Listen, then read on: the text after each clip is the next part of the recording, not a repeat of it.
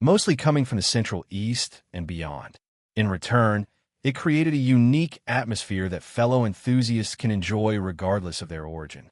It was how Tyrell Times came to be, capable of covering many different kinds of news topics other countries didn't bother doing. And while many people were out and about enjoying their morning, a different scene could be seen taking place in another borough, the Aubert district. This district is the fifth one of the giant capital city, which welcomed over 500,000 people altogether. Its situation was very similar to Heimdall of Erebonia. This district was home to Edith's most famous academy, likely in all of Calvard, Aramis Academy. It was also home to the second largest church in Calvard, the Grand Cathedral. It even had liberal and Elzame embassies, much like the Erebonia and Calvard embassies located in Grantsell City of Liberal. Most of Aramis Academy was shut down for the time being while its students were enjoying winter vacation. Just like any other school, they would be starting up again once the week was over. On the contrary, to the right of the giant school building stood another three-story building, the Aramid Academy Dormitory. Many students reside here, regardless of what year they were placed in. As always, you can follow my patter 0N. 666. Chapter 381. Van Arkride, as always, creak. One of the doors of the many rooms suddenly opened. What followed that was a female voice. "So this is where you've been, Van. Still holed in your room? I thought you'd be at the courts with Renee by now," a calm and collected female voice said, calling out to a black-haired boy with a dark blue hue. He, like all of the other students, was presently wearing the Aramis Academy school uniform. It's just that he was more loose and unkempt. He had the image of a bad boy, but in reality, this boy is now part of Aramis Student Council, much to the girl who arrived in his room. The girl, on the other hand, had a much more prim and proper appearance. It was almost the exact opposite to the boy's. Her background wasn't one to be messed with either. She was the sole daughter of the famous brand renowned throughout the entire Zemurian continent, the Quincy Company. This girl was Elaine Auclair. She has turned 15 and will be turning 16 soon. She, together with the boy in front of her, who is also of the same age, are first-year students at Aramis. And on top of all of that, Elaine had already taken the bracer exam and is a full-fledged bracer. Eventually, she will become the youngest A-rank bracer, toppling Sarah's previous achievement, considering it was just the dawn of the new century that hadn't taken place yet. Elaine was only 15 right now. Well, that was the original plan, but sometimes life just throws you a curveball, the boy said. He was Van Arkride, and the eventual protagonist of the Daybreak Games. Something Naoto wished he would still be alive to experience, but he was brought into Zemuria before having the chance to play them. By a stroke of fate, he did encounter Van in the cult caves and developed a budding friendship. Sadly, they parted ways shortly after that, and Van got picked up by an individual known as Gunther Barkhorn, a traveling priest of Seption Church. He was very much like Kevin Graham. After Van's training period ended, he wound up in Edith, only to enroll at Aramis Academy, by Naoto's suggestion no less. Naoto even suggested Van to focus on economy courses due to what's going to happen in the coming year or two, Calvert's financial crisis. Van even became the treasury of the student council. Elaine, who walked into the room and saw the black-haired boy seated by the windowsill with a newspaper in hand, was Aramis' vice president. She wouldn't become the student council president until the duo's best friend, who went by the name Renee Kincaid, would step down from said position. What an idiot's name are you referring to this time? Surely you aren't up to no good. Elaine frowned, seeing the seriousness in Van's eyes, something he rarely showed. Nah, it ain't that this time. Didn't think the guy would be ballsy enough to send a message to the entire damn continent, Van replied. What's this about a message? Elaine questioned, wondering what Van was referring to. Instead, Van kept silent. Folding the newspaper, he tossed it over to Elaine. Catching it, she unfolded it before her. She was immediately drawn to a particular area of the newspaper, one of its headlines. The more she continued to read it, the more serious her face became. Van hadn't seen Elaine make several faces like this in one go too much before. As much as he wanted to laugh at what he was seeing, he kept it to himself. His Highness the Crown Prince of Liberal is hereby welcoming all countries alike to attend his engagement party at the start of next month, Elaine uttered, sucking in a cold breath of air. I didn't take you to be one to check up on international news, but then again, is it really the same as that if it's reaching Calvard's ears? This news is quite shocking, Elaine continued to say. That's what I'm saying. Would you believe me if I told you I personally know the guy? Van responded, doing a motion of his hand. Elaine just stared at him. Van wasn't in his usual joking mood like he was most of the time. His eyes were as serious as Elaine's shock was. It's not hard to tell when you decide to lie. But you're not joking this time around, are you, Van? Elaine asked. You really know Liberal's Prince? Elaine mused. I've come across a lot of shady fellows I'd rather have the pleasure of knowing. His Highness may not fall into the latter of that, but it is true I've met him. I even see him as a bud. He led me back to you, and is what prompted me to enroll at Aramis. If it weren't for him, I'd likely still be wandering around like a sad pack of shit or holed up somewhere inside Kunlun Mountains, Van explained with a nod. And so the dots are starting to connect, Elaine responded, musing to Van's words. Van even had a reminiscent look in his eyes, recalling the events that took place while he was with Naoto several years ago. Van had assisted up to the point of clearing out paradise. For that, Van and Naoto went their separate ways. Naoto returned to Liberal to announce himself as the next in line to the throne, while Van continued his journey with a new master, the traveling priest Barkhorn. It was only recently Van decided to settle back down in Edith, thanks to Naoto giving another push. And now he's at Aramis. It's still something I can't talk much about, I'm afraid. It's linked to the wedge driven between the two of us back when we were young. But at the same time, like I said, it's what led me back to you. So I'm grateful to him, Vince said. What matters most is the present right now. You're here, and that's all that matters, Elaine nodded. Now, it's making much more sense as to why this piece of mail was shipped directly to you, Elaine said, reaching into her uniform and bringing out a sealed envelope. On it even had Liberal's insignia stamp. Dude, I swear that guy's a mind reader or something. Please don't tell me it is what I think it is. Van frowned, seeing the stamped envelope. Elaine simply opened it and saw that it was a letter addressed to Van. And don't you just casually open my stuff like that. That's invasion of privacy, Van retorted. Oh, hush. We both know what this is. Why bother hiding it? Elaine responded. What is it we're hiding now? A voice said, calling out to the two. It appeared to be a guy's voice. A figure calmly appeared near the doorway. He was also in uniform and was wearing glasses. His appearance was very upright, even more so than Elaine's. See for yourself, Elaine said, tossing the letter at the bespectacled man. He caught it with ease. Hey, you can't just peruse my stuff like that, dude. I'm not a public library, Van retorted, seeing the man also read the letter. Oh, can it? It isn't often something gets addressed to you, and you know it, Van. But this, just what an adios name did you do this time? This is addressed from the Liberalian embassy, the man said. Hey, I ain't done nothing wrong since I came here. If anything, it's that guy's fault, not mine. You two were bound to find out about him eventually. I just didn't think it'd be like this, Van said, rubbing his hair with his hand. Anyways, out with it. You two snatched that letter before I could even read the damn thing. Van said, complaining to the two. Aren't you a lucky guy? You were invited to attend the Crown Prince's engagement party as one of his guests. Just what an adios name did you do? The bespectacled man said, pushing his glasses upward with his hand. What? Van said, proceeding to stand up from where he was seated. He swiftly arrived next to the man and snatched the letter before reading it himself. It even said up to 2 people can be taken with me, Van responded, taking a moment to read the letter. Okay, this feels like a setup if I ever seen one. At least I don't need to suffer through a noble shindig alone. You two are coming with. No questions. Even if I have to drag you two through the pits of Gehenna, I ain't suffering through this by myself, Van said, looking at Elaine. As to who the man was, they were the duo's best friend. He went by the name Rene Kincaid, and he was a year older, making him a second-year student. Don't drag me into this. This is your mess to deal with. For starters, why don't you tell us what happened all those years ago?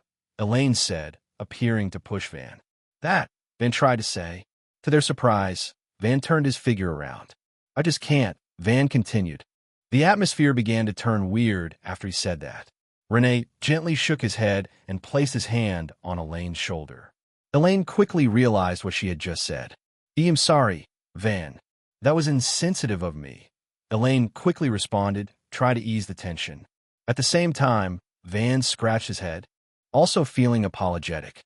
Nah, it ain't your fault, Elaine. It's entirely mine. And his. One of these days he'll tell you. But perhaps if you do go with me, you may find the answers you want, Van said, drawing Elaine's interest. I might have to take you up on that offer. But still, this is a nobles party we're talking here. And not just any noble. How will we even begin to play the part? I need to shuffle this around with my bracer work. Did it say where the venue was? Elaine asked. Where else do you think? It's being hosted at Valflame Palace. Normal folks like us can't ever hope to even enter inside. So this is an opportunity that is hard to pass up. But I have a lot on my plate, dealing with the school budget for the remainder of the year and all that. They'll leave the logistics of planning this to you. If there's one thing I want to learn, it is why Liberal's prince knows a deadbeat like you, Renee said. I know deadbeat, damn it, Van cursed, immediately retorting Renee. But that was enough to ease the atmosphere around them again, causing the three to laugh. But yeah, the two of us will take care of it. I'm sure you're busy as all hell. So good luck with that, Van responded. That reminds me, don't you two have a game of the courts today? Aren't you going to be late for that? Elaine questioned. Oh shit, we should hurry. They'll leave the letter to you, Elaine, Vince said. He quickly grabbed onto Renee, dragging him out of his dorm room, suddenly leaving Elaine by herself. Seeing the letter on the ground, Elaine picked it back up, placing it into her hands. She began reading the letter again and entered her own thoughts. Still, His Highness Naoto, you're a pretty interesting guy, seeing you know Van of all people, Elaine uttered to herself, wondering what type of person Naoto was. Still, she had no business left here, seeing she was alone now. Closing Van's door, she too returned to her duties for the day, including some bracer work she had to attend to. As always, you can follow my patter 0N. 666. Chapter 382. Invitations. As always, this is seriously going to be a pain in my ass, ain't it? You were the one who even said I should attend Aramis. Just what kind of hand you're playing at here, Naoto, Van uttered to himself as he carried along inside the first floor of the dorms. Despite it being wintertime, the school was still open for extracurricular activities. Playing sports is one of them. His next destination was the Aramis courtyard behind the school itself. This courtyard was very similar to what Thor's military academy had, except on a smaller scale. He wasn't alone either. Renee was walking alongside him. Seeing Van take a pause, it caused Renee to look back at Van. Did you say something just now, Van? Those feet aren't going to carry themselves, you know, Renee said, pushing his glasses upward with his finger. I ain't telling you nothing, you bespectacled sadist. You're about to get your ass handed to you in our next game, Van declared. We'll see about that. I haven't had a good challenge in a while, Renee responded. A sense of vigor spread through his body hearing that. One might be wondering what kind of game these two are going to participate in. Sports do actually exist in the Trailsverse. So far, the games confirm the existence of swimming, tennis, lacrosse, and now basketball. There might be other sports out there, but basketball was particularly popular in the Republic of Calvard. At Aramis Academy, the courtyard out back dedicated an entire section of it to house a basketball court. It was big enough where two teams could challenge one another. As Van and Renee exited the building, which was directly connected to the Aubert district, Elaine could still be seen in Van's room, looking out from the window. She saw the two now on the street. She seemed to be deep in her own thoughts as she held onto the letter that was delivered to Van. Liberal's crown prince, Elaine uttered. If I recall, his name is Naoto von Auslese? That declaration spread like wildfire in the news a couple days ago. Two countries entering an engagement with one another. This doesn't bode well for us in Calvard, Elaine continued to utter. But that isn't the most surprising thing. This prince somehow is related to Van. I'm just not sure how. He refuses to talk about it. Perhaps he's part of the reason why Van suddenly showed up again not too long ago, Elaine wondered to herself. Either way, it will not sit well if we try to force it out of Van of what happened back then. He's here now, and that's for the best. We might be nearing the last term of our first year, but we still have a lot of catching up to do. It's good he's already opened up to Renee again. Me, on the other hand, Elaine uttered again. Seeing herself turn quiet, Elaine suddenly clapped her cheeks with her hands. No, I can't get sidetracked with a fleeting dream. It's becoming way too busy to make room for romance. Plus, I've got bracer duties on top of all of that, Elaine concluded. Still, an invitation for 3. Huh? I haven't been to Arabonia yet. This could be a good time to broaden my horizons. The Purple Lightning should be there too. We've only recently gotten acquainted with one another. She's a pretty amicable gal. For whatever reason, she has really high hopes for me as a bracer, Elaine said, recalling the hot-headed woman she spent some time with over the celebration of the recent New Year, drowning herself away in booze. Elaine then took some time to ponder what was mentioned in the invitation letter as she saw Van and Renee depart the street the dorm was situated on. Seeing as she was alone now, glanced back at the letter she held in her hand. After all, she had supported the two during their sports endeavors. She wouldn't want to miss out on a game. Even for a girl like Elaine, she found sports fun. As the two vanished from sight while walking down the street, Elaine knew she couldn't loiter in the room any longer. She scurried off after them, placing the letter on the stand nearby. It wasn't just Van's group of 3 who suddenly received an invitation out of the blue to participate in the upcoming engagement banquet Liberal's Crown Prince will be holding in the upcoming month. Deep within the Isengard mountain range, situated north of Arabonia, a sole building could be seen, appearing old and decrepit. On the wooden plaque hoisted above the large wooden doors had a symbol on it. 8 leaf petals. A sole figure could be seen walking from a distance, walking up stepping stones in the appearance of a staircase. Each stone was carved into the earth itself. These types of floors were common in the Eastern martial arts stories Naoto had often read in his past life. This figure was wearing a black school uniform, coming straight from Saint Estrella. She had a shade of black hair, which made it appear as if it were indigo. She carried herself with grace, not wavering with each step she took. If one had a close look, a letter could be seen in the figure's hand.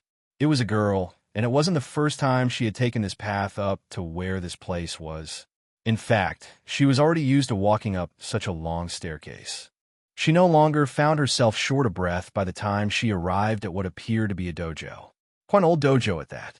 But this place was one of few dojos that existed throughout Zemuria. It was home to the 8 Leaves, 1 Blade School. Once the girl arrived, she heard faint voices inside, causing her to pause her approach. Focus, Reen. You don't want to repeat of what happened a couple years back, do you? Don't let that power consume you. Rein it in. A voice of a girl spoke. The voice was dampened, considering the dojo's doors were closed. You make it sound so easy. I don't even know what IT is. I'm not you, you know, a boy's voice retorted, slightly annoyed. Thwack. Is that backtalk I'm hearing? Less yapping, more concentrating, the girl's voice exclaimed. Sheesh. You're a demon. You know that, right? The boy retorted again. Do I hear YPPNG? The girl spelled out. The girl still outside heard this, and the atmosphere suddenly turned still. Perhaps now is a bad time, the girl uttered, clenching onto the closed letter in her hand. A hint of worry appeared in her eyes, seeing as it turned quiet all around her so suddenly. Yet that stillness only lasted for a moment. Ho-ho, have you come to check on that brother of yours? Perhaps it is because of what you have in your hand, yes? A voice suddenly called out, coming from behind. The girl paused, not expecting to hear a voice call out behind her. She turned around and saw an aged man approach her. The hard clacks of his wooden shoes struck against each stone, creating an ambient noise around them. Both hands were placed behind his back. Master Yun, I didn't think you'd still be around. Weren't you looking to head to Calvert soon? I thought you would have left by now, the girl responded politely. Unbeknownst to most folks, she too held this old man in high regard. After all, she had recently become a disciple of his. Another student of the 8 Leaves, 1 Blade School, albeit not as serious as this person's other disciples. She only picked it up on the side. Either way, this old man sees this girl as one of his students nonetheless. All in due time, Elise, my dear. I've still some business to wrap up here before I head out on my trip. Sounds like things have been quite lively here. It is nice to see Shizuna again during the new year. I thought she would have remained behind in Calvert as well. Yin replied. True. We even had such a gathering here at the dojo during the celebration. Mr. Cassius, Mr. Arios, Mr. Allen, all of your disciples came. The girl said, smiling back at him. She was Elise Swartzer, of course, the younger sister of the person presently behind the closed doors of the dojo. The ones you know of, anyways. The continent is a wide, wide place. The Far East already has their own problems they're dealing with. So, I'm a bit hesitant to start my trip. Yin responded. Is that so? Also, wasn't there that traveling priest who decided to pay us a visit? I recall him saying his name was Mr. Barkhorn. Elise questioned, trying to recall the bulky figure who suddenly showed up at the dojo's doorstep. That would be correct. He's an old acquaintance of mine. Once upon a time, I offered him a chance to learn the blade, but he declined. He prefers fighting with his fists, despite being an old coot like I am. Yin answered with a smile. It was still nice to see him again. Seems he picked up a new disciple, one of many he is already, and one that will follow his close combat techniques. I recall his name being Van Arkride. Yin explained. Van Arkride? Elise uttered, pondering the name for a moment. She came up empty and shook her head. Can't say I've heard the name, unfortunately. Elise continued to say. It's not surprising you don't. Most of Father Barkhorn's disciples remain in the shadows or don't like being in the limelight. Still, it's a pretty small world out there. I should have put two and two together more quickly than I should have. Especially after seeing you're holding on to now. Yin said. What do you mean by that, Master Yin? Elise questioned. She had no clue what the old man was referring to here. Instead, from seemingly out of nowhere, he pulled out what appeared to be a newspaper. As always, you can follow my Patter 0N. 666. Chapter 383. Invitations to. As always, this, Elise uttered, seeing the newspaper placed in her hands. An old copy of Liberal News dated a couple years ago. Isn't this when Liberal's crown prince showed up out of the blue and declared his right to the throne? Elise mused, seeing a younger violet-haired boy dressed in his phoenix robe. He was younger back then by a few years. A lot had happened since Naoto exited the caves of the cult and returned to the real world. It was S1200 now, making the boy turn 14 soon. The very same. Have a look at who is beside the prince, Yun said, causing Elise's eyes to wander to the figures beside the prince in question. She saw a couple individuals aside him, minus the one and only Cassius Bright. 3 figures, to be specific. A lilac-haired girl, a black-haired boy whose hair had blue tints in it, and a light blue-haired girl whose eyes were mostly deadpan. They were Cheryl, Van, and Tio, respectively. Elise had no clue about Cheryl and Tio, and neither Van for that matter. But Yun's finger was currently placed on the black-haired boy. Ho ho ho. It really is a small world out there. Didn't think the guy that Barkhorn picked up would become his next student and be associated with the prince at the same time. And I have a feeling that what is currently in your hands somehow ties to all of this, Yin said, smiling. I haven't checked its contents. I was hoping to read it together with Brother Reen. It is addressed specifically to him. After all, which might be the most surprising part, Elise mused. She knew the letter was official too. It had Liberal's stamped insignia on it. Only few would dare to forge documents pertaining to royal families no matter the country. Is that right? Yin also mused. You know, Master, you needn't stay in the doorway. It's winter. It's cold out. I can also say the same thing to our cute little guest, the girl's voice said, acting as if she could see the 2 figures currently outside. She also called out to Elise, which distracted her current train of thought. Guests? I wasn't expecting anyone to come today, the boy's voice tried to say. Thwack! Is that your concentration wavering, Reen? The girl suddenly said, only for a loud thwack of a blade to echo around them right after. Why, you demon, the boy uttered, not expecting to get himself hit a second time. Yet the moment he said that, he felt his back run cold. Realizing what he said just now was a mistake. He immediately closed his lips, not speaking another word. Seeing this, the girl inside smiled. Hee, it's no surprise she knows we're out here, Master. Shizuna's senses are on another level entirely. Shall we enter? Elise suggested. Let's. The kid's right. It is quite cold out. It just snowed the night before, too, Yin said with a nod. As Yin effortlessly opened the two large wooden doors, they were greeted with two figures seated on the raised platform in the center of the dojo. You know, Master, I ain't a kid anymore. I'm 14 now. I've already begun my own journey, too.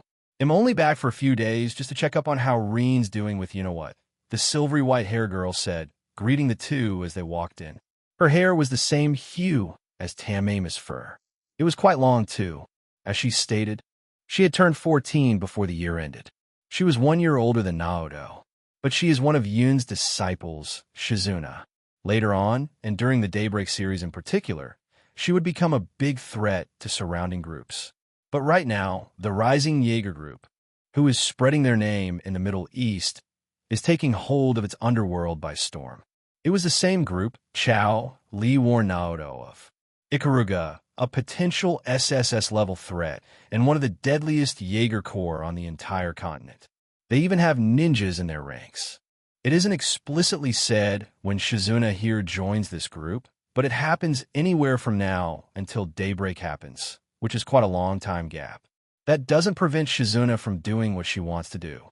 She still sees herself as Yun's disciple, even after she joins a different school, which would be called the Black God One Blade School.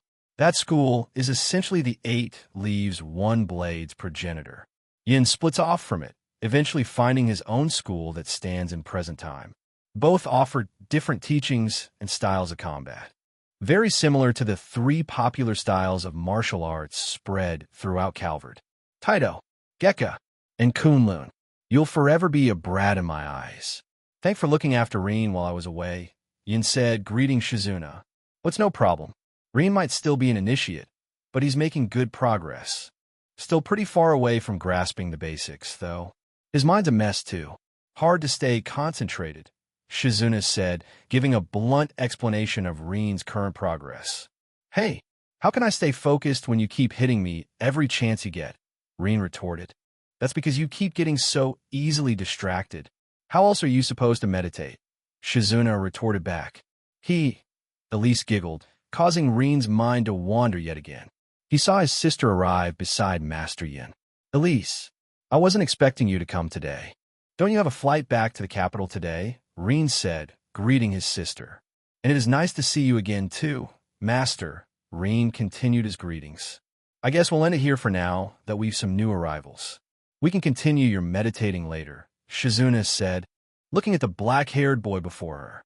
Unlike Van, the boy here was still pretty young, around the same age as Naoto, 12 to 13. Naoto was slightly older than Reen, making him the older sibling of the two. That's right, unbeknownst to almost the entire population of Zemuria. Reen has a secret brother that even he himself doesn't know about, thanks to the trauma of the original plot, losing his mother and his memories at the same time. Reen struggled to get back on his own 2 feet while remaining under the care of Teo Schwarzer, whose name he had adopted, and in turn, becoming Elise's older brother.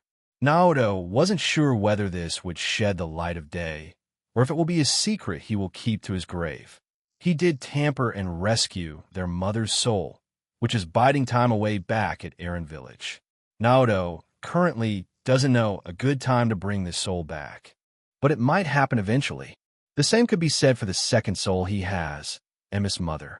But the fact remains that Naoto is directly tied to Reen. Both of the same father, just different mothers. Naoto's mother led him to his birthright, laying claim to Liberal Kingdom's throne, while Reen here played out just like how his story went in the games. He was adopted by a low-rank noble, Baron Teo Schwarzer. He can't remember what happened to him at all.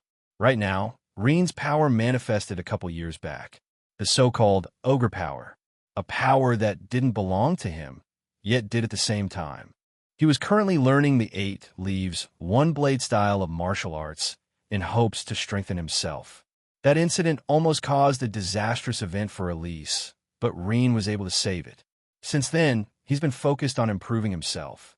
Shizuna had come to learn of what happened to Reen, and on occasion, she would overlook his training, much like what is happening right now, only when time permits.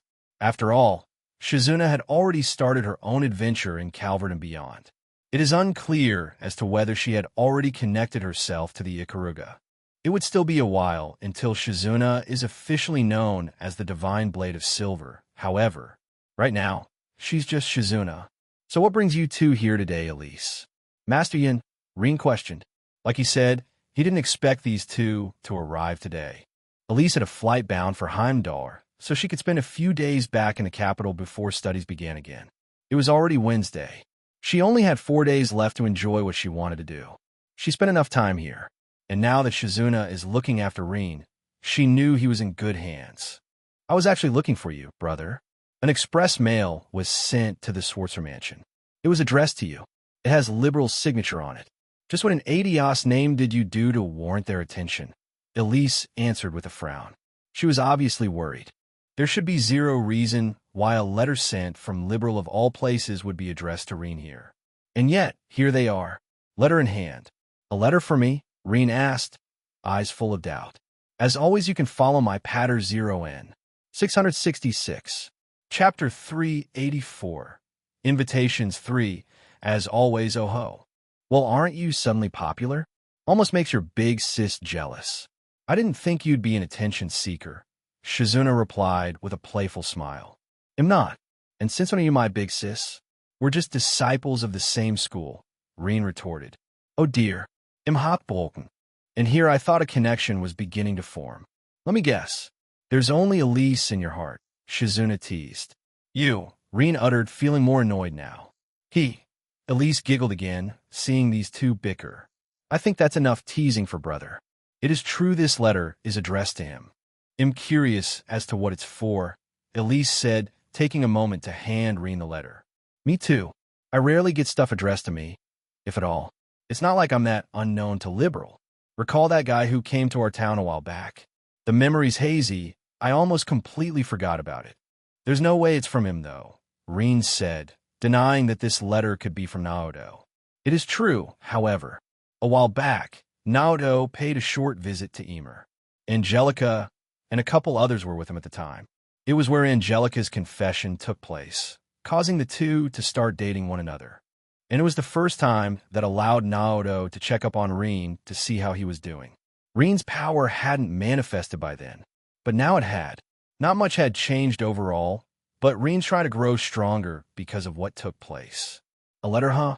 Sounds boring if you ask me, Shizuna replied. Might as well open it at least. Yeah, I'm curious about its contents, Rin nodded. He cut open the letter, and sure enough, he saw it was addressed to him. Dear Rin Schwarzer, you and one extra of your choosing are hereby invited to attend the engagement banquet that will be hosted in Valflame Palace. The dining itself will take place at Corel Imperial Villa 1 month from now, beginning February 1st, Rin uttered, repeating the contents of the letter. Reading the contents of the letter, Rin's mind began to fizzle out. What? Rin exclaimed in shock. An invitation to some fancy schmancy noble party? Not really my thing.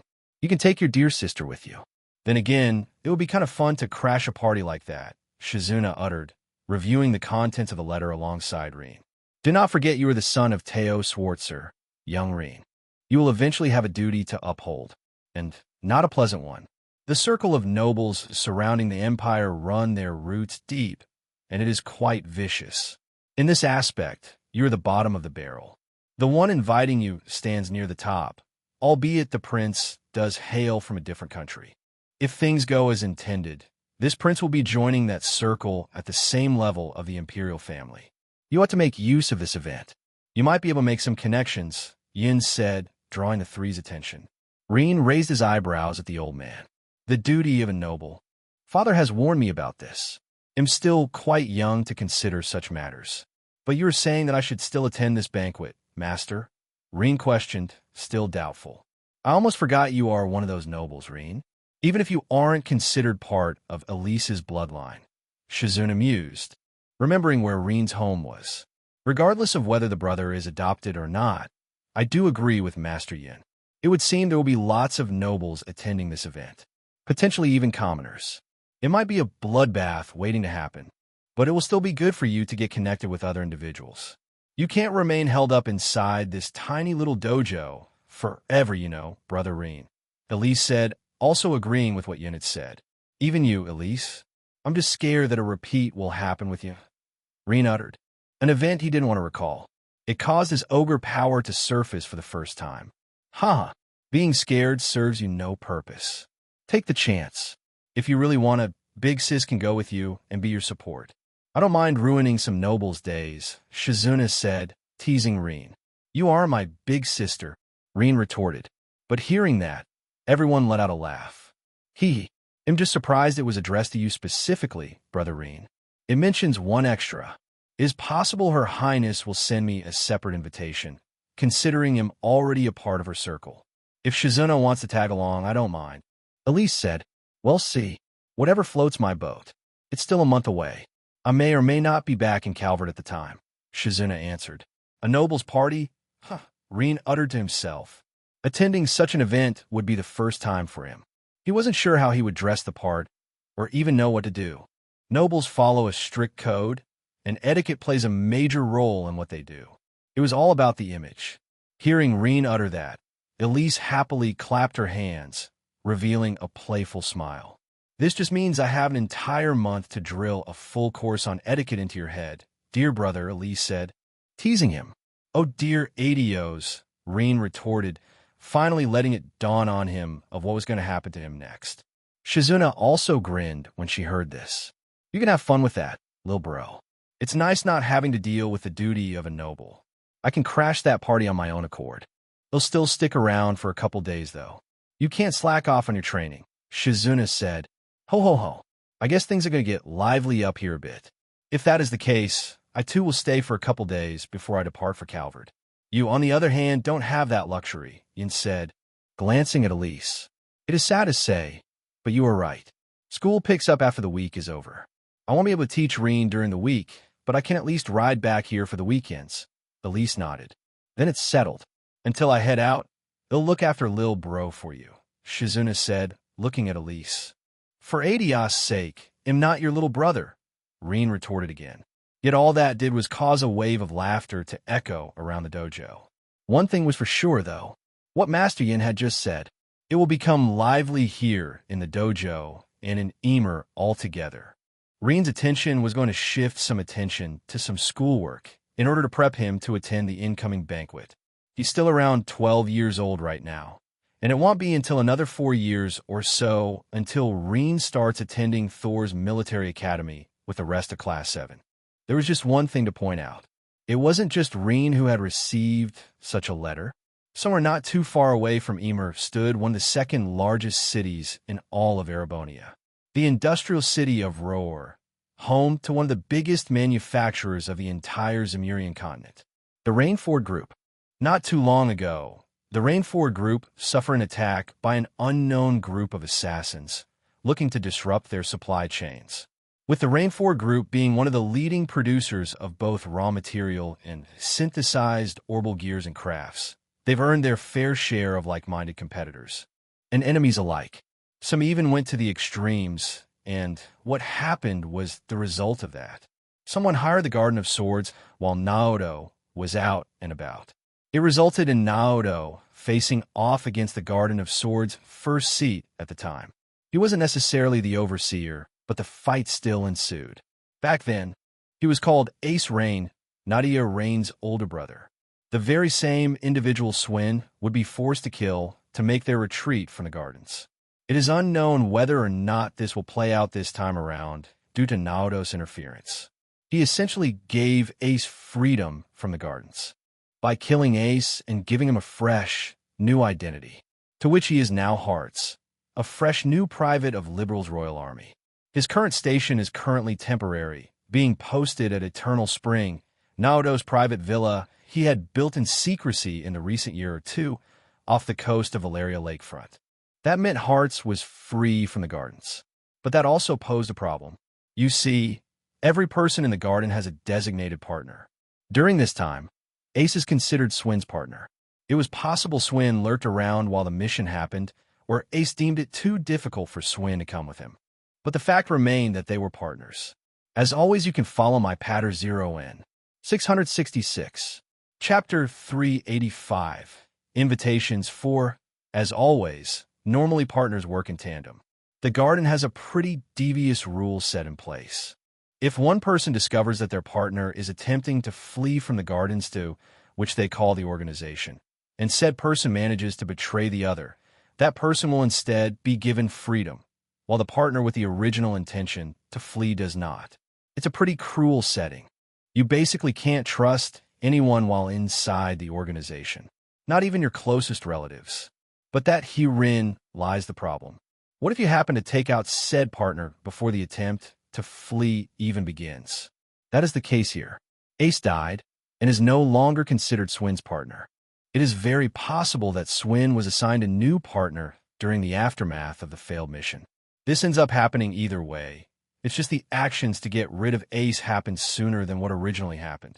This shouldn't have happened until a couple years out around the time Cold Steel begins. But now, it's very likely younger Nadia is now Swin's new partner. With that being said, the Garden of Swords failed their assassination. It was an emergency mission given to Naoto. He could have backed away from it, but seeing who it targeted, he decided to step in and personally take action. Their target wound up being the sole daughter of the Rainford group, Elisa Rainford, one of the members of Future Class 7.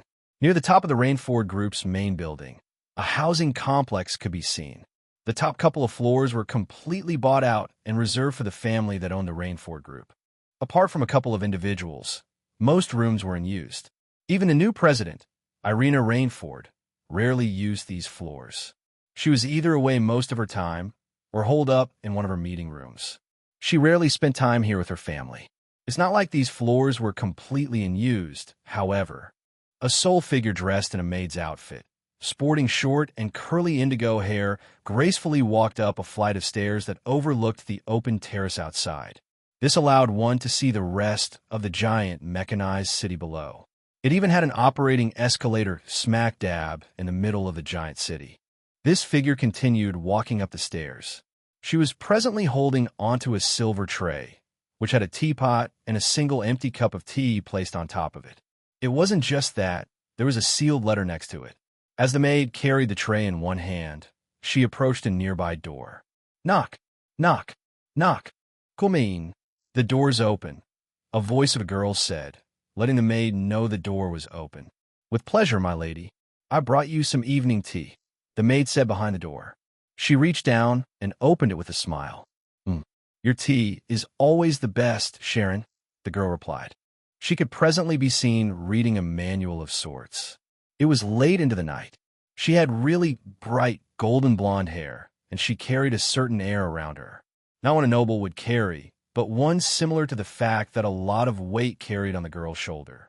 She was Elisa Rainford, the daughter of the Rainford group. Eventually beyond Thor's military academy, she would have the possibility of becoming the Rainford group's president. That is still a long way out, though. It hasn't even happened in the games yet. Right now, she's just Elisa, a lonely girl who misses her family. If it weren't for Sharon, she likely would have gone crazy with how much solitude she has to endure.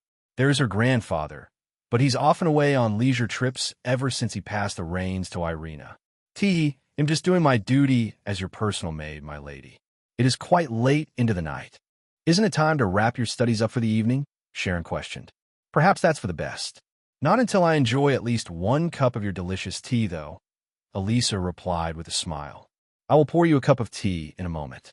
Before that, it would appear a letter has been addressed to you by the Liberalian Embassy, my lady, Sharon said, drawing Elisa's interest. A letter addressed from Liberal? Elisa responded, not expecting to hear that. But she glanced down at the tray and saw the letter. She had no reason not to reach her hand out. So she did. It isn't about what was just announced, was it? All about how there's going to be a dinner party in the capital to celebrate that engagement, or whatever, Elisa uttered, wondering if that indeed was the case. Sharon simply smiled and remained quiet.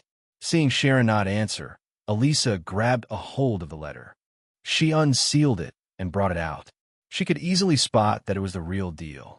Elisa began reading the contents. Dear Elisa Rainford, you are hereby invited to the engagement banquet that will take place a following month from now, on February 1st. The site location will be held in the main dining hall of the Imperial family's royal villa situated at Corel Imperial Villa. Elisa uttered, reading the contents of the letter. It wasn't just that, either. It would seem there was a specific line of content directly addressing her, which Elisa didn't expect to see. P.S. I really had a lot of fun on that auspicious night. I do apologize with how things went back then, but I had no choice. Your life was in danger, and that mate of yours wasn't within your immediate vicinity. To make up for that mishap, all expenses will be covered during your stay. I hope to meet you properly next time, Miss Rainford, Elisa uttered, reading the rest of the letter's content. She even saw that it was signed and stamped, showing Naoto's full name. But it was then Elisa's mind began to fizzle. Reading this letter wasn't rocket science. It didn't take top-of-the-line engineers to figure out what that last comment meant. Still, it caused Elisa's eyes to bulge out in surprise. HHH, Elisa exclaimed. It was as if a light bulb clicked inside her head. My lady, Sharon asked, not expecting Elisa to burst out so suddenly like that. As Sharon asked that, Elisa's cheeks turned red, and she started to crumble the letter with her hand. He really was that guy, Elisa uttered, ignoring Sharon's question. Instead, Elisa went into her own thoughts. It didn't take long for an image of a certain violet-haired boy with vermilion-colored tips to appear in her mind. The scene was when she was in the bathtub by herself, taking a bath, completely oblivious to the fact that she was being attacked by assassins that night. All she could recall was a boy peeping at her during her sacred alone time. It didn't take long for that initial embarrassment to shift into anger. So that bastard turned out to be a prince, Elisa uttered. By now, the letter was already crumbled up into a ball inside her hand. Are you referring to what was written in the letter, my lady? Sharon asked, gaining interest. You could say that. Looks like I got invited to that banquet that just appeared in the papers. That guy's really planning to go all out. Huh, Elisa responded. It's the one set for next month, right? That declaration swiftly swept around all of Western Zemuria. The engagement, that is, and now there's an engagement party for it? Sharon questioned, wondering about herself. Uh-huh. I'm sure all the big wigs will be attending, myself included, though I'm not sure how much I can bring to the table here, considering I'm in no position to manage the Rainford group. That falls on a mother right now. I'm more surprised this letter was addressed to me, instead of her. It almost feels personal, Elisa answered, recalling the contents of the letter. Personal? How so? Sharon mused. Don't tell me you already forgot what happened. The entire building went up into flames, Elisa retorted. I do recall that happening, and that you were saved by a mysterious boy. You aren't suggesting that boy is Liberal's crown prince, are you? Sharon said, showing a playful smile on her lips. You, Elisa retorted, seeing Sharon's playful side emerge. You're really a handful sometimes. You know that, right, Sharon? Elisa responded, sighing. Oh my, whatever do you mean by that? Sharon simply asked. Just forget it. Elisa retorted again, letting out another sigh. The anger she felt recalling that moment subsided. Her interest remained, but knowing what was said in the letter, she knew what Naoto was trying to do. So this Prince Naoto guy wants to make it up to me, huh? I wouldn't turn down a free platter like this. It's good to socialize with like-minded people.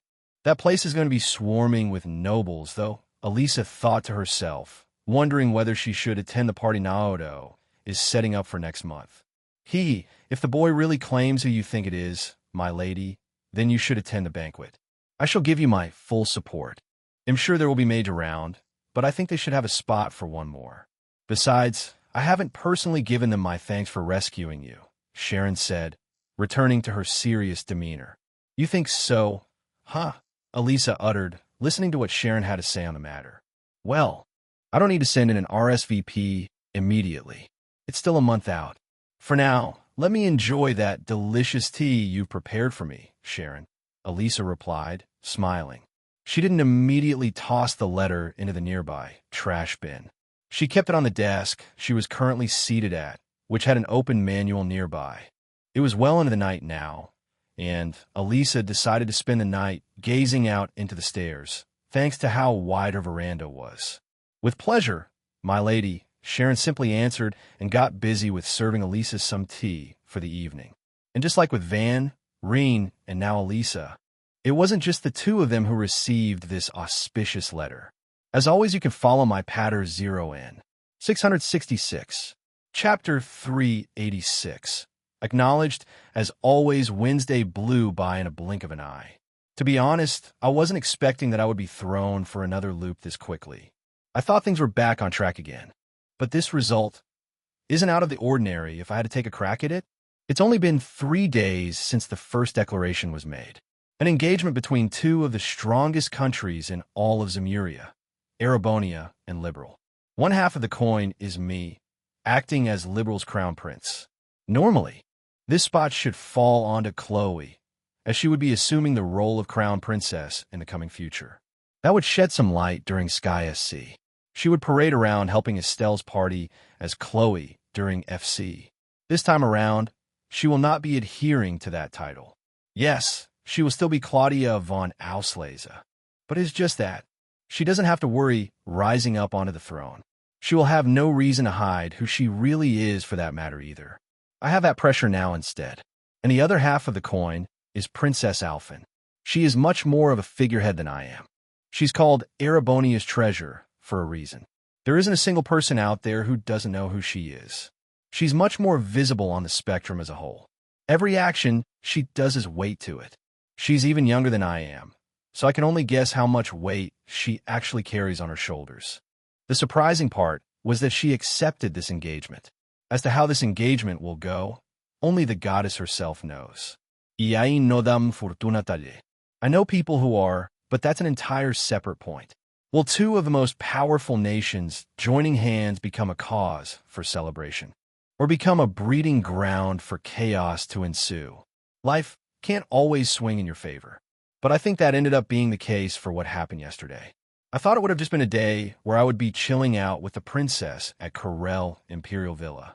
And while that did indeed end up happening later on, things progressed in a way I didn't expect. It happened right after we concluded breakfast. Our group was taken into the throne room. We saw His Imperial Majesty decked out in his royal garb, acting as if he was passing down a decree. Even Empress Priscilla was seated next to him. She did not have as much say in governmental affairs as the emperor did, but her words still carried some weight. She even actively managed the place where we were now at, Corel Imperial Villa. She oversaw operations here, instead of the emperor. Meeting with Alphen's parents would have been a nice moment to enjoy. That is, if it weren't for all those reporters standing in the room. They were sectioned off and couldn't greet His Imperial Majesty directly. But once I saw him, I knew we were in for something. And boy was it something. The setting was formal and everything. Even Prince Olivert and Prince Cedric were there beside them. The event took off, and it was the imperial family giving their blessings on the newly announced engagement being shared by our two hands. Eventually, it will end in matrimony. But that won't happen for several years down the line. This meant that Erebonia just gave the two of us their blessings. I even approached His Imperial Majesty and shook his hand. A bunch of flashes followed, that coming straight from the reporters. That article spread like wildfire, despite a mere 24 hours passing since then. But that was the surprise factor, that being Erebonia giving their blessing. That was one half of this engagement. All that remains is for grandmother to give hers, and then it will truly be official. And the person I'm referring to here is Her Majesty Queen Alicia II, the sole monarch who has been ruling over Liberal ever since Chloe's parents passed away. They were supposed to take the throne during that time, and well, that didn't exactly happen. This event only further solidified grandmother's position. And this engagement isn't your normal one where a bride would just propose to a groom, and a marriage would happen thereafter. No, I had a duty of a noble to uphold. And most nobles, like I've previously mentioned, have their partner determined from birth. You have very little in the matter. It is ordained by the parents of both sides. And it's not like I'll be marrying into the imperial family here. It's going to be the opposite. Princess Alphen will be leaving the imperial family to join Liberal's side. That means she will be stripped of her title of crown princess. She will just become a princess here, as Liberal is a monarchy. This throne will be a seat that I will be seated upon one day. I'm not sure when that time will come exactly. It is now 4 days into the calendar year S-1200. All of the games still need to take place, with the earliest being trails in the sky. The first event of that will begin next year, around the time Chloe and I begin school in April. The event to kick off will be Estelle and Joshua taking the junior bracer exam alongside Scarizard. I didn't know Angie is looking to take this exam as well, but I am not sure if it will be this year or the next. We'll see. That begins in S1201. Then you got the Crossbell games, the Cold Steel games, the Daybreak games, and onward. That covers a very large span of 8+ years. There's also Ouroboros bullshit prophesizing the end of the world that will take place in S1210. I have no idea what that is referring to. There's still 9 years until that point in time happens, and by then, it'll be 22. A lot is bound to happen. Like I said, this moment would have been nice to enjoy, if it weren't for all those damn reporters. I was almost blinded with how many flashes that took place. It was particularly intense once I shook His Imperial Majesty's hand. It's tough being a figurehead, you know? I'm sure Princess Alphen is used to this if we take her standing as Erebonia's treasure into consideration, but I haven't heard such a moniker yet by my people. And I don't know if I will, for that matter. That doesn't mean you can ignore it, though. Every single action you take being in this position is scrutinized by different parties. And on top of that, none of these folks know that I have a law-breaking gamer system. Only Master is aware of its existence, and I plan to keep it that way. Others will just come across this system as an ability. It's the easiest way to describe it without having to go knee-deep in water. Some things can't be explained, and I can leave it as such. Experimenting with the party system was pretty fun, though. I'm sure it'll get more chances to do that. I could have not chosen this route I'm currently treading. Being a noble, that is. I could have started my own adventure coming out of those caves where no one could contact me. I could have become a bracer, enroll in a police academy to become a cop, or even become a wandering martial artist. Hell, I could have even joined up with a country's military. My background was sealed back then, and it could have rested in the grave. But I chose not to. I decided to walk the path of a noble. I will see how things play out from here on with that vantage point. I will additionally partake in upcoming events as I please. As long as it doesn't cause an international disturbance. That is, haha. Jokes aside, if there was a plus, the news folk did capture a good image of me shaking hands with His Imperial Majesty. It also showed Princess Alphen full of smiles beside me. Our group was present too. That may or may not have implications down the road, considering it showed T.O. and all. She already alienated herself from her parents and now considers me as her family. And the bond she's created with the Epstein Foundation since she was taken in by them. But that whole debacle caused the time to pass rather quickly. Before I realized it, the day had passed. At first it felt like a fleeting dream, but no. What happened yesterday was very, very real. I'm very curious to see how things will progress from here. It's not like I remained idle for the remainder of the day after that news article swept around our neighboring countries. It spread like wildfire. I actually used this opportunity to start what I had planned for this occasion.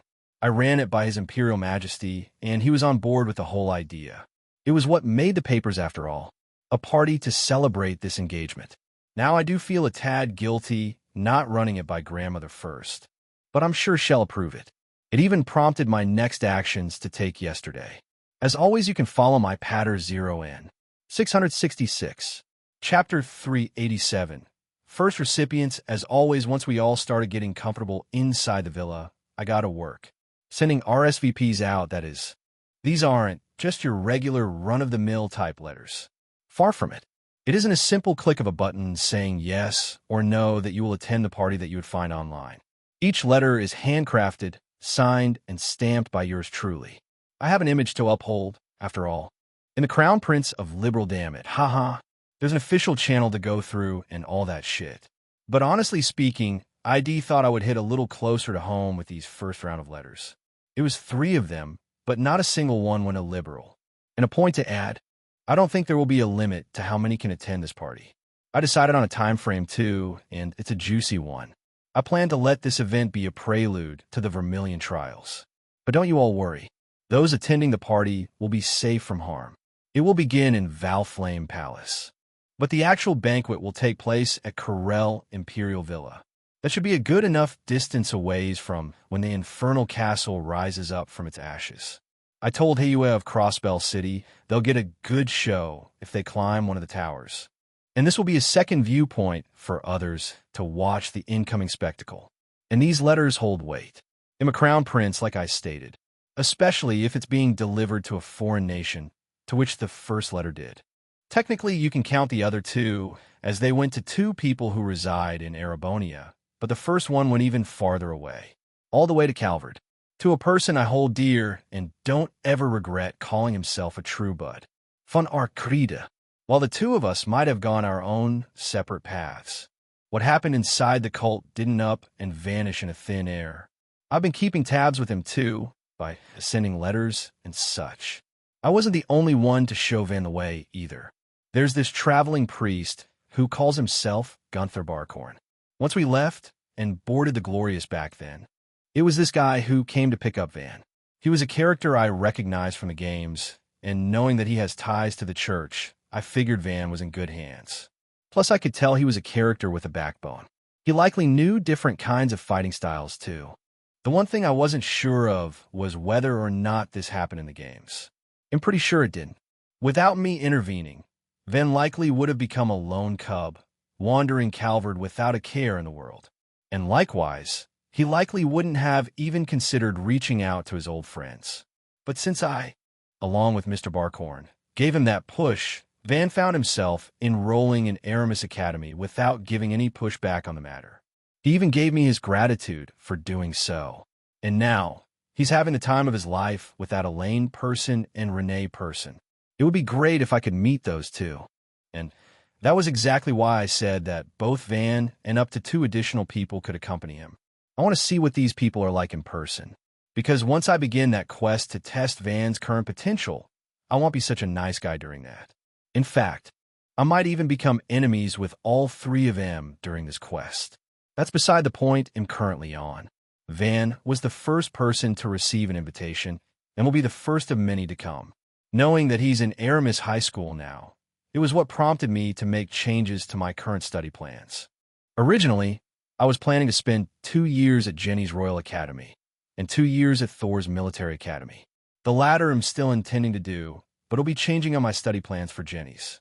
It will be cut by 1 year, and I will enroll at Aramis High School, so I can meet up with Van and his buddies. Right now, he should be a first-year student. I did know some Daybreak lore, and that Van became a dropout during his 2nd year. Hopefully this time around, he won't be a lost little kitten not knowing what to do. Part of that is due to what resides inside him. He called it a demonic core, as did those cult bastards. I do not know what this core thing he does. He'll need to divert some time to look into it. Right now, the side gig is looking into what that unknown device is and the mystery behind it, what created AI Kia and all that jazz. Hopefully Father can come back with some new knowledge on the matter. All the more signs pointing at me to go to Calvard. But no, I can't divert that much energy presently. I have to focus on the engagement party being held, which, by the way, starts the same day, being February 1st. There's less than 4 weeks away from that. So hopefully by spending a year at Aramis High School, we'll be able to look into what Van has been trying to deal with since we left those caves. That will happen during my 2nd year of studies, which will make Van an upperclassman by that time. I can't wait to see the look on Van's face once he sees a surprise transfer student, haha. And from there, I will head on over to Thor's Military Academy. Doing this should land me in Crow's class. He won't be alone either. If it goes as the games will, Angelica Roner will eventually find her way into this class. The difference this time around is she might have bracer duties on top of being a student and a noble. Then you got a girl named Tawa Herschel, who is basically Wonder Woman of the Trailsverse. You want problems solved? You go to Tawa. You want to know what's happening to so-and-so? You go to Tawa. Even her mind is on an entirely different level. She's capable of fighting on similar battlefields to Rin, Tio, and Muse. Hell, she even participated in the Western Zemurian Trade Conference. Then you got a guy named George Gnome. Let's just not talk about him. Ha ha ha. All jokes aside, George is one, but of many sides, in a similar position to me. He's more than meets the eye, as they say. But that's the study plan now. He'll meet Van whether he likes it or not. Once that first letter was sent off, so did the following two. I addressed one to Elisa Rainford. Boy, where do I begin with her? It's not like the relationship we share is bad per SC. Just more on a tightrope, if I had to take a guess. One wrong move, and it's all over. It wouldn't be surprising if she even had some resentment toward me. After all, I kind of crashed her party. She was enjoying some alone time in a bath when the Garden of Swords tried to claim her life. The building being ignited into flames followed suit. And to make matters worse, I carried her solely in a bathrobe, being half-naked, jumping up to the rooftop in an attempt to save her life. It was there I had my clash against the One of Swords, Ace Rain. Time wasn't on our hands back then, and I left before we could even hold a proper conversation. Elisa's favorability, as well as Sharon's favorability, did unlock as a result of completing that emergency quest, but a lot of time has passed since that took place. I hadn't had any chances to sit down and properly have a chat with Elisa. So I figured inviting her to a public event like this one was the way to go, knowing that she had the Rainford group backing her.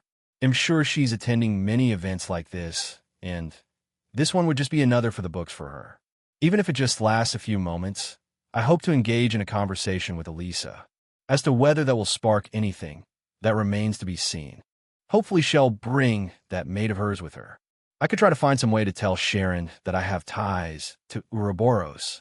Unlike me, though, Sharon's a retired member. She does rejoin them temporarily during the Cold Steel games, but just temporarily.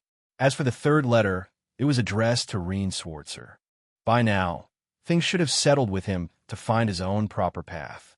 I'm sure his ogre power has manifested, but there are those around him who care about his well-being, and it's not like he can up and vanish. Not like how I did when I did that little disappearance act from ST. Ursula, after they checked in on my injuries that I sustained from my fight against the One of Swords. This will be a good time to gauge how much Reen has improved since I've last visited Emer. Plus, he's the adopted son of a baron. He has the noble image, and this should be the first of this kind of setting for him. I'm curious to see how he will behave in this environment. Plus, it will give me a chance to see if he has grown any stronger. I know he's been sharing a dojo with some disciples under Yun Kfai. One of them, I think, called herself Shizuna, the individual who was supposed to join up with the Jaeger Corp. That I was warned of that's presently being formed in Calvard and beyond. Ikaruga. And there you have it. I sent my first 3 invitations out to Van Arkride, Reen Swartzer, and Elisa Rainford. And that was just the beginning. I know things are already messed up and a lot is happening out of order. Hell, the Infernal Castle is going to rise 4 years ahead of its time. It won't hurt if I do some more meddling, will it? As always, you can follow my Patter 0N. 666. Chapter 388. A new Master Quartz, as always. While thinking that, before I realized it, Wednesday ended in a flash, and the scenery changed to Corel Imperial Villa. The next day dawned, marking it Thursday, January 4th. I was already up and out of bed, moving behind the villa. A large built-in patio could be seen that overlooked the cliffs from all sides. A gentle waterfall cascaded downward beyond me, painting a rather picturesque view. Inside the little overhanging patio, I could be seen resting my 2 legs against each other. A vermilion-colored laptop could presently be seen open, as well as a mobile orbital station that provided a Wi-Fi connection for me to use. I decided to use some spare time to record everything down of what transpired so far in this week alone. I enjoy keeping a diary. It helps knowing what has changed compared to what originally happens in the games. And if one had a close look, a small fiery marble-like sphere could be seen being moved around in my hands in a constant motion. A 4-wing pattern could be seen in its center. This little guy became the newest addition to my Master Quartz, and boy, is it a doozy of one. It came out of the first Cold Steel game. Its name, Vermilion. One of the effects allowed its user to heighten their strength by double, as long as they had the health pool to do so. Higher the health you had, the bigger the ratio your strength became. So if I had 3,000 points in strength, that doubles, becoming 6,000. It's a very, very broken Master Quartz, if you ask me. On the plus side, it only affects strength. It does not change any magical parameters in the slightest. My ATS remains the same. If I want to close in on an opponent and catch someone off guard, this will be a good Master Quartz, dealing an insane amount of damage in the process. Combined with how quick I can attack and that my speed is practically in the 400s, I can probably fell a shit ton of monsters before they can even react. Even the previous Abyss Worms likely wouldn't stand a chance against me anymore. That's how busted Master Quartz can become, easily changing the tides of battle to your favor. They eventually change into hollow cores later on during the Daybreak games as technology advances, but that won't happen for several more years down the line. I just cradled Vermilion in one of my hands as I continued to write, listening to the pitter-patter of the waterfall in the near distance. As I continued to write, back inside the building, a soul figure could be seen dashing. They held on to their fancy-colored Vermilion dress, trying not to fall down as the person ran. This person didn't run too quickly either, remaining graceful. She bid a hello to the passing maids who were sweeping the main lobby. The floor of the building was built the same way as the main reception room to Valflame Palace, and it had the crest of the imperial family. The girl ran along the west side of the building, eventually coming to an open clearing. The same clearing that connected to the patio that I was currently spending some time enjoying some fresh air. Once the girl spotted a violet-haired boy dressed in a casual black shirt and dark blue pants, she smiled. I had a feeling you would be here, big brother. Enjoying some fresh air? Princess Alphen said with a smile as she greeted me. She wasn't alone, though. I could see two guards standing near the entrance to the patio. Coming from being a member of royalty, this thing is something you just get used to. They had black shades and orbital pistols at their side. The so-called Secret Service. We just pretend they don't exist, even though they do.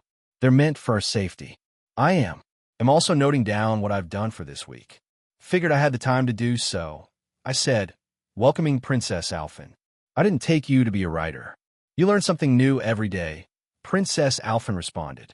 Huh, it helps keep track of things. I figured you'd sleep in some more. It's still pretty early. I'm known to be an early riser, I said. As I said that, Princess Alphen pulled up a chair beside me and sat down next to me. I could have slept in some more, but the day's already started. You know, we use this place a lot to host private concerts here with famous musicians all around the world. It's a shame we're only using this place for a couple days. Otherwise, I would have put in for a reservation to bring an artist over. Princess Alphen responded, sighing. Is that right? I replied, smiling. Princess Alphen wasn't wrong. Lots of musicians come here to play in this exact spot where I'm currently at. Hell, even a person of future Class 7 plays here. He's a guy called Elliot Craig, a son of one of the military commanders under Erebonia's massive military. I have met the guy's father, albeit as a very small child, while father was still in the military. He goes by Craig the Red. Elliot, on the other hand, goes down a different path, one that his mother's line once did, including his older sister. A violinist, a quite damn good one at that. If it goes like it does in the games in the coming future, I'm sure you'll get to see Elliot perform alongside Princess Alphen here. As I thought that, I saw Princess Alphen raise her eyes, managing to catch a glimpse of the fiery red sphere in my hand, becoming attracted to it. What's that in your hand, big brother? Princess Alphen decided to ask. Oh, this, I replied, taking a pause in my current train of thought. I lifted my hand upward, and the Master Quartz became visible to Princess Alphen. This is what's called a Master Quartz. It's designed to release all kinds of arts, depending on what kind it is. It even strengthens a person's combat parameter and provides them different kinds of effects during battle.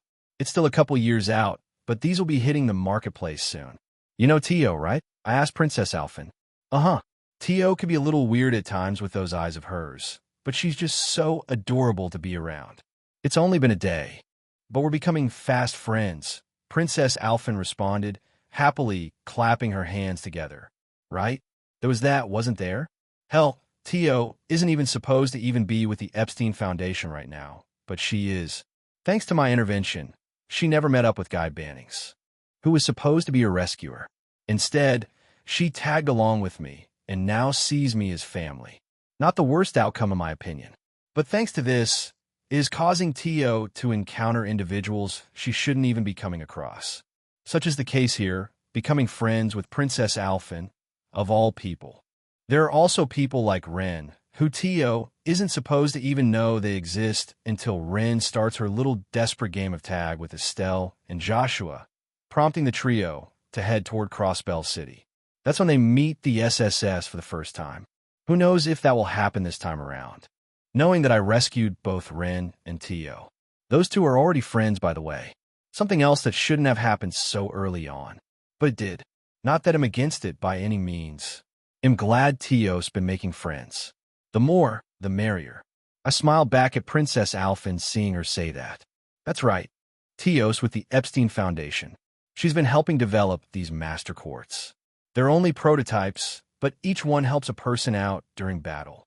Enough to the point where they can swing the tide in their favor.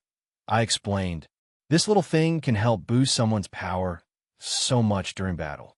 Princess Alphen mused. That's right. Tio can give you the logistics on how these work later. I said, well, all right. What does this one do in particular? Without giving me all the reasoning behind it, Princess Alphen responded, deciding to ask what Vermilion did. I guess I can answer that much, at least. It's hard explaining what Master Quartz can do, considering, game stats don't exist to normal people here. Only me due to my gamer system. But if someone joins my party, they'll be able to see the exact number to how much Vermilion increases one's power by. To put it simply, this Master Quartz boosts a person's strength by twofold. If you're neck and neck with your opponent, plop this bad boy in, and you can achieve victory by overpowering them. I replied, smiling. This little thing can really do such a thing. That's pretty scary. Even I haven't gotten a full grasp of how combat orbits work. But I do know they can provide various effects in battle. Princess Alphen responded, wondering about how combat orbits worked. That's the gist of it. I could go into what this Master Quartz can do, but seeing as you can't even slot it into the normal combat orbits you see in the present marketplace, there's no reason to do such a thing. So instead, how about a little magic trick? I said, changing the topic up. A magic trick? Princess Alphen responded. Her eyes lit up and sparkled as if I was looking into the night sky. Right? I need to be careful when I use the word magic around Princess Alphen. She's been exposed to the real deal. She knows magic and spells exist. Hell, she even knows about witches now. As always, you can follow my patter 0N. 666. Chapter 389. Learning magic as always have. Not that kind of magic, I'm afraid. I could show you a spell or two, but it'd be better for you to have a proper teacher for that. You really do have an interest in learning magic, don't you? I asked. Uh-huh. Magic seems really cool. I don't know why those witches try to hide it. They've been around since the Middle Ages, right? Princess Alphen questioned, wondering about their origin. Even longer than that, but yeah. Most spellcasters hide in plain sight or remain secluded. Don't say this to Lecter, all right? If you really want to go, I can take you to Erin Village. Its surroundings are wrought with monsters, though. It is a risky adventure, I said to Princess Alphen. You do that. Princess Alphen happily responded. Her eyes beamed in glee. I sure can. ITLL have to be after my training is over. There will be a week before the fun begins, so I can definitely go out and hunt some monsters. Once that happens, I can take you to Erin Village. It isn't necessarily closed off to the public. It just has a warding barrier in place to fend off those with ill content. It's powerful enough to allow those like Lecter who can't find it, no matter how hard they try. Not unless they've already got a knack for magic. I explained. I also know Emma, trained with Phi and that Knight of the Grouse-Ritter. I recall her name was Duvalai. They used the nearby forest surrounding Erin Village as a training ground, and they used the teleportation stone as a base of operations for a while. That spot is no longer in use, but given the time, that is the spot I'm talking about here. Hunting those worms outside of Crossbell City only served as an appetizer. I haven't had a good monster bash in a hot minute. And once that training finishes, it'll still have a week before the party takes place. ITLL be a good opportunity. So that's how it is. You think I can become a good witch, big brother? Princess Alphen questioned. Heh, that'll be entirely up to you, depending on the effort you put into your studies. Magical cores are constructed within a person's body. Master knows the technique to do that, but I don't, sadly. You triggered her interest while we were beneath Valflame Palace. She already finished her business in Crossbell City. so she should have returned to the village. She has a certain spell to teach me, but I don't think that'll require all of her attention. So with any luck, Master should have enough time for you. I continued to say. This sure isn't going to go like the games. Huh. It began to divert from the main story the moment I chose to become a witch. Originally, Rosalia only recognizes Emma and Vita as her students, to which the latter wanders off in the village and ends up joining Ouroboros, eventually earning the moniker the Azure Abyss. That part didn't change from what I could see. She should have the seat of the Anguis. I wasn't alone in this matter, either. I might be Master's third student, but she already has a fourth, technically speaking. And that person is another one of my fiancées, Aurelia Le Guin. I'm not sure if she should be counted as one of Master's students, though. All Master did was create her mana core. Aurelia dove into her own form of training to discover what magic was all about. I did learn that Aurelia's primary element is lightning, which is a subset of the wind element. She also dabbles in fire, so I'm sure her combat techniques are much more explosive and powerful now. I still have a bone to pick with Aurelia. The duel, that is. She might technically be my fiancé, but she put a condition that I have to beat her in combat. That's partly why I'll be doing this training excursion with the Thunder God apart from strengthening my foundations. I need all the strength I can get to fight her. She won't become the continent's strongest swordsman in name alone. She has the power to back that up. And now that she has magic added into the mix, she's much more dangerous. I lost a lot of health when I fought the One of Swords, but I doubt even he could match up against Aurelia where she now stands. I know I have the gamer system and all, but it's still far from being perfect. I want to come out triumphant against her. Princess Alphen, on the other hand, won't just be Master Student in name only. If we're going to do things the right way, I want Princess Alphen to start from the basics. She does become playable in the games later on, and she turns into a rather potent supporter with her orbital arts. Her two elements are fire and mirage, which makes sense as she's from the Arner family. No matter which person it is, all of their people have the fire element, myself included, thanks to my mother's bloodline. The house she belonged to shared the same blood the Arners did, albeit at a very minuscule amount. But that's why one of my element slots in my combat orbit is fire, and it's the same reason why Testarossa could bond with me. My second element is water, and I was surprised that I had a third element, being space. The water element is self-explanatory, as in part of the Auslese family. Many of their descendants likely align to this element. In the games, Chloe was perhaps one of the best, if not the best healer you could use. Chloe was also one of few characters who had a single element in her combat orbit.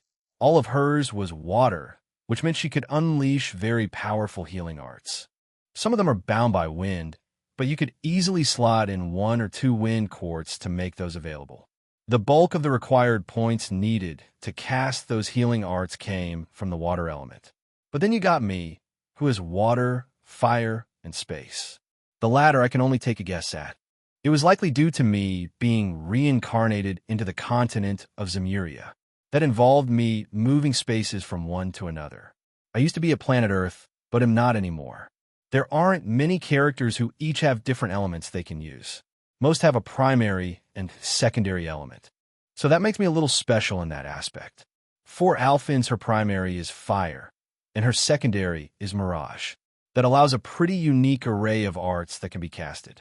All the while, she's a dedicated support, known for boosting everyone's CP up. CP, or craft points, doesn't exist here, and it either gets converted into how much EP is needed to cast set art, or becomes another effect. I'm curious to see how Alphen's skills will change for battling. Maybe she'll just provide an overall damage increase buff? Who knows? But if Alphen treads the path of a witch, I'm guessing those are what elements she will possess. That being fire and mirage. I can imagine it now. Alphen shouting firebolt, just like a certain white-haired protagonist going around dungeons while recruiting girls at his side. Haha. The name of that show was Is It Wrong to Pick Up Girls in a Dungeon? It was still running by the time I was brought over to Zemuria. It's a shame I couldn't finish that show. I rather enjoyed it. I digress. Princess Alphen becoming a witch? Huh? Not the craziest idea out there. If she really wants to do this, then I'll become her support. Plus, I know some spells, so if she gets lost or confused along the way, I can show her the ropes. It isn't the first time a person in the Trails verse diverted from what they were supposed to be in the games. Emma became a Jaeger. Angelica is looking to become a Bracer. Aurelia became akin to what's called a Magic Knight. Ellie joined up with Deception Church and became a Squire. And now, Princess Alphen is seeking to become a witch. With that in mind, I saw Princess Alphen smile at the notion, and she looked back at me. I guess I'll have to start calling that Witchmaster too. Princess Alphen teased, clapping her hands together. In the end, it will be up to Master to decide that. She can be pretty eccentric at times, I replied, laughing. Hee hee. Anyways, what is this magic trick you wanted to show me? It isn't actual magic, is it? Princess Alphen asked, recalling what I had said earlier. As always, you can follow my patter 0N. 666. Chapter 390. Lending as always not exactly. It's better you get used to this now. Tio and Lecter already have seen this. But seeing as you might be with me a lot in the coming future, it's best to show this to you now. Less surprises, the better. He'll invite you to a party another day, I said. As much as I wanted to see what Princess Alphen would look like using the Gamer System's party function, that would remain to be seen for another day. Tio started out at level 1, and Princess Alphen likely will too. I'm sure she's held self-defense lessons at St. Estrella, but just that. Instead, the trick I wanted to show her was using the inventory. With but a single will of a thought, my inventory activated. Princess Alphen raised her eyes, seeing a small little black hole appear out of nowhere beside me. I suddenly reached my hand inside. That, Princess Alphen asked, not expecting to see this happen. Where'd your hand go? Princess Alphen continued to say, seeing my hand appear cut off inside the small hole. It was as if it was getting sucked into a miniature black hole. This is just one of the abilities I can do. It creates a dimensional space that allows me to store items in it. It's why you rarely see me carrying items around. I just store them in here instead. I answered, wow, talk about convenience. Can all witches do this? Princess Alphen mused. I don't think all of them can do this. I'm sure there's a spell out there that can create a little pocket space like this one. Mine's different. Let's just leave it like that. More importantly, this is what I wanted to show you, I said, changing the subject. My inventory only lasted for a moment. I brought out a dark, black sphere that had a unique pattern inside of it. It was as if a sword was striking down its center, waiting to deliver its judgment. And this particular sphere had a couple different iterations. This one was the time variant, seeing the sphere was entirely black. Of course, this was a master quartz. I've accrued around a handful of these guys from my quests and increasing favorability during my downtime. Vermilion was my latest addition to the ones I have. I personally plan to use this one down the line. How I got this one, you might ask. I didn't spend yesterday idly. I hung out with none other than yours truly, Prince Olivert. I see Van as a true bro, but I also see Prince Olivert as one. I can even tolerate most of his passing jokes, As to where this black master quartz came from, it was the reward I got from increasing Tio's favorability all the way to 100, on top of a hefty boost in my ATS. That overall reward was pretty nutty, but Tio's an extremely overpowered character in the Trailsverse. It took her several games of nerfing her power to where other characters could outshine over what Tio could do. I originally intended to save this Master Quartz for Tio, but seeing as Princess Alphen wanted to strengthen herself by becoming a witch, I decided otherwise. Besides, Tio's elements don't exactly align with this Master Quartz I have in my hand. Sure, the effects of it are insanely strong, but Tio's one of few characters who is aligned to all water, like Chloe is. There's a better Master Quartz out there for Tio. And while this Master Quartz might mostly support the time element, it additionally supports the Mirage element, which would allow Princess Alphen to cast higher-tiered Mirage arts. She'll be able to cast 3 main elements by using this Master Quartz. Its name? Criminal. And its iteration? It's the one that came out of Trails of Azure. This one has more than one iteration, and I'm sure we'll be able to get all of them. In fact, the one that shows up in the Cold Steel games might even be a better fit for Princess Alphen. If I get my hands on that one, it'll likely present that one to her instead. The primary element that one features is the fire element, After all, for now, she can use this criminal instead. Most arts casters used either one of two master quartz in the games. Criminal, which I currently have in my hand, or Pandora. Both Criminal and Pandora showed similar end results. Criminal allowed its users to land critical hits easier when using arts, which dished out high amounts of damage. Pandora, on the other hand, increased the output of arts, but at a cost. Arts cost more EP.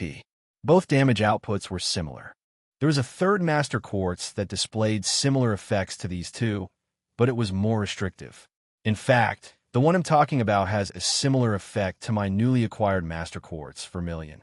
What Vermilion does is boost my physical damage twofold, as long as my HP remains high. The master quartz I'm referring to increases one's art's damage by twofold if their HP meets a certain threshold. It's around 50 HP remaining. I don't want to put Princess Alphen in those kinds of situations, so I've decided to give Criminal to Princess Alphen instead. It's not like I have that other master quartz anyways. Seeing me place Criminal into her hand, Princess Alphen's eyes lit up. They'll give this little guy to you for safekeeping. You can hold on to it, right? The name is Criminal. It's called a master quartz. These won't start circulating the market for another couple years at the earliest, so I'm afraid it won't see much use until then. But when the time comes, you can use this however you see fit. I replied, smiling at her. So it's called a master quartz. Huh. Sounds like the Epstein Foundation is going to start releasing a bunch of interesting goods in the coming future then.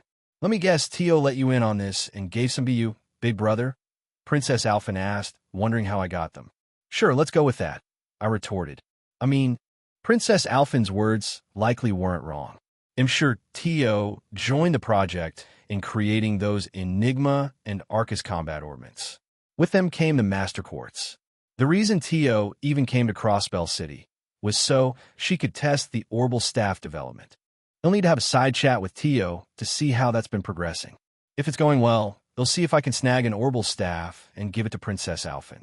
She had one custom-made later on, but if she can get used to using one earlier than that, then that'd be great. But yeah, Princess Alphen's words weren't entirely false. That's a good pretense to use too. The less chances I have to refer to my gamer system, the better. Hell, even Professor Schmidt doesn't know how I acquired these. All of them came through quests and my progress with favorability.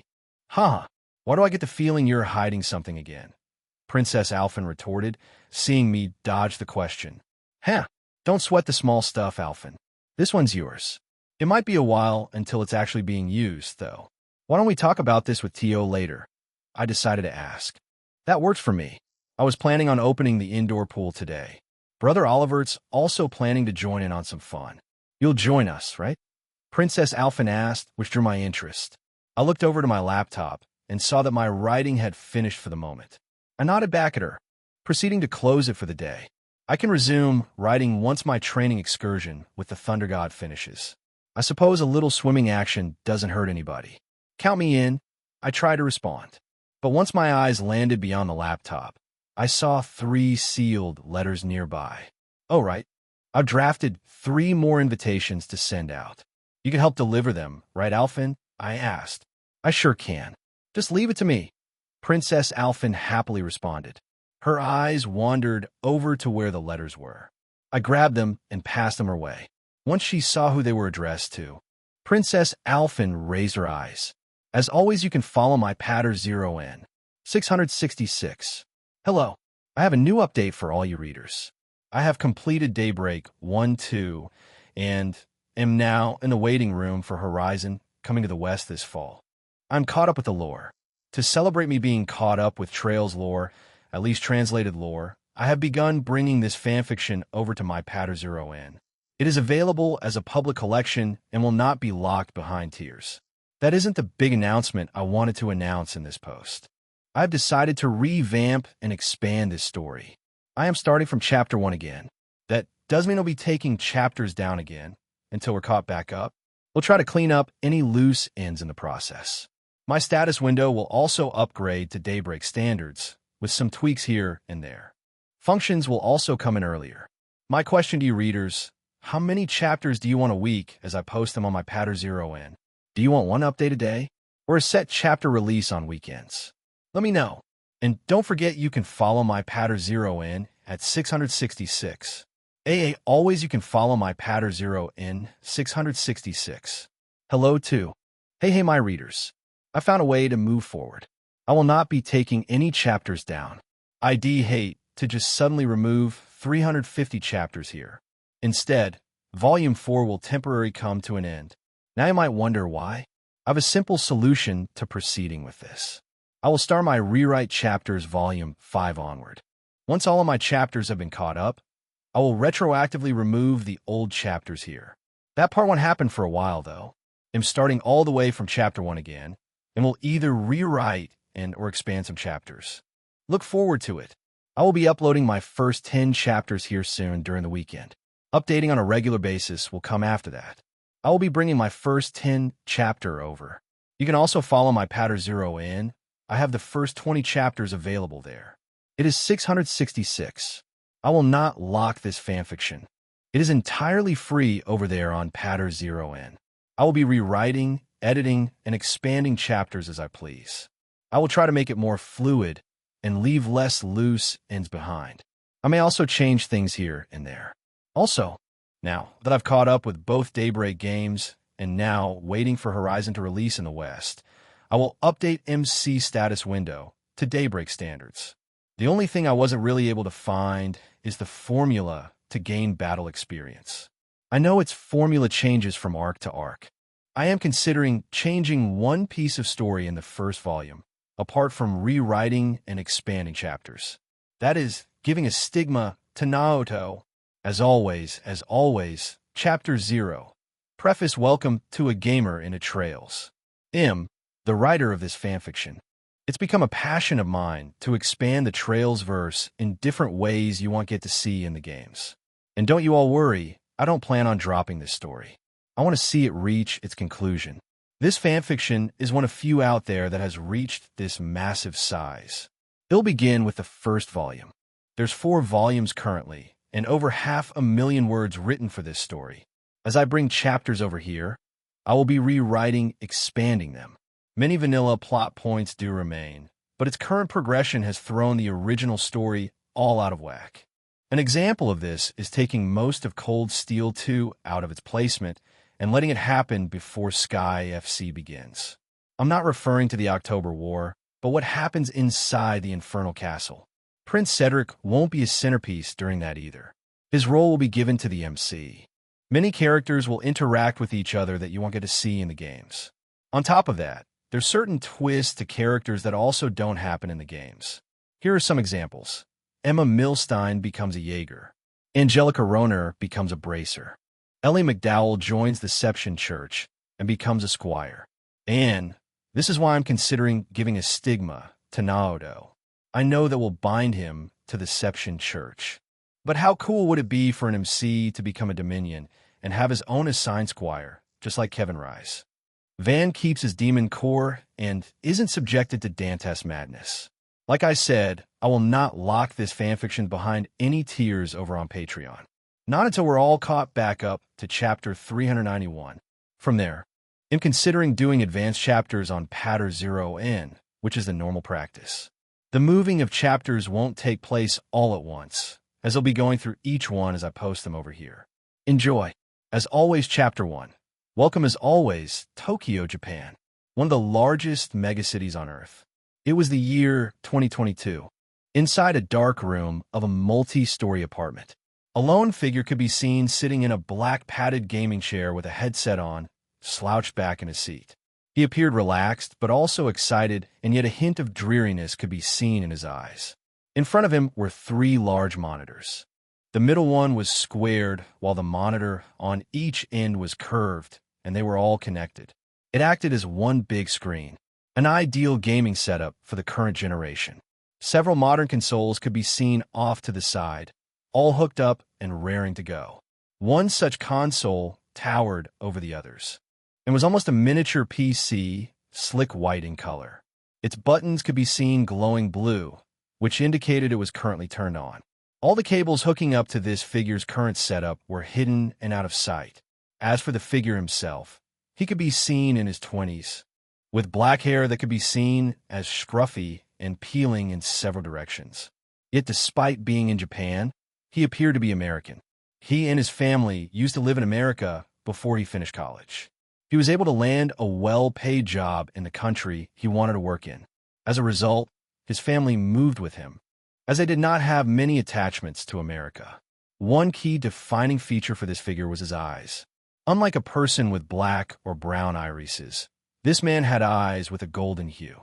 He had gone to quite a few optometrists, but they couldn't find the cause as to why his eyes were golden, nor could they trace his family tree to others who may have possessed such eyes. Such a mutation to occur is a small chance by any means, but it happened to him. This room was his and rightfully owned. In fact, this whole apartment floor was rented out to this figure's name due to his earnings. And currently, his screen could be seen rolling credits, likely due to the fact he had just beaten the game. The credits were bright and colorful, and several images appeared on each window transition, which revealed different characters that were shown throughout the game in different poses. It acted as if it came right out of a collage. This figure let out a sigh, but a victorious one for having beaten this game. Over 150 game hours later, this marks the end for the first half of the story. This entry definitely tied a lot of loose ends together, the figure said, putting on a smile. As these credits continued rolling, which displayed the names of who worked on it in Japanese, a knock from his door, which drew his attention. As it was playing soft music into his headset, this figure was able to hear the knock, causing him to take it off. A cheerful voice soon reached his ears. "Big Brother Naoto, dinner's almost ready. Did you manage to beat your game?" A cheerful voice said, belonging to that girl. "Yeah, they'll be there in a few minutes." Apparently, there's a teaser at the end, which will showcase their new engine. Interested in watching it, Natsuki? Can I? The cheerful voice responded happily. "Haha, come on in," I answered with a laugh. I saw the door turn, only to have the light from the hallway shine in, causing me to shield my eyes for a bit, since the room was rather dark. "Geez, it's too dark in here as usual. You even have the air running too." The girl complained and started to rub her hand a bit. Upon a closer look, she had long, bright black hair that flew down quite loosely, letting some strands go over her shoulders. She also had black eyes and was wearing a cute pair of red frame glasses. As for her clothes, she was wearing a baggy dark gray sweatshirt which sleeves covered half of her hands. She wore a simple pink t-shirt and some jeans underneath. I too was wearing a simple black t-shirt with no brand logo and blue jeans as well. This girl in front of me was my younger sister by a couple years, Natsuki. As for me, I was her brother, Naoto. Seeing my sister were such a casual setup, I let out another chuckle. "You aren't going to get a boyfriend looking like that, Natsuki. You have no charm like this," I retorted. Hearing me say that, Natsuki puffed her cheeks and pouted. I don't need those sleaze bags. The last few mixers were total busts. I'm starting to think I have the wrong group of friends at school. Besides, I asked back. I saw Natsuki approach behind my gaming chair, only to wrap her arms around my shoulders for a hug. "I've got you, big brother. You're much more dependable than those asshats," Natsuki replied, revealing a big grin. The moment I heard that, I spun my chair around, proceeding to look at Natsuki right in the eyes, which started her. I then raised my spare hand that wasn't currently holding onto my controller and did a quick flick of my finger. Natsuki felt a fast sting strike her forehead. "How many times do I have to remind you to not curse like that? I bet those boys run away from you. Such an unruly sister," I retorted again. "Boo, you're no fun." Natsuki tried to respond back, only to get distracted by my monitors. It seemed the credits have now finished rolling, only to transition into a white screen. "Look, big brother, it looks like it's starting." "Yeah, quiet now," I answered back to Natsuki. Once the screen finished its next transition, letters slowly started to appear. "The Legend of Heroes, Trails into Reverie, is finished for the present," Natsuki uttered softly, seeing the text appear on screen. It then transitioned once more into another to white screen. "To be continued in the near future. Thank you for playing," Natsuki said again, excitement appearing in her eyes. This screen lasted for a couple moments before it began to fade away. What replaced this white was a vast and open grassy field. The grass could be seen fluttering in the soft wind that was blowing. It was very crisp, which surprised us both. The words "The Legend of Heroes. Trails into Reverie" appeared over the field for a brief moment before the text vanished. The camera then moved, only to reveal a figure, or more specifically, the figure's lap, who was currently wearing a frilly purple dress with black gloves. If one had a close look at this figure's arms, it could be seen separated into two different joints. This figure could be seen holding a red book of sorts, titled Scrapbook. This figure opened it, only to reveal 2 pages. On these 2 pages were pictures taken with several different people in each one, likely who this figure got to know during their travels. In the bottom left corner, red text could be seen written as Lapis Diary. Smiling at these images and reminiscing for a moment, this figure closed the book. The camera then moved upward, only to reveal the rest of this figure. They appear to be a girl with vibrant silver hair.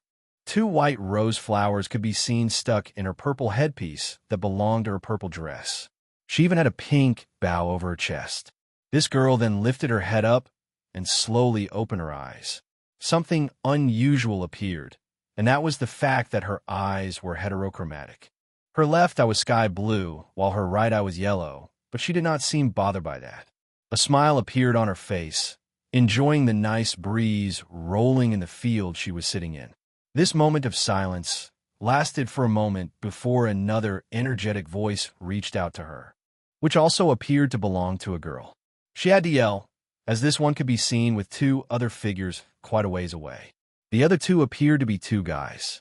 "LP, you better hurry up, or we're going to leave you behind," the other girl yelled out to the first one. It seemed this girl was indeed the name written on the book just now. She was called Lapis. Hearing this, Lapis smiled once more and yelled out to the second girl, "Yeah, I'm coming." Lapis responded happily. Lapis then got up, putting away her book. Once she stood up, it actually appeared she wasn't as tall as the other 3 who were in the distance. The other girl waved at Lapis, and Lapis joined up with them. After that, the screen paneled upward, moving away into the skies above. The sunlight shone brightly for a moment. The screen then faded into black, ending the scene. The whole motion of this scene was smooth as butter and very vibrant. Excitement appeared in mine and Natsuki's eyes. That was really smooth. It's a shame only this much was shown. It ended so quickly. I know, right?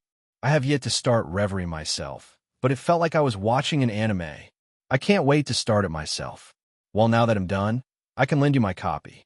I already have the next entry installed, so you're free to start it. Really? Natsuki replied in anticipation. However, at this time, we heard an angry voice reach our ears.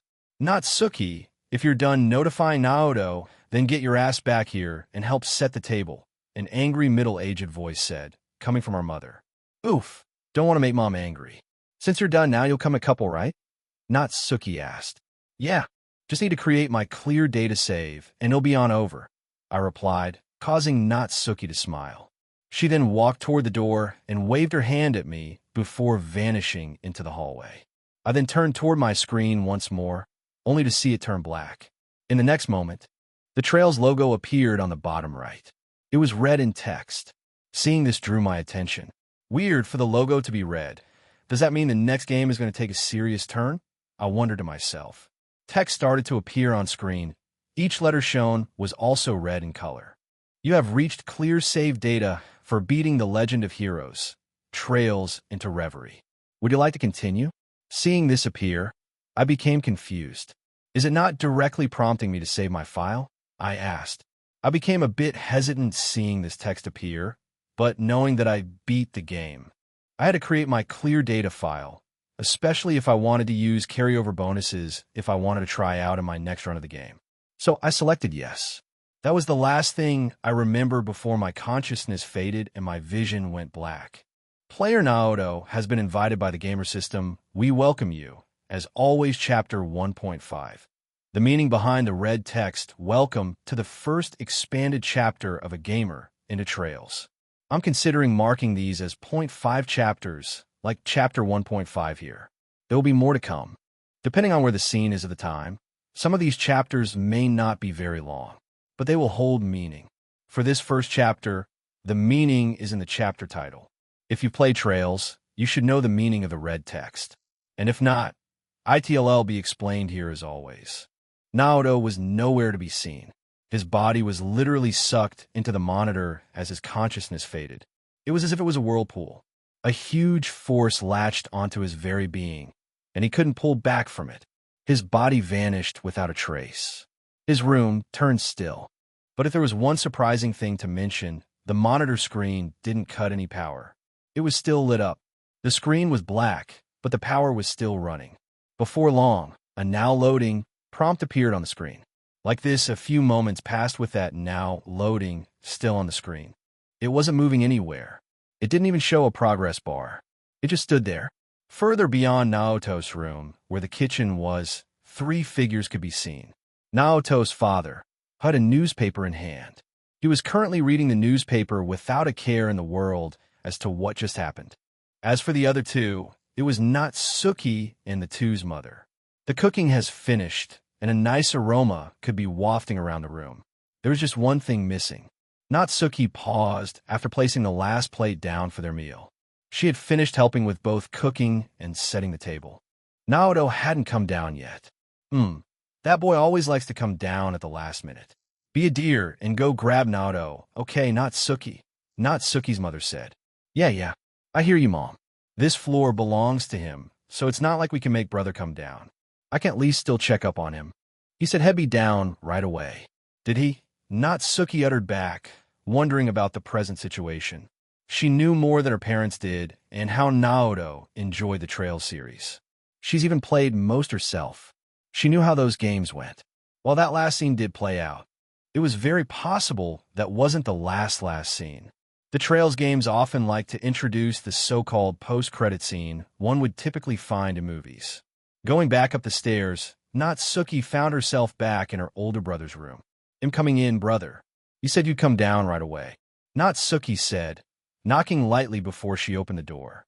But to her surprise, she didn't hear a peep out of Naoto's room.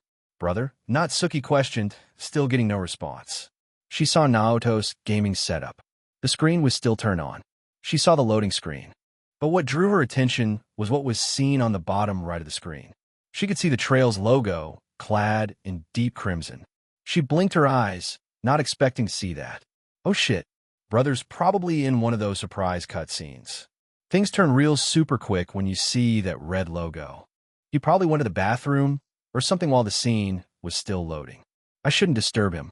It probably won't take long anyways, Natsuki said, quickly realizing the situation at hand. She darted her eyes away from the screen. Trails into Reverie was her next game on her own list to play, so she didn't want this ending spoiled. She darted out of her brother's room, letting Naoto to his own devices.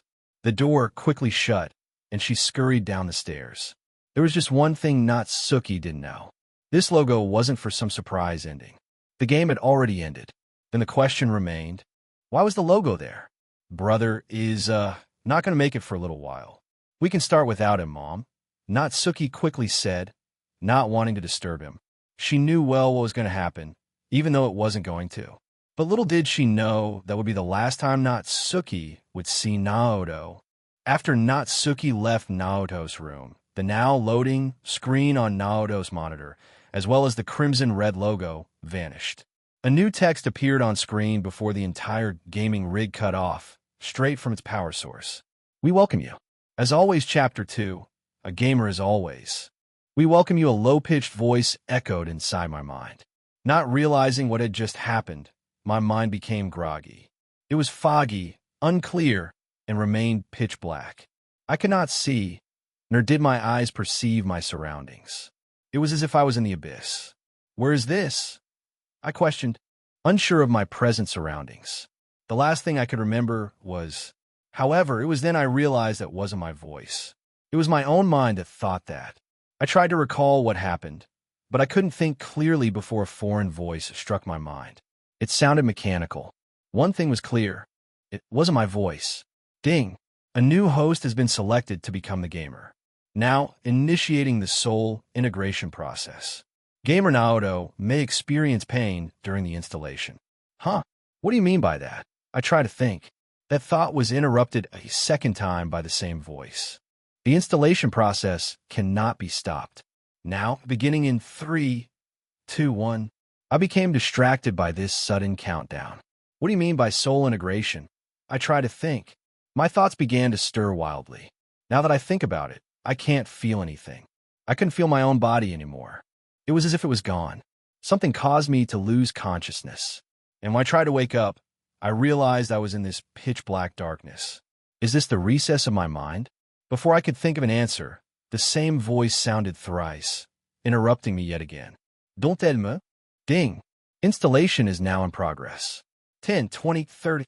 Hearing this, my mind paused. I think I realized what had happened. It was that sudden prompt right after the clear data appeared for Trails into Reverie. Did this happen after I pressed yes while trying to create that save file?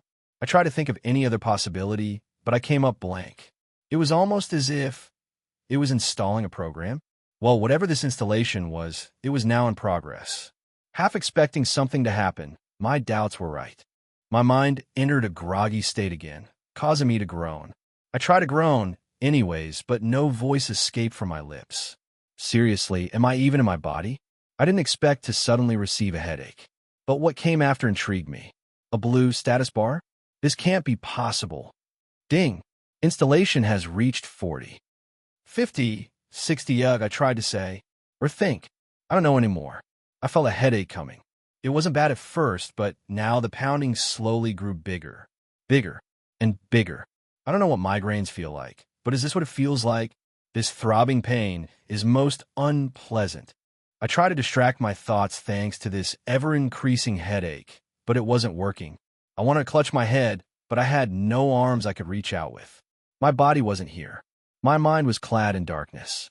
Yet these fleeting distractions didn't stop the blue progress bar that was now completely visible inside my own head. Man, it was so weird seeing this. Ding. Soul integration process has reached 70. Sure enough, this message was visible. Once I saw this message, I felt a massive pulse strike against my head. Or mind. I don't know anymore. It was as if my head was beginning to split apart. I let out a yell. But nothing escaped from my lips, seeing as I had none. My mindscape stirred in chaos. I wanted to grab a hold of something to bear this new pain, but I couldn't. Weak. Huh. I tried to respond back, still experiencing a pain inside my head, trying to find any distraction I could to make it vanish. I unexpectedly heard a voice echo in the back of my mind. I thought I was going crazy for a second, but the voice spoke again. My mind turned clear once I heard this voice clearer this time. You are weak. I tried to think, not expecting to hear this voice twice. You are wallowing in pain already with such a mere headache? Pathetic. You call this a mere headache? I tried to retort, ignoring this pain. Albeit temporarily, it did relieve a sliver of it because this voice is a new distraction. At least you are aware you are not alone. Wah. I responded, being caught off guard by what this voice said. Well, it was clear that this voice belonged to someone. But who? There really was another voice echoing inside my mind. Who? Who I am is not important. Has the vermilion blood dwindled so much in just a mere couple of lifetimes? Such a disappointment. Hearing this voice speak again, only further questions arose. What do they mean by vermilion blood? I tried to wait for an answer while thinking that, but the voice outright ignored my question. They spoke out something else entirely. Steel your resolve. The next wave is coming. Contrary to before, this voice sounded more firm.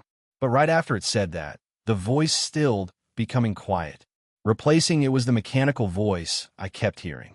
It's hard keeping up multiple voices, you know? Surely. I'm not going crazy, right? Ding. Soul integration is progressing 80-90. Recall the migraine-like headache I've been feeling? My thoughts stirred again.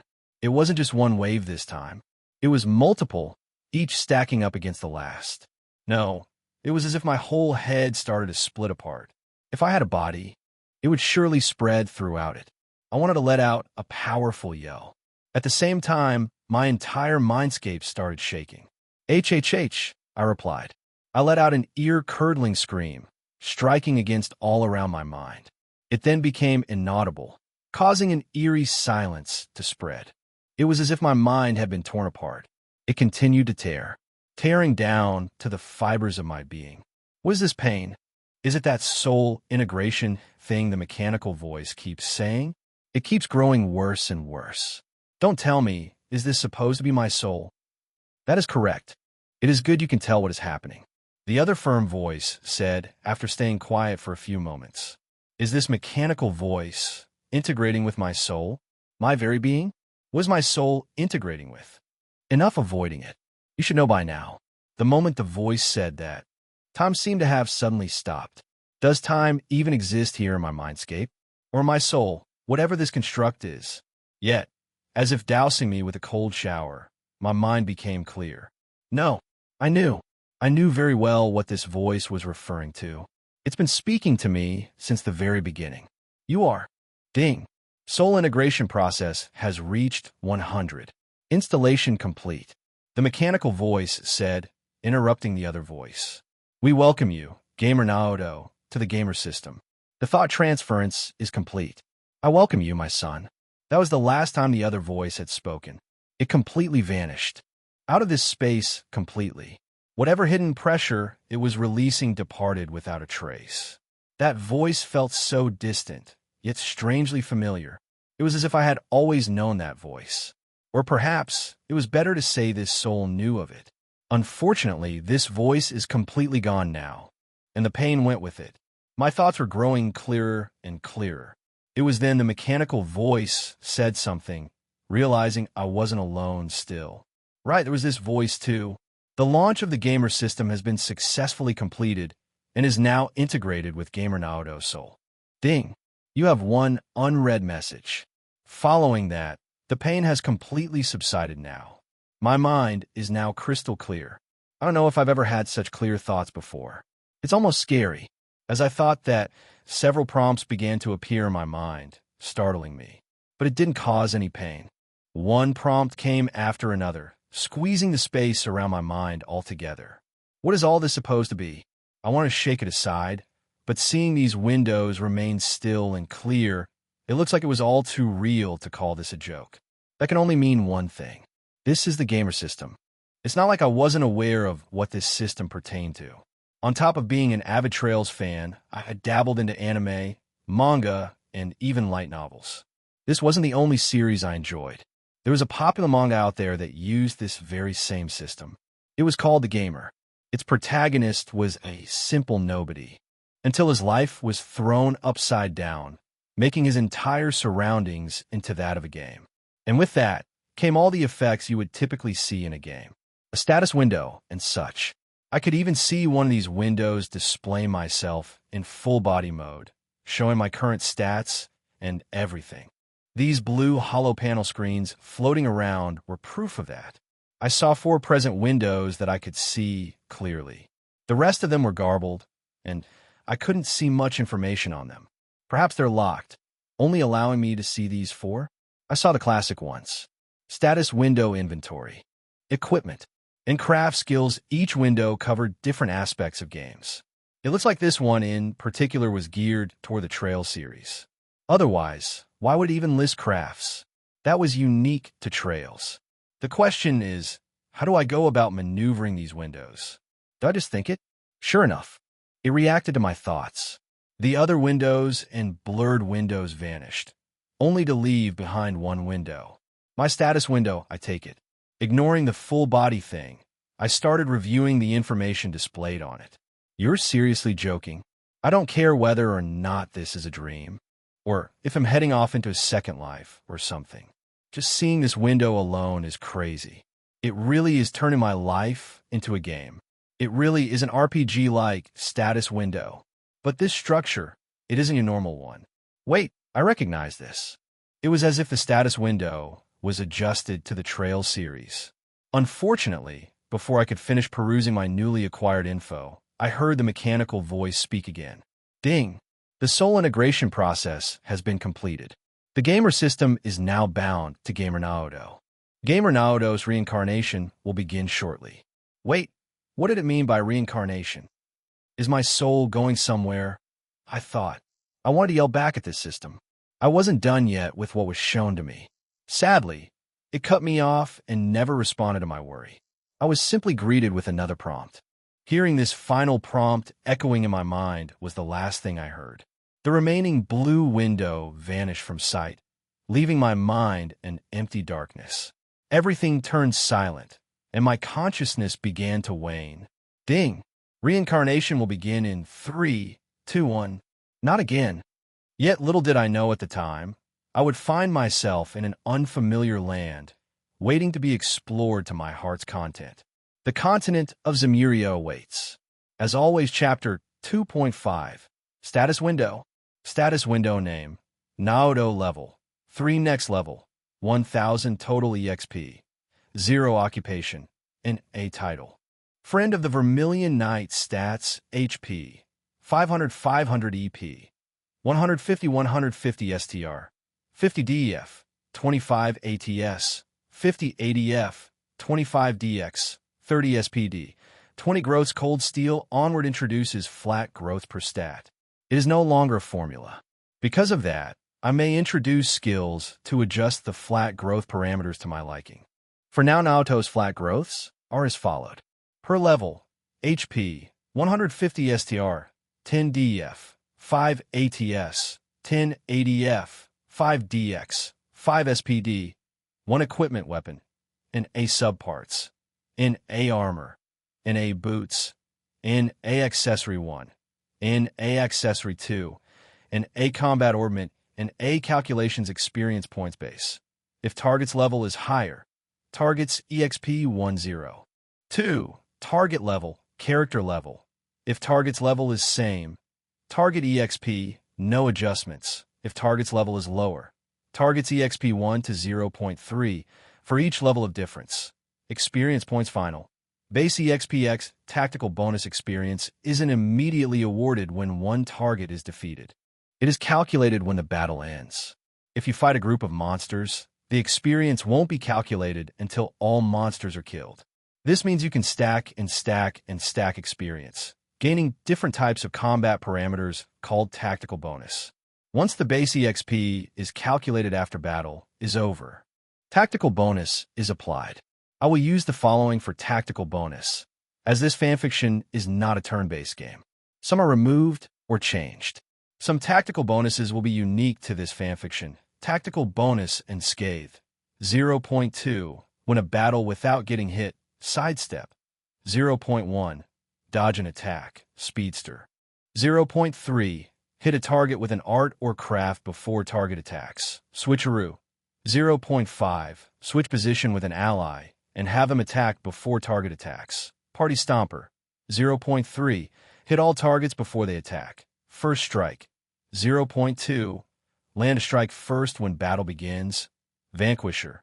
0. 4. Defeat 4 or more targets in one attack, vengeance. 0.5. Win a battle while health is low, canceller. 0.3.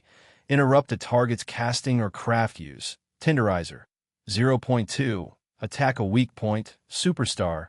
0.5. Inflict a critical hit, overpowering. 0.3. Knock an enemy down, overkill. 0. 1. Do more than X5 damage of current target HP. Can stack. If you have any recommendations, let me know. Combat mechanics base damage. 2.5x attack power. 1.25x defense power. Modified damage. Base damage x critical hit. X element efficacy final damage. Modified damage random. Take modified damage and do 15 minus 15, then randomize the inside the range. Attack power. DMG ADMG X craft arts power defense power. Residential Ares external modifiers attack damage. Base STR equip STR, arts damage. Base ATS equip ATS, resistance. Base DF equip DF, arts resistance. Base ADF equip ADF, critical hit. 100 element efficacy. 0 to 200 monsters are weak or strong to various elements. Most human-type enemies have 100, unless influenced by the 3 higher elements craft arts power range, customized 100D, 110C, 120C, 140B, 160B, 180A, 210A, 240S, 280S, 320SS, 370SS, 440SSS, 520SSS, 604S, 694S, 755S, 855S, 996S, 1100 Friend of the Vermilion Night Effects, Special Effect 135 STR, 100 HP, Special Effect 2, Locked, Special Effect 3. Locked, Elements Earth, Wind, Water, Fire, Time, Space, Mirage Stats, After Title Stats, HP, 1000, 100, EP, 150, 150 STR, 68, 35 Def, 25 ATS, 50 ADF, 25 DX, 30 SPD, 20 As Always Chapter 3, A New Life. As always, the continent of Zemuria, a land filled with fantasy, and yet, at the same time, the unknown. This was a land created over 1,200 years ago by a singular entity known as the goddess Adios. The goddess blessed the land, allowing civilizations to rise and flourish. Joining hands, they created what will eventually become known as the ancient Zemurian civilization. The ancient Zemurian civilization was split into 7 factors, each blessed by the goddess herself.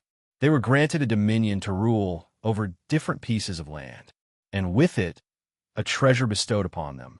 These were called the Septembertarians. 7 powerful treasures. Lost Zem, the Earth Septembertarian, governance over the element Earth. Arc Rouge, the Fire Septembertarian, governance over the element Fire. The Septembertarian of Water, governance over the element Water. The Septembertarian of Wind, governance over the element Wind. These are the typical 4 elements one would encounter in a standard RPG setting. Additionally, one would think of the dark and light elements. That wasn't the case for Zemuria. These 2 elements didn't round off the list. Zemuria was special, and the goddess saw to it. Zemuria had 2 tiers of elements that tied the laws of the world together. These 4 elements fall into what are called the basic elements. Most common people would come across these in their daily lives: earth, fire, water, and wind. And yet, there was a special tier above that. They are called the 3 higher elements: time, space, mirage. The goddess even blessed Zemuria with governance over these 3 elements. Mirage in particular was special. It allowed entities to bend reality itself, gaining control over the material world. And with the 4 basic elements, the goddess Adios bestowed 3 treasures to the 3 higher elements. The Septembertarian of Time, governance over the element Time. Oriole, the Septembertarian of Space, governance over the element Space. Demiurgos, the Septembertarian of Mirage, governance over reality and causality. 7 Septembertarians, 7 treasures. They all had the sole purpose of governing the known elements of Zemuria. To ensure none of these treasures went haywire or tried to overcome one another, the goddess Adios took it upon herself to bless each one with a holy beast. These holy beasts became the treasure's guardian, watching over them until time immemorial.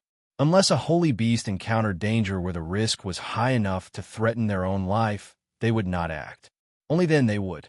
With 7 treasures keeping themselves in check, the ancient Zemurian civilization flourished, and at the helm was the goddess herself.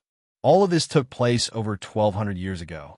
This civilization was split into 7 factions, allowing humans to worship an element of their choosing.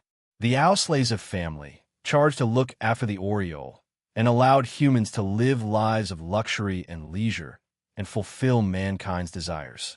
The Croy family, charged to look after Demiurgos, which guided mankind along the correct path and making sure their choices didn't lead them astray. They were also known to be alchemists. The Hexen clan, charged to look after Arc Rouge, which governed the souls of mankind. They were the last-ditch effort to make sure humans weren't completely destroyed and gone without a trace. Eventually, they became a clan of witches, seeking to preserve the practices of magic. The Gnomes clan, charged to look after Lost Zem, which held dominion over mankind's physical capabilities. It could empower and strengthen them at will, making sure they didn't fall behind over other races and monsters. It provided stability to the ancient Zemurian civilization. There were 3 other factions that held similar responsibilities to the 4 that were already mentioned. They were never stated in the games, but they existed over 1,200 years ago. And yet, this flourishing civilization did not last forever, as one would think it would. The goddess saw these factions grow stronger by the day. Even without strife, their advances in technology preceded that of normal boundaries, to the point where one of the 7 factions developed an autonomous floating island, the Lee Bear, Arkansas. The goddess Adios soon realized these factions were growing too powerful. She took it upon herself to enact the trial of the goddess. The goddess had but one goal for humanity during these trials, and that was to develop new perspectives on life. Chaos, hatred, strife, grief. Just experiencing everlasting peace was but one of them. Therefore, the goddess plunged the continent into strife and ruin, letting humanity experience natural disasters for the first time. Eventually, this sequence of events gained a name. It would become known as the Great Collapse by postmodern Zemurians. Many lives were lost during that dark time. Societies crumbled from war. Resources became scarce. Mankind's desires grew too much, making the treasures almost obsolete. They couldn't respond in time. And yet there was hope, a glimmer of light in that encroaching darkness. It was the creation of the Seption Church, a church with the sole purpose of worshiping the goddess Adios. Once the Great Collapse ended, many of the Septembertarians became lost or destroyed. So the humans turned toward the newly formed Seption Church, which acted as a new beacon of hope. It still allowed those to praise the goddess who still believed in her. And well, for those who didn't, they suffered and became lost. They wandered the land of ruin, tried to worship a false god that didn't exist, to the point where a great climax took place, causing 2 of the 7 factions to fight each other. Both of their treasures stood strong while the fighting took place. Because of this clash between the 2 clans, it gave birth to a new treasure, the Septembertarian of Steel. And this newly formed treasure could not be sealed like the other Septembertarians could. From there, this treasure split into 7 parts, perhaps as an opportunity to mirror the 7 known elements themselves. Each part stored into entities known as divine knights. A firm yet resolute voice spoke out. And with the creation of these divine knights, the Great Collapse ended its long period of chaos. It allowed the Seption Church to solidify their footing during such a time, so strong that it gave birth to the calendar we use in our daily lives today. The Seption calendar, the firm voice continued to say. After saying this, a smile appeared on their face. This voice appeared to belong to a middle-aged figure. They presently sat in a rocking chair, slowly rocking back and forth beside a cozy and lit fireplace. The crackling embers hidden behind the hard glass released enough heat to make it pleasing to the man. The sounds were constant, causing an echo around the room the figure was currently in. Duh! A cheery voice spoke out beside him. This voice belonged to a much smaller figure. In fact, it belonged to a small child, resting gently inside the taller figure's hands. It seemed to be a father and a son. The son wore a big smile on his face. He seemed to be no older than a year at most. Despite only being a year old, they were beginning to speak their first words already. Beside the man and the child, the man held a large book with several detailed pictures inside it. This language didn't appear to be Japanese either. It appeared to be English. Still rocking the chair to ensure the child remained happy, the man glanced at him. His smile remained on his lips. Oh, so the prehistory of Zemuria has caught your attention, has it? That will be it for today, unfortunately. Little one, you seem to have a keen interest in learning. You aren't even a year old yet. You really do take after your old man, don't you? The man questioned. Duh, the little child happily responded, acting as if he had actually answered the man. Hopefully not in more ways than one. He bears a striking resemblance to you, you know, even if the hair color is different. A third voice suddenly said, calling out to the two. As this voice spoke out, the child began to yawn, enjoying the continuous rocking of the rocking chair.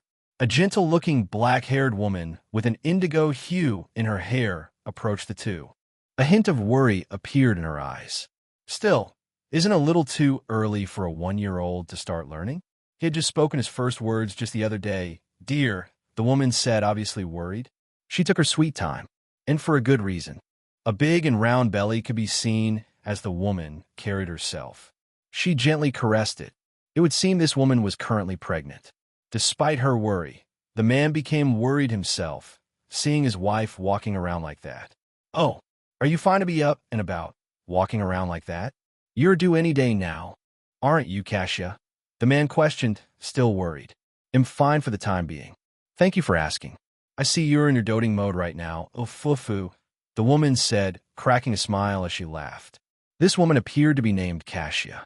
She saw her child beginning to fall asleep as she looked at him nestled in her husband's arm. As stated, Kasia had black hair with indigo hues in it, currently tied into a singular braid. It flew down her right shoulder, and she had matching eyes. Presently, she wore a white shirt with a jade brooch over her neck. To keep herself warm, she had a green sweater and magenta shawl over her shoulders. To top this look all off was a navy blue corset and a long tan skirt. A father can love his son, can't he? The man responded, remaining playful. Of course he can, Kasia responded. Taking a moment, she approached him and leaned toward the man, only to plant a kiss on his cheek. She then picked up the small child into her arms, beginning to cradle him back and forth. But little children need plenty of rest to grow strong and healthy. I think it's still a little too early to have him start learning, regardless of whether he has your wits or not. You even started with the history of our land, Kasia said, berating the man. But she kept her voice soft to not disturb the child. He was now fast asleep. You should see the look in the boy's eyes. Kasia, my dear, the man happily said. He stood up from the rocking chair and closed the book under his arm. After that, he walked over to have another look at him, his eyes showing eagerness to learn. I tell you, we should start his studies. In fact, it is his duty, the man continued to say. After all, the boy in your arms is none other than the son of the brigadier general to this proud nation. The man replied, sporting a wide grin over his face. There you go again, spouting that nonsense, foo-foo, Kasia replied with a gentle laugh. Yet she liked this side of him. He had every reason to be proud of his country. She knew well who this man was. After all, she was the one to decide to marry him. Kasia let her husband approach her. He reached his hands out and grabbed the boy, placing him into his own embrace. The man then smiled, before speaking out in a confident tone. And I, Gileath Osborne, will see to it that this child sets his own 2 feet firmly on our proud nation, the Erebonian Empire. As always, Chapter 4. Present year S 1187, as always as our son, right? Kasia questioned, squinting her eyes at the man who called himself Gileath Osborne. Indeed, as our son, to which his birthright will be kept secret to only us, Gileath responded. You just had to bring that up, didn't you? Kasia uttered, sighing. She wasn't sighing in relief. No, her sigh carried a hint of disappointment, causing Gileath to stare back at her. You know we can't change the past, Kasia. What's happened has happened, Gileath said, reminding her. I know. It's just, Kasia replied, only to fall silent. Kasia then glanced her eyes back at the child, still nestled in Gileath's embrace. There was one thing to point out. The hair of this child belonged to neither Gileath nor Kasia. It wasn't indigo, nor was it black. The boy's hair was pure violet and very vibrant. And if one had a close look at the boy's eyes while the boy was still awake earlier, they were pure golden eyes. Despite the child's different look, Kasia still emanated a loving warmth from her body. Reaching her left hand out, she streaked it across the boy's face. We forbade talking about that incident together, Gileath. I still see this child as my own, just like the one growing in my belly. I love him as our son, Kasia said. As do I, Kasia, my dear. I will not say that night, nor will I repent it. What's done has been done. And now we have young Naoto. While he may not be of your blood, Cassia, he is still of mine. It is true without a doubt that Naoto is an Osborne, just as much as your second child will be, Gileath responded. He cracked a rare smile, looking back at his wife. Cassia gently nodded back at him and took a second glance at her big belly. Cassia rubbed it with a loving gaze. Yes, you do realize if this secret ever goes public, all Gehenna will be raised, right? To the point of causing international turmoil, Gileath responded, finishing Cassia's words for her. He had a habit of doing that. He also glanced at their son, only to form a grin on his face. Yet Gileath was quickly shushed by Cassia, who did a motion of her fingers, placing them over her lips. Hush now, Gileath. We are in the Empire, and we don't know where it may have its ears. This might be our home, but our son will not go by that name. Instead, we made sure to take Naoto's name after you. I didn't think you'd be so scandalous, Cassia replied, nor did I think I would be enamored by that lineage. Gileath responded, staying quiet with his words. He knew Cassia was being serious. It truly is a shame there were implications. Gileath continued to say, only to sigh. Yes, Cassia uttered, also sighing. There were certain implications with a mother who gave birth to Naoto. If one couldn't guess by now, the person they were referring to wasn't Cassia. Naoto was born of another, but was still Gileath's son. In the public face, Naoto would be seen as a bastard son, should this news ever reach them. Unfortunately, the mother couldn't make it. With that in mind, Cassia looked back at Gileath. I may not ever forgive you for what has happened, Gileath, but this will not put shame on the love I still hold for you. And soon to be for our 2 children, Cassia warmly said, keeping a smile on her face. She knew how drastic this situation was to them, though. It couldn't be leaked from these walls. The little child remained quiet, not uttering a word. He pretended to be asleep, but his mind was very, very much awake. I'm pretty sure I heard something I shouldn't have heard, the little boy inwardly thought to himself. And this man before me. I don't know how much time has passed since I was brought to this new place. Perhaps a year? No, perhaps brought over was a bad choice of words. It would seem I started life anew. Not through transference, transmigration, or through time travel. It was without a doubt reincarnation. To think I would be reincarnated to one of the stories I held dear to my heart. Being reincarnated into the continent of Zemuria, the land where the Legend of Heroes series takes place. It wasn't just that either. The man before me is my new father, and the woman before me is my new mother. I wasn't just shocked once or twice, but 3 times. This is something I'll have to cope with eventually. Being ice-skate to another world is a popular trope that I came across in fantasy novels of my past life. Funny how this turned out to be real. And I know there are some people out there who can instantly forget, but I still had a family I cherished. They must have already realized I'm long gone. But the man before me, he was rather tall, wasn't he? He had a muscular build, showing that he underwent a good level of body tempering. He also had a beard and medium-length brown-black hair. It split off from the center of his forehead, allowing large bangs to streak down the sides of his face. If one had a close look, his left strand of hair had hints of white to it as it streaked downward. Not only that, the man had a very firm stature. He seemed to know how to carry himself well, which made sense, seeing as he was dressed in a military garb. He would only take this off when he slept, but even then, he would still keep a simple robe on. That wasn't the most surprising thing about this man, though. This man, he belongs to one, if not the most powerful nation to exist in Zemuria. Not only that, he is one of its leading figures. No, it wouldn't be hard to say that this man stood at the very peak of the nation we reside in. The man who calls himself Gileath Osborne, the one and only Chancellor of the Erebonian Empire, or soon to be, anyways. It would seem I was reincarnated into a much earlier time period. How many years would it be until the games kicked off? Right now, Gileath, as he stated, is one of the highest-ranking officials in the Imperial Army, a brigadier general. He oversaw all military operations, no matter which division it was. That's how high up the ladder he currently is. He responds to the Imperial Emperor directly, a person one should never, ever cross paths with. He is both dangerous and crafty. At least, not for a long time. But to my surprise, the man before me didn't seem to carry that same crafty air about him. It wasn't the air he had while he was the chancellor, seeing as it would be some time before he officially acquires that role. He instead had a firm and resolute look in his eyes, and also a kind and loving one too. Something I didn't think I'd see from the guy. But once upon, this man truly was a father. And it looks like I was reincarnated in a time to experience this side of him. As such, it was rather easy to determine what year it was exactly I was placed in. And knowing roughly a year had passed since I was born, and including the little history lesson Father taught me despite me being merely 1 year old.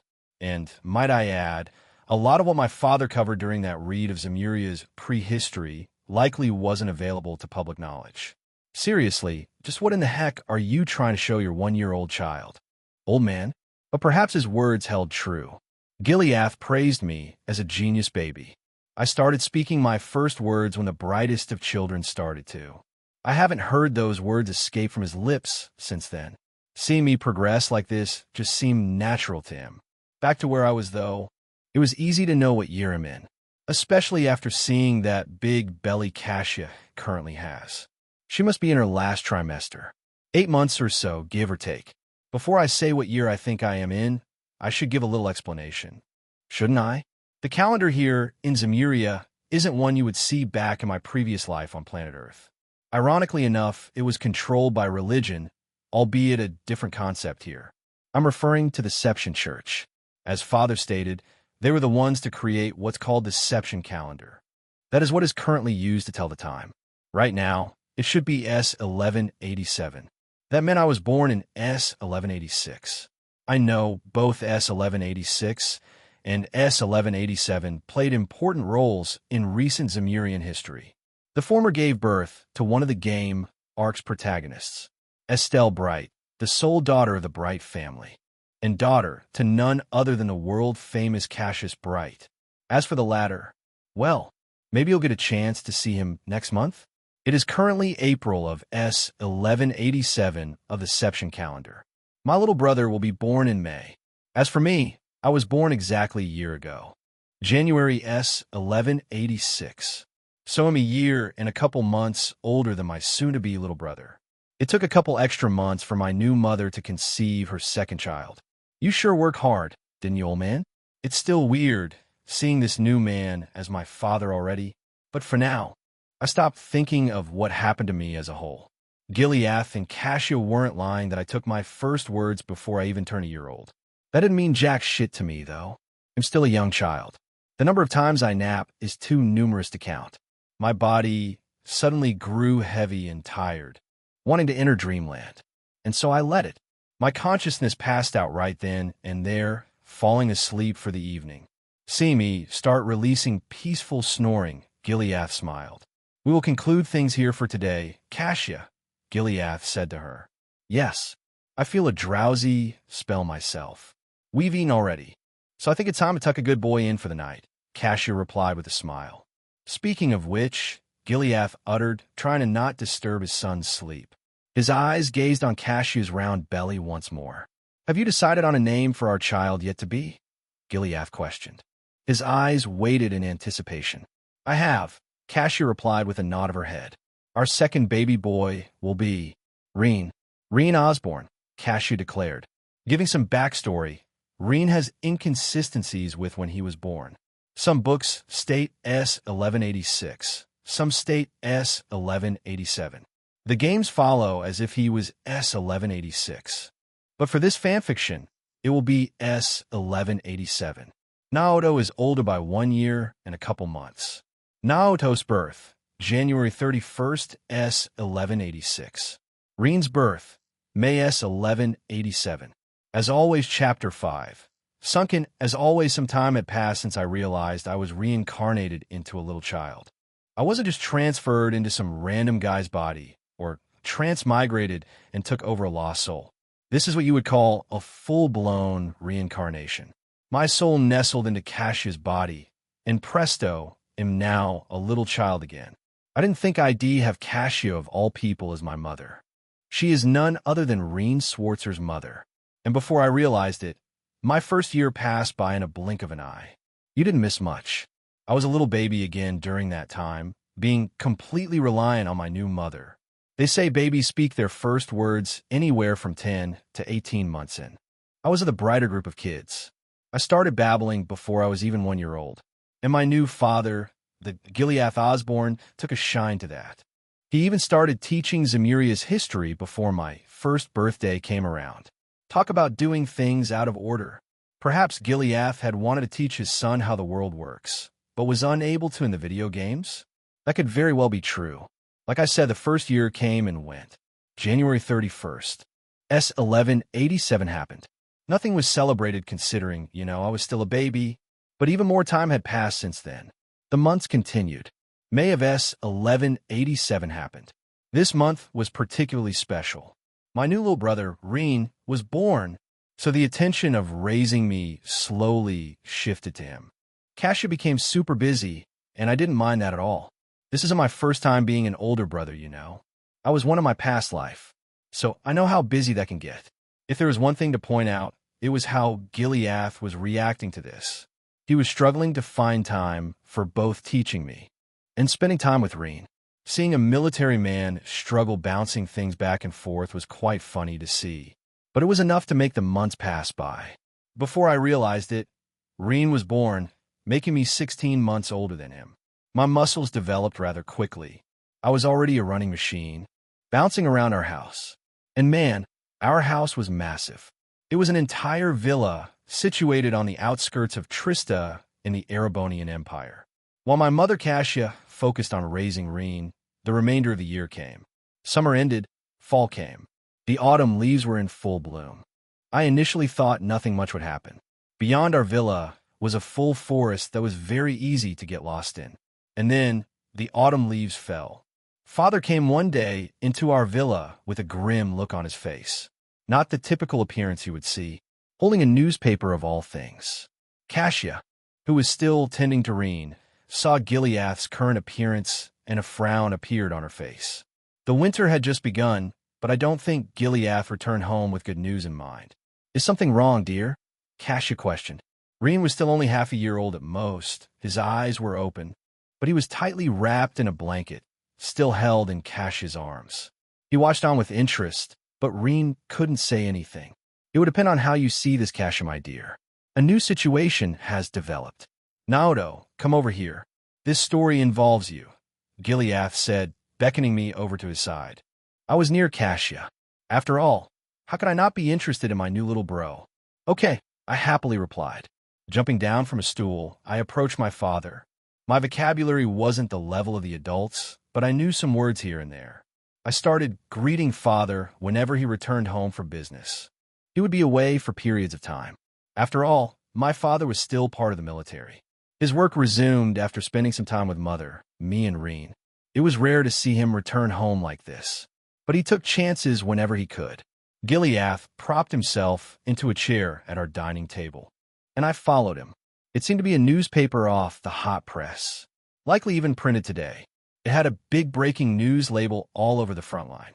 Kasia brewed Gileath a cup of coffee in the meantime while setting Reen down back in his crib. Gileath was a man who really enjoyed his coffee.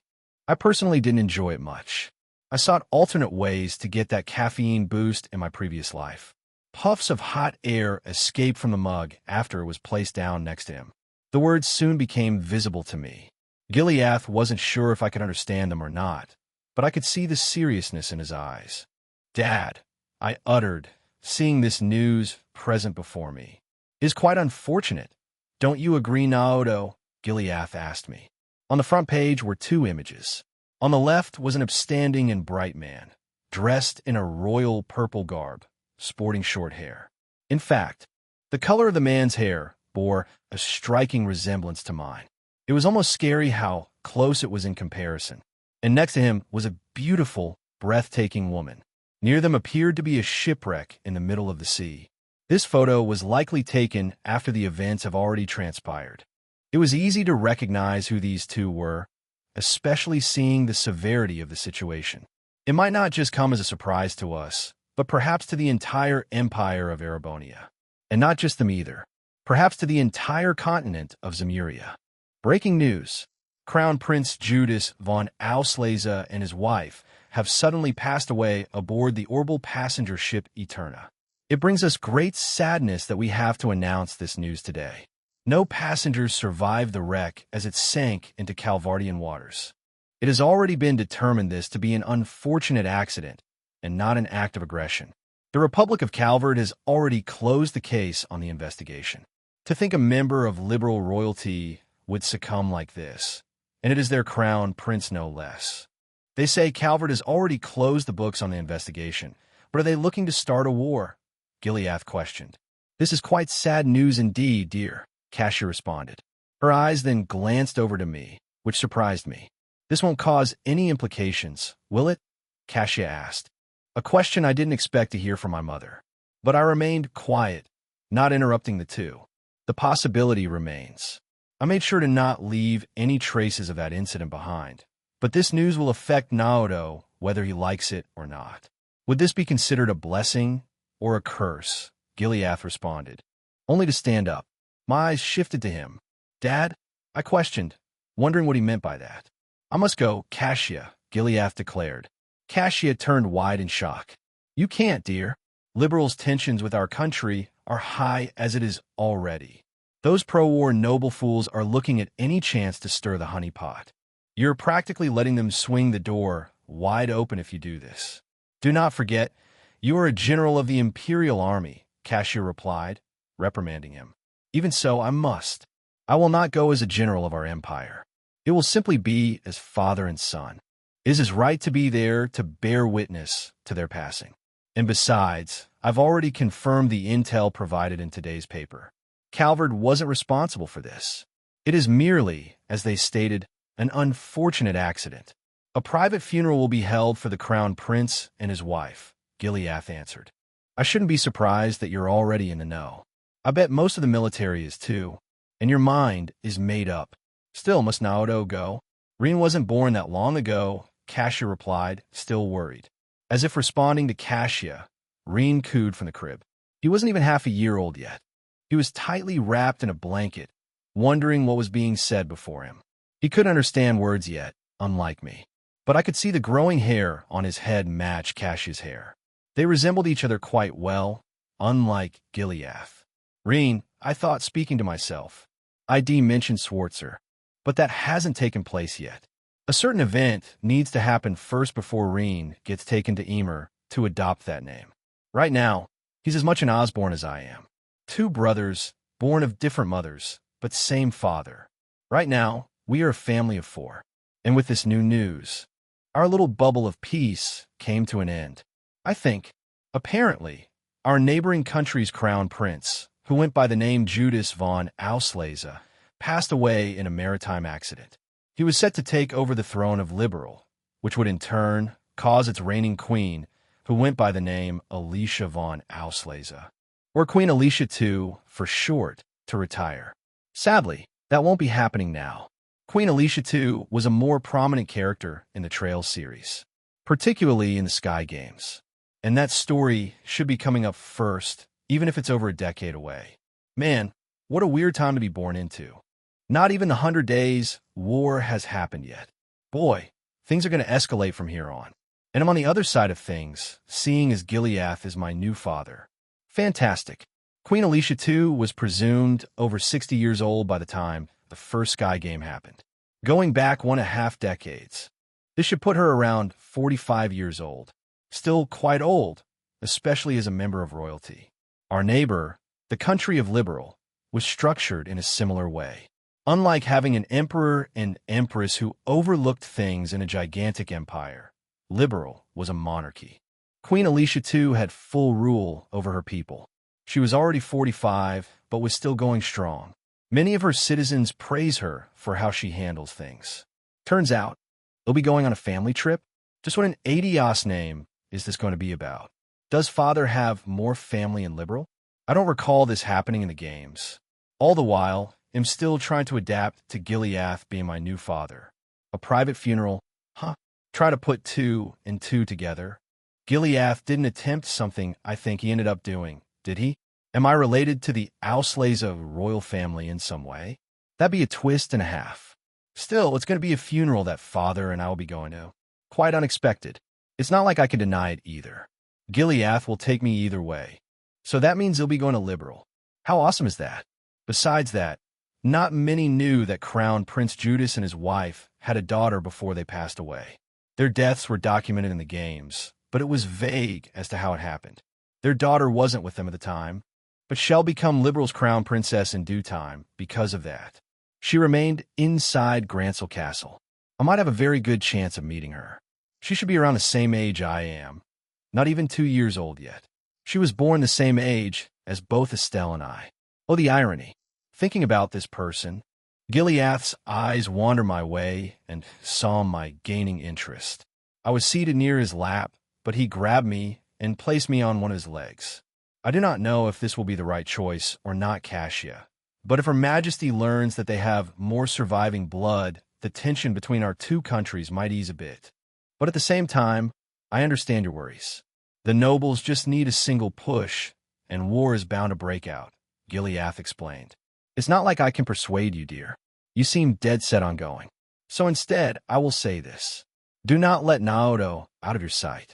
He must be in viewing distance at all times. Do you understand me? I will pray to Adios for your safety, Cassia replied. She knew she couldn't persuade Gileath. Gileath nodded his head at her words. As if on cue, a faint roar of a car engine approached our door. We weren't alone here in the villa. Recall my new father's current position? He's a damn brigadier general, one of the highest military ranks you can achieve. His protection is paramount to the security of our empire. That meant His Imperial Majesty assigned some of his personal guards to safeguard this place. I've interacted with them a couple of times. They're your so-called Secret Service.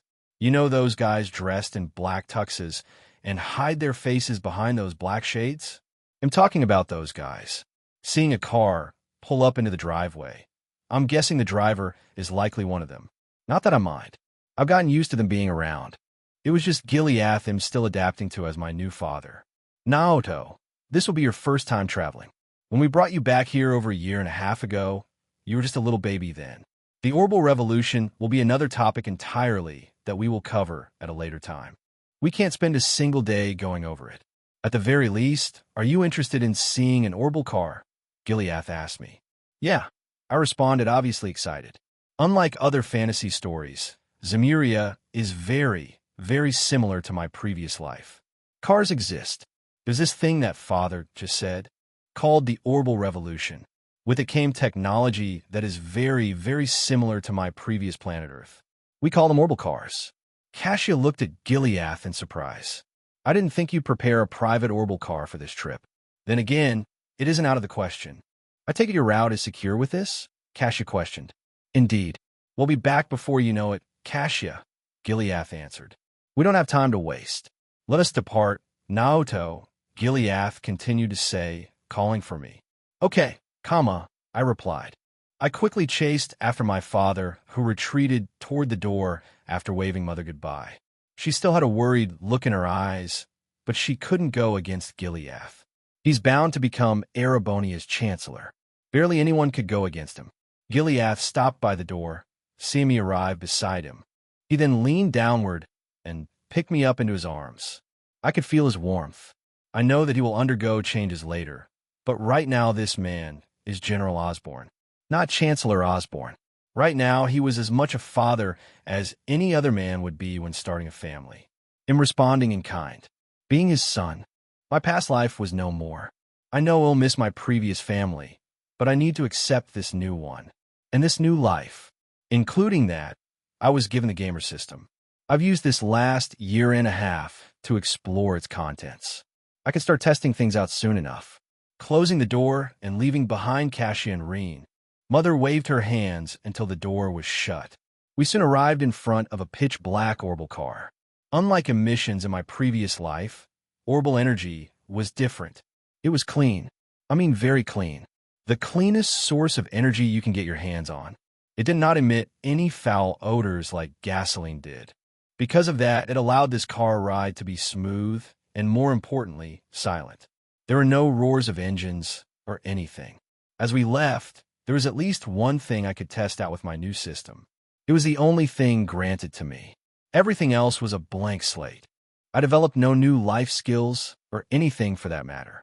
There might be certain conditions to unlocking them, but this one skill I was given was enough for the time being. Turns out the strange eyes I've always had actually meant something. Shing! A low-pitched echo sounded near my eyes, and I activated my one active skill. It didn't count as a craft or an art. Turns out this panel offered 4 types of categories: crafts, arts, active skills, passive skills. Active skills were something I could turn off and on that didn't directly correlate to battling. They were used outside of battle. Ding! Gamer Naoto has activated active skill, Vermilion Eyes. After activating my one and only active skill, Vermilion Eyes, my eyes shone a bright golden hue. But it went undetected, and before anything else happened, it caused an invisible force to spread out in all directions, and quite rapidly. It kept expanding until my eyes detected 2 figures standing off in the far, far distance. As this happened, the color of my irises turned vermilion. Hence the name, Vermilion Eyes. An overpowered detection ability that allowed me to perceive all of my surroundings up to a certain point. I am not sure the exact range yet, but it was a surprise to see the Vermilion Eyes pick up 2 warning notices. It prompted my head to turn toward the forest beyond our villa. A distant hill could be seen inside it, and on the hill stood 2 figures. One of the 2 figures seemed to phase in and out of existence, while the other was dressed in a full-plated knight armor, letting their long, golden blonde hair flow down from the back. It was as if this figure was a Valkyrie. It was clear both of these figures were women. I squirmed around a bit in Gileath's arms to attract his attention. Seeing me do this, Gileath glanced down and stopped walking toward the car. As he did, Gileath saw my head turn toward the hill. "Has something caught your interest, Naoto?" Gileath mused, not expecting me to get distracted like this. The direction I was looking was opposite to where the capital of our empire stood, Heimdall City.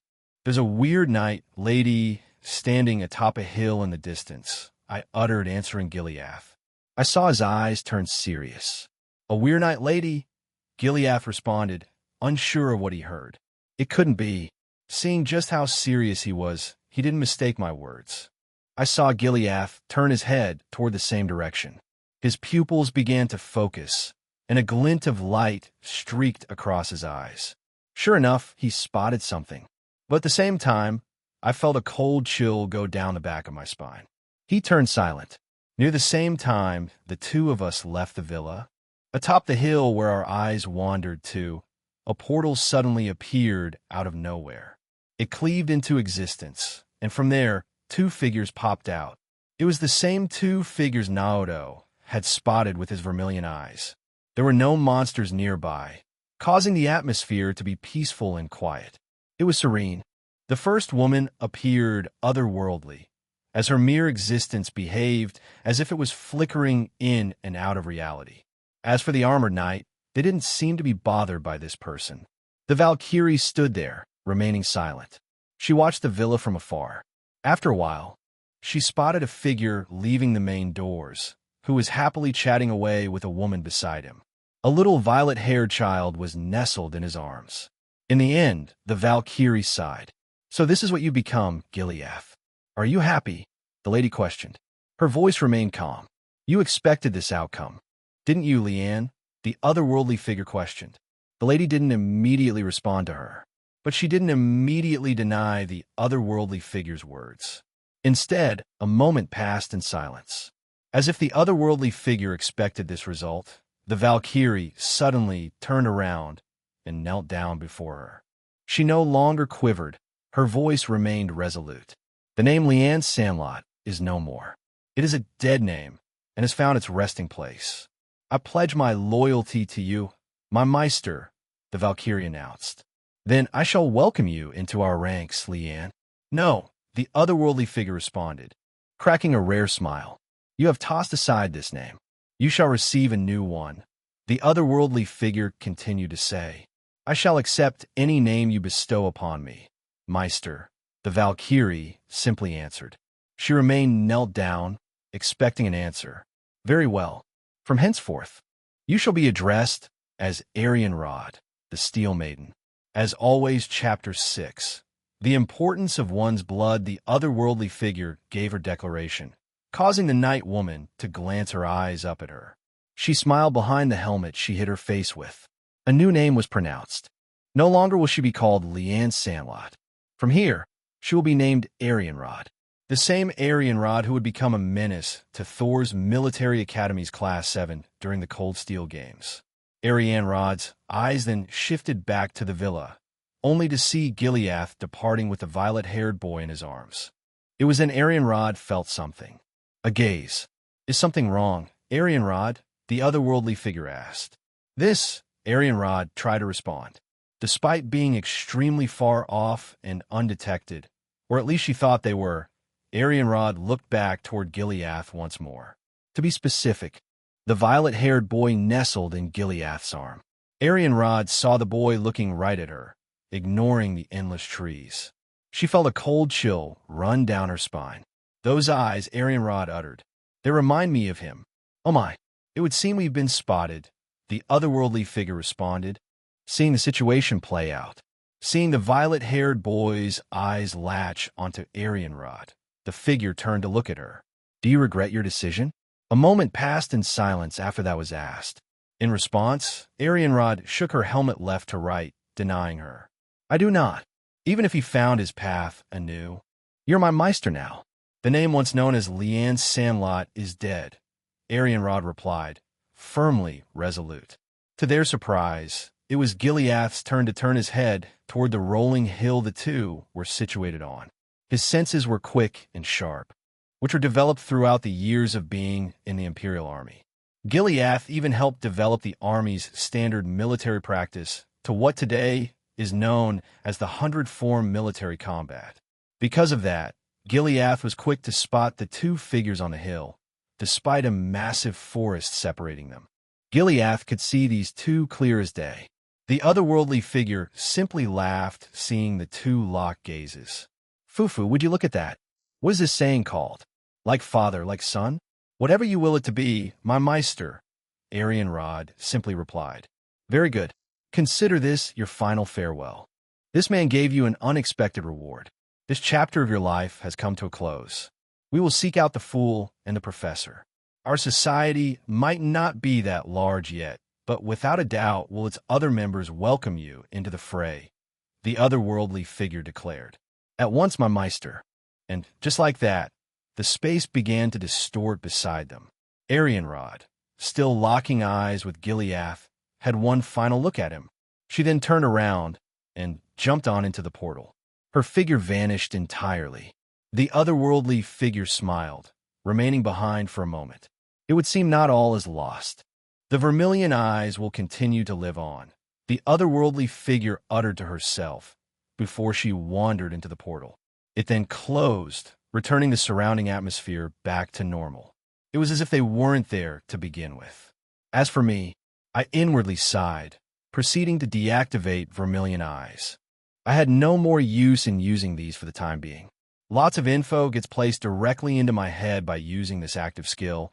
It's as if my entire head turns into a mini-map. It was quite a lot to take in at first. I've spent this last year trying to get used to the activation of these eyes.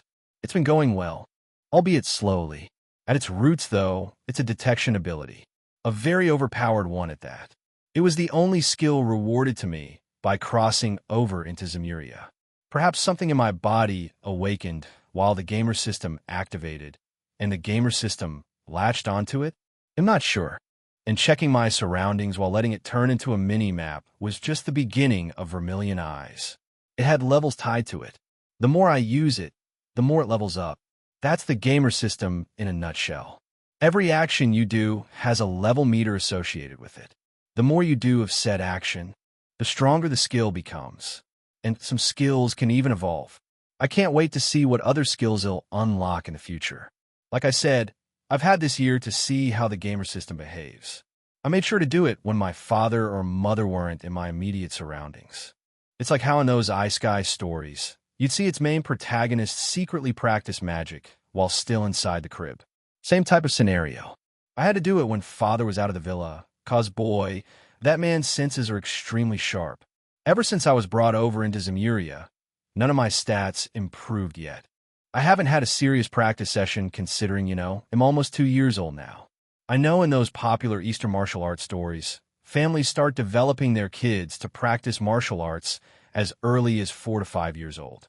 And the same could be said over here in Zemuria. There were martial arts. A lot of them, even many different types of schools existed out there, and it was more prominent to the east than it was to the west. I'm in Erebonia right now, so that means it was to the neighboring country to the right, the Republic of Calvard. As for Erebonia, it was a much more militaristic nation compared to the rest of the countries. It was a damn empire. That didn't mean there weren't any martial arts schools here, though. There was quite a popular one, the 8 Leaves One Blade School, a school meant to train in swordsmanship. And it would be the very same school my new younger bro, Reen, would partake in. But going over my stats was something I wanted to go over separately. I know now is not the time to do so. I didn't have to worry about it either at the moment. Dad's in the military, and more than likely, he'll have me follow suit. He'll likely start me off with body strengthening. That training will come in due time. For now, I get to travel to Liberal with Gileath. How cool is that? I don't know whether I should laugh or cry at this upcoming event. Wherever Gileath goes, trouble is bound to happen. Still, I didn't think that those people arriving on the outskirts of our villa would include Arianrod. However, was it really that surprising? I've most knowledge of the games leading up to the Daybreak series. I cleared Reverie before I was brought here. Arianrod was one of the more center figureheads throughout history. She used to be called Leanne Sandlot. On top of martial arts schools being here in Zemuria, immortals exist. Leanne is one such immortal. She was supposed to die in a war, the War of the Lions, over 2 centuries ago. But she didn't. She would begin to wander around the lands, only to become what's known as an awakener. Additionally, in more recent years, she would check into what Gileath's been doing or how he's been. That convoluted story piece is an entire thing I won't go into depth with, but it was a big plot point in the Cold Steel games. So like I said, it wasn't too far-fetched to see Arianrod here. And seeing her inside that armor of hers, she is likely Arianrod now. That meant Arianrod is now with the Society. Is that what takes place around this time? It didn't happen face-to-face, but I'm in the picture now. She spotted me, and I spotted her. I thought Arianrod would be alone. Could that other figure beside her be? There's no way it could be her, right? I mean, come on. Really? Then again, her existence itself flickered in and out of reality. Unfortunately, before I could discern who exactly that other person was who was beside Arianrod, that thought came to an abrupt end. I saw Gileath turn his head back my way, snapping me out of my thoughts. To my surprise, he spoke out in a serious tone. I do not know how you detected those two, Naoto, but you will not speak of this to anyone, not even to your mother. Understood, Gileath asked me, remaining serious. Oh, okay. I quickly responded, nodding my head. It was extremely rare to see Gileath this serious. I knew I couldn't joke around here. I responded in earnest. Good, Gileath replied. With me in his arms, he proceeded toward the Orbital car. The driver could now be seen standing outside his door. It was clear he was waiting for us. This man hid behind those black shades I was talking about earlier, and he was wearing a black tux. A visible Orbital gun was carried at his waist. You heard me right. Guns existed here. Just about any sort of technology you can think of exists here in Zemuria. We just slapped the name Orbital onto them instead. It's scary how close the tech here mirrored my previous life. But at the same time, it was clear they were different. I could see lights being emitted on the sides of the Orbital gun at his waist. Seeing my eyes land on the guy before us, Gileath chuckled. Haha, interested in seeing an Orbital gun, Naoto? Sadly, there's a time and place for everything. Besides, you are too young to consider marksmanship. You need to let your muscles develop first before you can even consider holding a gun. Instead, they'll show you the inside of the Orbital car, Gileath said to me. In response, the driver remained polite and opened our door first. We headed on inside. Take us to Heimdall at once, Gileath commanded the drive. Was this the voice he typically used while issuing orders inside the military? At once, General Osborne. The driver responded. He then took his own seat and turned the orbital car on. The back was quite spacious, comparable to a limousine in my past life. It was just one car length instead of two. This car had curved seating, unlike the normal seats you'd typically see. Those cars do exist too, but this car took it up a couple notches. Another perk of being higher up in society. I'm really being fed with a silver spoon here, aren't I? Now, there's a question. Would you rather be born into a family that a cornerstone to the entire plot of Trails, or just a random nobody NPC? I prefer the former, to be honest. Imrine's older brother to boot. I'm practically glued to the plot. Back to the orbital car, it was very spacious. Cool air conditioning wafted around the space inside, making it rather comfortable. And the best part? Not a single peep of a loud, roaring engine could be heard. Orbital energy was leagues above standard products that relied on the use of gasoline in my previous life. Because of that, it allowed for a very, very smooth ride. We didn't have any bumps along the way. It might take some time getting used to this. I'm rather used to hearing car engines and loud honking. After all, I lived in Japan's capital city, Tokyo. That place was littered with loud cars. We soon departed our villa and entered Trista. A lovely town, if you ask me.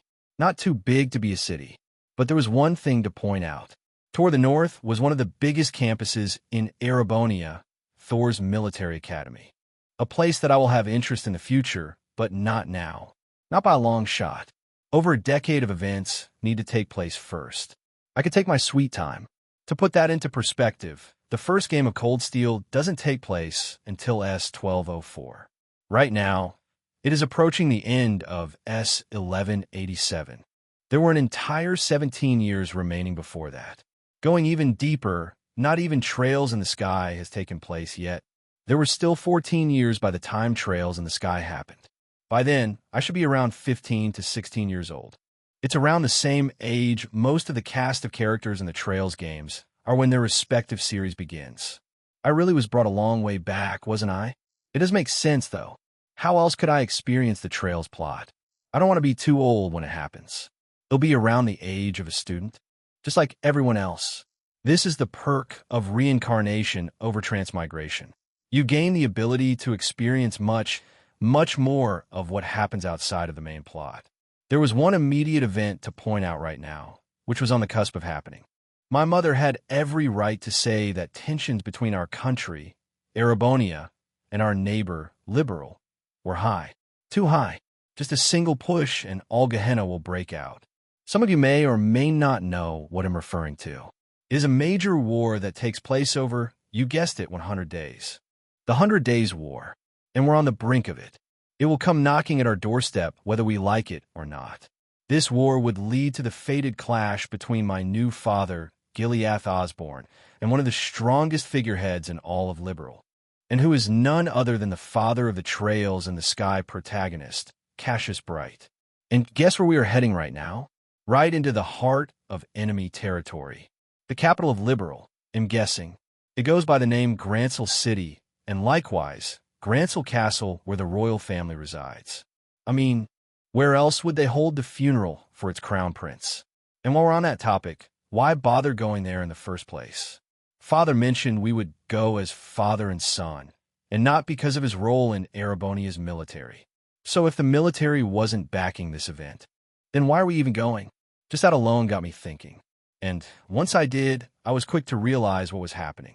All signs were pointing toward yours truly, me. Once I came to this realization, I was met with a couple notifications of my status window, causing a change in my status. It introduced a new subset of passive skills called Bloodlines. It was there that the situation became clear as day. I had the blood of Auslase's royal family running through me. My system granted me a new passive skill. Auslase a bloodline, this skill didn't trigger once I reincarnated. It was likely locked behind its own trigger. Probably because I know more of my background now. It was given to me as a reward. I really am a bastard son, aren't I? Just who in Adios' name did you fling with, Gileath?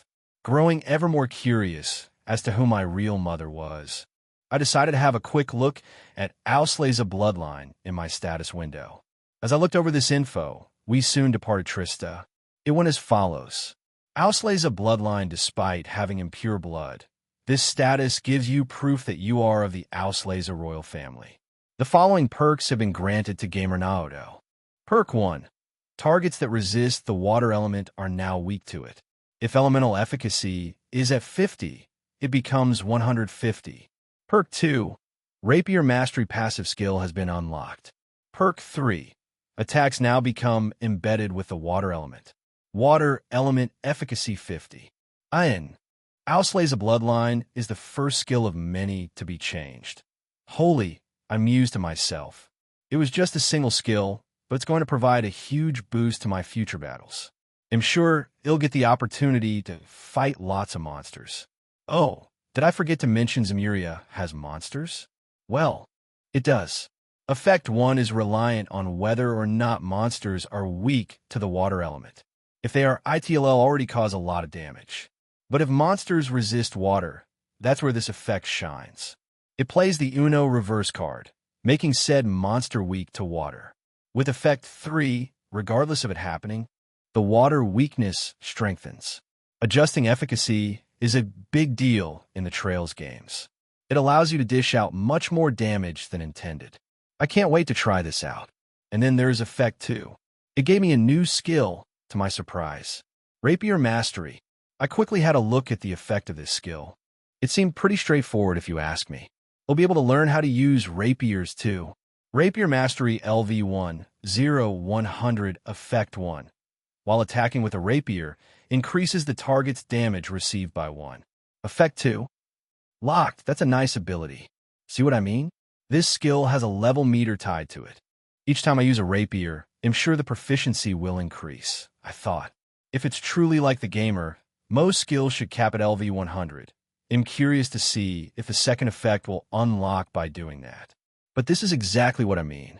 Having powerful bloodlines here in Zemuria. Just that alone can make a character go a long way.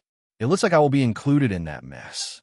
Me being part of the Auslays royal family isn't going to cause implications. Will it? Is that why Cassia and Gileath were worried about having me go to Liberal? Just thinking of that made me grow even more curious as to who exactly my mother is. As always, Chapter 7. General Van Dyck, as always, some time had passed since Father and I departed our villa, and likewise Trista. Trista itself wasn't a big city.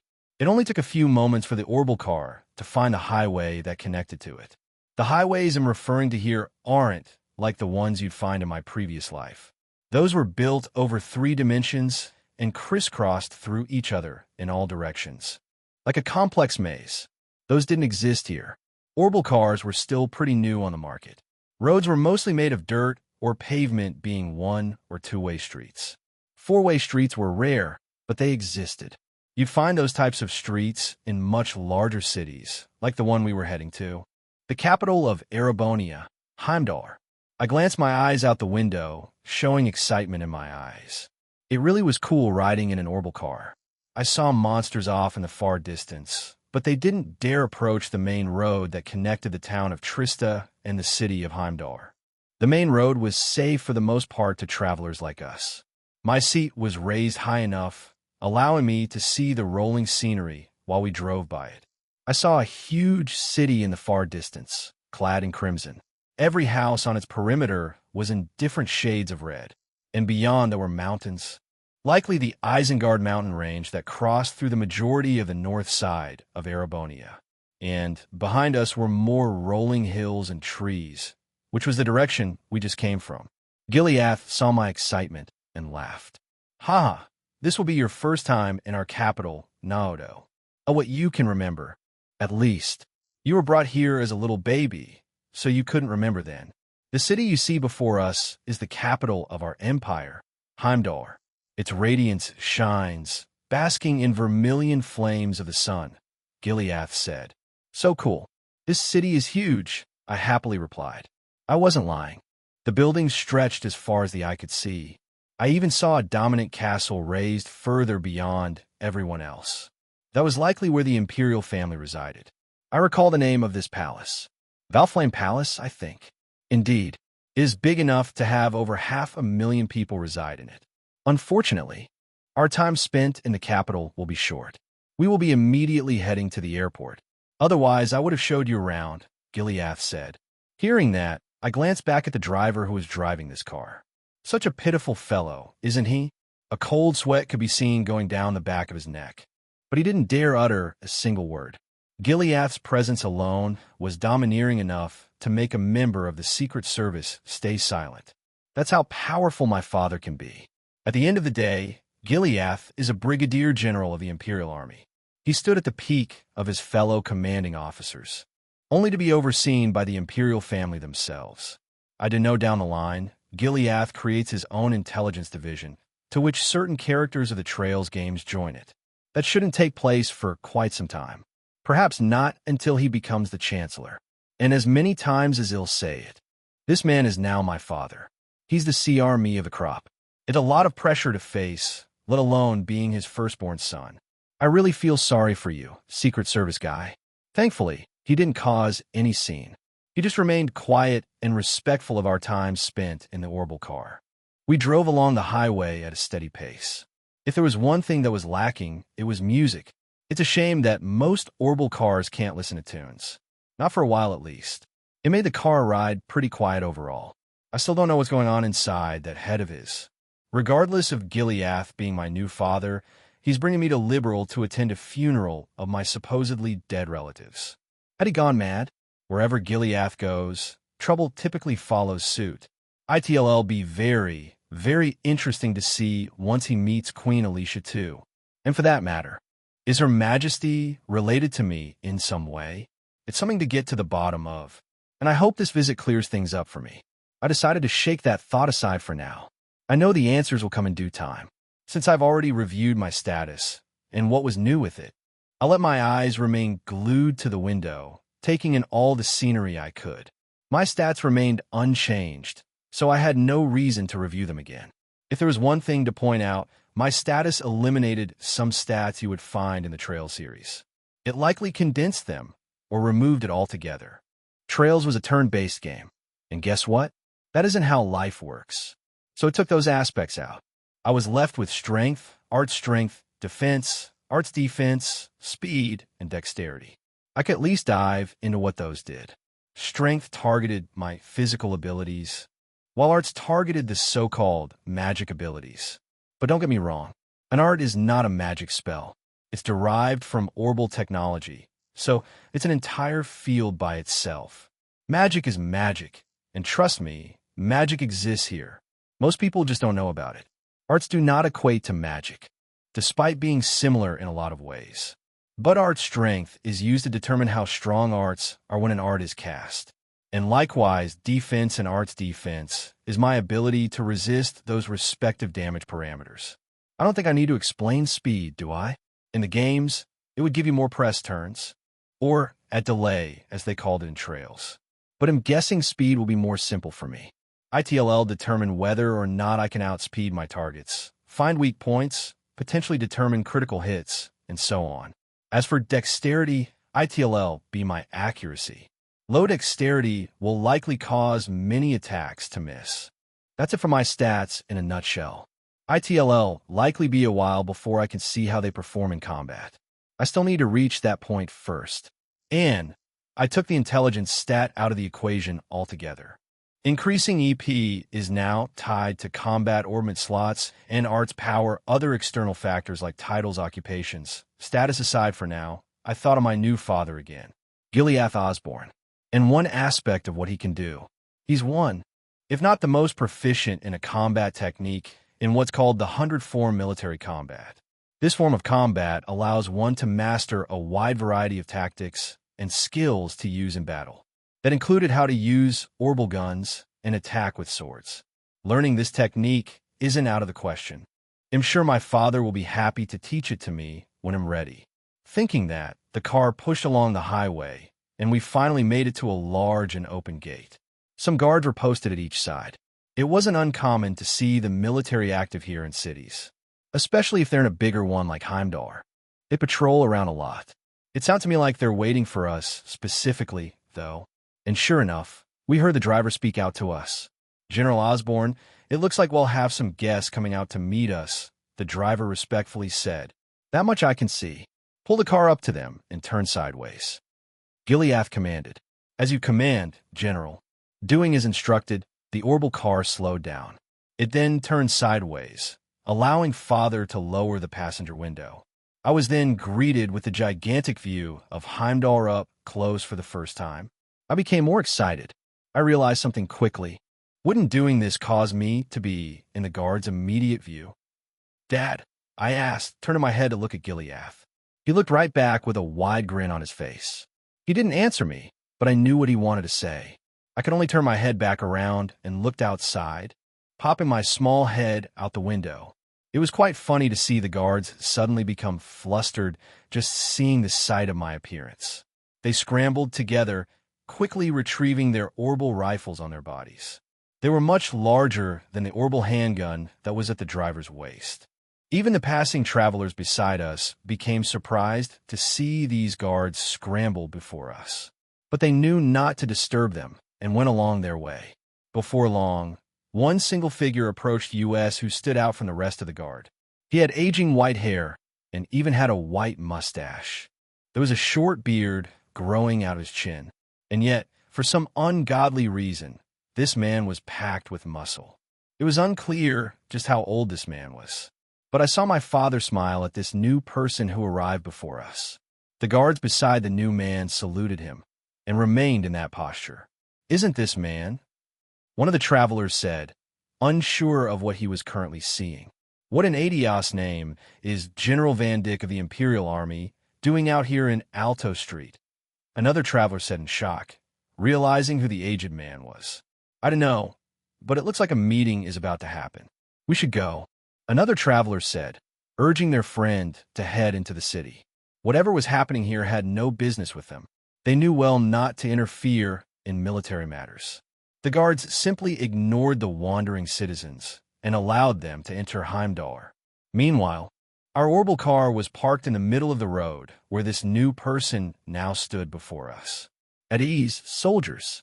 I'm only here to greet an old friend, the aged man said, issuing a command in a similar tone to how Father does it. Be but General Van Dyck. We received a report that Brigadier General Osborne was on his way into the capital.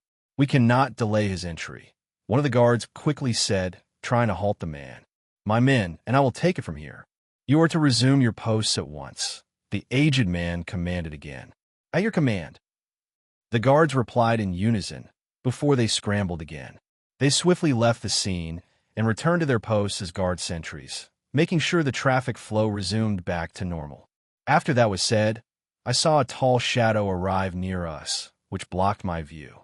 I looked upward and saw the white-haired man smile back at me. Well now, little one, you are not the person I was expecting to see today, the man said, greeting me with a smile. Little my ass, this dude is gigantic. Seriously, how tall was this guy compared to me? He was likely even larger than Father. Hello, I said, awkwardly greeting this giant old man. All Gileath did was let out a loud laugh. Ha ha ha. Do forgive us, General. This is my son, you see. I decided to go on a little trip. Naoto, this is General Van Dyck. He's in a similar position to me and serves as a like-minded general of the Imperial Army. Just like that, Gileath introduced me to this man. I knew very well who he was. This man was General Van Dyck. He would eventually become the school principal at the main campus at Thor's Military Academy. As always, Chapter 8. Realization, I do count the .5 chapters as their own as their expanded chapters. This marks 10 chapters posted. I know some readers listen to this fanfiction, so I'm keeping this section with a single instead of the previous. As always, haha. Now, there's a voice I recognize, General Van Dyck said, only to see a much larger figure peek their head around, arriving beside me. Gileath placed me into one of his arms. I'm still finding this strange, but I think I'm getting used to this warmth of being a kid again. General Van Dyck, huh? I enjoyed his character while playing the Cold Steel games. He was massive up close, I tell you. On top of that, his weapon choice is a damn glaive. And that glaive is even taller than he is. Extremely well-built characters like General Van Dyck here use powerful weapons like that in popular Eastern martial arts stories of my past life. Since Van Dyck is a general of the Imperial Army, I can see that image of him. Right now, he should still be in the Imperial Army. The 100 Days War is looming on the horizon, but that isn't set to take place until S1192. There's still a little over 4 years for that to happen, as it is currently approaching the end of S1187. It was presently November. There was a nip in the air. It wasn't biting cold, but it was enough to tell winter was beginning. And, in planning to be more fluid with the passage of time, most plot points will be custom on the timeline, unless a proper date is given. An example, Naoto's birthday is January S1186, while Reen's is May S1187. Naoto is now 16 months older than Reen instead of 12 months. And with it being November now, that makes Naoto 20 months old. Once that war strikes, it will cause General Van Dyck to retire from the military. Since that hasn't happened yet, he's still on active duty and a general no less. Sadly, I couldn't even spend a moment to formally introduce myself to him. I saw my father shift his head to look at me and speak. This is where we will be getting off, Naoto. The rest will be crossed on foot. The distance to the airport isn't that far. Just a district over. This way you can take in the sights. Gileath suddenly said. You mean right here? I replied, still surprised to hear that. I mean, we were still on the road, and in the middle of it. It's been causing traffic to go one way or the other. Despite my surprise, the driver was much more worried. He quickly spoke out, not allowing father to speak. I urge you to reconsider, General Osborne. I can take you as far as your destination. Your safety is, the driver tried to say, only to have Gileath cut him off. I don't like to repeat my words twice. Soldier, you've two of the best generals in all of Erebonia. General Van Dyck here will act as an escort. So instead, pick us up in 2 days' time at the airport lobby, Gileath said, suddenly standing up inside the car. He placed me down at his side. Understood, General. Gileath's hand held onto mine, not letting me wander around on my own. With his other hand, he opened the passenger door. I took my first steps into the gigantic city of Erebonia's capital, Heimdall. You could just hear the hustling and bustling of everyone around us. I wonder, will I get a chance to bark around orders like father is currently doing? I don't know if I'm fit to be in the military. I let that thought settle for the time being. It was more interesting to see the nearby travelers with shocked expressions. Seems like they could tell that 2 generals of the Imperial Army were here. They couldn't care less about little old me. They were too surprised to even see me beside the 2. Huh, it was pretty uncommon to see not 1, but 2 generals together like this, right? Still, I pay the people around us no mind. They knew not to disturb us, and likewise, I shouldn't disturb them. I didn't let my eyes wander around too much. Just being here in Heimdall was exciting enough for me. We then saw the driver turn the orbital car back on, only to speed away from the entrance. He received Gileath's command, and knew he couldn't refuse it. All that he had left to do was to leave. So now it was just father, me, and General Van Dyck. We tried to blend in, and began walking in Alto Street. That's something I should point out. Heimdall wasn't your average city. It was the capital city of one of the largest countries on the entire continent. Almost 1 million people lived here. How scary is that? Beyond us were rows upon rows upon rows of red-colored houses. Several districts were composed of that. Only 13 places, aka district, were shown throughout the entirety of the Cold Steel games. But I have a feeling there's way more than that here. Right where we're standing is Alto Street. There was a popular concert cafe on this street, but that wasn't the only thing here. Erebonia's only Bracer Guild branch on the east side of the city was situated here. There was another on the west side of the city, but we won't be able to head that far during this trip. The airport is just off to the side of Alto Street, and that was why father said it wouldn't take long to cross on foot. In regard to the Bracer Guilds here, it wouldn't be a while until the Bracer Guilds located in Erebonia to fall under what would be called the assault on the Imperial Guilds incident. Many Bracer Guilds throughout the country would be attacked to lure Cassius Bright away from Liberal. Also, the events of the Trails and the Sky games can take place. And the perpetrators of that is the Society, the same organization the Night Woman I just saw is a part of. Their formal name? Ouroboros. I could go on and on about what Ouroboros is, but in short, This group of, let's say, special individuals isn't your typical evil organization you would encounter in other fantasy stories. Ouroboros' primary objective, as far as I'm aware, is to observe the world and perform certain actions to alter whatever their intent is. Even up to the latest games, Ouroboros' true role hasn't been clearly defined. This is just my personal opinion of them. There are some members in there that aren't inherently evil, while some are. In fact, there are certain members in Ouroboros that treat each other as family on the inside. I'm not sure if or when Ouroboros will latch onto me, considering I'm an anomaly here. And that person beside Arianrod. I quickly shook that doubt aside. Just the topic of Ouroboros is very convoluted. That encounter I had with them might be the only interaction I have for all that matters. So instead, I shifted back to the topic before that. The assault of the Imperial Guild's incident. Ouroboros was behind this incident, sure, but it won't be another 14 years or so. That sure is something to put into perspective too, huh? That's over a decade out. Presently, the Bracer Guild here was very much thriving at the moment. I could see bracers pop in and out of the entrance every so often as we walked by it.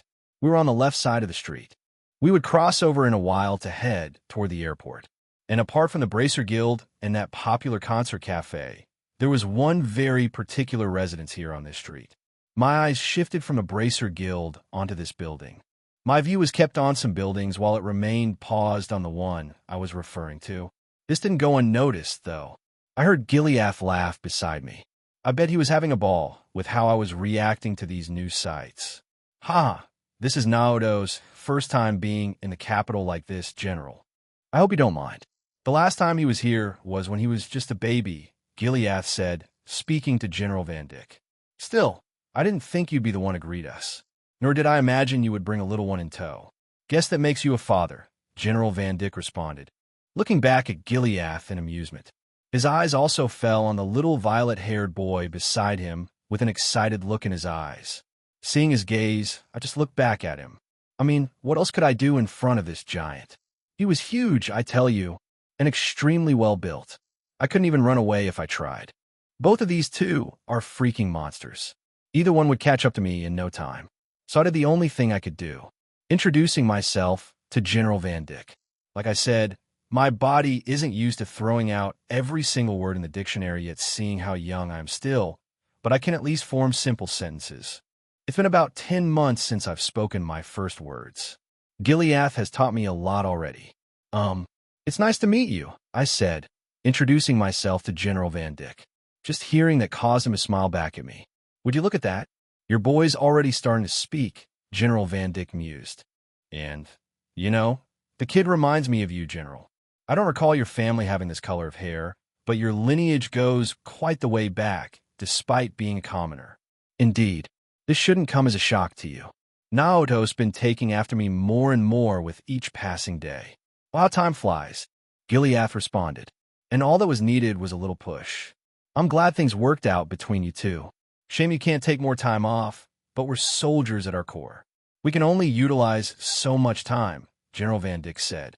It truly is a shame I can't spend more time with Cassia and our two sons. I do try to make efforts to return when I can. Mostly on the weekends, unless we're on deployment somewhere, Gileath responded. As he said that, General Van Dyck paused. Looks like he was quick to pick up what Father had just said. Did you just say two sons? General Van Dyck asked, pausing for a moment. You didn't hear me wrong, Gileath replied, keeping a playful grin on his face. Ha!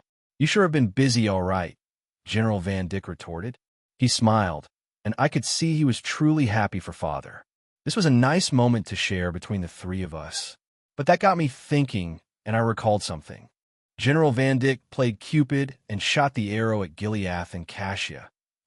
He was the one who set the two up to get married, and eventually have me and my new little bro, what's the saying you would use here? It's a small world? Sadly, that only lasted for a moment.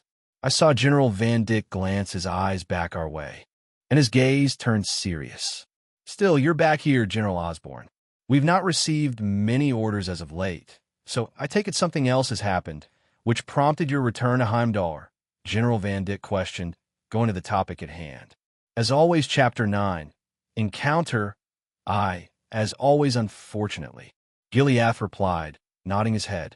We'll be heading a district over to Heimdall Airport. Our flight leaves in an hour. There's enough time to walk the distance and board the airship. He'll be away with Naoto for 2 days. I don't think anything will happen, but I will be absent during this time, Gileath replied. And His Imperial Majesty has already been notified of my leave. It's been approved. Well, that is good to hear, at least. I don't see anything major to come out of your traveling. Where are you heading to exactly? General Van Dyck questioned, keeping his voice quiet. The country of Liberal. Gileath simply replied, suddenly dropping the bomb on General Van Dyck. I saw his eyes turn more serious. Liberal? At this time of year? Do you know how dangerous this is if a certain group of people were to catch wind of this? General Van Dyck questioned. Gileath just smiled back at him. Which is why I'll leave it to you, so that doesn't happen. I'm not using my status for this visit. It shouldn't pose a problem, Gileath replied. Hearing that, General Van Dyck sighed. Fine, I'll trust your words on this. You typically end up being right most of the time, General Van Dyck said as he sighed. And besides that point, if you have a moment or two, I feel we should drop by another one of our old friends. His house should be situated on Alto Street, General Van Dyck said, drawing our attention. Indeed, one of your disciples lives here. He's always busy hosting drills at our training compound, so I don't get a chance to interact with him much. Is he here? Gileath questioned. General Van Dyck's disciple? Well, seeing how old he is, I'm sure he's trained quite a few soldiers, whether it be directly or indirectly. A couple individuals stand out that I can think of, one being Instructor Neathart, and the other who is known as Craig the Red. The latter is also an active general of the Imperial Army, the same rank as General Van Dyck. Father is a brigadier general. I do believe being a general has its own ranks, with generals being at the very, very top. Brigadier general is at the bottom, and there's a couple ranks in between them. Father is one of the highest-ranking members inside the Imperial Army, but he isn't the highest, albeit subtly. I could see respect in the tone Father was using. Regarding Instructor Neathart, I don't think we'll be seeing him. He's much younger than other folks in the Imperial Army. Father is already pretty old, and General Van Dyck is much older than him. For Instructor Neathart, he should be around 13 or 14 years old. He probably hasn't even joined one of the most renowned military schools in all of Erebonia, Thor's Military Academy. Lots of people who play through the Cold Steel games forget that Thor's Military Academy is, in fact, a military institution that is designed to raise and train new soldiers so they can join the ranks of the Imperial Army once they graduate. And while that might be the school's primary objective, you could still enroll there to learn other subjects and join trade organizations and such. The school had a lot to offer. I'm sure my father will want me to attend Thor's Military Academy at some point. And even if that wasn't one of his desires, I still plan to study at Thor's Military Academy. I mean, that's a free chance to interact with a lot of the characters and trails. Why would I want to pass up an opportunity like that? For the time being, I returned to my normal thoughts, showing interest in my eyes. I raised my head up and looked at my father. Are we going to meet someone, Dad? I asked. We are. He holds the same rank as General Van Dyck here. He may not be as close a friend as he is, but it is good to meet him nonetheless, Gileath tried to answer me. Gahaha. Now, this is a sight for sore eyes. I didn't think I'd get to see the two of you of all people together here, back in Heimdall, a haughty voice suddenly said, calling out to us. Shortly after, we turned our heads forward and saw a figure approach us after hearing the door to a nearby house close. I soon saw his orange splendor. He was one of the few characters in Trails to have orange hair, as did the rest of his family. In fact, he'll be having a son very, very soon. Elliot Craig, one of the characters you can play as in the Cold Steel games. He is due next year, I believe, and sure enough, the man who arrived before us is Elliot's father. He should be in his late 30s right now. I peeked my head around near Gileath's leg, showing interest at the orange-haired man. It didn't take long for a wide grin to appear on his face. Now there's something I wasn't expecting to see, the orange-haired man said, observing me. Hello, I replied. Hearing this, the man smiled and then looked at two men beside me. Shall we take this inside? I was just heading out to do some shopping, but I could spare a few minutes. Didn't think I'd catch you in Heimdall today, General Osborne. I could say the same to you, General Van Dyck, the orange-haired man suggested. Fine by me. Pardon the intrusion, Gilead replied. General Van Dyck also nodded his head. Looks like we were taking a detour after all. Father did say there's still an hour till the flight takes off. I guess I should go into detail about that too. Orbital energy is clean and efficient. Surprise, but not surprise. Aircrafts and airships exist here in Zemuria too, and they're a lot better than those airplanes in my previous life. They take barely any startup to work properly. There's no wait to have engines boot up. We don't need long-ass runways either. Airships here can take to the skies vertically thanks to the wonders of orbital energy. Because of that, we don't have to wait hours on end just to simply board an airship.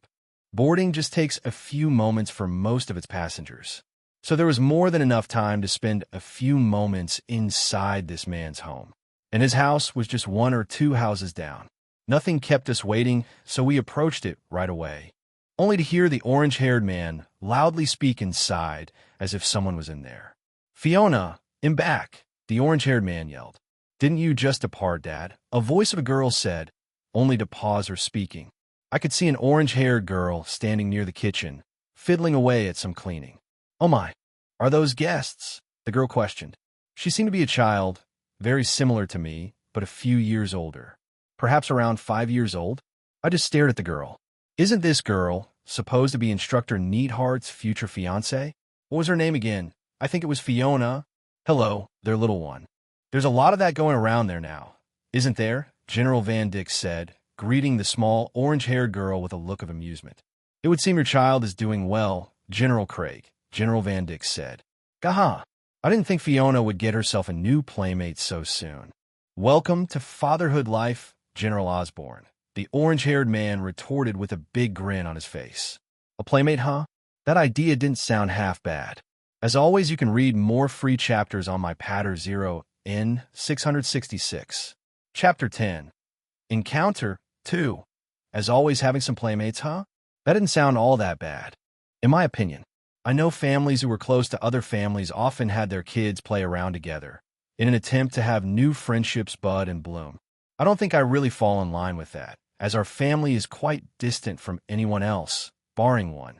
But that has yet to take place. It would cause Gilead to cut all ties with his closest friend, a guy who went by the name Teo Swartzer. Once upon a time, Gilead was adopted into Teo's family as his parents suffered an unfortunate avalanche accident while they were traveling. That's as far as I can tell of who his immediate family could be. But Baron Swartzer is situated in a little humble town called Emer, which is way high up in Erebonia's territory in the northeast, just shy of the Isengard mountain range, which is Erebonia's largest mountain range by far. The only area north of here would either be the country to the north, Northumbria, or a very secluded group of nomads in Nord Highlands. Emer is to the west of that. We're going south to Liberal, but it is a similar distance between the two. It's quite far out, and it takes time to get there, even with an airship, knowing as that event hadn't taken place yet. Gilead should be quite friendly with Teo still, so who knows? Something could happen in these next 4 years or so. Apart from that, the only other people I could think of would be my father's military buddies. And as of today, I kind of have started to meet them. I've only met 2, in which the latter introduced his family to us. General Van Dyck, who was Gilead and Cash's matchmaker, and Craig the Red, one of General Van Dyck's best disciples. Craig the Red was such a hoot. He's a great personality to be around, even if he can act over-exaggerated at times. He can get quite emotional when it comes to his children. I also know you can fight Craig the Red during the Cold Steel games. I do not recall the weapon of choice he uses during battle, but he would test old and new class VII's resolve. But he was a boss nonetheless. During that time, Craig the Red held the same rank as General Van Dyck, the last of the general ranks. I know in military terms, being a general had its own ranks, more so than others. He would earn this rank as a result of a separate event taking place, something that would be known as the October War. A massive civil war that takes place during the first half of the Cold Steel Games, to which Class 7 would be thrusted into the mix. Thor students would become scattered throughout the entire country, and Reen and his classmates would search out every single one of them. in an attempt to turn the tides of war into their favor. Along the way, Reen's group would find Craig the Red and bring him to his side. As Craig the Red joined the winning team, he received a promotion because of it. Plain and simple. A lot of people within Erebonia's Imperial Army divisions receive promotions that way. Which, by the way, this doesn't happen until 17 years. Not until S1204. By then, I'd be around 18 to 19 years old. Right now, Craig the Red should hold a closer rank to father. I know my father's rank in the military is one of the highest across the country, but it isn't the highest of them all. He's a brigadier general right now, which is the lowest of the general ranks. They're separated into stars.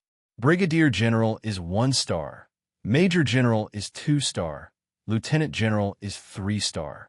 General is 4 star, and general of the army is 5 star.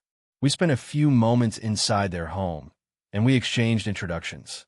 Craig the Red held the 2-star rank, Major General, which is 1 rank above father's. I saw my father's eyes showing respect as we exchanged some small talk with their family. So before the October War takes place, Craig the Red would likely receive 1 more promotion. And if I recall, during Operation J. Rumungender, General Van Dyck here would rise up into the highest position of them all, the General of the Army, and would lead Erebonia's offensive against the Republic of Calvard. Their family was nice and lovely, to say the least. I became acquainted with Fiona, his daughter. Their mother was still alive and kicking, quite literally. She was showing early signs of pregnancy, so Elliot will probably be born sometime next year. It truly is a shame what happens to their mother. She becomes terminally ill in a decade or so, and that would cause both Fiona and Elliot to follow in their mother's footsteps, becoming musicians and not joining the army. Despite that, Elliot still ends up enrolling in Thor's military academy and joins up with Reen. It was nice to meet them and all, but I don't think Fiona will end up becoming a playmate. Besides, she's set to become Instructor Needhart's fiancé in the future, and I'm not going to butt into that. After spending 10 to 15 minutes watching Father and General Van Dyck enjoy some home-brewed coffee, we departed from their house. Craig the Red came with us, but only for a moment. He would head into another district to do some shopping for the day. He truly is a family man, haha. So now, it was just General Van Dyck, Father, and me. I returned to taking in the sights again. Before I knew it, we reached the intersection, where one district crossed into another. Alto Street connected to one of the city's main districts, Vainkur Street. This street granted you access to the rest of the capital, which included a plaza called Drachel's Plaza. It was here where the residents of the imperial family resided, Valflame Palace. It was unfortunate we wouldn't be going here today, but I still took a mental note of Elliot's house. I'm sure this will not be the last time I visit this place. As we continued walking toward Heimdall Airport, I saw General Van Dyck's eyes shift, becoming more serious. Must he go to Liberal? General Osborne? You should know how precarious our situation here is currently. His Imperial Majesty does not have much left to live, I'm afraid, General Van Dyck said, keeping his voice low. Hearing that, I paused. Something clicked inside my head as he said that.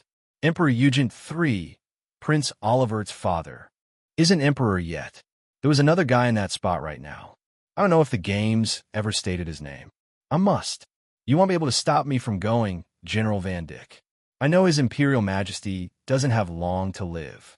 The next one in line inside the imperial family will do an inauguration and rise up to the throne. I imagine it's going to take place in the next year or two, Gileath replied.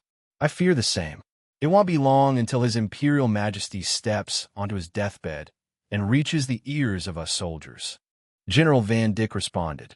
Sure enough, Prince Olivert's father really isn't the emperor right now. It should be his grandfather, I guess. He should be the current ruler. I do vaguely recall the time of death and Emperor Eugene's ascension. That much was stated, and it was exactly as father said. This is set to take place in S1189. I know in a lot of fantasy stories, especially those ice guys, cutthroat, and sometimes even bloody battles take place inside said families where you can trust no one but yourself. All your siblings turn against you, just for a chance of a seat of power. I do not know if that will take place here. I don't know how many siblings the imperial family has. It could just be one for all I know. But this is politics we're talking about. It can put just about anyone to sleep if one talks about it too much. Ha ha. As if responding to my thoughts. I stretched my arms and suddenly let out a yawn. Gileath was quick to see this, and he smiled. I feigned closing my eyes, so we paused our walking. Heimdall Airport was now within sight. Gileath picked me up into his arms. At the end of the day, I was on the cusp of being a 2-year-old child again. I could only move so much before this new body of mine started to tire out. I guess our talk in politics is putting Naoto here to sleep. You can enjoy a nap, young one. I will wake you up when we're on the airship, Gileath said to me with a laugh. Okay, Dad, I replied, listening to my body speaking. I let my thoughts vanish right then and there. No doubt will I be meeting tons of new people and a lot from the Trailsverse. I just can't wait to meet them. Yet little did I know at the time, I would receive an unexpected new playmate. It would be someone I least expected it to be. Seeing Naoto fall asleep inside Gileath's arms, General Van Dyck had a look at the little violet-haired boy. It really is a surprise to see your kid speaking already, General Osborne. He's approaching 2 years old, isn't he? General Van Dyck questioned. That he is. Both Naoto and Reen are my pride and joys. Naoto's already been displaying good wits, so I've started teaching our history. Once his body develops more, I will likely start his training then. Gileath responded. So Reen is the name of your other son. I take it. Your child is already taking after you. Huh. The only oddity about this is the color of the boy's hair. Is that part of the reason you're going to liberal? General Van Dyck asked with a grin on his face. Gileath didn't seem disturbed by that comment, though. I should make no comment on that. Gileath simply replied. Fine. I've no business going into your personal affairs, so I won't touch up on the subject. Instead, you really do intend to teach the 100-form military combat to Naoto?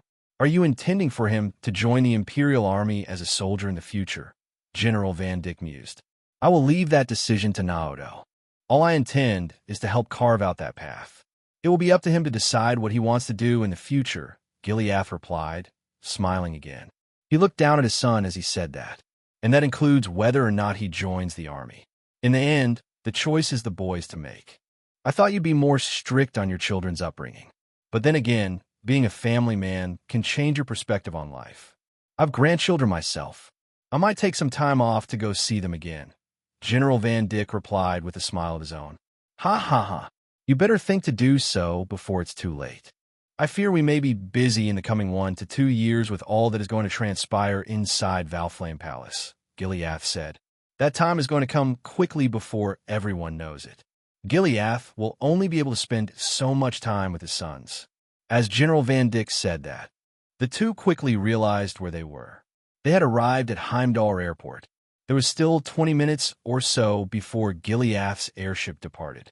You know, you could have taken one of our private military airships instead of taking public transportation like this, General Osborne. But then again, you stated you're going to liberal as a father with their son. If you don't take the matters of the army with you, I do not see a problem with you going, General Van Dyck said, returning to his normal demeanor. Indeed, it is more of a personal matter, anyways. He'll be back before you know it.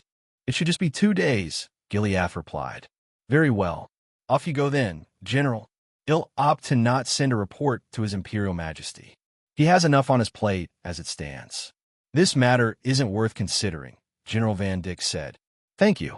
He'll treat you to a meal. Cash's cooking is quite good. He'll have you know, Gileath replied with a grin. I might take you up on that offer. You need all the rest you can get too. Enjoy spending time with your family while it lasts, General Van Dyck said, laughing. Very true. It is good that His Imperial Majesty doesn't have many heirs. It should allow Crown Prince Eugent to ascend without much bloodshed. I should be available during the inauguration, whenever that takes place. In fact, I may even bring Naoto with me to witness the ascension of Erebonia's next emperor, Gileath said, looking back down at his child. Now that's a good idea. A lot of nobles will bear witness to it, so it'll be a good opportunity to form connections, General Van Dyck said, nodding his head. At this time, they heard a ding echo around the airport lobby. A few lanes could be seen with travelers going in and out, as the two were not in uniform. Other people didn't pay much attention. Ding dong. The next flight bound for Liberal with a connecting flight in Crossbell City will be departing in 15 minutes. Please make sure you have your passports and luggage ready for inspection. I repeat, the next flight bound for Liberal, a voice said, spoken through an intercom. Hearing that, several passengers started to scramble toward the side, where the docking stations were. It would seem it is time. Thank you for escorting us, General Van Dyck. I shall leave matters of the palace to you for the time being. Unless His Imperial Majesty personally seeks an audience with me, I will focus on my duties as a brigadier general and spend time with my family, given time constraints of course, Gileath said. Very well. I'll look forward to you bringing your young ones over again. Hopefully with your second son next time. General Van Dyck replied. We shall see. I must go, Gileath said. With a simple gesture of his arm, Gileath bid farewell to General Van Dyck. He wasn't sure when the next time would be to see General Van Dyck again. He might cross paths with him during work, but the next major event may not be until the declaration of the next emperor. Once that takes place, all eyes will be on Erebonia. It's an empire, unlike other countries. Declaring the next emperor is a huge event. General Van Dyck retreated back into the crowd of people going in and out of the Heimdall airport lobby. It was just a Minaoto now. He had no business with anyone else, so he entered the VIP lane and quickly approached the clerk. The clerk saw the sleeping child in Gileath's arm and smiled.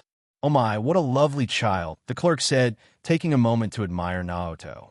She then saw a large shadow cast over her, and her mind fizzled out. She was quick to see who it was before her. General Gileath? The clerk exclaimed while keeping her voice down. Gileath smiled and simply motioned his hand toward his lips in an attempt to shush the clerk. The child is asleep. Do not wake him now. 2 tickets, please, on the next flight bound for Liberal, Gileath requested. Why, yes, of course.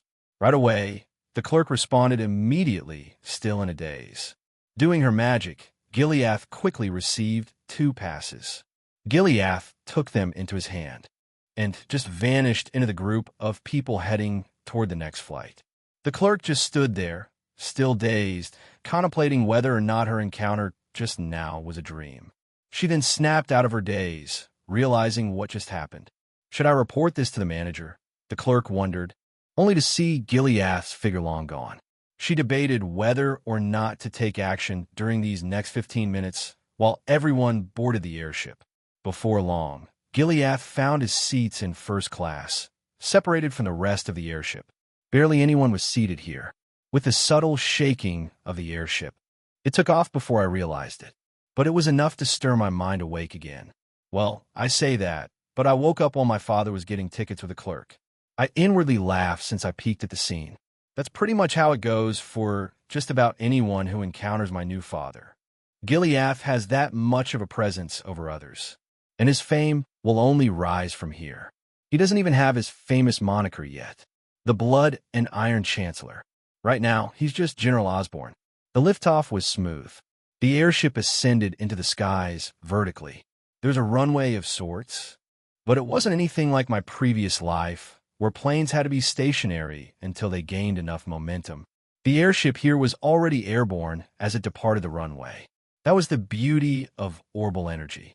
I always enjoyed map transitions during the games where it showed you crossing regions. During that, it played very specific songs too, depending on the game. I imagined such a song in my head while mid-flight. It would seem this flight has a connection, something I didn't expect to hear.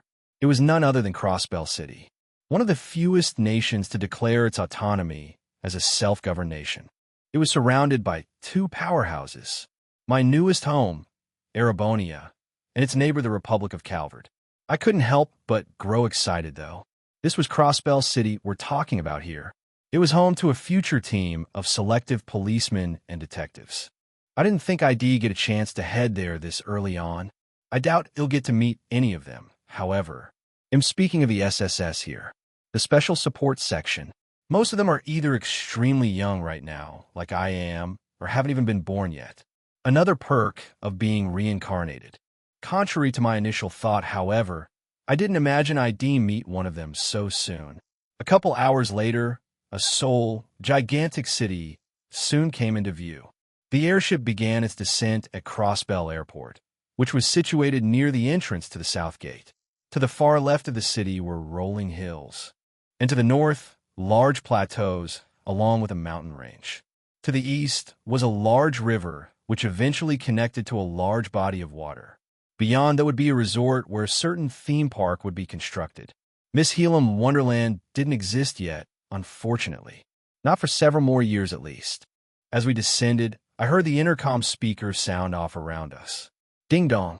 We will soon be arriving in Crossbell City in a couple moments. This is not the terminus for today's flight, so please be warned to return on time before we take off again. There will be a short layover before we depart. Please have your passports ready. I repeat, the voice said, warning everyone that there will be a little break before the next flight begins. I uttered in a low voice, becoming more awake now. Stretching my arms, I felt my father's coat. Gileath saw this, and he patted me on the head. So he succumbs to head pats too, huh? Did you enjoy your nap? Yeah. Did they just say we're in Crossbell City? I asked. Indeed. There's about a 20-minute layover.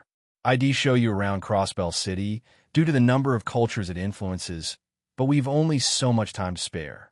We'll have to save that for another day. Stay around the cabin, all right? Gileath asked. Okay, I happily answered and got off my seat. A cool thing about these airships, especially if you're in first class, is that it gives you a good view of the outside. A huge window screen went from left to right on the second floor. It gave an entire view of Crossbell City. I could see the famous bell in the distance, and even the nearest entrance to the geofront. More and more passengers began to board our airship that was bound for Liberal. It was then we heard an unexpected voice reach out to us, appearing quite elderly, perhaps even older than my father, maybe closer to General Van Dyck's age. I saw two people arrive near us, taking their respective first-class seats. Ho-ho, this is a rather unusual face. Now it makes sense as to why there would be another in this reserved area. Come now, Ellie, don't be shy. We should go greet our new neighbors for the time being. Yes, Grandpa, the little child next to the old man said, before climbing onto the seat next to mine. As she did, my mind just fizzled for a good moment. She appeared near, if not the same age as me. Approaching 2 years old. She already had silvery white hair. Isn't this Ellie McDowell, one of the future members of the SSS? As always, you can read additional free chapters on my Patter 0 in 666. Chapter 11. Grantsell City, as always, Ellie McDowell, granddaughter of Crossbell City's mayor. So that must mean this old man is before me is... Seeing my curious gaze, the old man smiled. Gileath began exchanging some words with him. This is a rather unexpected encounter indeed. What is one of Crossbell City's mayoral candidates doing here? And you even have a little one with you. What's your name? Gileath questioned. I'm Ellie, the little girl happily replied. She really is Ellie. And did father just say mayoral candidate? Now that I'm thinking about it, this old man isn't mayor yet of Crossbell City. The next election is set to take place soon. Ironically enough, it happens the same year Emperor Eugent III ascends the throne in Erebonia. More than one leader is decided then. Either way, the old man before me is Ely's grandfather, who goes by the name Henry McDowell. He continued speaking to Gileath while Ellie shot curious gazes in my direction. She probably wasn't expecting to see a kid her age like this. There were quite a few characters in the Trails verse that were born the same year as I was.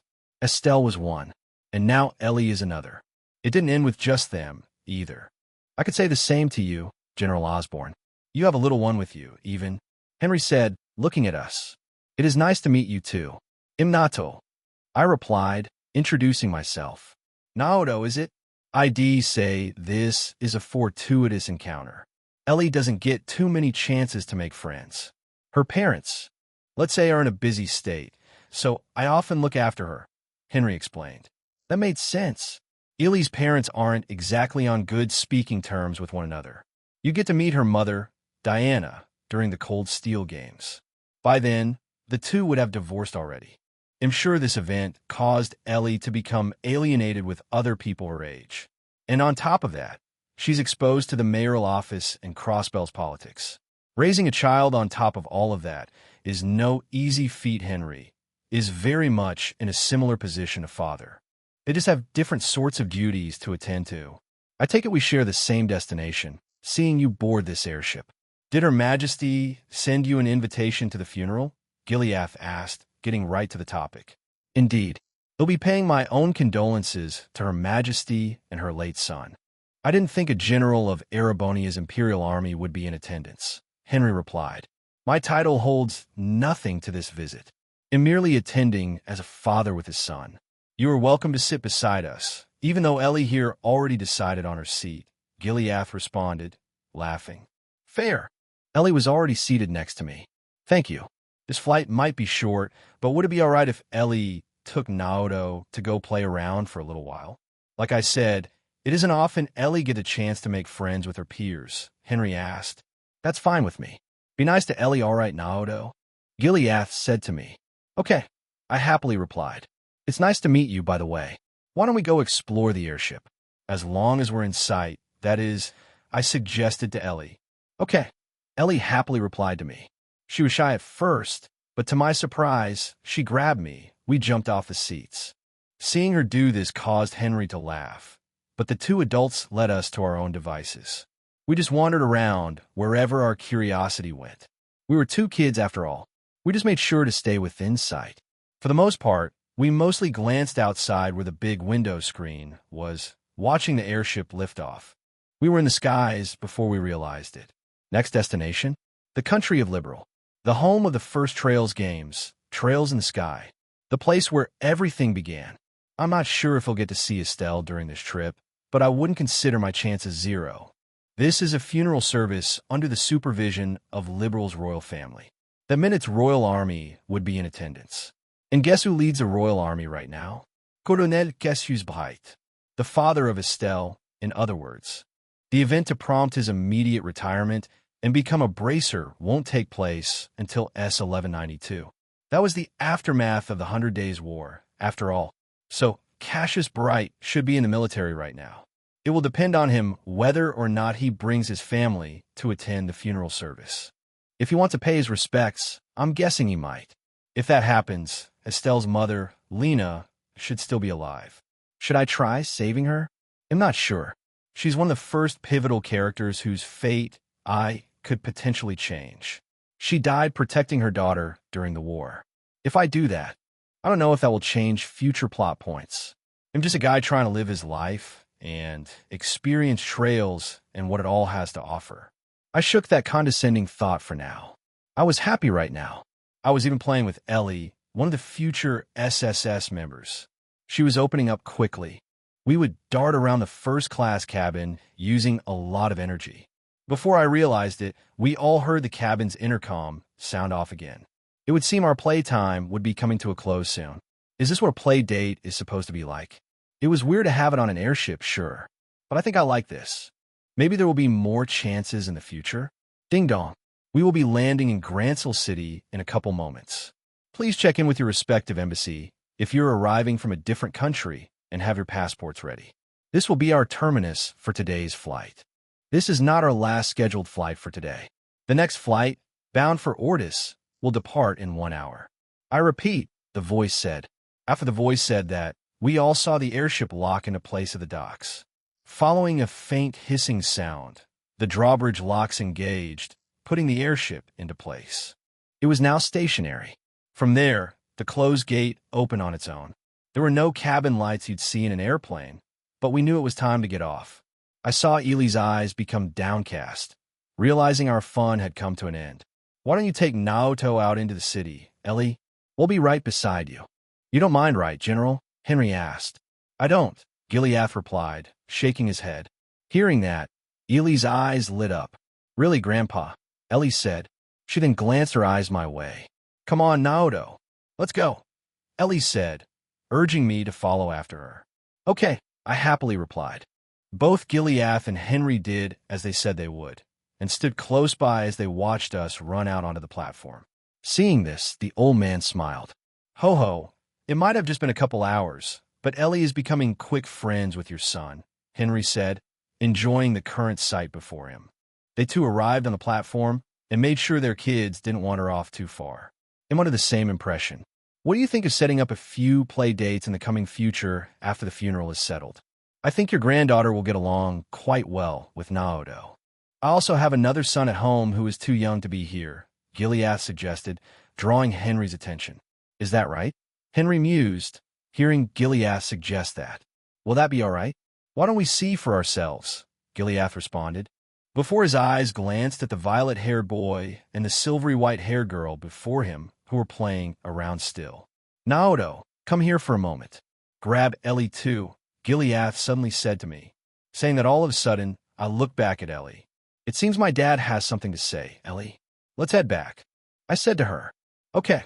Ellie replied and trailed behind me. We quickly returned to my father's side. He then spoke out to us with a question, which drew our interest. Ellie, how would you like it if you came over and played at our house in the future? We're in Trista, which is quite close to Crossbell City. I'm sure we can make it happen, Gileath suggested. Really? Ellie replied. I could see a happy look in her eyes. I raised my eyes at father. Just what are you trying to get at here, old man? You do realize you're asking the granddaughter of Crossbell City's future mayor, right? I inwardly retorted. But at the same time, I was happy to see father suggest this. Now, this would become proper play dates. I just didn't think it would be with one of the major characters in Trails. Ellie McDowell. Ho-ho. I don't mind if we do this in the future. It'd be best to notify your parents first, though. Ellie, Henry responded. I know. My parents never have time for me. That's why I have you, Grandpa. Ellie replied, feeling disheartened. Ouch. Was the situation with her parents that bad already? They barely had time for each other. Them having a daughter like Ellie is a miracle to begin with. Quite unfortunate indeed. Your parents are always away from each other with their respective work. I'll ask your mother the next time she's home. I think she'll be quick to agree, Henry responded. I saw Ellie's eyes lit up again in happiness. Yay, Ellie replied, being happy again. She then looked my way. I'm sure we can play lots more. Naoto, Ellie said to me. Ha ha ha. Guess that's settled then. I'll file for some paperwork to make sure your visits are smooth coming into the country. That's always a hassle to deal with, even if you're a like-minded politician, Gileath said with a laugh. I do appreciate that, Henry said with a nod. After the two concluded business, it sounds like the play dates will become official. Does that make Ellie my first friend? Thinking that, we became sandwiched with other passengers that were disembarking the airship. The conversation continued along, changing topics, seeing as we share the same destination. Have you figured out your quarters for the evening? The funeral isn't set to take place until tomorrow, Henry questioned. Ellie and I had already returned to Henry's and Gileath's sides respectively. We were with a bunch of more people now, so it's best not for us to get lost like this. I could see other families out and about, but no one to take notice of. I have. ITLLB at the Erebonian Embassy. Arrangements have already been made. You're in a similar position, so you're more than welcome to join us. I don't think you can stay at the Calvardian Embassy, Gileath said. Thank you for the offer, but I've already booked a reservation at our hotel that we'll be staying at. We should go, Ellie. I'm sure we'll see each other again at the funeral, Henry said to his granddaughter. Okay, I'll see you later, Naoto, Ellie said to me. Same to you, I replied with a smile. Just like that, the two departed. I was now alone again with father. I must say, Grantsell City was gigantic, even bigger than Crossbell City, but perhaps not as big as Heimdall. It had a much simpler layout. From main blocks, west, north, south, and east block. Grantsell Airport was placed at the north, which connected directly to the two embassies, making it easy to get around. The main market was also located here. To the west, you'd find more residential areas and the church. To the south were businesses and restaurants, and that included the Bracer Guild. Father said we'd be staying at the Erebonian Embassy, which is nearby. I'm sure father could bark around orders of the representative there, and he'd have to comply with whatever father would say. Ha! Still, I didn't think father would take a moment to grin at me. I couldn't help but grow more curious at father. He caught me off guard with what he asked of me next. Are you ready to meet your grandmother? Naoto, Gileath suddenly declared. As always, you can read additional free chapters on my Patter 0 in 666. Chapter 12. Grantsell Castle. As always, are you ready to meet your grandmother? Naoto, Gileath declared, smiling at me. I felt a cold shiver run down my spine. I'm pretty sure father meant every single word he just uttered to me. Now, there's the Gileath I knew. He really did have an ulterior motive. I wouldn't necessarily call this a bad one, but no doubt is he keeping this a secret from Mother. Sure enough, I have a grandmother. Any sort of doubt I had about this matter was torn to shreds. I knew I recognized my shade of violet hair from somewhere. I really am related to them. I didn't let that thought get to me. Just what sort of bastard child am I? The blood that is running through me. Shaking that aside, I just glanced back up at Gileath. He saw my initial surprise, but it soon turned to doubt. This doubt wasn't targeted at the blood running through me, but doubt at the current situation. Will they even let us inside, Dad? I asked. Hearing that, Gileath laughed. Ha ha ha. I have my ways, son. It is a bit of a walk to Grancel Castle. Will you buy fine walking the entire way, or do you want me to carry you? Gileath questioned. We needed to cross around half of East Block and all of North Block to reach Grancel Castle. It was a bit of a walk, but I think I still had some energy to spare. Playing with Ellie was a lot of fun, but I don't think I'm that tired yet. I think I'm okay, I replied in confidence. Good. Make sure to stick to me. There's many festivities going on to celebrate life, so the swarms of people will follow. We're in another country's capital. It is very easy to get lost, Gileath said, latching onto my hand again. I nodded my head, assuring him that I wouldn't wander around at all. We might even catch Henry and Ellie again having fun enjoying the festivities later. I'm sure we'll be able to explore around a tiny bit before the funeral takes place tomorrow, as Father stated. As we began walking, I saw Father look back down at me and spoke out. And you better stick with Henry's granddaughter, Naoto. She'll become quite an influential figure in the future, especially if Henry wins the mayoral election. That was a nice surprise to walk in on, Gileath said, reminding me. I replied, feigning ignorance at the matter, and only shot confusion out of my eyes. I tilted my head, acting like I didn't know what Gileath was talking about, but I very well knew. He's trying to set me up. Connections really go a long way, especially if it concerns politics and the military. Political marriages are huge here in Zemuria. Most nobles typically have their lives laid out without much say in the matter. Or let's say you just happen to be part of some random noble bloodline you had no clue until finding out just a moment ago. Do I need to spell it out? We're about to meet the one person who holds the highest authority here in all of Liberal. Her Majesty the Queen, Queen Alicia II. Or in other words, my grandmother. Despite being 2 blocks over, the walk was quite enjoyable. The structures here were very opaque and silvery. It had this certain ancient charm. Unlike other countries, this place held quite the historic value and wasn't destroyed in the process. It has a long, running history of 1,200 years, whereas Heimdall was once destroyed and reconstructed into its vermilion splendor that is seen today, thanks to what happened in what are called the Black Records. I'm sure Heimdall had a vastly different appearance before that dark dragon ran rampant across the city. Here, you could see the history behind the buildings that stood here, but it was a nice sight to see nonetheless. While we did have to cross 2 blocks, the distance wasn't all that long. Actually, we reached our destination before noon struck. Before I realized it, a gigantic drawbridge came into view. This castle was built similarly to moats, but there was just one big difference. All around Grancel Castle was a natural body of water, Lake Valeria. Wow, I uttered, taking in this grandiose sight. I'm sure Valflame Palace gives off similar vibes due to its size, but this place was huge. There were even 2 giant doors that separated us, and what was going on inside Grancel Castle. I could see an open courtyard on its higher floors further inside. There was a reason why Grancel Castle was one of the only few structures that was impenetrable during the 100 Days' War. Not once did it collapse during the war, which eventually became a temporary headquarters for the Royal Army. Grancel Castle is quite imposing up front indeed. I've only been here on business a couple times, but this atmosphere never chances. The wakes of the lake beneath make it rather serene, Gileath said, taking in the sights before him. I was also admiring the sight before me. While I strut along the inside of this ancient castle one day, I saw a soul tower further up, which is where I assumed the private quarters of Her Majesty the Queen rested. I saw a couple guards, likely part of the royal army, as I saw they were clad in green uniforms, patrolling the castle. The captain held a rapier at their waist while the rest of his squad held orbital rifles. All of a sudden, the two of us heard a loud, screeching noise reach our ears. Loud flapping noises followed after. Shri shri, the voice called out, appearing to belong to a bird. It sounded rather happy. A fast shadow swooped downward and circled above us for a few moments.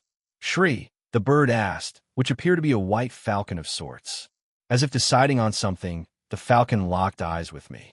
The falcon saw its target, and I saw it arrive right above my head. It gently latched its claws on it and began nestling its head against mine. "Ah, stop that," I said in response, feeling a bit ticklish seeing the bird suddenly do this. "I know this bird." "Oh," Gileath responded, watching the scene play on. It didn't take long for the large doors to crack open and have a couple soldiers rush out. One of them had an apologetic look in their eyes.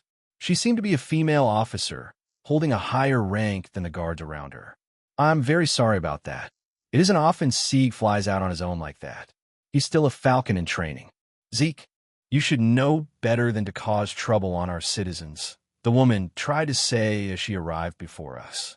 I felt no danger from the white falcon, so I just let him do what he wanted. Once she got close enough, she landed her eyes on me, spotting a young boy sporting pure violet indigo hair.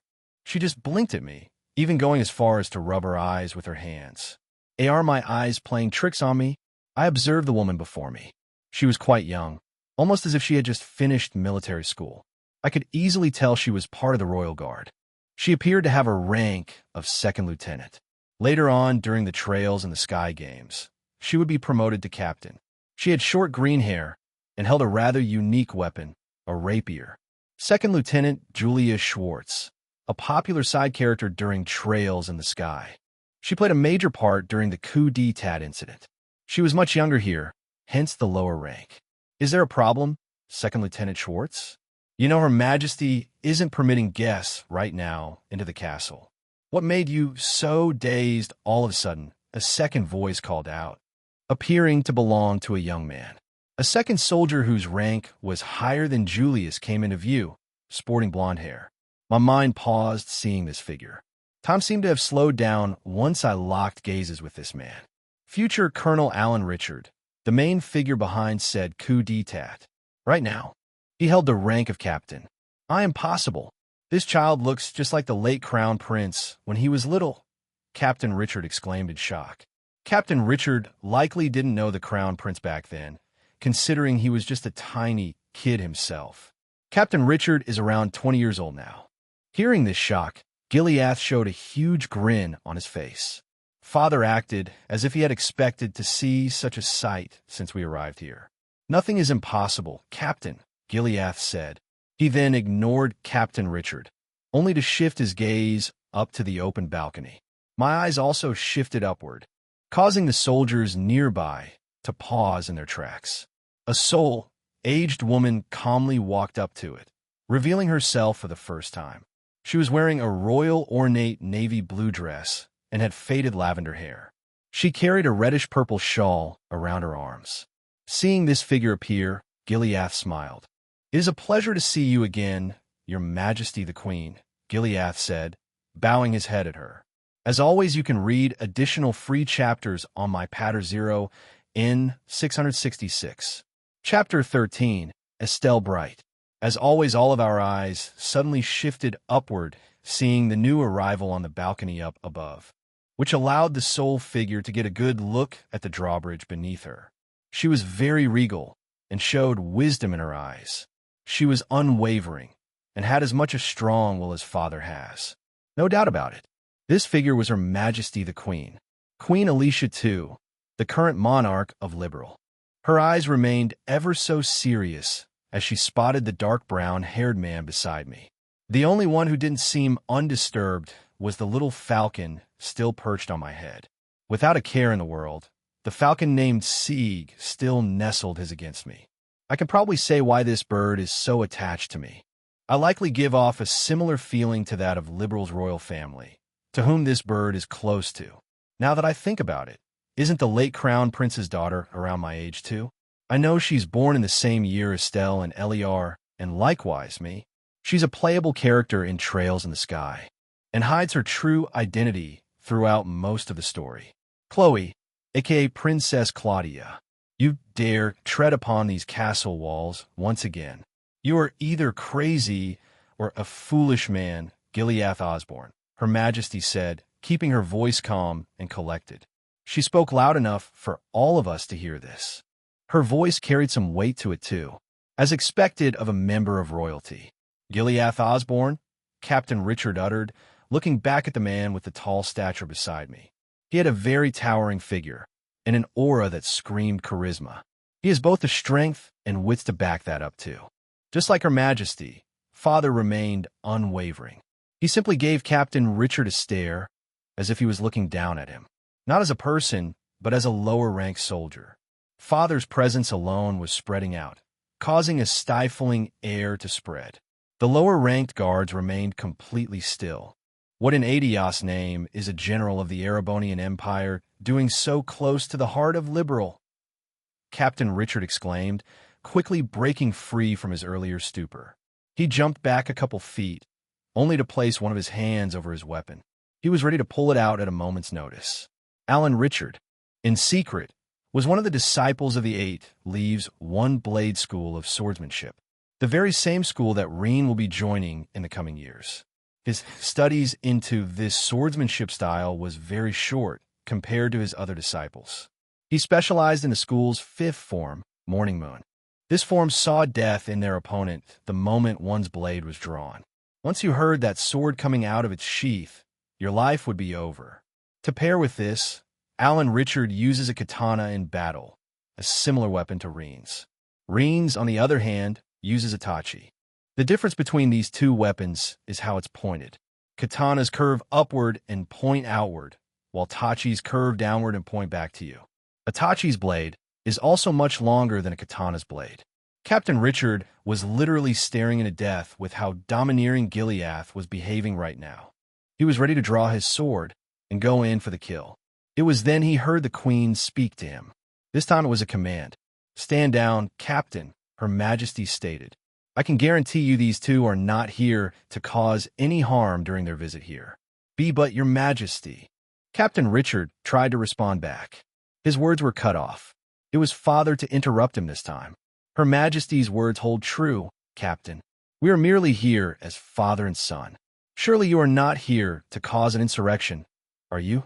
Gileath asked, smiling. "Sheesh, way to strike at the heart, Father. But I kept that thought to myself. I know the Trails in the Sky plot is going to happen, and that will be a big event during that." As I thought that, Gileath turned his head back to Her Majesty. "And you are quick as ever to make judgment calls, Your Majesty," Gileath continued to say, smiling at her. It was rare for him to give praise, but Her Majesty the Queen does carry herself quite well. Taking that, Queen Alicia too placed one of her hands on the bridge of her nose. A long, drawn-out sigh was released after while shaking her head. That foolish sister of mine. I feared for the worst after learning what had transpired, but it would seem it led to a good outcome. Still, out of any man she could have chosen, she chose you. Gileath Osborne, Queen Alicia too said, glancing down at the man for a moment, only to turn her eyes and observed me. I then felt all eyes land on me. To be honest, this feeling wasn't something I was used to. Being stared at in a large room, or in this case, in a public area. It makes your skin crawl. Her Majesty's sister, Second Lieutenant Schwartz uttered. She remained quiet during this exchange until now. But she was quick to realize what Queen Alicia too meant by that. She quickly had another glance at me. Then this child is similar to Alan Richard. Julia Schwartz here was a member of the Royal Army, both under direct service of Colonel Cassius Bright. She was the falconer to the white falcon that was still perched on my head. Eventually, Julia too would receive training by Cassius. It wasn't to the extent of learning from the Eight Leaves One Blade School, but Cassius instructed her, allowing her to strengthen her rapier skills. Sadly, this exchange between us ended right then and there. We heard several footsteps approach us from the south, coming from North Block. It was several figures. They were all soldiers clad in green, barring one. One figure towered over the rest, and when they spoke out to us, their voice was firm. It held a similar level to Father and Her Majesty the Queen. I had a feeling we'd stumble onto something interesting today. After recently coming to learn of Her Highness' fate, I feared this was the outcome. It would seem my suspicion was right all along, a stern voice said, which drew our attention behind us. "It is good to see you return safely. Did the investigation go as you presumed, Colonel Bright?" "It did, Your Majesty, and the end result is what you see before us. I do apologize in advance, knowing that this report is useless now. But thanks to that, I've been able to spend some more time with my wife, Lena. I know tomorrow will be a day of sadness for us all, but we should also see it as a day of opportunity," the stern middle-aged man said. He gave a report right then and there, despite most of it being unwarranted. Not much of it provided insight. I said, remaining silent. This marked a third high-ranking military official to make their appearance. And boy was he an important one. This man held a higher rank to both Julius Schwartz and Alan Richard. He stood near the top, but not the very top. Colonel Cassius Bright. He might not have as high a rank as Father does, but a lot of people hold Colonel Bright in high regard. He's been successful in many operations, and his most important one has yet to take place. The counteroffensive of the 100 Days War. I could just spit out that a war is looming, but I mean, come on. Who would believe the words of a little kid who is turning 2 years old soon? Haha, I knew this scene lacked something. It was missing your appearance, Colonel Bright, Gileath said, greeting him.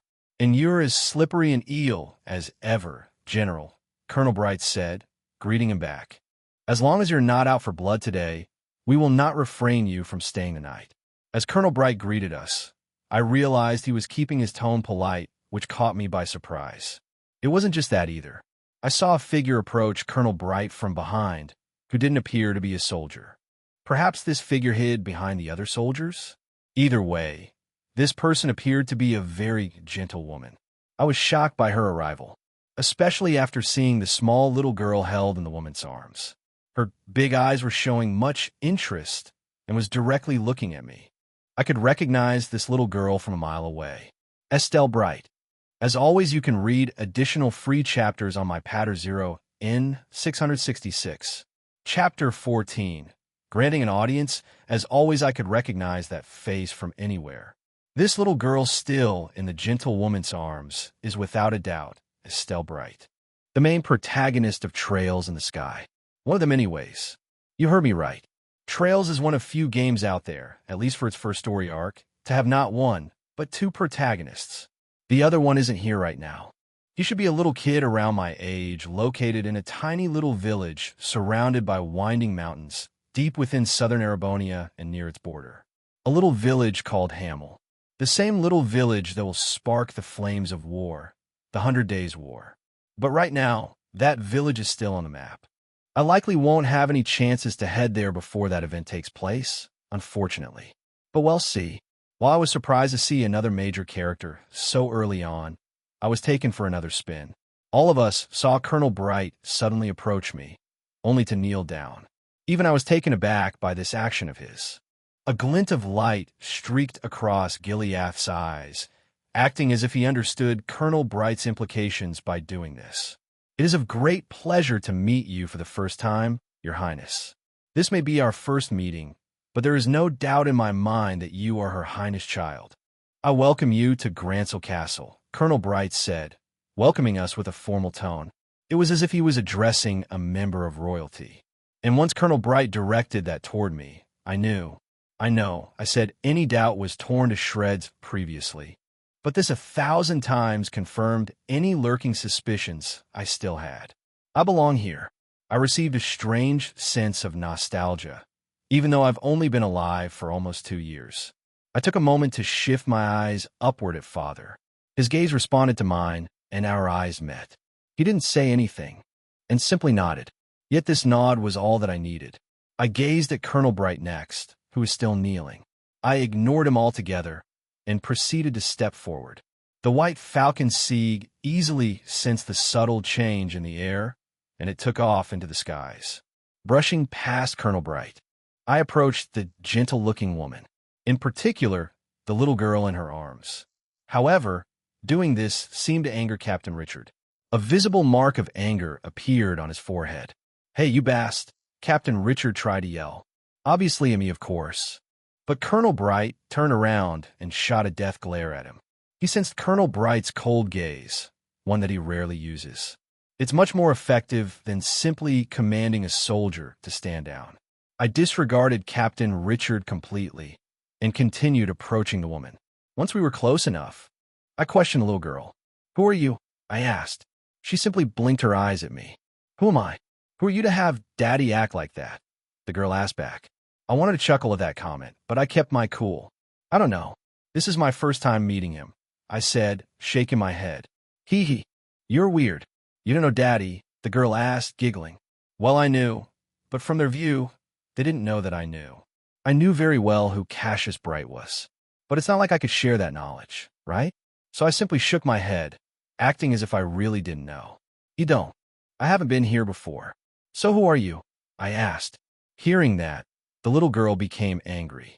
"It's impolite to ask who a girl is before introducing yourself first, you know," the girl retorted, yelling back at me. My cheeks twitched, but she wasn't wrong. "You're right. I'm Nato Osborne.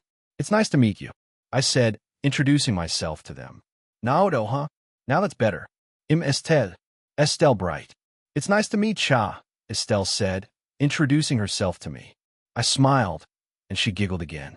To think I would meet another person of Trail's main cast of characters.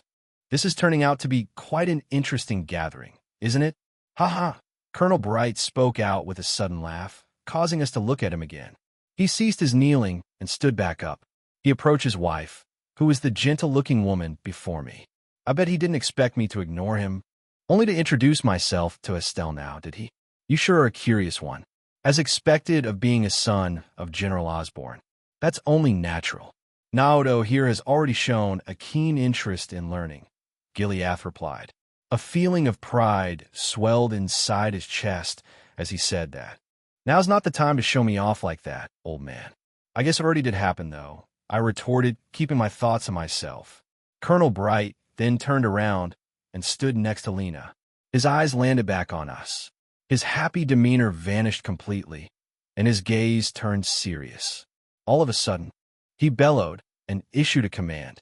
This command caused all the soldiers clad in green near us to scramble. Second Lieutenant Schwartz, do a full perimeter sweep of the castle and set up a barrier for the next 2 days. What you are seeing is confidential, and this must not be leaked to the public. Enhance the city's perimeter and make sure no guards slack off during the funeral celebration. I do not want any mishaps to occur until it concludes. If more important guests like General Osborne here arrive, they are to be checked in at once. "Understood," Colonel Bright said, issuing the nearby soldiers a command. "Ha!" Second Lieutenant Schwartz replied, saluting the man. She then turned toward her fellow soldiers. "You heard the man. Scatter at once and report back to me once the perimeter has been set up. You should at least keep 1 or 2 soldiers to protect you," Colonel Bright, Captain Richard, tried to say, snapping out his daze. He realized what had just happened. His worry was sound. Colonel Bright's new command would cause all the soldiers here to disperse, leaving the commanding officer out in the open and susceptible to danger. "I will be fine, Captain. You are to stay at Second Lieutenant Schwartz's side and oversee this operation. You are not to utter a single word of what you just witnessed. It must not escape the confines of these castle walls." "Understood," Colonel Bright said, causing Captain Richard to pause. It was very rare to see his commanding officer so serious and so out of the blue. "At once, Colonel," Captain Richard said. He had one last look at me, keeping himself silent as he brushed past my side. Really, just who in Adios name is this child? Captain Richard thought, only to recall how serious Colonel Bright was behaving right now.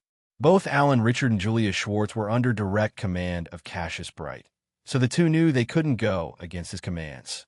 He could only remain quiet and join up with the rest of the soldiers to begin their patrolling. The two took their respective squads and pulled away from the drawbridge. "Shri," Sieg said, flapping his wings. I saw the bird have one last look at me before it sped off after Julia. I was considering playing a prank on Alan Richard as he departed, but I decided against it. I was referring to using my vermilion eyes on him.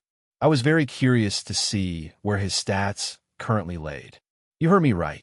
On top of having a holographic mini-map directly placed inside my head, I can view the stats of other people. I tested it out in secret, of course. I refrained from using my vermilion eyes. However, now is neither the time nor place to do so. It's more of an ace up my sleeve, if you get my meaning. It'll test my stats out one of these days in my near future, but I'm just letting things run its course for the time being. Father brought me here to likely introduce the other half of my supposedly new family. One half being tied to Gileath Osborne, while the other half belongs here at Liberal's royalty no less. Cassius Bright mentioned Her Highness. I don't think he's referring to Princess Claudia's mother. I recall Her Majesty, the Queen, having a sibling of her own. No longer alive, unfortunately. She had implications during childbirth to give birth to me. Where does that place me, exactly? As I thought that, Gileath smiled. Good work, my son. An Osborne does not cower in fear. They tackle their problems head-on, Gileath said to me. Was that supposed to be a praise? Your dad is weird too, Estelle replied. Not understanding a single word of what Gileath had just said, she's almost too like me, but at the end of the day, she's a little child. One who wasn't reincarnated here. Still, that caused Colonel Bright to let out a big laugh. He turned his head to look at his daughter. Ha ha ha. The man you call weird, Estelle, is one of Erebonia's brightest minds. In fact, he's a good rival of mine, Colonel Bright said to her. Rivals we may be, but we are part of two very different families. I understand you've your duties to uphold, but it would seem you brought your family along so you can introduce them to Her Majesty, Gileath said. Or was I wrong to assume that? No, you're right on the mirror, General, Lena said, taking her turn to speak this time. I did not expect to encounter one of my husband's rivals here today, but it is nice to see you nonetheless, Lena said, keeping a smile on her lips. She had been quiet until now. Indeed, we'll have an audience with Her Majesty later. I suppose bringing in one more won't hurt. Plus we can go over more sensitive topics then, Colonel Bright said, before shooting a quick glance my way. Permission grantée, Colonel. I look forward to our conversation, Her Majesty suddenly said. So in the end, we're going to have an audience with Her Majesty the Queen. It all falls back to me, huh? As always, you can read additional free chapters on my Patter Zero on 666. Chapter 15. Inside the Castle, It's a New Week. You can read over 10 chapters on my Patter Zero in 666. It's free. The journey of rewriting, expanding this fanfiction is going well. We're already halfway through Volume 1 over on Patter Zero N. As always, once that was said, we all felt the ground around us suddenly start to quake. It wasn't strong, but I heard faint cranking which followed. The quaking of the ground only lasted for a brief moment.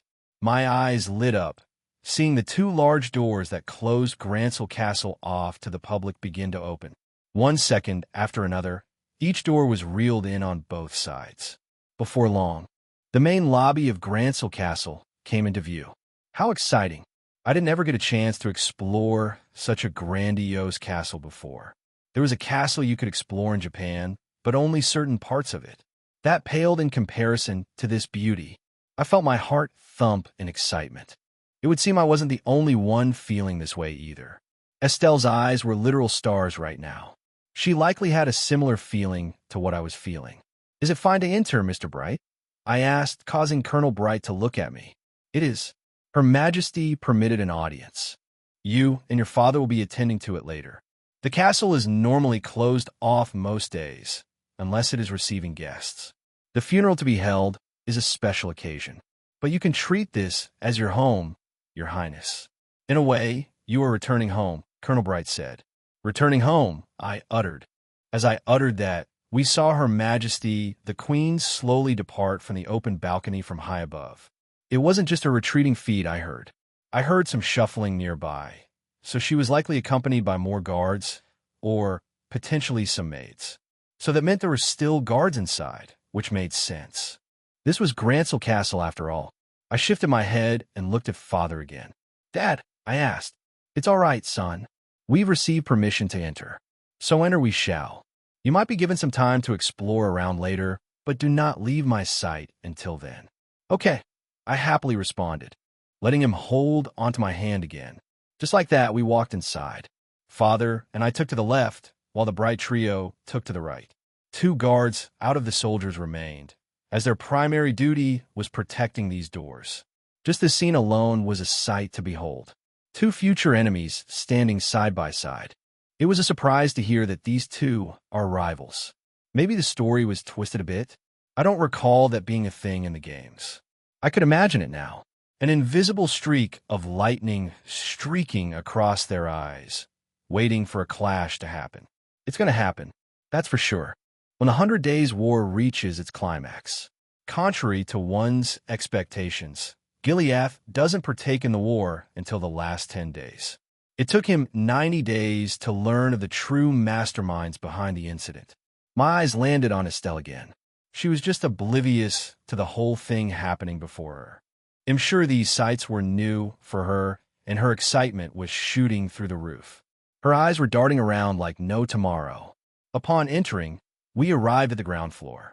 There were several rooms on each side, with hallways connecting to more rooms. To the east was the room where the royal guard resided. Most soldiers lived here. It was their private quarters. To the left were offices and drawing boards the government uses. Many policies were conducted here. Those higher up in the military also drafted up their plans here. In this case, Colonel Bright. The center of this room was different.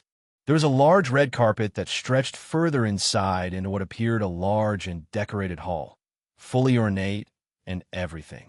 It stretched beyond my view. One would think this would lead into the throne room, but it didn't. If one had a close look, a very large dining table could be seen. This was the dining hall. 2 large staircases on each side stretched upward, which led to a second floor. It was here you could see more red carpet. Apart from more rooms meant for maids and such, this red carpet stretched into the open terrace, which was beyond this place. Her Majesty the Queen's throne room actually resided inside the first floor of the giant tower beyond that. And this tower was the same tower where her private quarters rested, which also included the prince's private quarters. Would this throne be passed down to me someday? Or will it play out like the games where Princess Claudia assumes the role of crown princess? Once we were inside the main lobby of the castle, Colonel Bright turned toward Father. General Osborne, you can head up either staircase. There are some guest rooms off to the side there. I will take a few moments to go notify the headmaid. Lena, you can also head there with Estelle, Colonel Bright said. Of course. We will not wander far. We should let the young ones explore to their heart's content later, supervised of course. Before you depart, Colonel, may I request a favor? Gileath suddenly asked, drawing our attention. A favor from my rival? Now that is rare. What is it exactly? Colonel Bright asked. I shall present an opportunity. I think it will favor both of us, Colonel. Soldier to soldier, each holding different experiences and training. I propose a duel, Gileath requested. A duel? Colonel Bright responded, taking a moment to register what Father had just said to him. I suppose you're right, General. This body of mine hasn't had a clash on your caliber in a while. How could I not be interested in another spar, rival to rival? A spar between Gileath and Cassius Bright a few years before the 100 Days were taking place. I don't recall this ever happening in the games. Is my existence alone as a lost royal prince already starting to knock things off its course? Gileath shouldn't even be all that familiar with Cassius Bright. Yet here he is, acting like he's Cassius' best friend. Either way, that would definitely be an interesting sight to behold. 2 behemoths clashing against each other without the flames of war intruding on them. 104 military combat versus 8 leaves 1 blade. I became excited just thinking about it. It was already exciting enough to be here inside Grancel Castle and being here in Zemuria. And now I get a chance to witness a duel between 2 powerhouses this early, to which likely didn't even happen in the games. Sign me up. Either way, a spar between the 104 military combat against my 8 leaves 1 blade is definitely going to be a sight to behold. I accept your challenge. I'm afraid we won't immediately be able to do that, though, General. I need to go inform the head maid of our arrival first. Do you have a time of preference? Colonel Bright asked. Actually, I do. This duel doesn't need to happen right away. I was thinking we could create a spectacle out of it once the funeral concessions take place. A final send-off, if you will, Gileath answered. Now that's interesting, General. Very well. I shall make the necessary arrangements. You will generate a nice crowd with this. I'll bid you farewell for now. Make sure to keep Estelle in sight, all right. Lena? He'll be back before you know it, Colonel Bright asked. Lena smiled in response. Ha! You're such a worrywart. He'll try not to trouble General Osborne while you're away, Cassius. Leave it to me, Lena replied with a gentle nod. With pleasure, Gileath also said, responding to Colonel Bright. We all saw Colonel Bright depart into another room, likely where the maids' quarters were. There were several maids in charge of keeping this place nice and clean. They managed just about everything here. I'm sure all their schedules were busy throughout their days spent in the castle. After he vanished from view, I saw Estelle look at me. Your daddy is going to fight my daddy, Naoto? Estelle asked with interest. That seems to be the case. Right, Dad? I asked Father. It was more of a spur of the moment, but I truly hadn't clashed with Colonel Bright in a good while. This body of mine needs a good warm-up. It spent way too much time slaving away at mundane tasks in the military as of late. I could use a good distraction like this, Gileath replied, laughing. Of course you'd call this a distraction, you monster. Not everyone can challenge a divine blade like that to a duel. You know, unfortunately, that momentary excitement quickly died down.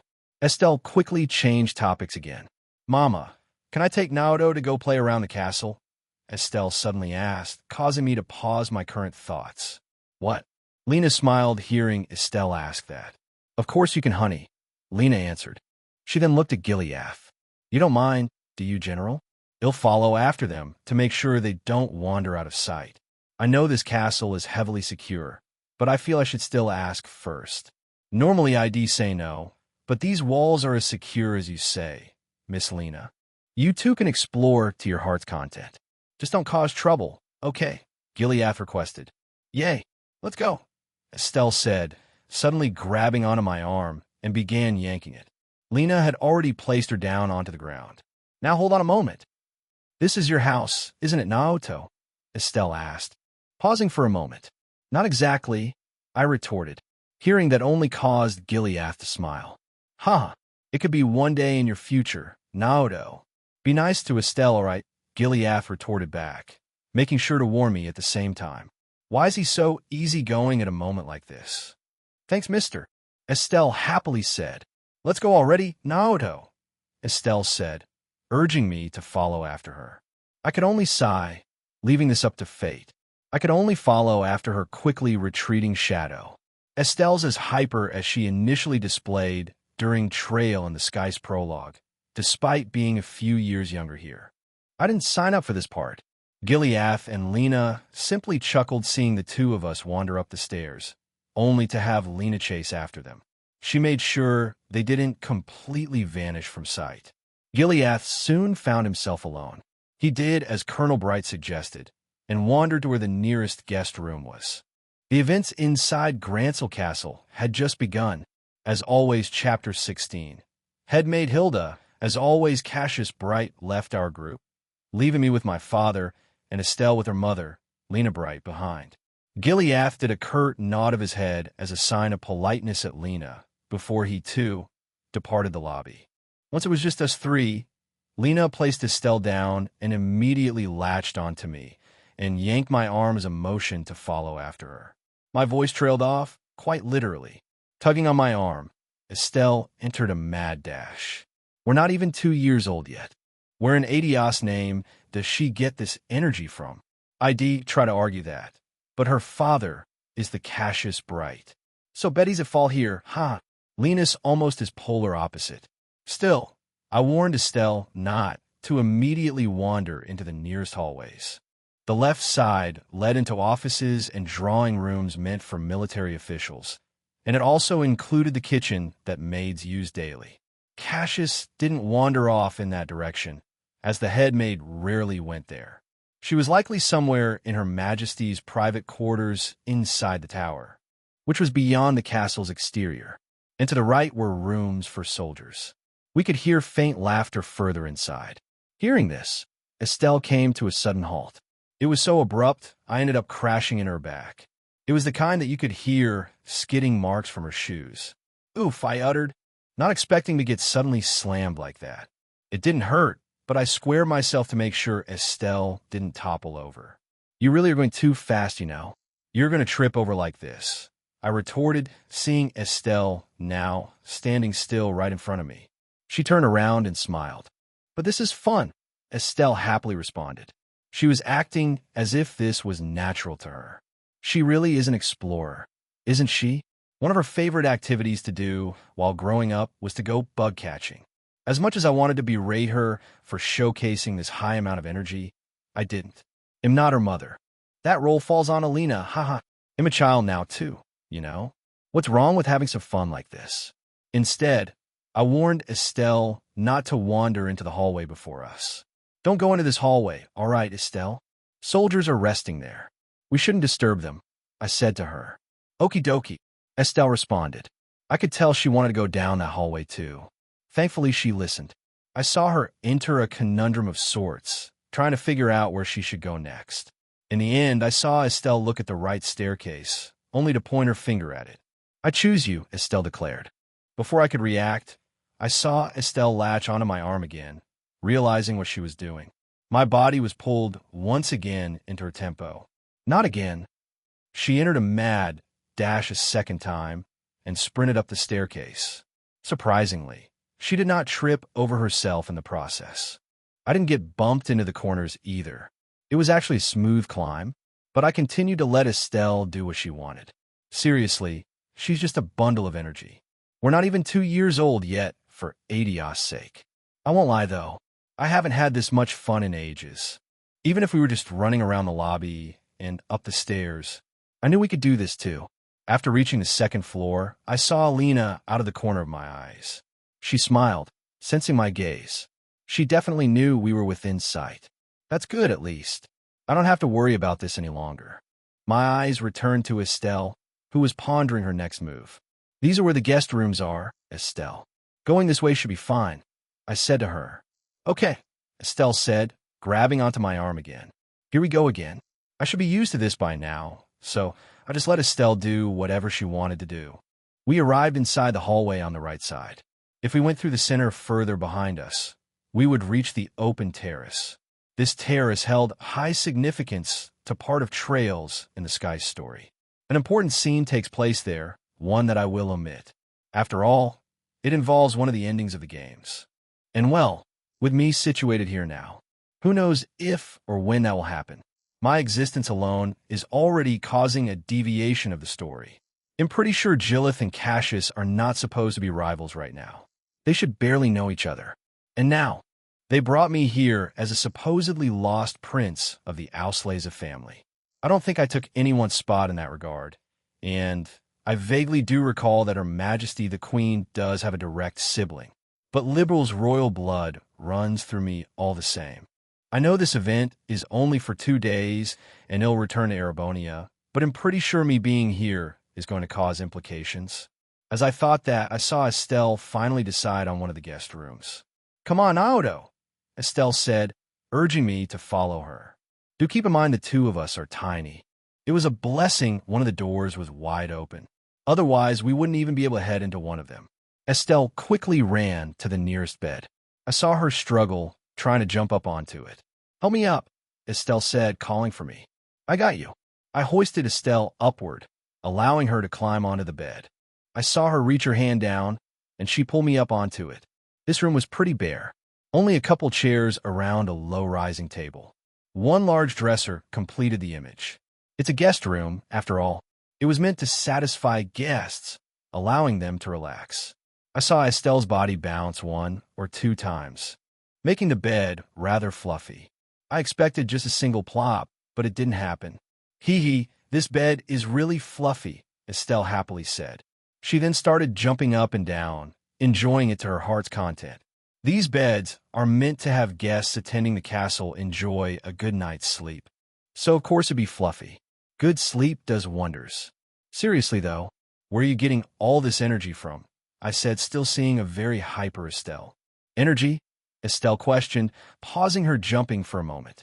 She tilted her head in confusion. "I guess you wouldn't know what stamina, is yet. I uttered back, realizing this. Energy is basically what you use to move your body around. I tried to explain in simple terms. How I move. Oh, Estelle responded, nodding at me. She probably didn't know what I meant by that. Maybe she understood some. I'm not sure how many people are out there who are kids like me who know more than what their age suggests. That remains to be seen. Is this what being a genius feels like?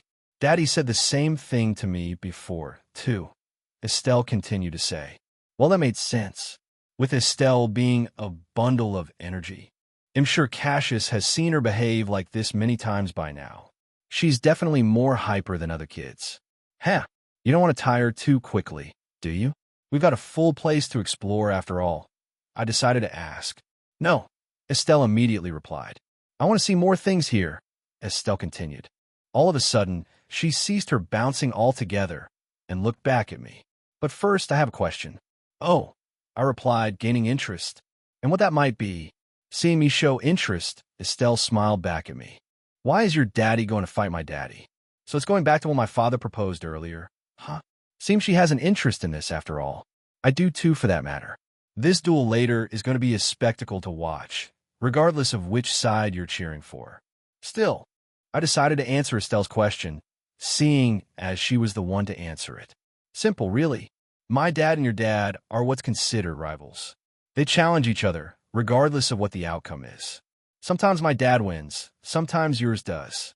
Rivals are meant to motivate one another to grow stronger. It makes fighting that much more fun.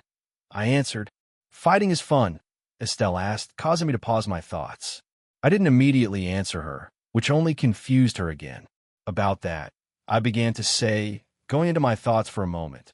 Fighting can be fun, yes, but you can also get hurt from it too. Unless Mr. Bright allows you to fight, don't do it, all right?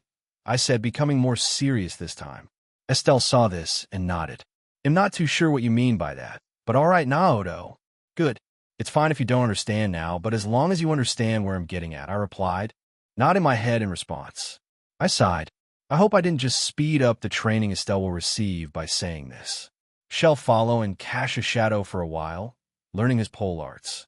Shall continue doing that until she decides to become a bracer in the future, alongside Joshua. For now, I decided to shift topics. I too will undergo combat training with my father taking the helm. I won't dive too much into it until that happens. Apart from that, it won't be long until Mr. Bright finds the head maid. If she catches us, our exploring will be over. Didn't you say you wanted to explore around more? I asked. Ido, Estelle answered. There's a whole lot left, right? Of course there is. Beyond the second floor is an outside terrace. There's a bunch of plants and grass there. We could head there if you want, I suggested. I got a pretty good layout of this castle, as long as we don't intrude on the throne room. The basement where the treasury is, or Her Majesty's private quarters, we should be fine. And besides, this castle may get passed down to me in the future. It's good to get a layout of the land beforehand, right? I haven't seen it all myself. And while we're on that matter, did Her Majesty notice who I really was at a glance when we crossed paths earlier? It's possible she might have figured me out even before arriving at Grancel Castle. As I suggested that, Estelle stopped her movements. Instead, she approached the bed again and reached her hand out to me. Seeing this, I smiled. She struggled getting on top of here, so now she wants me to help her down. We have much to explore still, so I abided by her wishes and allowed her climb down the bed. She helped me get down after. I had a sinking feeling the moment I did that. Sure enough, she tugged on my arm again and began to yank it. Dashing out of the room, I followed suit. Oh boy. Unfortunately, it would seem our fun came to an end once we spent some time in that guest room. Still, in the eastern wing, Estelle suddenly collided into a rather tall figure. A loud thud struck my ears, seeing Estelle now halted. Oof, Estelle replied. The force was strong enough to send her rolling back my way, but I managed to catch her so she wouldn't roll around. Estelle quickly covered thanks to that. But looking upward, we saw a stern figure staring right at us. Scary lady, Estelle uttered, only to retreat a couple steps and hid behind me. The stern figure didn't budge an inch. She just stood there. To our surprise, we weren't immediately reprimanded, and I was shocked a second time, as this woman spoke out to me. over berating the actions Estelle just did. You really are the spitting image of Crown Prince Judas. When he was little, the woman said. She appeared rather aged, definitely middle-aged, or maybe even older. She was in a maid's uniform from top to bottom. She had purple eyes and brown hair which was in the process of graying. She had a green blouse and a red skirt behind the maid's uniform. I could recognize this figure right away. It was Grancel Castle's head maid, Hilda. I did a cordial bow at Hilda and greeted her. It looks like Mr. Bright was able to find you after all, Miss Headmaid. I do not recall my birth mother much, but I did figure out she is related to Her Majesty in some way. Her Majesty was that person on the balcony earlier, right? I asked. I knew, but I still decided to ask that. We hadn't officially introduced each other yet, after all. We will probably do this once I meet with her in the throne room later. Indeed, the regal person you saw on the balcony is Her Majesty, the current Queen of Liberal. It brings me great joy to see another member of her family here. Your Highness, your stay might be short, but I shall introduce myself to you nonetheless. I am a headmaid here, Hilda said, doing a curtsy as she introduced herself. It is nice to meet you too, Hilda. Are you here to pick us up? I asked. Does that mean we can't play anymore? Estelle also asked, pouting. Seeing her do this caused me to chuckle. Hilda spotted her behind me, and she raised her eyes.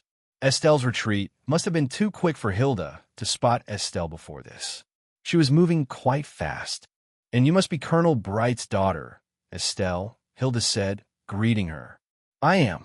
It's nice to meet ya, scary lady, Estelle responded. Anger appeared on Hilda's face hearing that, but it quickly subsided knowing Estelle was just a child. Oomph. You even behave like Colonel Bright. You definitely are his daughter. But you aren't the reason why I'm here, Hilda said, only to shift her eyes back to me. Your family was granted an audience alongside Colonel Bright, Your Highness. I have come to inform you that you will meet Her Majesty in 1 hour. You better show up on time. I don't mind dragging you there myself, Hilda said, revealing a playful smile. Now that's the Hilda I know. She was a very stern woman who held the responsibility of keeping the entirety of both the royal family and Grancel Castle here in check. I'm sure she had a very strong sense of duty. She wasn't wet behind the ears either. I'm sure Hilda's held onto this position for years. Thank you, Hilda. Does that mean we can continue what we've been doing, at least for the next hour? I asked. You can.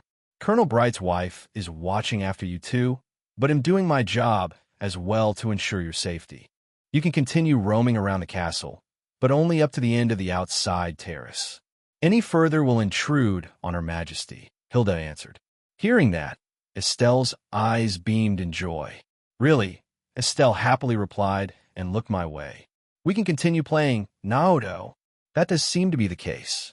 I replied, nodding my head.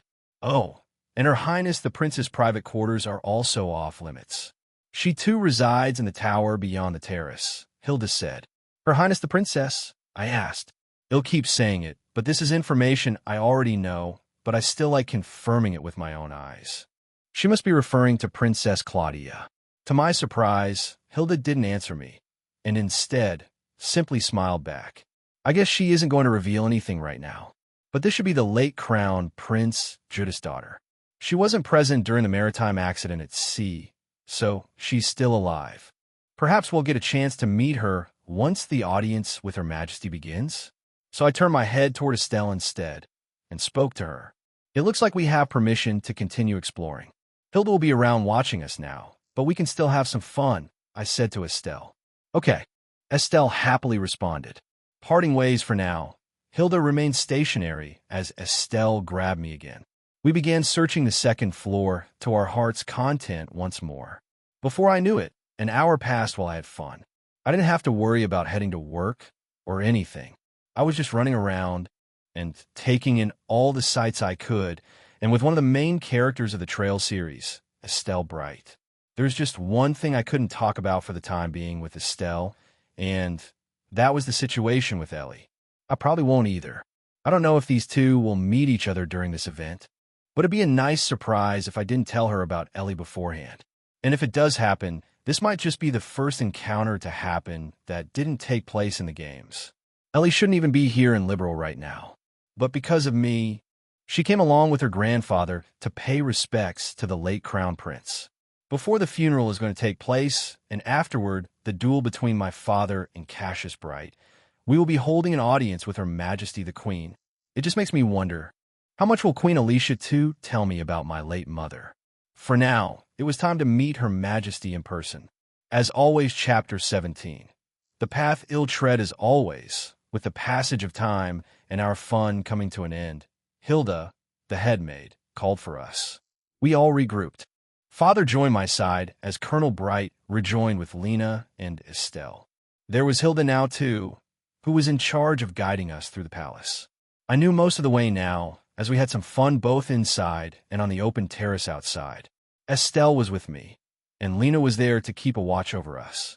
I didn't really go into what time it was during all of that now, did I? It is presently 2 p.m. on November 1st, S. 1187.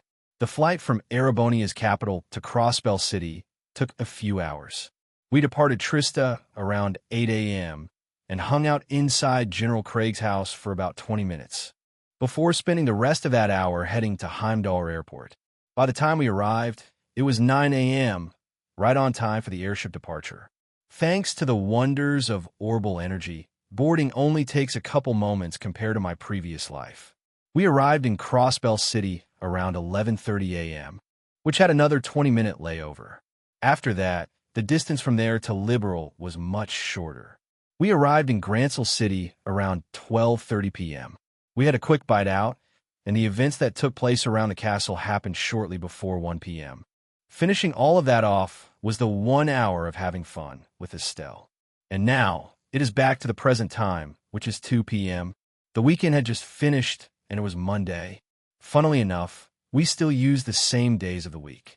I know some fantasy stories like to introduce their own calendars. The only difference we really have here are the years. The Seption Church has been around for the past 1,187 years, so that is why it is denoted as 1187. Keeping that in mind, Hilda guided us through the castle along the long, long red carpet. I mean, this carpet was long.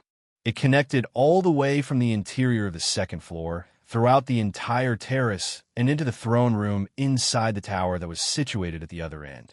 Father could be seen holding me, and likewise, Lena was now holding onto Estelle.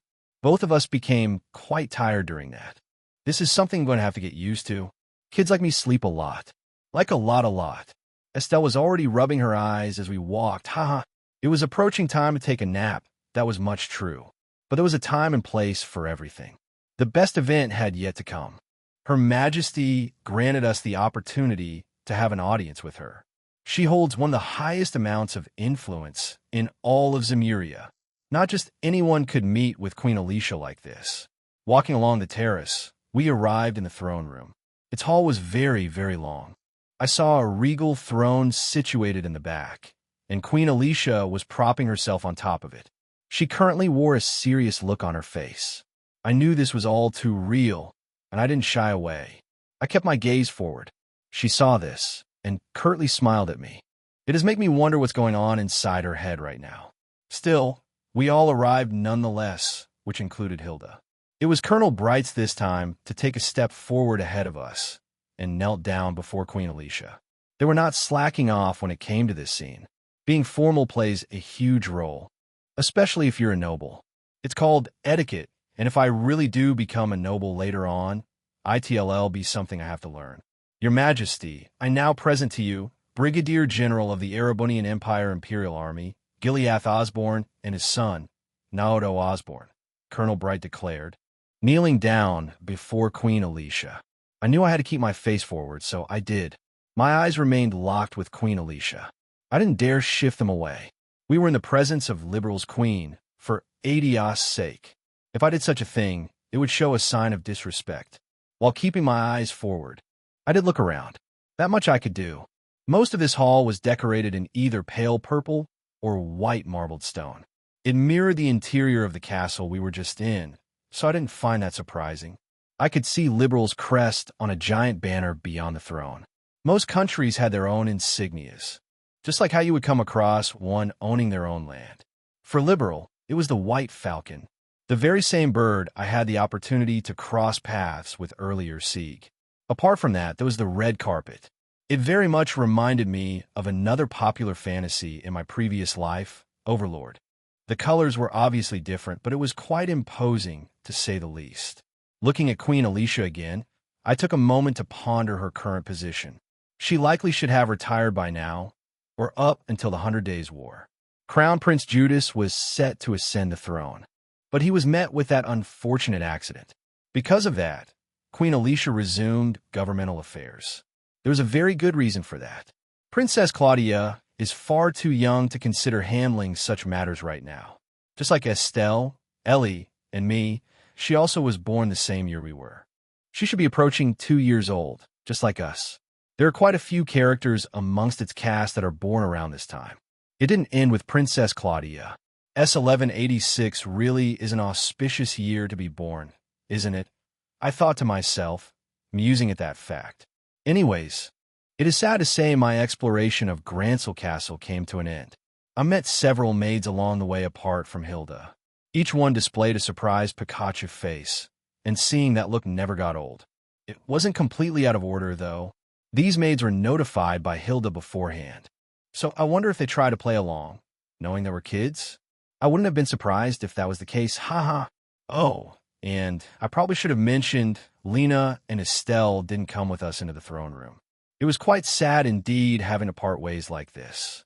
But Her Majesty granted an audience to us, and not to those two. We might have only spent a short time together, but it was apparent Estelle enjoyed it.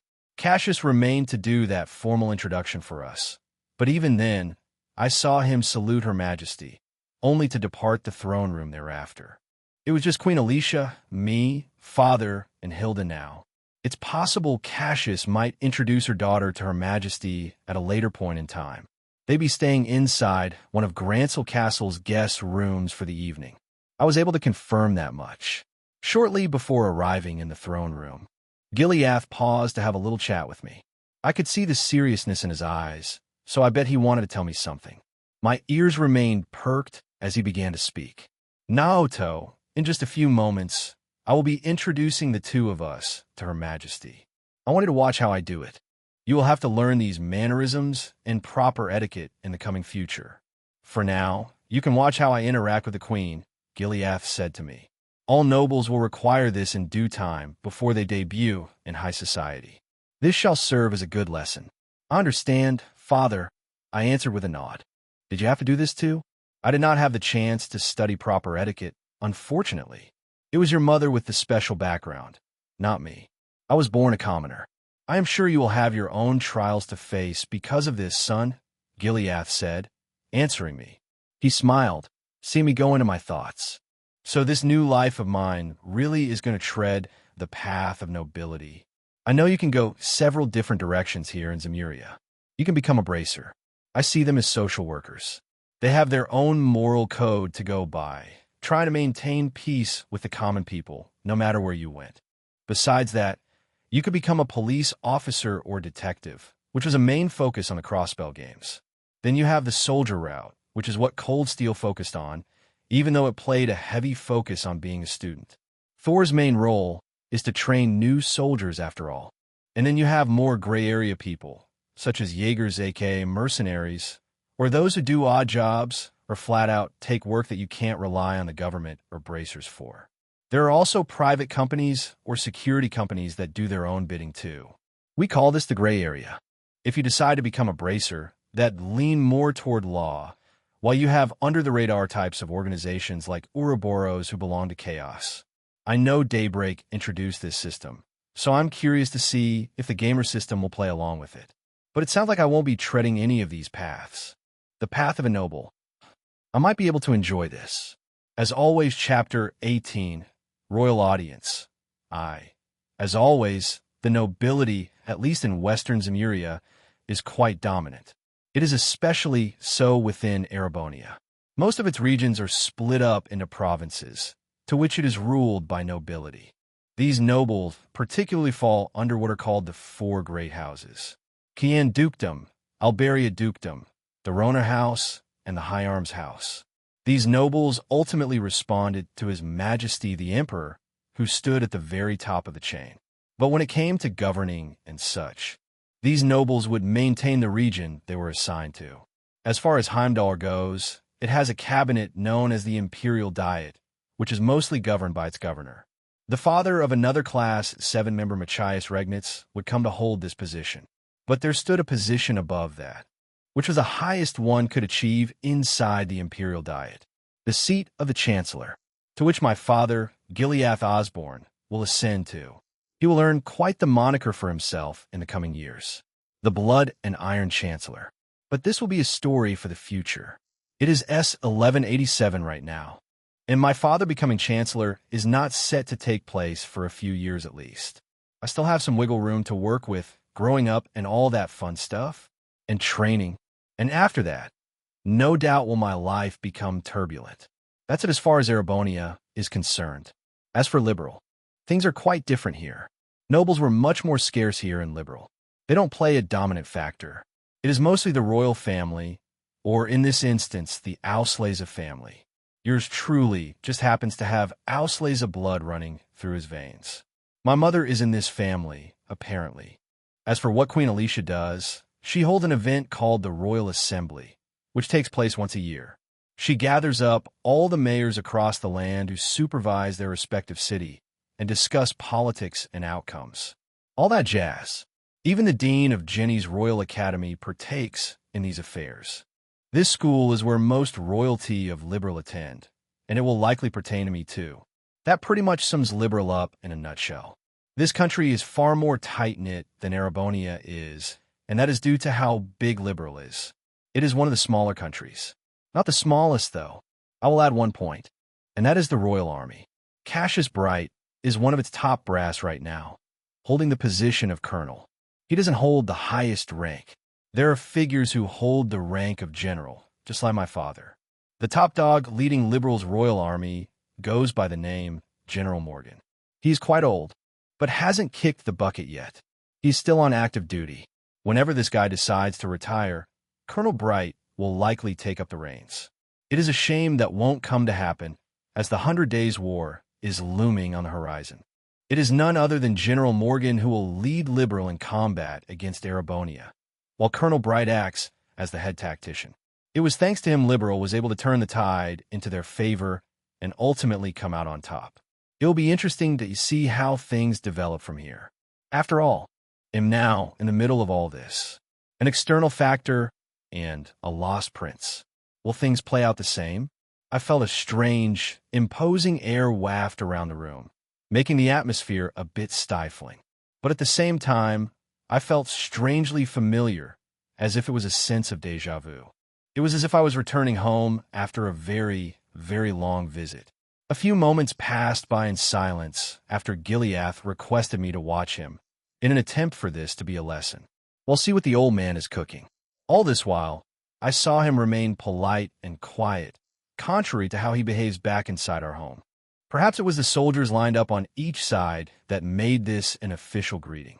The two from earlier were not present, unfortunately. They've been given duty to patrol Grancel City. They haven't returned since then. That meant the White Falcon Siege wasn't here either. Back to where we were walking earlier, I saw Gileath take slow and steady steps. It was as if each step held significance. He never went out of turn as he held me. He moved all past the soldiers and calmly waited. Moving back to present time, Colonel Bright was the first to speak, which introduced us. He then retreated from the throne room, leaving just the two of us. Father still did not act yet. There was one surprising figure I wasn't expecting to see beside Queen Alicia. It wasn't Princess Claudia. She was likely still residing in her private quarters. I did see Hilda dismiss herself shortly after Colonel Bright bid us farewell, likely to tend to Princess Claudia. It truly was just Father and I presently before Her Majesty. That is, if we don't include this person I wasn't expecting. I am curious about Princess Claudia's situation and whether or not she has caught wind of our arrival. But seeing her not present here, it's possible she hadn't yet. With Cassius out of the picture for now, I could only sigh, observing this new aged man before me. He had a full beard and mustache. He was also wearing the soldier's uniform as the others did. The only difference was that he was wearing a cape. It flew downward bearing Liberal's crest, the white falcon. He also held a red shawl on his left shoulder. This man is General Morgan, one of Liberal's only active generals residing in the Royal Army. Even Cassius Bright stood beneath this man as a subordinate. General Morgan could bark orders at Cassius and follow them. Father didn't seem fazed by this man's presence, though. Both of them carried a similar amount of aura. That made sense, as both of these figures were generals. During this moment of silence, Father took a couple steps. He bent his left arm, forming a fist, bringing his left arm to his chest, and placing his right arm behind his back, he bowed. I'm guessing this is a form often used when greeting one another. Father remained polite and finally spoke out to Her Majesty. His voice was both firm and strong. Allow me to extend my utmost gratitude, granting this royal assembly here today, Your Majesty.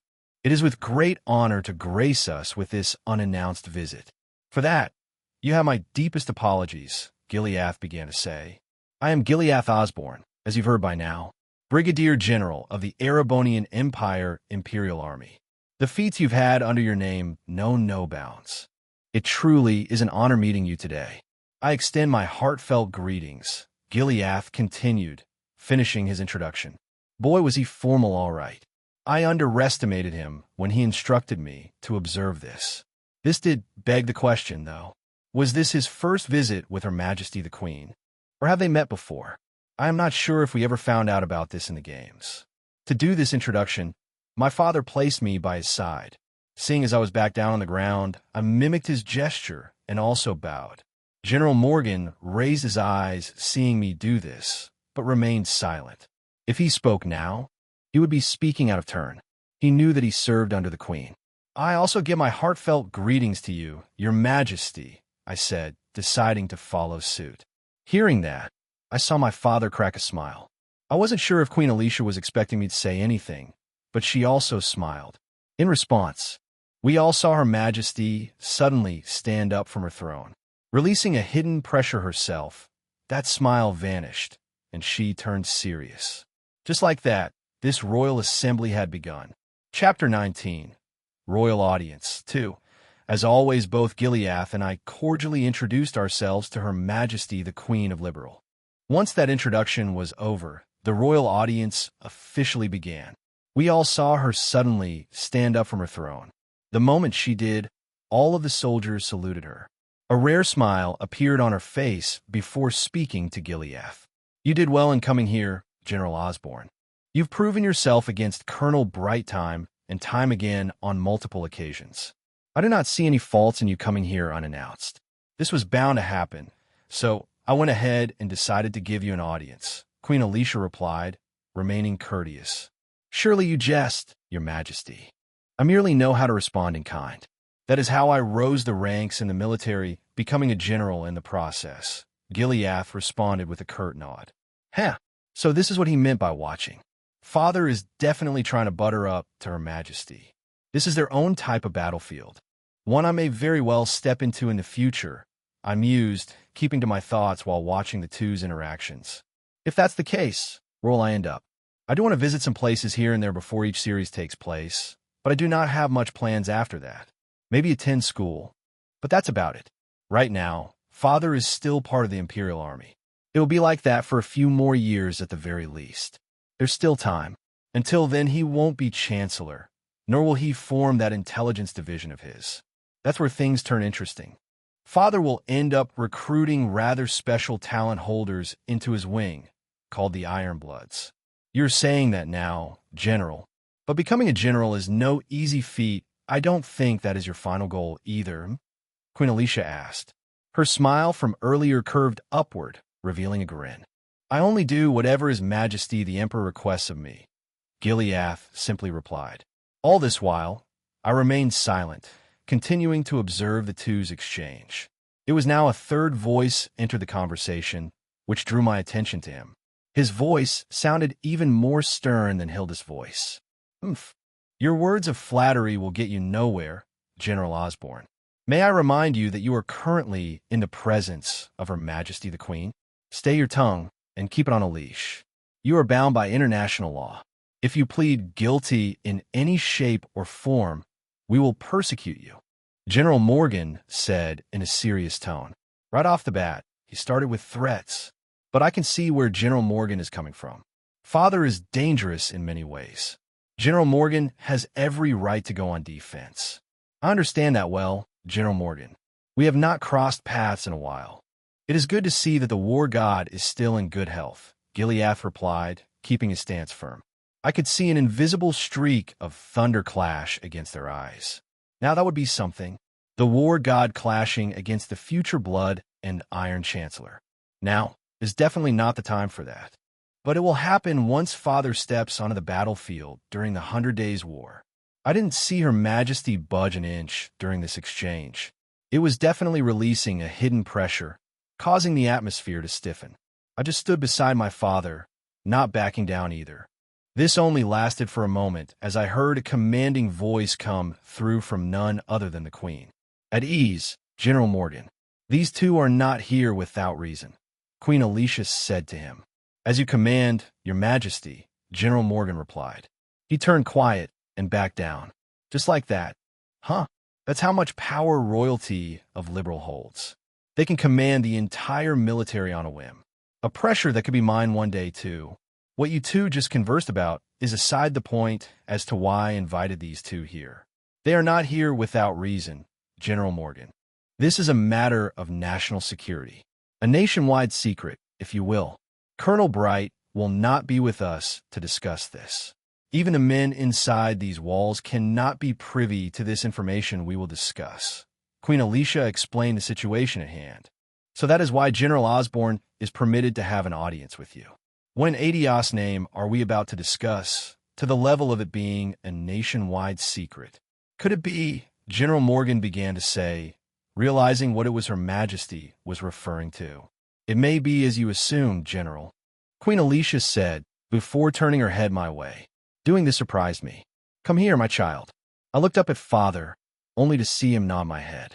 Go, Naoto, Gileath said, urging me to approach Her Majesty.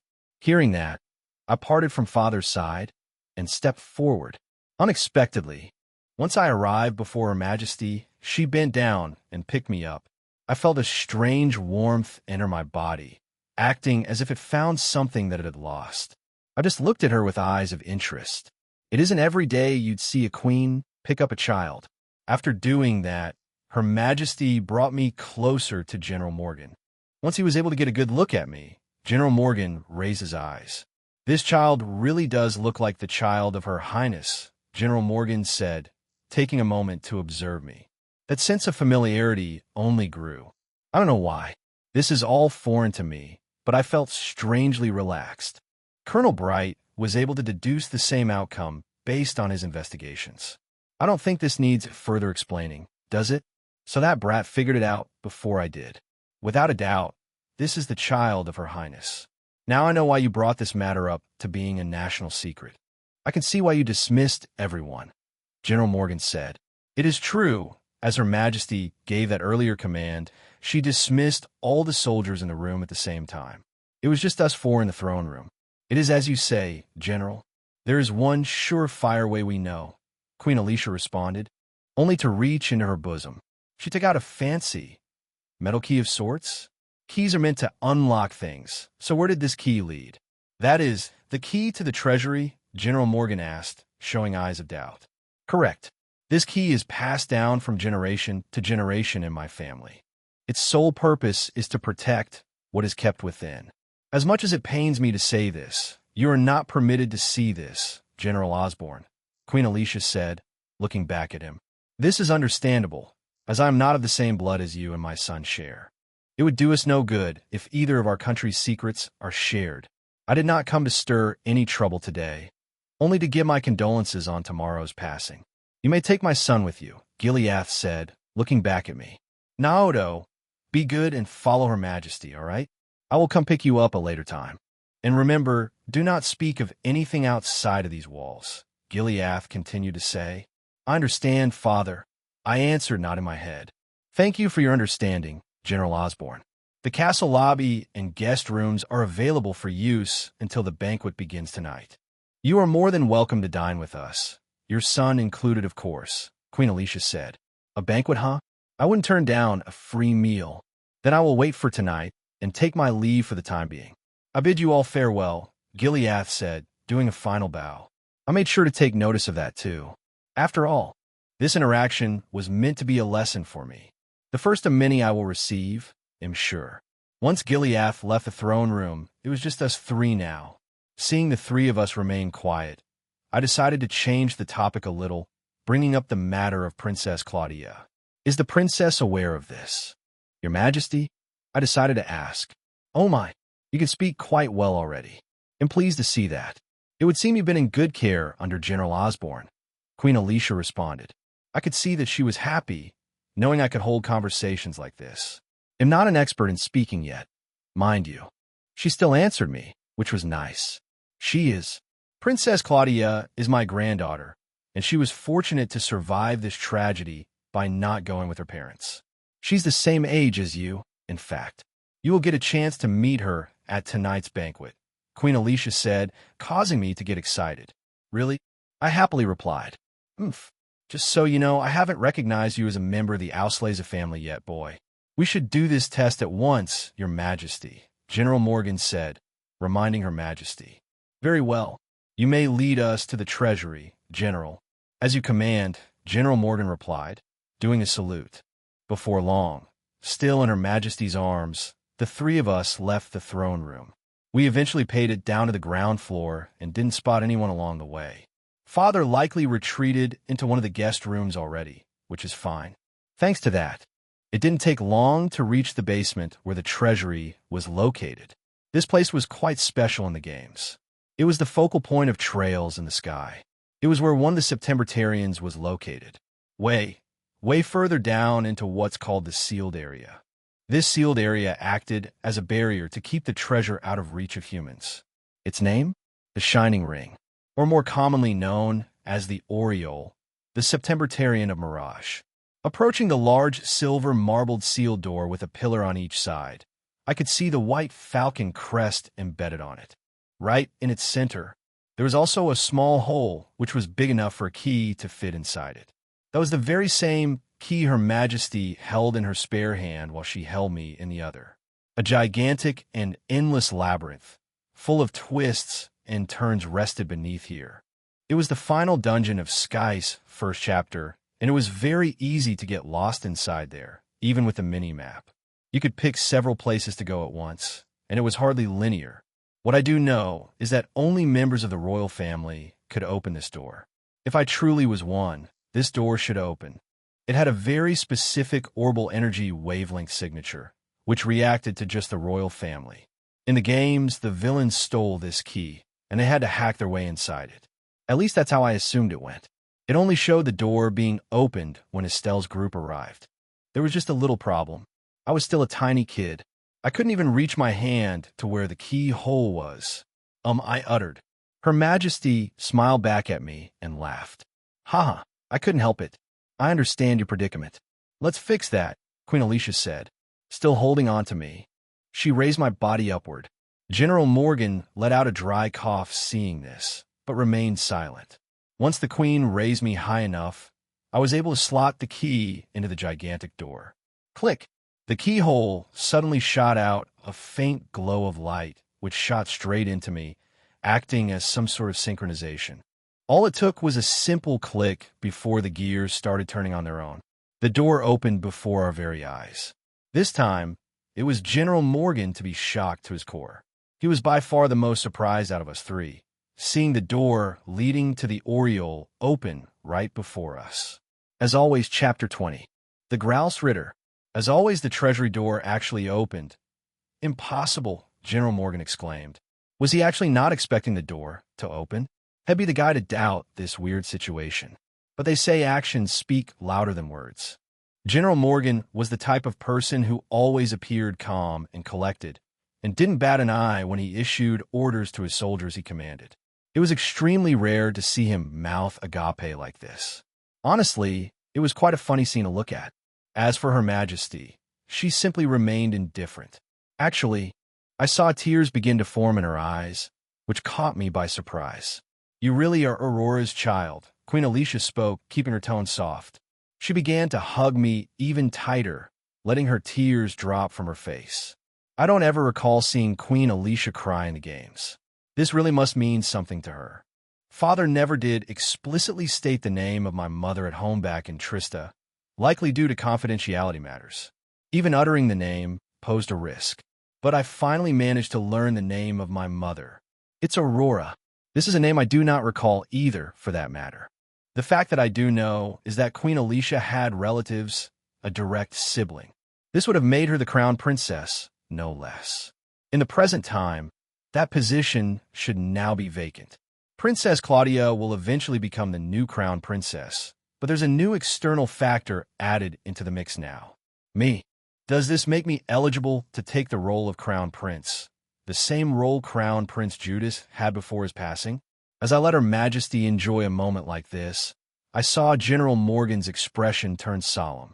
Another type of look I didn't expect the man to display. Amongst the royal army, though, he is definitely one of the oldest who is still on active duty. It does beg the question how close he was to my late mother. You aren't referring to Her Highness Aurora, are you, Your Majesty? We've declared her dead after she went missing from the castle a few years ago, General Morgan said. So that's what happened, huh? What they call this again? Having an illicit affair or something? She dropped everything, including her status, just to be with Gileath. Just how much love did you have for father? As I was in my thoughts, Queen Alicia took this time to regain her composure. Like I said, it was extremely rare to see her break down like this. She always remained so calm and collected whenever we encountered her with Estelle's party in the games. This situation has now shed some light on the matter, and she quickly determined that I was in fact a relative to her, and not just any sort of relative of the Auslese family. I was akin to another son to Her Majesty, despite having an insanely large age gap. Boy, this is going to get weird, huh? If Aurora was Her Majesty's sister, she definitely gave birth to me rather late. Maybe late 30s or early 40s. I was on the same level as Crown Prince Judas, who I believe is to be Her Majesty's son. But because I'm approaching 2 years old, it'd just be better to call Her Majesty grandmother. After she returned to her normal look, Her Majesty began to speak. We officially declared my sister dead, due to the lack of information we possessed at the time. It took an intensive investigation behind the scenes, which was led by Colonel Bright. By the time this investigation concluded, General Osborne was already on his way with Naoto here. I am deeply ashamed by our lack of confidence as a ruler in handling this matter. I couldn't protect what was dear to me, Queen Alicia said, sighing. We are partly to blame for that, Your Majesty. Liberal has long since entered a period of peace. We simply haven't a need to use the intelligence division as past monarchs have. We dismantled the department and reallocated its resources to our other divisions. It wouldn't be hard for someone to slip past the royal army. With your permission, Your Majesty, I shall establish the intelligence division once again. General Morgan explained, trying to ease her worry. So Liberal really doesn't have their intelligence division at this time? Huh? It would be none other than Captain Alan Richard, or in this instance, Colonel Alan Richard, to form this department behind the scenes. And he used it to stage the coup d'etat during the first half of the Sky Story. Surprisingly, Queen Alicia shook her head, denying General Morgan. A big structural change within our current government cannot be changed overnight by mere words, General. You are to continue doing your assigned duties. And again, I do apologize for getting emotional for a brief moment, Queen Alicia said. But on to the point at hand. Do you still require additional proof of Naoto here, General? He is without a doubt the son of Aurora von Auslese, my dearest little sister. Wow. Her Majesty shut General Morgan up rather quickly. It's always refreshing to see such a high-ranking soldier getting berated by the Queen, especially General Morgan. When you first encountered him in the games, he was always stuck up. His hate for bracers grew due to Colonel Bright becoming after the 100 Days War. He didn't display that bad attitude now, but it was still nice to see how shocked he was currently. Surprisingly, he quickly regained himself and knelt down. I didn't expect General Morgan to issue an apology. I require no further confirmation Your Majesty, General Morgan answered. He then looked my way, still kneeling. Please forgive my earlier impudence, Your Highness. It brings me great joy to see a member of Her Majesty's family still alive and well, General Morgan continued to say. Rising back up, he gave me a formal bow. While he bowed, Her Majesty placed me back on the ground beside her. I calmly walked up before him. You needn't be this way, Mr. Morgan. You can continue to be yourself just like before. This is all still new to me. Father rarely spoke of mother. I didn't know I was related to this place until a short while ago, I said, urging General Morgan he was fine. Hearing me speak this much, General Morgan raised his eyes. That was spoken rather well, Your Highness. Just how old are you exactly? General Morgan questioned. He'll be turning 2 in a couple months, I happily responded. Hearing that caused Her Majesty to chuckle. Ha ha, it looks like we have a little genius on our hands. You're already speaking in such a way. Should I say, as expected of being the son of General Osborne? Queen Alicia said, feeling pride swell within her. Her eyes then shifted downward, becoming more serious again. Sadly, it looks like General Osborne is keeping this matter under wraps. While that is fine, it pains me to hear about it like this. You mentioned mother's name, Your Majesty. It was Miss Aurora, right? I asked, wanting to make sure I heard her words correctly. Indeed, your late mother, Aurora, was a very kind and gentle woman, Naoto. She had a lot less exposure to governmental affairs compared to me, but she still helped out our townspeople in ways that she could. In the end, I succeeded the throne. My son, Crown Prince Judas, was set to ascend, but alas, I had to reinstate my position. Regardless of this, it is nice knowing how this came to be. My little sister's life had not gone to waste, even if it did mean getting together with your father, Queen Alicia said to me. I felt that strangely familiar sense of warmth spread throughout my body. This is getting a little weird. To be honest, I didn't think I'd gain 2 families like this. One half being Auslese, the other being Osborne. I heard mother didn't survive, but that doesn't mean I've been alone. I've enjoyed the family given to me, and now it seems like I have a new one, I responded, putting a smile on my face. I did see Her Majesty sad, so I hope these words will ease her. It looks like they did, as she smiled back at me. It is good to hear that, Naoto. I understand General Osborne is very stern, but you will do well being raised under him. I will not drag you away from the life you have lived thus far. On that, you have my promise as queen. It is not like you are the very last descendant we have. I have plans to pass down this throne to my granddaughter comes of age.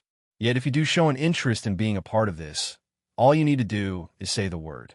I presently have no plans to reveal your existence to our country, Queen Alicia said, explaining the situation to me. Now, there's a shocker. Her Majesty just stated, I don't have to assume the role of Crown Prince right now. That spot will be left vacant for quite a while. It sounds like she'll be the reigning queen for the time to come, which makes sense. From now until the Sky Games, it was Queen Alicia II who ruled the country. She gave me the option to let that continue to happen. I could return with father and grow up with Reen, and I think that is a good plan. I want to be beside Reen more. It is unfortunate, but I will not be Liberal's prince for now. Perhaps in the future, maybe. Thank you, Your Majesty. I do not want to leave father and mother and my new little brother. Father is trying to conceal me too, so I don't see much of a problem. For now, at least, I said, deciding how I will go from here. Good, good. Then you will depart with General Osborne after the funeral service takes place. For what we discussed here, General Morgan, it is to not leave these walls. I shall separately consult with Colonel Bright on this matter at a later time. Queen Alicia said to him, I will take this secret to my grave, Your Majesty. His Highness' status will not get leaked. I just have one question. Your Majesty is hosting a banquet tonight, yes? General Morgan asked. Indeed. Several influential figures will be in attendance tonight, both locally and internationally. Queen Alicia answered, quick to realize what General Morgan was referring to. She looked back at me and asked a question. I do apologize in advance, Naoto, but would you mind sitting with your father during the banquet? Seeing as the decision has been made, once we exit this door, we will go back to being strangers. It hurts my heart to say this. That was what I was planning to do since the beginning. Before that starts, Can I request one thing, Your Majesty? I decided to ask. You might know where I'm going with this, since I brought it up earlier. I saw the queen look at me, gaining interest. What is it, Naoto? While we're alone like this, may I call you grandmother? I questioned. The moment I said that, Her Majesty wore a huge smile on her face. She immediately acknowledged my request. Of course you can. You're my little sister's child. It's more proper to call you my nephew. But with this very large gap in our respective ages, I don't mind if you call me grandmother. My granddaughter has started addressing me like that, too. Queen Alicia happily answered. Thank you, grandmother, I said, smiling back at her.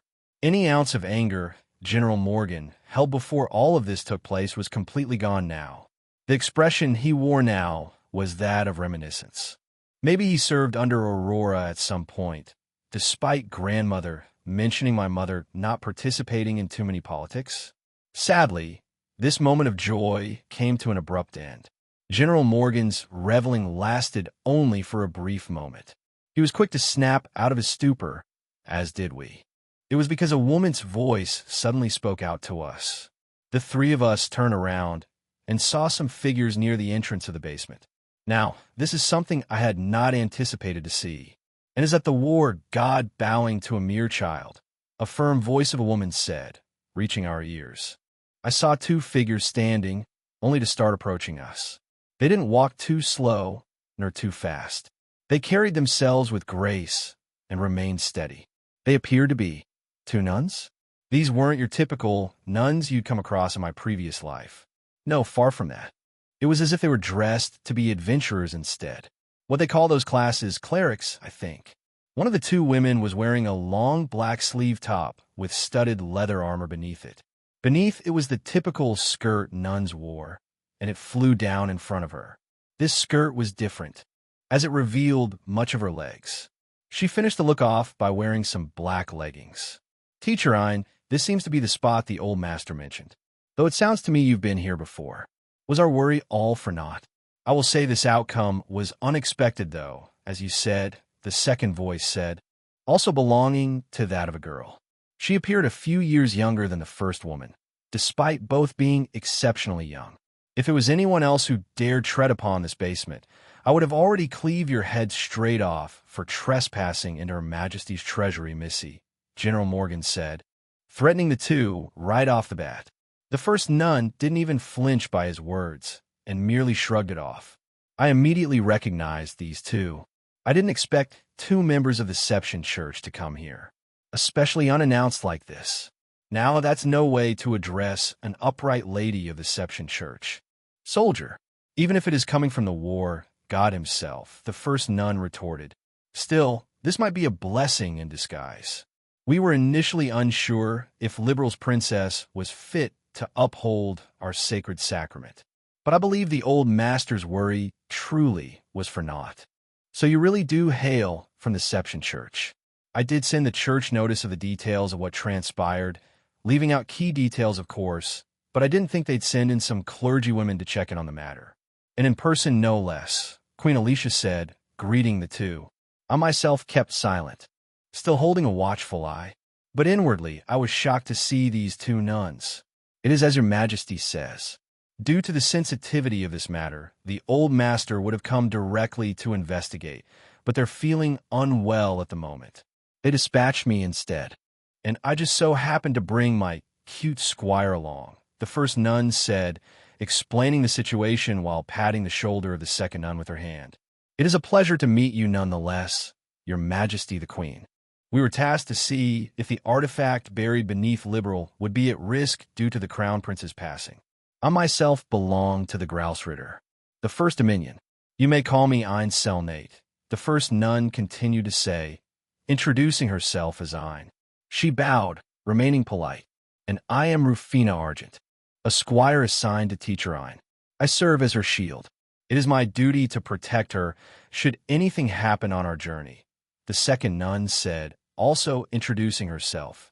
She was Rufina Argent. Both of these individuals would play a major role in bringing up another one of the trail's protagonists, even though many fans don't consider him one. Kevin Graham. I wanted to suck in a cold breath of air, seeing these two appear before us in the treasury. Considering that what rested beneath this land is tied to the Auslays of blood, the Seption Church dispatched a couple clergywomen to check up on its status. The Shining Ring. I wonder, do they know about my situation at all, now that I have cropped up here? Or was their surprise earlier truly genuine? Either way, they're much younger compared to their counterparts in the games.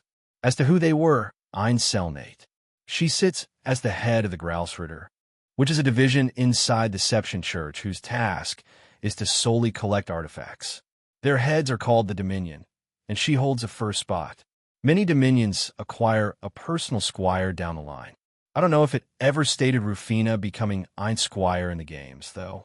There's at least one thing to say: you should not underestimate the Grausritter. As for the girl next to her, she was Rufina Argent. She's very kind-hearted in the games, but knew when to deliver her punches. She raised Kevin as one of her own. This certain green, onion-like haired priest would become akin to an adopted sibling to Rufina. This would cause certain chains of events to take place. She wasn't a big baddie his father would become, but she does end up becoming an antagonist in the games. This is the very same Rufina Argent. And now, both Ein and Rufina were standing before us, introducing themselves as part of the Seption Church. It sounded like they were tasked to ensure the safety of the Shining Ring. The Shining Ring was passed down through Liberal's royalty. With the sudden passing of one of its members, no doubt did the church become wary. They know how to respond quickly to these types of situations. I guess the only thing they might haven't expected was me in the picture now. That was why Ein showed such a big surprised look on her face when she stepped in here. As always, Chapter 20.5, Stigma's expanded chapters will come in all shapes and sizes. This is one on the shorter end. We'll try for each one to carry meaning or serve a purpose.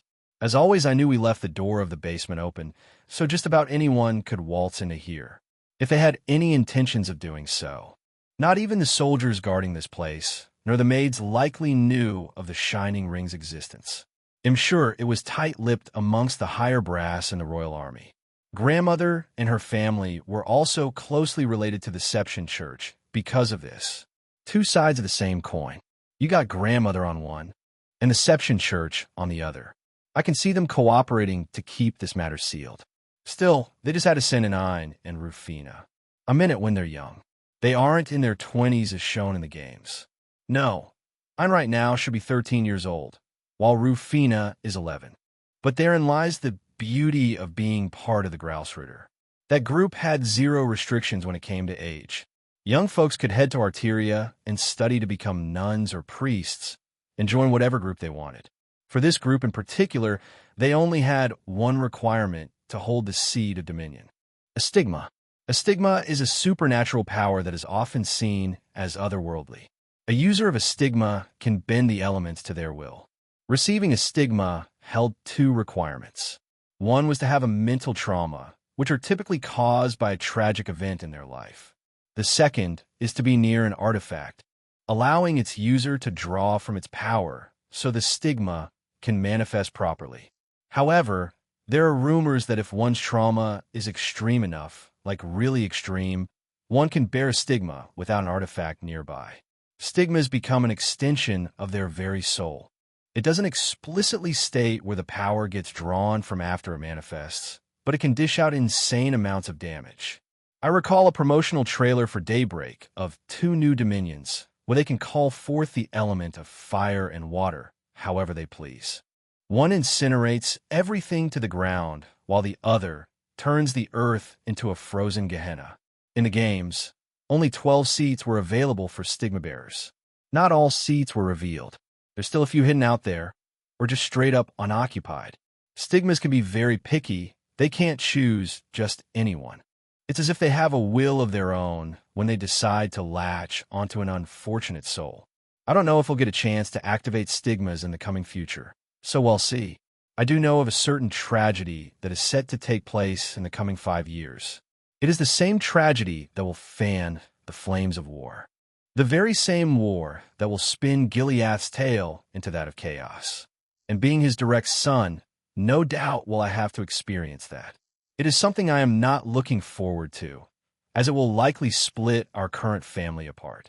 The 100 Days War. with what is set to happen during these events. Will I earn a chance to bear a stigma of my own? As always, Chapter 21. Playing around, it was quite unexpected to witness a Dominion and her assigned squire just waltz on through into the basement acting like it was their own backyard. Yet at the same time, I wouldn't rule this out entirely. Deception Church shares a relationship with the Auslese royal family because of the artifact resting deep within this place. After all, there do happen to be other religions in Zemuria, such as the long-lost animism, which was more prevalent during the Middle Ages. But Deception Church is by far the most dominant religion across the country. Hell, they even have their own country, which is called Arteria. The teachings of Deception Church go into the goddess Adios herself, which is said to be the sole goddess that created Zemuria. It's not hard to say why they hold such a big presence. It would seem these two coming here was just a greeting, thankfully. With General Morgan's assistance, Queen Alicia managed to close the gigantic door. The two members of the Gralsritter were able to confirm the safety of the Shining Ring just with a little bit of fiddling. They didn't even need to go down into the sealed area below here. Not like there was access to it right now anyways. Not unless you wanted to fall down a hole that was hundreds of feet long. No elevator existed at this time to make it an easier time descending it. Thank you very much for allowing us to confirm the safety of the Shining Ring. You can rest assured that we will not interfere while the funeral takes place. You have our word as the Gralsritter, Ein said, doing a rare salute of her arm. In fact, I don't think I ever saw Ein do this in the games. She rarely made appearances, and most of the time was during the first story arc. By the way, do you want a fun fact about Ein? She's the model for the Carnelia book series you can read in-game. The main character was portrayed as Ein. The story ended and was completely different to how Ein is now, but it was an enjoyable read nonetheless. I won't spoil the contents of Carnelia, though, and Carnelia wasn't the only book series you could read in Trail for that matter. Each story arc offered several books you could read, and a lot of them gave info dumps on lore or spun tales, depending on its theme. I could go on and on all day about Trail's books, but I won't. Most of them aren't even printed right now, I don't think. I'd have to confirm that later.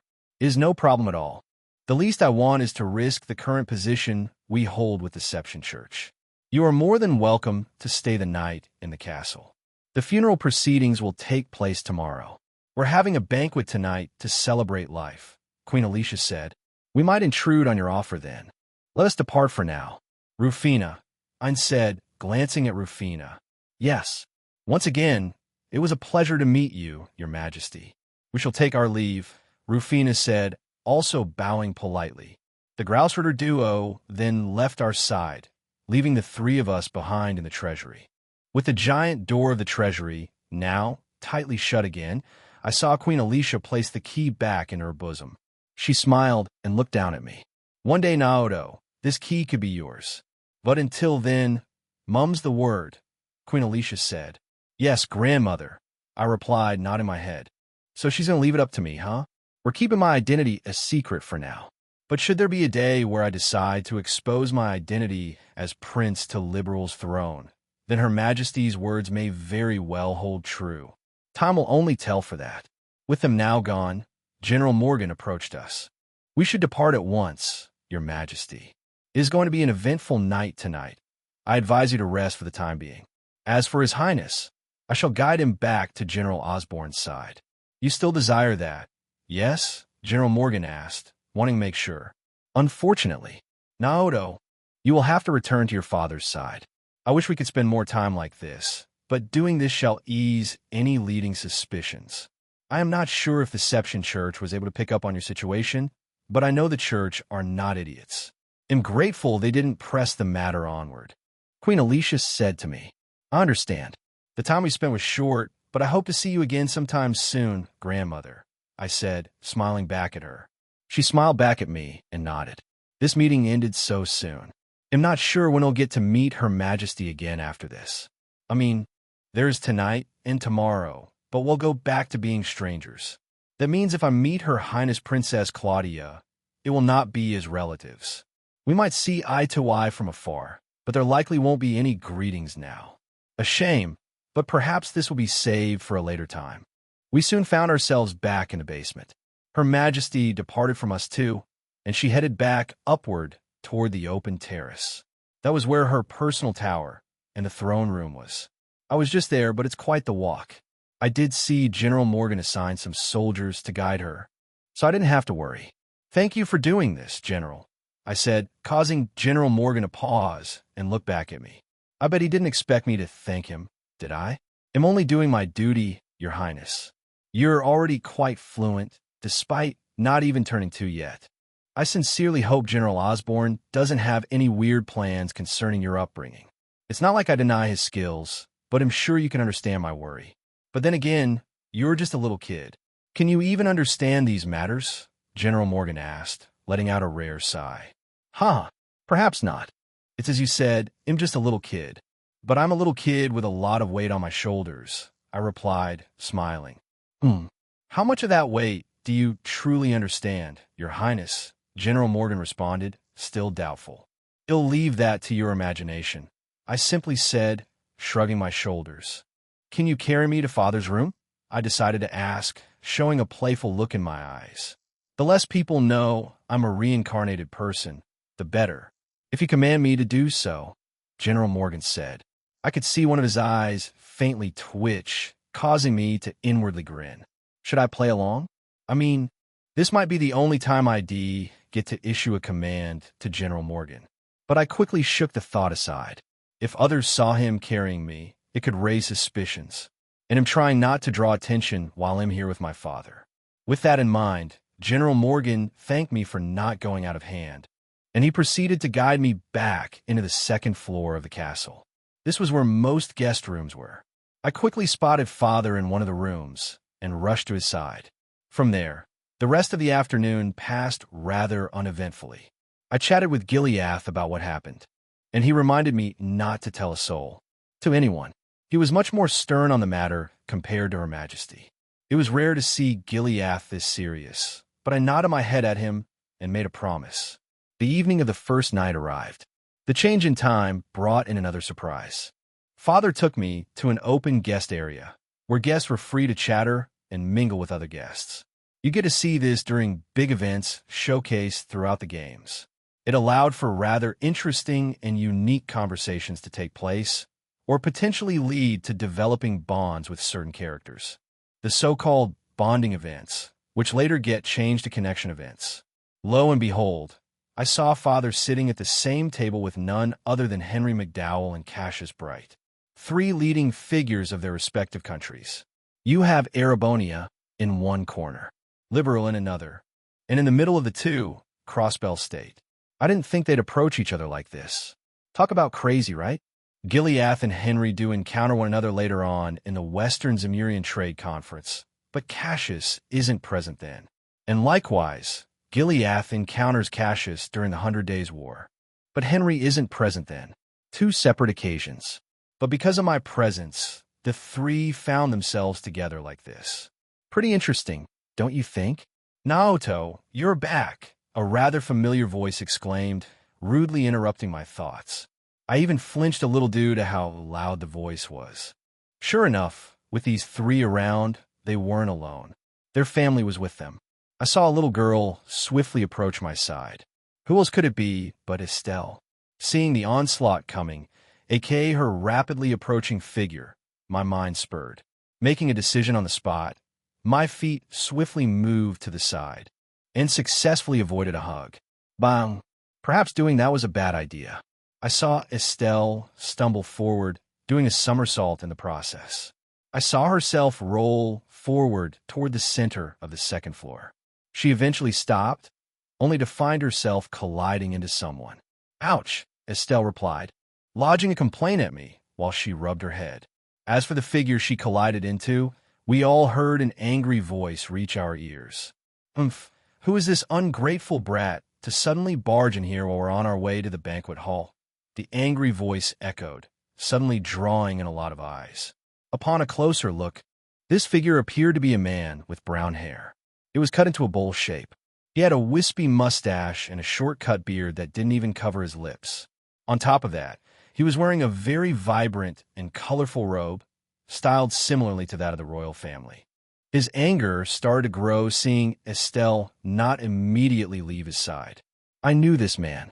one of the more unwanted characters in Trails. Ignoring Estelle altogether, he looked toward the butler to his side. "Get rid of this thing, Philip. This child is the most unpleasant," the figure said, still angry. He tried to get his butler to remove Estelle from the man's immediate surroundings.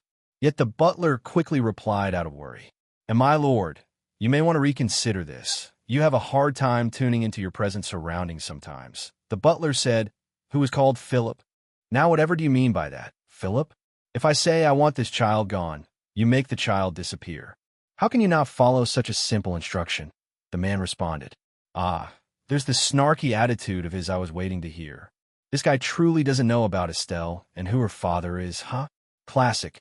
I was wondering when this guy was going to show up. He always likes to show up around banquets. He is pudgy, and a rather hated figure early on. He does get a little bit of redemption during the halfway mark, but I, for one, don't like his attitude. He's the very image of a stuck-up noble. I'm not lying either. This guy truly is a noble. One of the few nobles to exist here in Liberal. Duke Dinan von Auslese, bearing the same name of Liberal's royalty. While it may have been Estelle who collided into Duke Dinan, it wasn't just us two kids. I saw a girl with silvery white hair standing next to Henry with a look of worry in her eyes. Didn't expect to see this happen now, did you? Me, Estelle, and Ellie under one roof with Gileath, Cassius, and Henry in tow. Now, this is what you'd call a play date. It's a shame this wasn't happening back in Trista inside my villa, so I don't know if you'd exactly call this one. As always, you can follow my patter 0N666. Chapter 22. Bruh. As always, before Duke Dinan could lash out further, I heard a steady sound approach us from behind. These footsteps carried a certain weight to them. Once they got close enough, they spoke out. It was one of the three men making friendly conversation with one another just a moment ago. "Are you sure you want to get rid of my daughter, Your Grace?" Cassius said, grinning at Duke Dinan. The moment Cassius arrived at our side and became visible, I saw Duke Dinan's body quake and his eyes pop out. Once he started talking back, he stuttered. "C'est Colonel Bright. I had no idea this girl was your child," Duke Dinan said, stammering. His voice shrank the more he said those words. "I didn't think you'd make it back in time to send off His Highness the Crown Prince tomorrow," Duke Dinan said, stuttering as he did. Despite being the nephew of Her Majesty, I saw Cassius' eyes curve upward into two crescent moons. I was even surprised to see Cassius do this. It isn't often he turns super serious mode. "Even if you are Her Majesty's nephew, Your Grace, you ought to choose your next words very carefully," Cassius said to him, giving Duke Dinan the death stare. "P. Philip, let us take our leave. The other guests have managed to head inside the dining hall. Our turn should be next." "Good day, Colonel," Duke Dinan said before he quite literally tucked his tail between his legs and scurried off down the stairs. He vanished from sight as quickly as he arrived. The butler, Philip, on the other hand, bowed at us. He dodged Cassius altogether. "I'm terribly sorry for His Grace's behavior just now. He's been talking about this banquet nonstop, even though we're here to celebrate life. I hope you don't take it personal," Philip said with an apologetic look in his eyes. "Ha ha, it's all swept under the rug. I know how quirky His Grace can act at times. You're fine, aren't you, Estelle?" "I'm sorry if that man made you scared," Cassius said, bending down to pick up Estelle. Estelle quickly shook her head. "It hurts a little, but I'm okay," Estelle replied. She then glanced her eyes back toward me. "But it's Naoto's fault this time. He wouldn't hug me," Estelle said, pouting. "Haha, I'm sorry. You just had it coming, Estelle," I replied, grinning. I felt sorry doing this, but it was pretty funny to watch. I even got Duke Dinan's classic response out of it. I could picture his voice in my head. "Anyway, who was that, Mr. Cassius?" I asked. I very well knew he was. But if others saw me, they wouldn't know. I was just a curious kid who displayed interest to find out. That guy is Her Majesty's nephew, Duke Dinan. He unfortunately also bears the Auslese name. He can be quite a handful at times. It'd be best to ignore his outbursts. He can't do much in the face of the Queen. Cassius said, "Sheesh, you're shooting where it hurts just like that?" Not that I can't relate. I've watched videos of several people playing these games, and no matter who it was, they've always hated Duke Dinan from the very beginning. "Philip, Do I need to remind you that it is me that you're serving? Duke Dunan's voice yelled across the castle floor, disregarding the ongoing atmosphere altogether. I'm terribly sorry, Your Grace, Philip exclaimed back. He gave us another bow. I wish we could discuss further, but I shall take my leave and return to His Grace's side. Philip continued to say. Poor guy. Butler Philip always has his work cut out for him. Always made me wonder why he's serving such a person. Not many know, but this very same Butler once led the Royal Army to battle. He was their commander, holding a similar position to General Morgan. And now, it was Colonel Cassius who led most of the Royal Army as their primary tactician. General Morgan was the one who barked the orders, but it was none other than Cassius who devised them. And what's more, Philip holds high skill in using the rapier. And guess what? A lot of members of the Auslese royalty tend to lean toward the rapier. Princess Claudia uses one while parading around as Chloe. She's also one of the party members. Julia Schwartz also uses a rapier. I know Gileath plans to teach me generalized combat techniques and tactics once my body is ready for it. But if I want to learn something more specialized, then Philip definitely fits the bill. I even recall he had an alias during his military days. Everyone called him the Demon Commander. How cool a name is that? I know now isn't the time, but I may request Father to send in a combat instructor like Philip. I know he's pretty old now, but his skills are still as sharp as ever. After all, you get to fight him in the latter half of Sky. Are you okay, Estelle? Ellie said, still worried. She could now be seen carried by Henry. Everything's fine now. We should head on in, Daddy, Estelle said, urging Cassius. We should be the last few to enter the dining hall. The banquet should begin shortly. Come here, Naoto, Gileath said, calling for me. Okay, I happily replied. I saw Gileath reach down, so I let him pick me up. 3 fathers were now holding onto their kids. This was a pretty interesting sight. It's time we go. Ellie, make sure you're on your best behavior during the banquet. All right? Henry asked.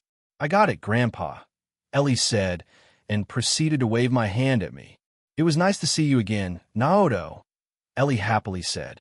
The 3 of us, Ellie included, were able to play around during the late afternoon. The time was short, but I still had fun. I'm sure Ellie did too. The 2 bid us farewell.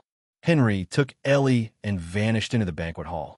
I hope there will be more chances for us to play around. Father was interested in setting up play dates, so hopefully Henry will be able to make time and bring Ellie over to Trista. She's much closer than Estelle is. I don't think the latter will happen, unfortunately. As I thought that, I saw Cassius look at Estelle with a serious look. I expect you to behave the same, Estelle. This banquet is of utmost importance to Her Majesty the Queen. No roughhousing, okay, Cassius said, warning Estelle. Okay, Daddy. Do you think the 3 of us can play again later? Estelle asked. If you behave well during dinner, there might be some time later to do so, Cassius answered with a laugh. Estelle became nervous hearing that, but she nodded her head anyways. As the 2 departed, Estelle waved her hand at me. I responded and waved back. It wasn't long until Gileath and I were the only ones left on the first floor of the castle. The dining hall was just beyond the center of the room. We saw no other people in the main hallway now. I've seen several influential members of the Royal Army enter, and other important guests both local and from afar. Grandmother invited quite a few people to tonight's banquet. I even saw the Dean of Jenny's Royal Academy attend. He was called Dean Collins. Apart from Father, I did not see any Erebonians present. There weren't many bracers for that matter either. Most bracers I know are likely kids right now, or not even born yet. The only memorable bracer that I know of should be a guy called Zen. Hell, even Cassius wasn't a bracer. That won't happen until he retires from the military. Are you ready, Naoto? Do recall Her Majesty's words. We are merely guests just like everyone else to enjoy the celebration of life. You might see me strike up some conversations with the other guests. It's a good way of networking, and this is a good skill to develop once you enter that circle of nobility. The more nobles you have on friendly terms, the better. And if you behave well, I might even let you play with those children again, Gileath said to me with a playful smirk. I understand, Father, I replied, but I was inwardly happy when he said that. It doesn't matter if this is another lesson for me. I had fun playing around with Estelle and Ellie. If I get another chance to do so, I'll gladly take it. Nothing else kept us busy, so we carried ourselves inside the dining hall. A bunch of people could now be seen seated. Maids were also bringing in dish after dish after dish. The table was insanely long, easily capable of seating tens of guests. I saw Her Majesty all the way at the other end of the table. We took toward the opposite end. Close to her, I saw a raised seat with a little kid inside of it, similar to my age, and likewise similar to Estelle and Ellie. She was wearing a fancy purple and white frilly dress.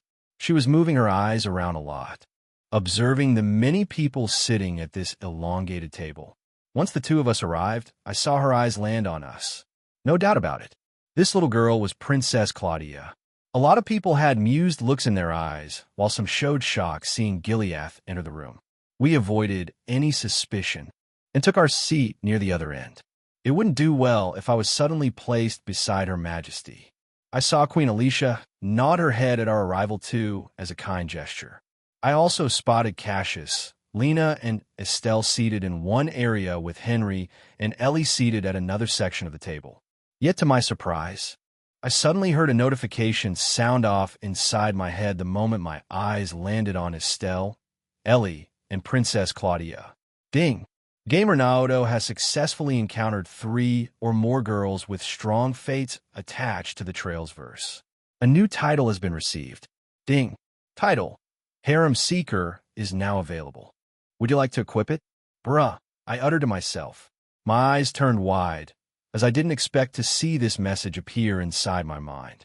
If there were any bruh moments to be had, this was definitely one of them. As always, you can follow my Patter 0N for free advanced chapters. 666. Chapter 23. The banquet, as always, it would seem my first bruh moment arrived. In the least way possible, I unexpectedly received my second title. It looks like the trigger for this was encountering 3 girls that played major roles in Trails. Estelle, Ellie, and Princess Claudia definitely fit that description. But seriously, Harem Seeker, out of all the titles you could give me, are you suggesting something hero system of mine? Forming a harem? I never even considered the thought. I won't lie. There's a boatload of women in Zemuria that you come across during the games. I've enjoyed many character interactions across a span of over 10 games, so I'm not immediately denying this possibility. I want to enjoy this second life of mine to its fullest. I don't need to consider this much right now, since my life had just started out. Instead, I decided to spend a moment going over this title to see what it had to offer. It'll disregard the Harem Seeker name for now. People were happily chatting away with each other to not even bother me going into my thoughts. I was pretty surprised by the effects it gave. I should probably go into what titles did too. They're a function of the gamer system. In the original story, you can only equip one title, which provides various boons. Most of them relate to your stats, but they can provide all sorts of rewards. Harem Seeker wasn't my first title either. While crossing over to Zemuria, I noticed I had the Friend of the Vermilion Knight title equipped. It provided a hefty boost to my strength and health points, or HP for short.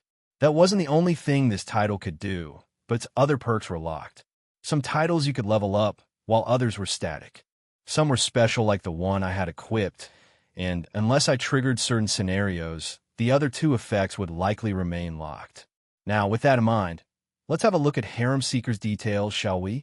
I saw a blue screen appear inside my mind, which began to show me the title's contents. Harem Seeker, due to Gamer Naoto encountering 3 or more girls whose fates are strongly attached to the Trails verse, this title has been awarded to you.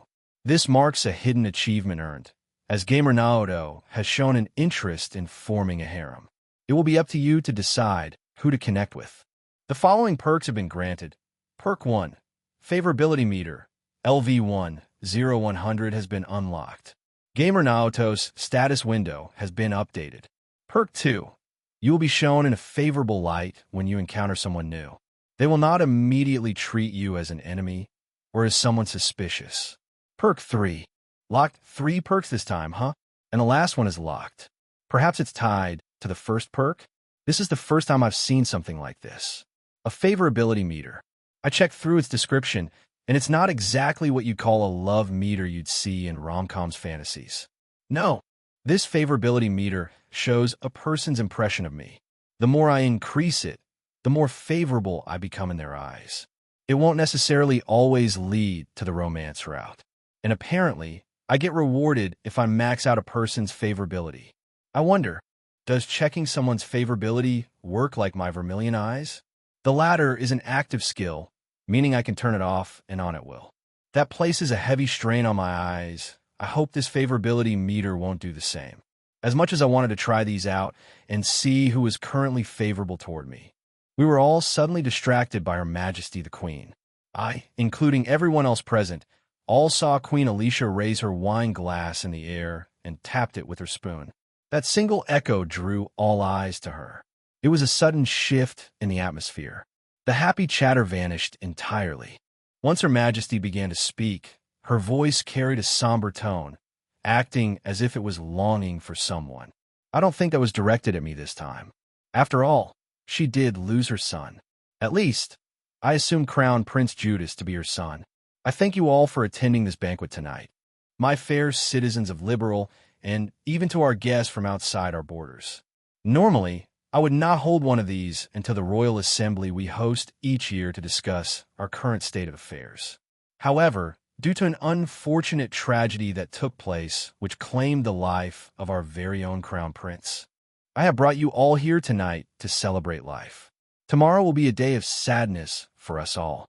Not all is lost, as my cute granddaughter here managed to escape this tragedy unharmed.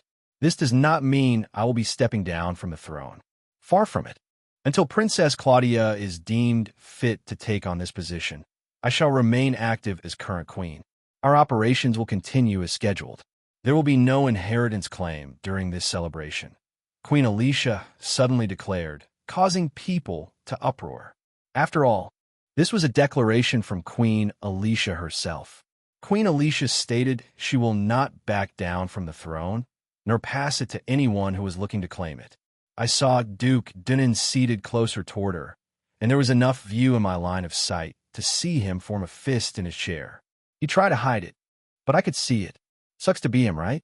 I know Duke Dunnan's looking to claim the throne for himself, as he often stated in the games. It really took a good wake-up slap to see the error of his ways. As I saw the Duke's current appearance while inwardly chuckling at the sight, I saw Her Majesty tap the glass with a spoon again in an attempt to ease the sudden clamoring.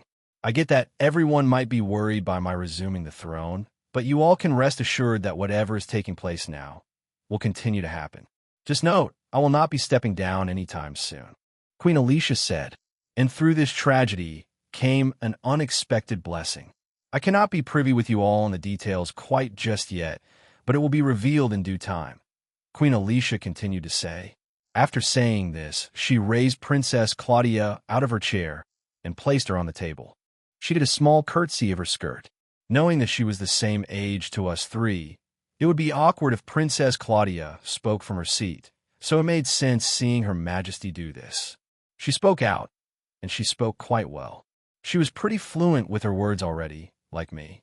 And I also thank you all for coming today. It is sad that father and mother are no longer with us, and I will keep them dear to my heart.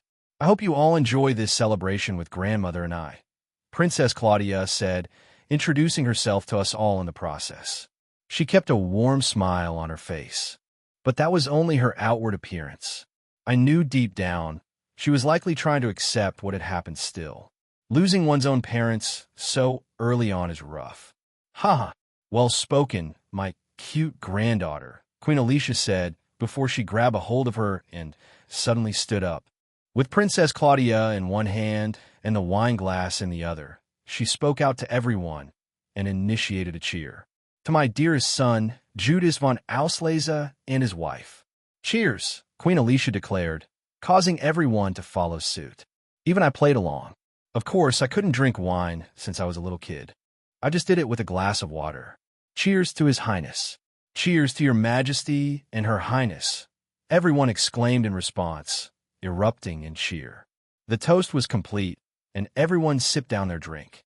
That was the official start of the banquet, and everyone began to dig in. I saw several mayors of Liberal in attendance here.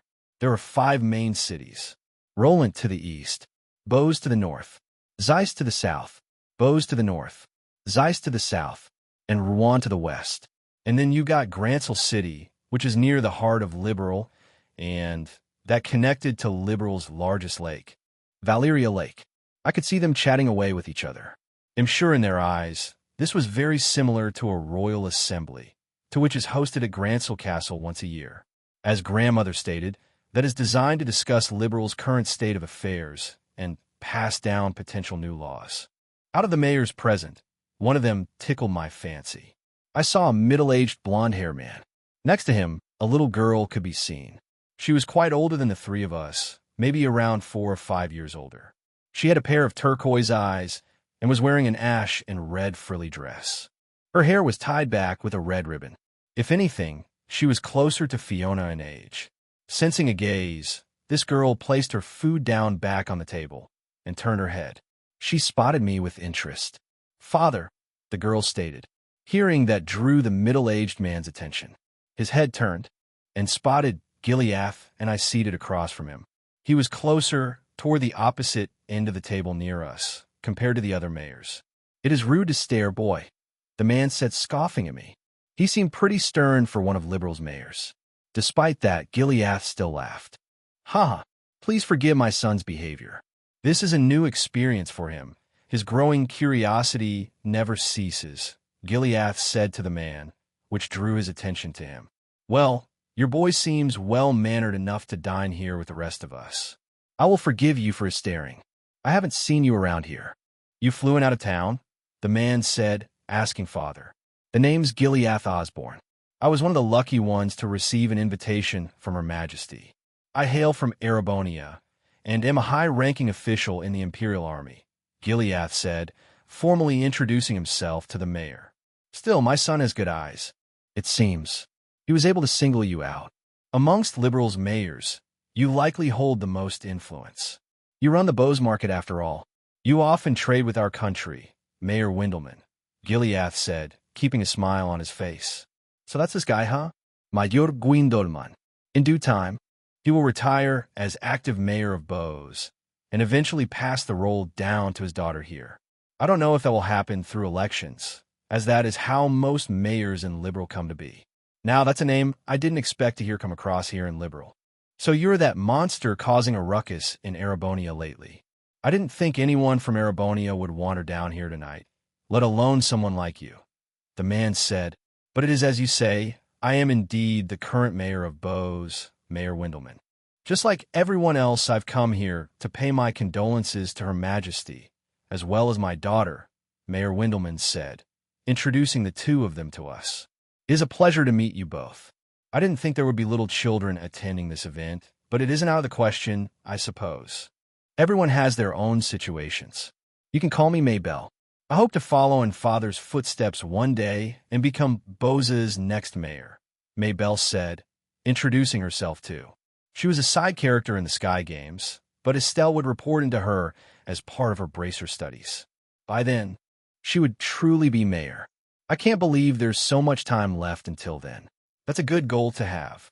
I hope Naoto here will strive to reach similar heights, just as you are aspiring to be. That's right, Imnato. It looks like you two are here on a trip, as one would say. But then again, everyone is. "Huh," I replied, laughing. "Naoto, huh? I hope we can become acquainted more in the future," Maybelle responded, smiling. As always, you can read advanced chapters for free on my Patter 0N. 666. Chapter 24. The funeral. As always, I didn't think Bose's up-and-coming future mayor would sit right across from us while we dug into our meal. Like I said, both Estelle and Joshua would get rather acquainted with her and her persona during the Sky Games. Mostly during the first game, while you literally walk around the entire country. On foot. That's right, on foot. One of the few drawbacks about Sky first chapter. Well, you do take an airship from time to time, but most of the place is explored in such a fashion. It take a while to get into, but the payout is big. And the future Mayor Maybelle here just so happens to be one of the individuals who will openly voice her opinion about Duke Dunan's actions and actively oppose him. And on top of everything, she'll learn her way around the marketplace. You never want to underestimate a businesswoman. It was nice to meet these two so early on. They might just be side characters, but I need to stop having such thoughts. They're real people before me, just as anyone else in this dining hall. They had their own thoughts and feelings. After initiating some small talk, I saw Father and Mayor Windelman switch topics, and we began talking about the current affairs both Liberal and Arabonia shared. While it may have not been a lot to talk about, it was still interesting to see how Father projected his thoughts outward to someone that didn't belong to Arabonia. It didn't erupt into any fighting or anything, just two men sharing ideals. While I managed to strike up a conversation with Maybelle, it was pretty fun passing time like this. Father didn't mention Arabonia's current emperor as he is due to pass away soon. That should happen in around 2 years or so, following the current events. Then you got that knight lady named Arianrod, who officially stepped into the ranks of Ouroboros. I'm not sure if this is when she was directly promoted to an Anguis seat, but she will likely not appear again for several years down the line. Not until the Azure Tree forms. I could only look toward the more recent events to happen. I really hope I can meet with His Imperial Majesty soon, just so I can see the current state of Valflame Palace. Keeping that in mind, we all ate our food, and the time spent during this banquet passed by before our very eyes. For whatever reason, I saw Princess Claudia steal glances in my direction. Mostly curious ones, but I could sense them right away. I took a glance myself out of the corner of my eye, and we really did have the same shade of purple hair. It was so strange, yet so familiar at the same time. I wonder if anyone else took notice, but seeing how far our positions were apart, they probably didn't. Not a lot of people carried surprised looks while we were in the main lobby earlier. Cassius was with us at the time, so they didn't bother. Meanwhile, as I continued to dine with Father while having some friendly chats with Maybelle, Queen Alicia glanced down, only to see Princess Claudia taking a break from her eating. Princess Claudia glanced her eyes upward at Queen Alicia. "Ha! It looks like you've taken an interest in Naoto. Best not to attract gazes now, my dear. Do not let your eyes wander too much," Queen Alicia uttered, warning Princess Claudia not to look around too much where Gileath and I were currently seated. "I understand, grandmother," Princess Claudia said while nodding. "But you seem to know this boy. Naoto, is it? His hair looks very much like mine. It's like I'm looking in a mirror," Princess Claudia responded. Uncertain. Queen Alicia only laughed a second time hearing that. Others don't dare to question this or why Naoto's here. After all, it is him who Naoto is currently acquainted with. "You must mean that tall and serious man next to him," Princess Claudia uttered.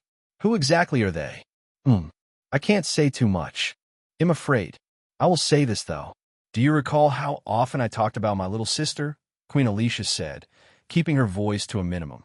"Annie," Princess Claudia replied, obviously surprised to hear that. "That's right. I can tell you the details later once the banquet is over. Then, you will come to know who exactly this boy is," Queen Alicia said, causing Princess Claudia to nod her head. "I understand. I shall refrain from asking until then. This meal is delicious, by the way," Princess Claudia said, smiling. "Ha ha ha. I'm glad you're enjoying it. You needn't drown yourself in sorrow. I know losing your parents must mean a lot to you, but just know there are still others, like myself, who care about your well-being." Queen Alicia responded, letting out another laugh. "Yes," Princess Claudia happily responded. She indeed was sad, but she was happy at the same time, knowing that there were still people who cared about her. She had every right to enjoy this meal. And just like with them, all of us had a blast during dinner. It didn't take long to see figures start departing the dining hall one after another. By nighttime, everyone had retired for the evening. Queen Alicia took this time to formally introduce Princess Claudia to Father and I, which took me by surprise. I didn't think grandmother would actually do this. I initially anticipated that we would just be like the passing wind and leave once the events concluded tomorrow. Princess Claudia even managed to call me brother. I hope this doesn't turn into a habit. I mean, who knows when we'll see each other again. I saw she was reluctant for us to depart. Still, it was a surprise just how close she looked in appearance to me. And likewise, Princess Claudia was equally surprised to find out that she still had a relative to call her own, beside her father and mother. That introduction only lasted for a few moments. Queen Alicia took Princess Claudia back into their private quarters and retreated for the evening. We did an official farewell. Goodbye for now, grandmother. Hopefully we can come across each other again soon. You know, apart from tomorrow. As for the rest, turns out Estelle fell asleep shortly after the banquet ended. Colonel Bright was still awake, and he took Lena and his sleeping daughter to introduce his family to Her Majesty. Estelle was still a young child like me, so it was clear why she received a sleeping spell. I too was pretty drowsy. Ellie and Henry thanked us for spending some time together and also departed Grancel Castle. They had a previous lodging already booked. As for Father and I, Queen Alicia permitted us to stay inside Grancel Castle. Because of this allowed me to spend some more time with Princess Claudia before Queen Alicia took her back into their private quarters for the evening. The night of the first day passed, and morning soon dawned. We shared a simple breakfast with Queen Alicia. The venue changed completely, causing us to move away from the castle itself and head on down toward the nearest shore. Liberal has a tradition of sending off their departed ones on small wooden boats while lighting them on fire. Afterward, we all lit lanterns, letting them float on the lake. It made for a pretty sight, to say the least. As for this lake, it was called Lake Valeria, and it was known as the Pearl of Liberal. Princess Claudia did cry during this and stayed quiet.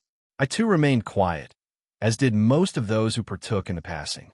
The flaming boat that was lit sailed along the waters of the lake before vanishing from sight. The atmosphere remained gloomy, but it passed nonetheless. I could use all the adjectives in the dictionary to describe this scene, but it isn't really fun when you attend someone's funeral. The best you can do is to be there for the people related to the passing and support them. Our presence alone did that. As always, you can read advanced chapters on my Pater 0N. 666. Chapter 24.5. The duel, as always, despite the unwanted feelings, it did make the time pass by. Once those feelings were swept away, the last event of the celebration of life began. It was now high noon on November 2nd. Queen Alicia could be seen in front of a gathered crowd, still on the beaches of Lake Valeria. Some Royal Army Guardsmen were also stationed to keep the peace. I thank you all for attending this funeral. We have one last event to showcase today, albeit a little unexpectedly. One of our guests offered a duel with none other than our one and only Colonel Cassius Bright.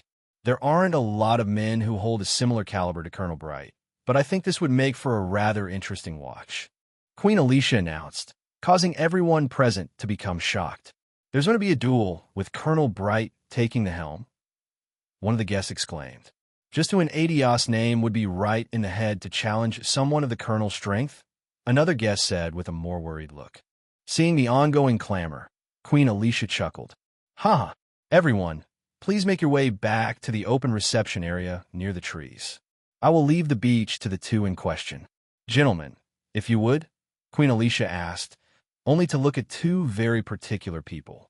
It was good I wasn't immediately beside Father during this. Less wandering eyes, the better.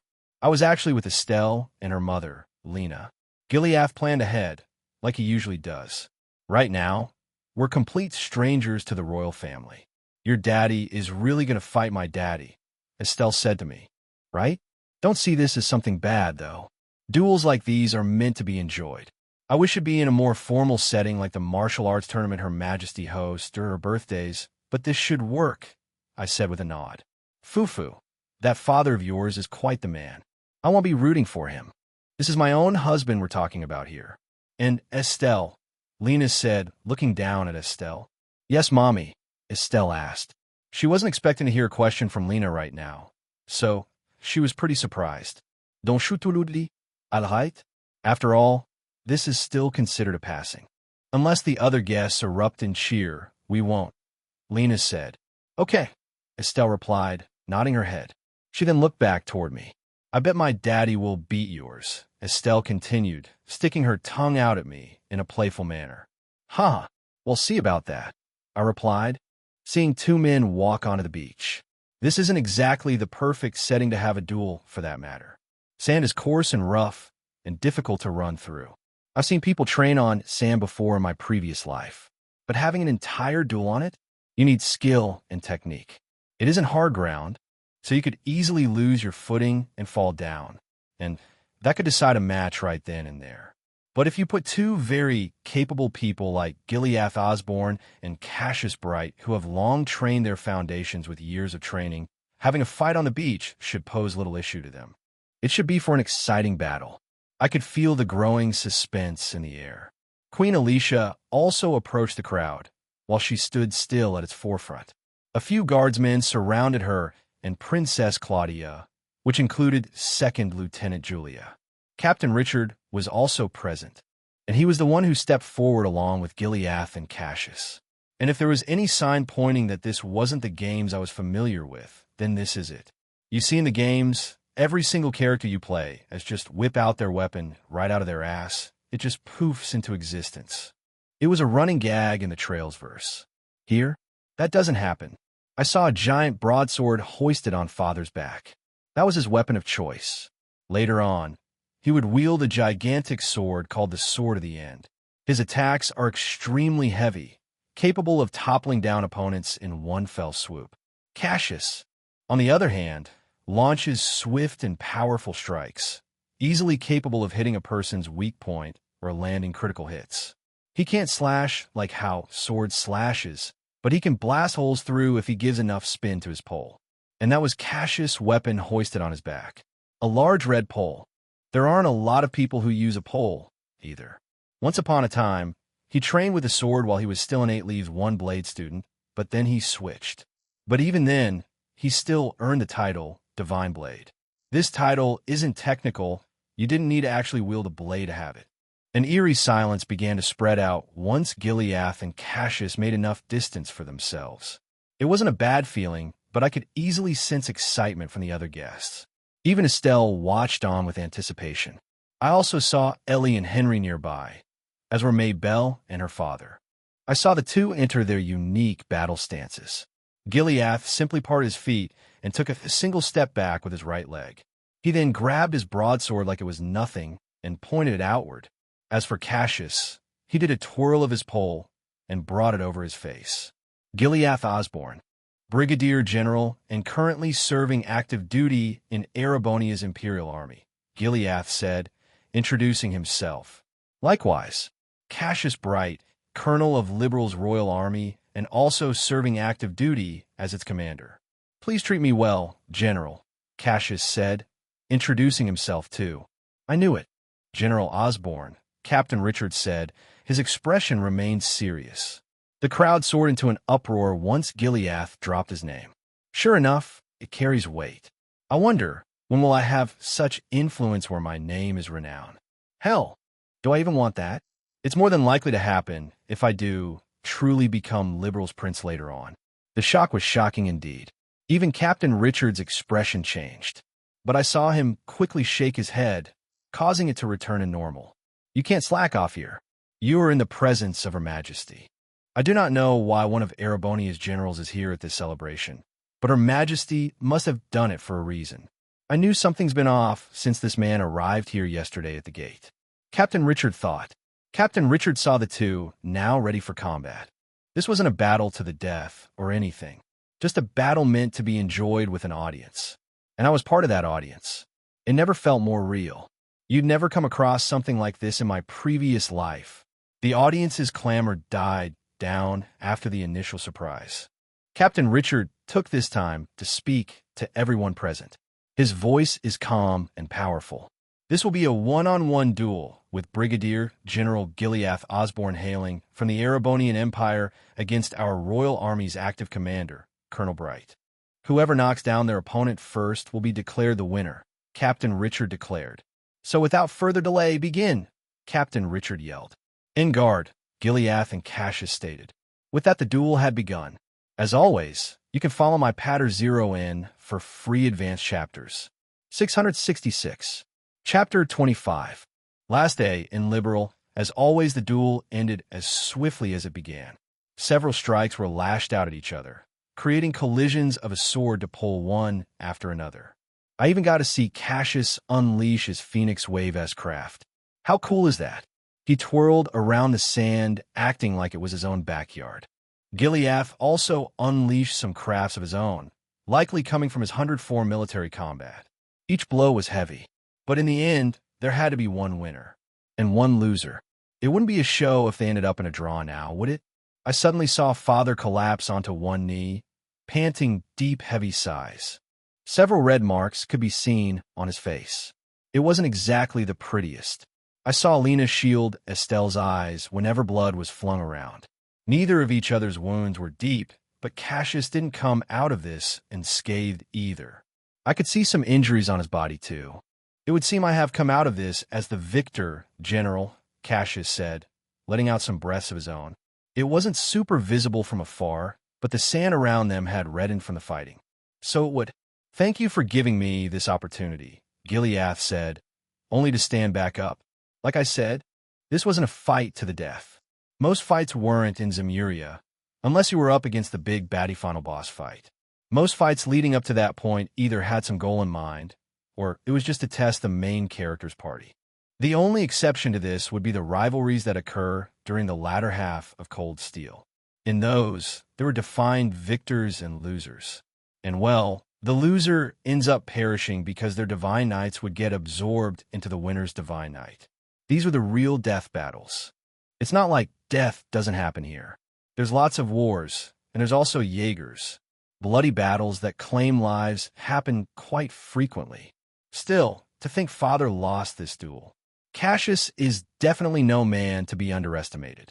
And just like now, he would be triumphant against Gileath during the last 10 days of the 100 Days' War. Perhaps this served as a prequel to the events that have yet to take place? I'm not sure, but if there was one thing I regretted seeing, it was Estelle's wide grin as she looked back at me. She even did a V sign with her hand. See, I told you Daddy would win. It was really cool to watch, Estelle happily said to me. Yeah, I get you. It's not like either of them are weak, but it really was enjoyable to watch, as you said. I replied, smiling.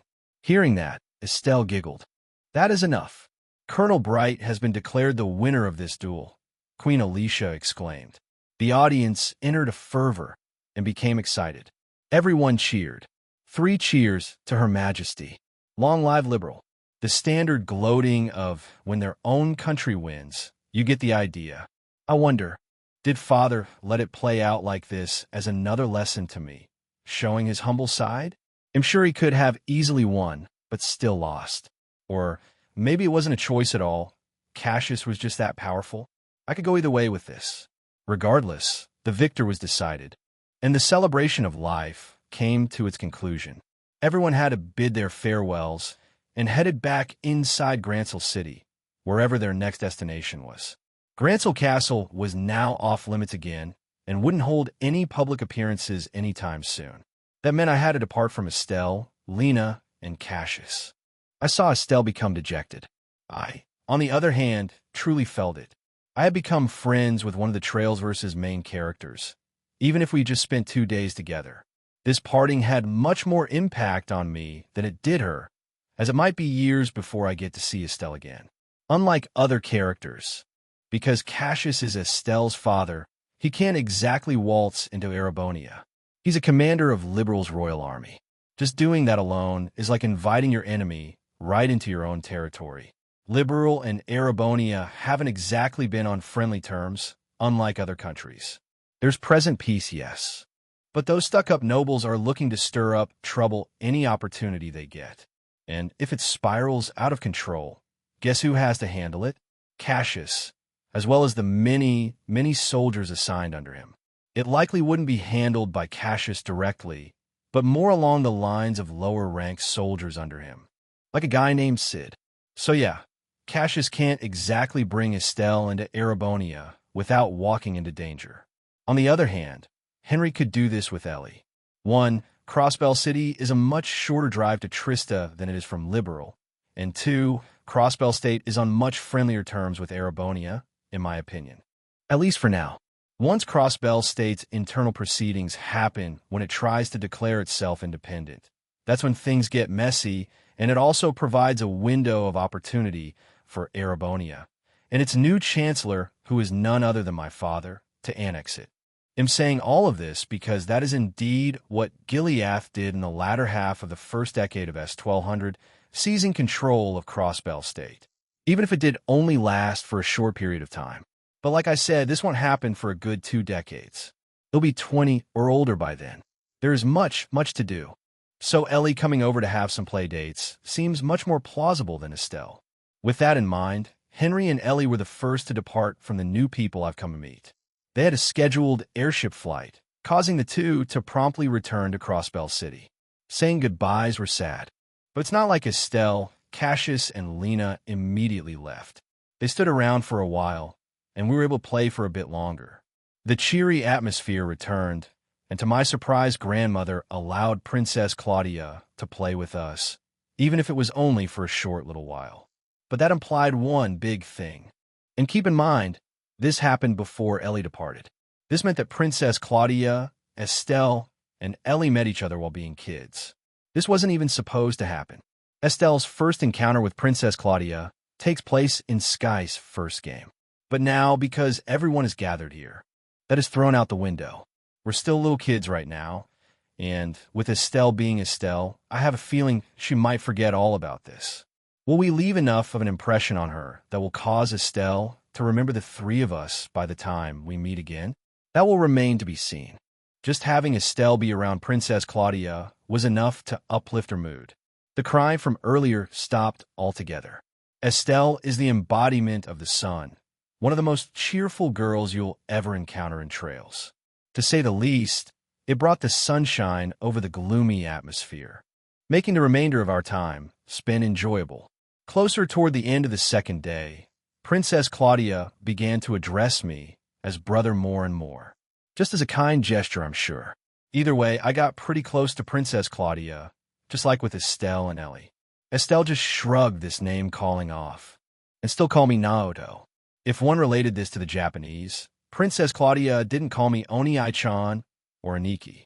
She was much more formal, and called me Ni-sama. Just that alone was a surprise. Near the end, our little circle of energy tuckered out. Ellie and Henry were the first to depart, so they could catch their flight. Cassius took Estelle and Lena away, as did Queen Alicia and Princess Claudia. After this, Father and I were on our own on the second day, so we ended up staying at the Erebonian embassy. It was already pre-planned, so there was no surprise when the head of the Erebonian embassy greeted us. It was the same Ambassador Cranak you would encounter in Sky. Despite being a noble, Father was still a general, so Ambassador Cranak had to be respectful toward him. We made sure not to cause a scene, though. We simply slept after enjoying a meal inside the embassy. The third day came, and we departed Liberal Bright and early around 7 a.m. Our visit was only planned for 2 days, and Gileath notified Cassia we would be returning in the morning. On top of that, he notified our personal driver too, and he was able to come pick us up. Heimdall was just as busy as it was a couple days ago, and it was nice to check out the sights while we drove back to Trista. It was a smooth ride home without anything happening at all. Gileath managed to recount everything that had happened, and prompted me to treat those as lessons of his.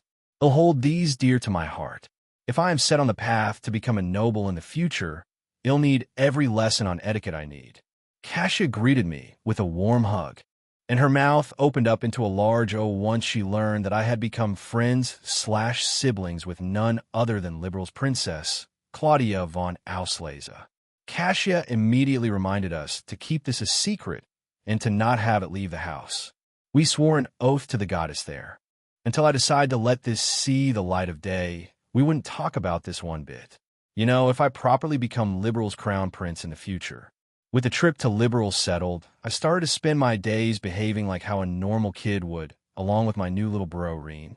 It was as if someone pressed the fast-forward button.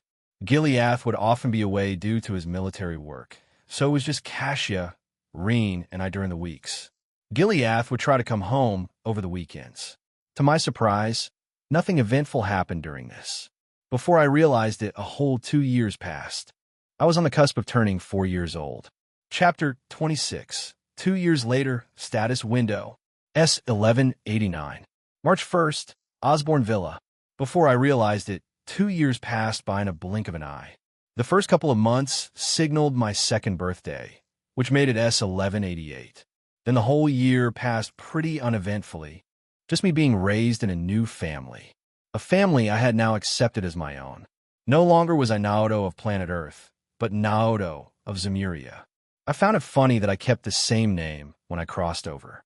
And once S1188 ended, S1189 happened. I was on the cusp of turning 4 years old, but if we're being technical, I'm currently 38 months old now. As much as I wanted to be funny right now, I couldn't. Presently, a violet-haired and golden-eyed boy could be seen running through the hills and trees of the thick forest resting beyond the Osborne Villa. It stretched onward for miles and miles. To the very, very far north was the Transcontinental Railroad, which would eventually take you all the way to Roer and the rest of northeast Zemuria, including North Highlands. But seriously, I just had to utter the word train. I said, letting my feet do the work for me. I'm not sure if the gamer system is at play here, but Father suddenly put me on his training plans the moment I turned 3. Talk about relentless. I wasn't expecting this until I turned 5, but even then, if you put this into the perspective of a martial arts family, they start training their young as soon as they're able to stand. Turning 5 years old might even be too late in the face of geniuses. Now, I don't know if I consider myself a genius despite Father praising me as one, but man, me and my big mouth. I heard a sudden ding sound off inside my head. At least for this, it's still music to my ears. Ding! Gamer Naoto has successfully run 10 kilometers. Daily quest has been completed. You have been awarded 1 stat point. Ding! Gamer Naoto's status window has been updated. Would you like to review it? Of course, I thought, prompting my gamer system's status window to appear. Most of the time, I just let it appear inside my mind, but because Father now lets me do this daily training on my own, I could allow the status window to appear before me. Literally no one was around, right? You guessed it. My gamer system might have been the one at fault here. The moment I turned 3, this stupid daily quest triggered. Accomplish a task during the given 24 hours, and you get rewarded for it. Pretty simple, right? If only it didn't require me to run 10 kilometers a day. Seriously, this is hell mode. How could a child like me run 6 miles on a daily basis? I'm just asking for death here. But like I said, perhaps it was because of the gamer system and partly due to Father's pushing. It saw I had enough energy to actually run 6 miles a day. At least I didn't go unrewarded for it. While the reward might be simple, it's what kept me going since 29 days ago. I've never had a break. This would consume most of my morning, and then during the day, I would hang out with Reen and my mother Cassia. I doubt any normal parent would let their 3-year-old son wander into the back forest alone. Cassia would likely observe me from afar. I also made sure not to wander too deep into the forest, as there could definitely be unwanted monsters lurking. I digress. I looked at my status window. Not much had changed, apart from those few skills showing up, and me gaining stat points that I can spend how I wish. That was the beauty of the gamer system. You could choose what route you want to go. That's also what the Trails verse offered. You could literally build a character into any role that you wanted. You wanted Reen to be a tank? You could. You wanted Reen to be a mage? You could. You wanted Reen to dodge attacks? You could. So on and so on. The potential was endless. If there was one thing the Trails verse lacked, it was classes. Something that clearly defined what a person could do. I like this aspect of freedom, letting you do whatever you want. That's why I don't have a reason to really hold on to these stats. I could even distribute them evenly across the board, and I'm considering doing this. That way, if I don't go one route, I wouldn't fall behind on another. Now with that in mind, my status window goes as follows. Status window name, Naoto Osborne level, 3 next level, 1000 total EXP, 0 occupation, and A title, Friend of the Vermilion Knight, 35 STR, 100 HP, equipable titles, Friend of the Vermilion Knight, Harem Seeker stats HP, 1000 100 EP, 150 STR, 68 35 Def, 25 ATS, 50 ADF, 25 DX, 30 SPD, 20 attack damage, 68 arts damage, 50 resistance, 25 arts resistance, 25 available points, 34 other equipment. Combat Armement. Skills Bloodlines, Vermilion Eyes, Rapier Mastery, Favorability Gauge, Auslese of Favorability. Crafts Arts. Inventory. I can see quite a few menus now that weren't previously available. They all should be pretty self-explanatory. Some I can't even use yet, but will down the line. The important thing to note for my combat power is the attack or arts damage. This is the final factor before all the trail's math happens where external factors get applied, and then you put it against your target's defense. This calculation does change from game to game, but it did give me a calculation when I reviewed my status window for the first time. The biggest factors for me right now would be element efficacy, critical hit, and whatever bonus stats equipment will give. There's a whole bunch of shit that comes later on which really boost one's damage. Like combat orbments and quartz. I started out with 5 points, and then from January 31st to March 1st of S1187. That was a period of 29 days. My gamer system did not increase my stats one bit during this, nor give me any additional points to spend. Not until that daily quest sprung up out of nowhere. I know it's looking after me. There's a lot of dangers around Zemuria, unlike my previous life. You got war. You got magic. You got science out of your ass mechs. That's right, mechas. Then you got gods and demonic beings and devils. Every single aspect of fantasy exists here. I don't think anything is left out. That's why I want slack off. I can't afford to do so. If I want to secure my footing here in my new life, I need to learn to protect myself first and foremost. In a way, I am grateful for the system to kickstart my training, whether or not Father was involved. I also read the daily quest details. It was very simple. Daily quest, version 1. Duration, 1 year. 24-hour cooldown. Task 1. Run 10 kilometers, 6 miles, per day. Reward, 1 available stat point. Accomplished, 29,365 days.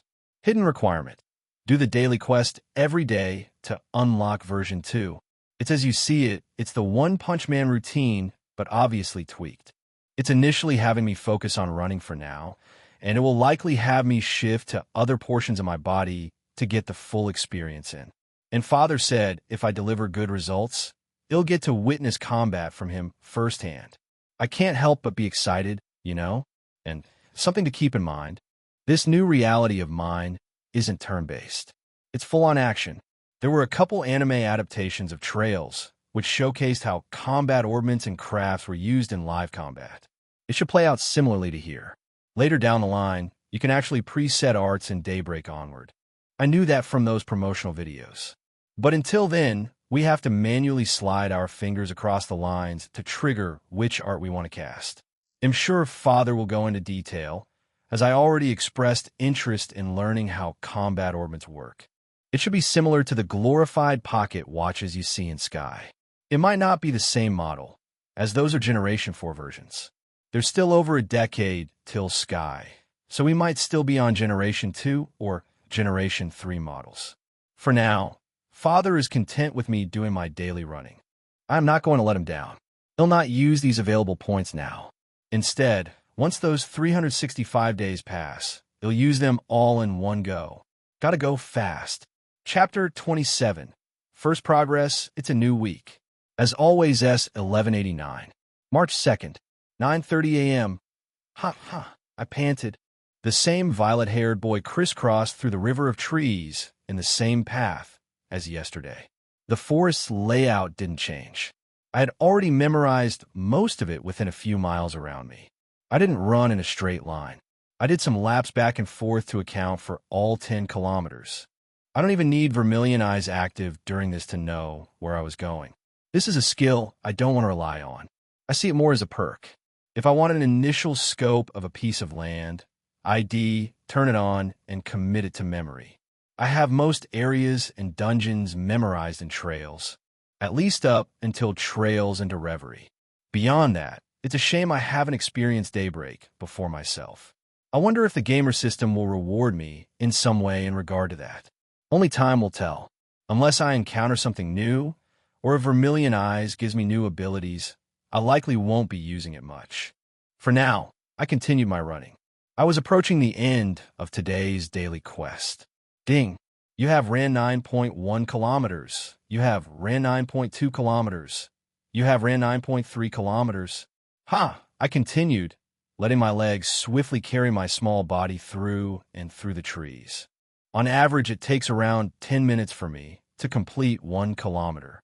That wasn't the fastest time, but it was still a pretty good pace. Equating it to miles, it'd be around 15 minutes per mile. This daily quest only gave me a limit of completing it within a given day. For 365 days total. In total, I spent around 100 minutes running during my mornings this last month. I would wake up bright and early at 7 a.m. From there, some time will be spent waking up and stretching. You definitely cannot skip out on doing stretches if you want to initiate a workout like this. Otherwise, your body will literally scream at you telling you to stop and cause muscle spasms. And since I'm still a kid with a developing body, that would be Gehenna on me. See what I did there? To add some comedic value, the devs of trails would often add in Mira or Gehenna during jokes, which replaced the words money or hell. An example of this would be run for your Mira. Stuff like that. All jokes aside, I didn't have much mass to body right now. It's not like that didn't come with its downside.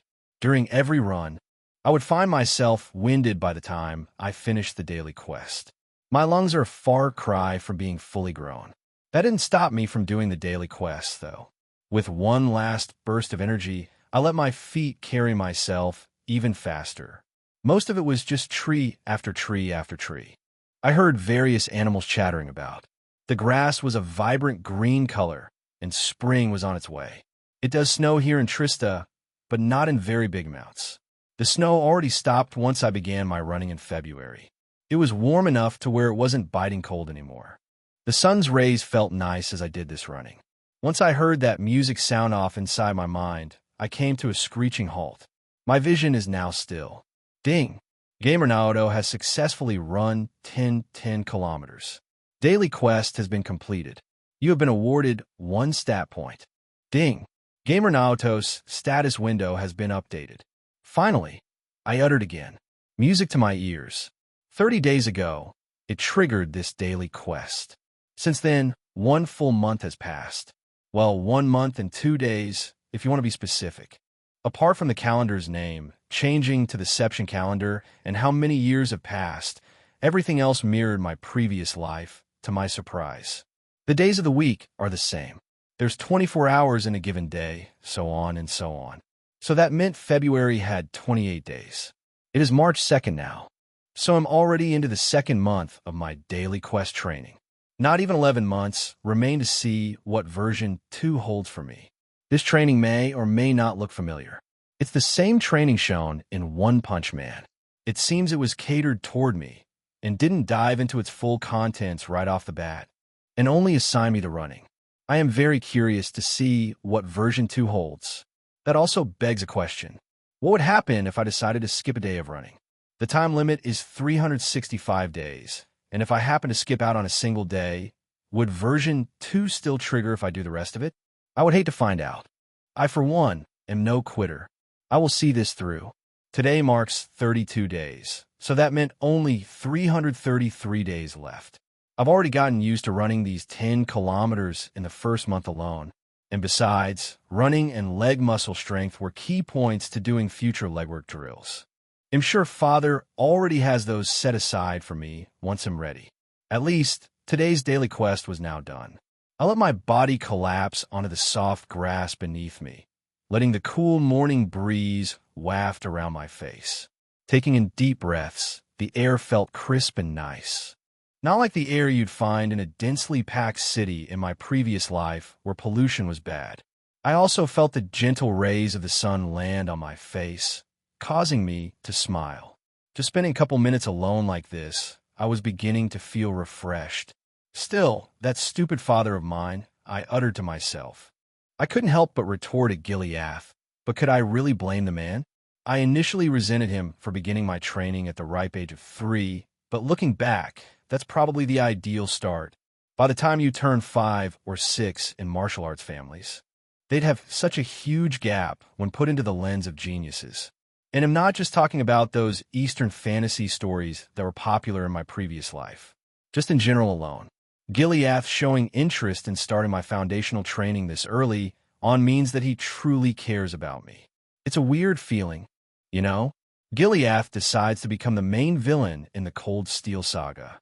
He could have passed the role on to someone else, but with what is set to be thrown his way in these coming few years, he opted not to.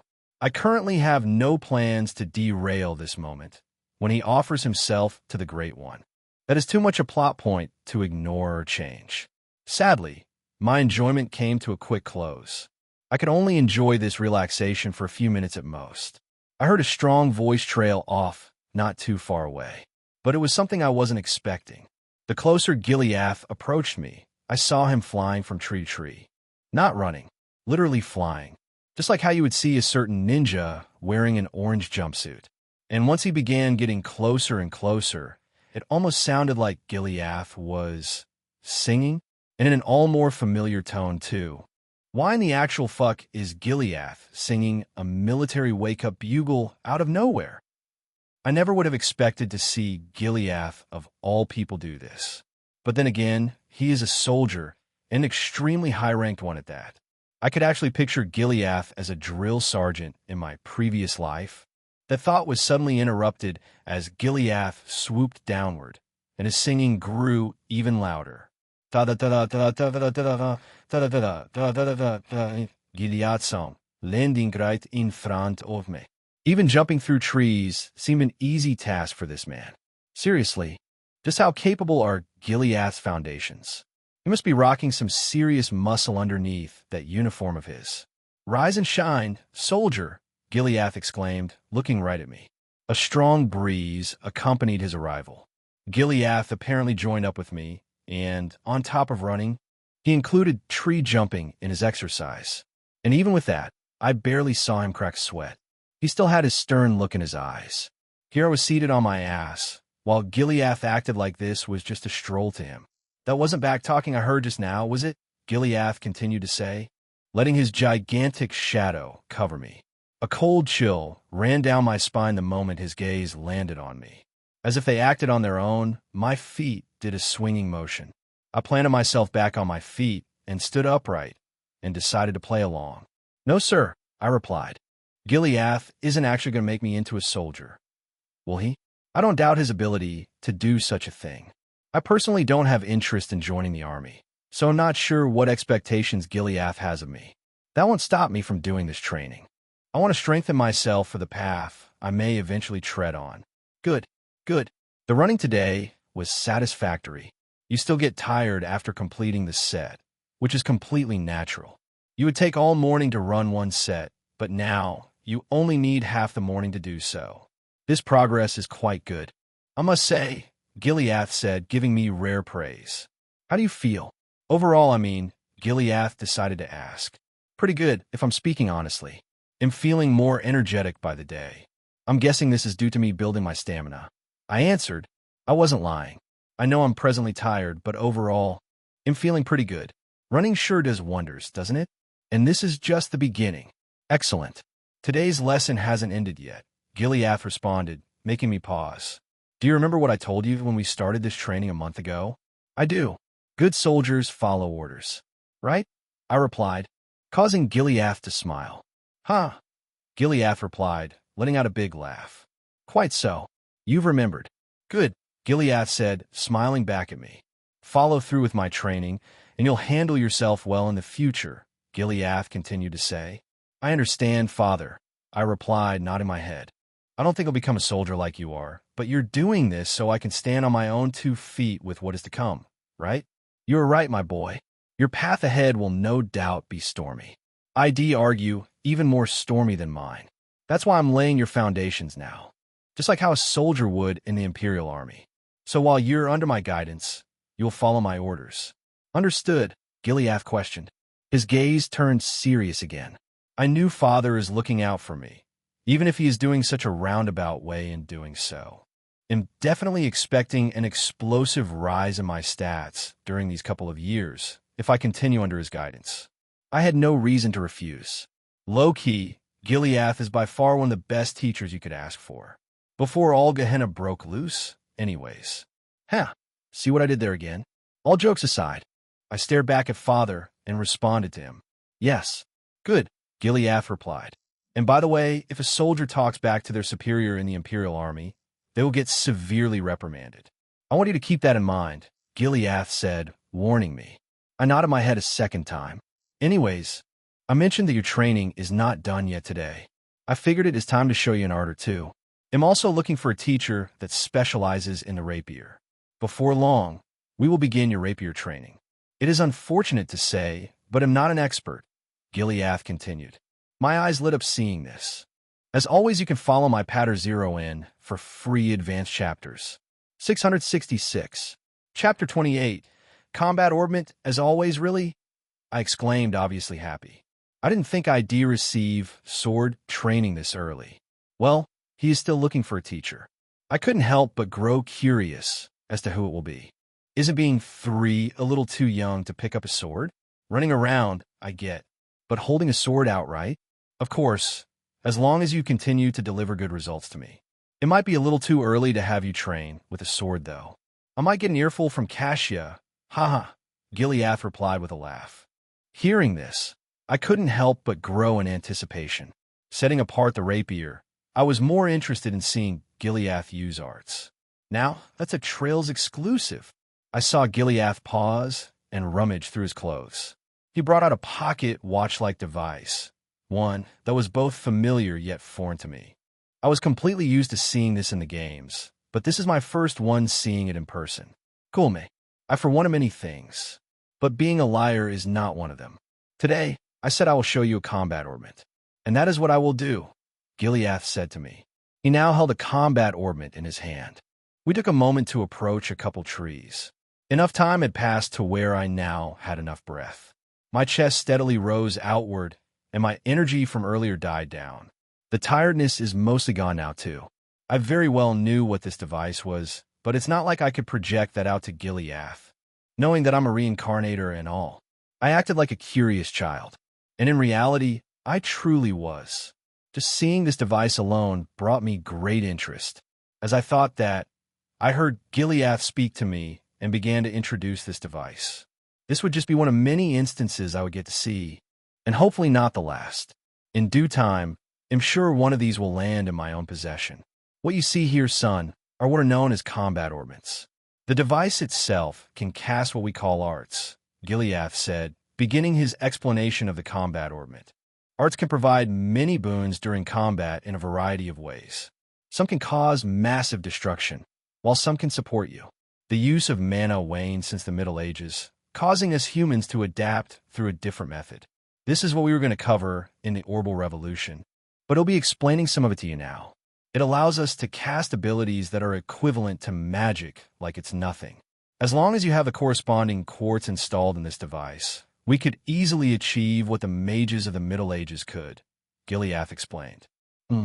I guess knowing about magic wasn't really a secret then. I'm sure Gileath is much more a history buff compared to other folks, so I wasn't surprised to see him referring to magic like this. Basically, through science, us humans can now cast magic-like spells without having the need for mana. How cool is that? That doesn't mean magic no longer exists here in Zemuria. It's just kept in really secretive places and mostly restricted by the fleeting Hexen clan. These guys still have the ability to cast magic from centuries past. I'm not sure if we'll get to meet any of those people anytime soon, but a couple individuals that come from this clan are known as Emma Milstein and Vita Clotilde. It looks like Father wasn't done explaining about combat orbments, though. I kept my ears perked and my eyes were glued on the device. Continuing along, combat orbments bring their power through a very special mineral which is scattered throughout Zemuria and can be mined from what are called septium veins. The mineral itself is septium, and once you put it through our refineries, they become sepith. Through these sepith crystals, you can create little gems called quartz. These quartz are small enough to install in these combat orbits.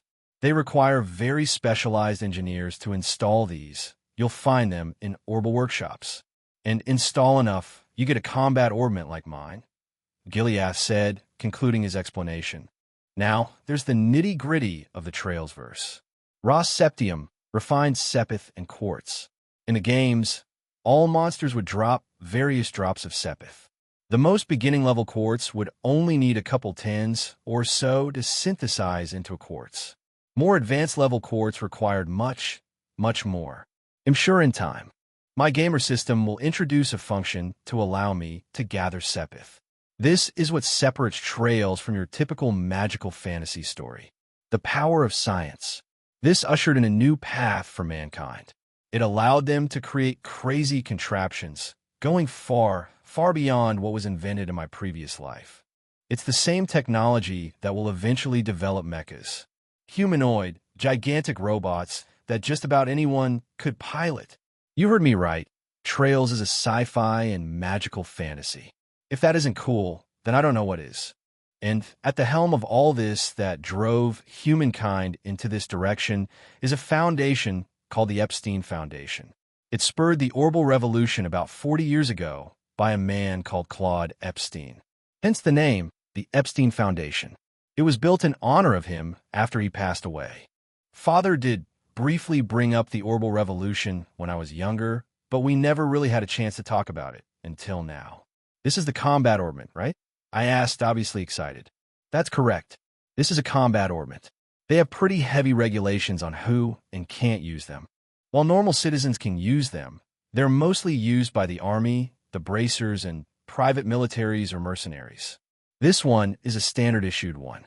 If there was one thing to point out, is that when the engineer assigns your combat orbit, they attune to the elements you might have a strong attachment to.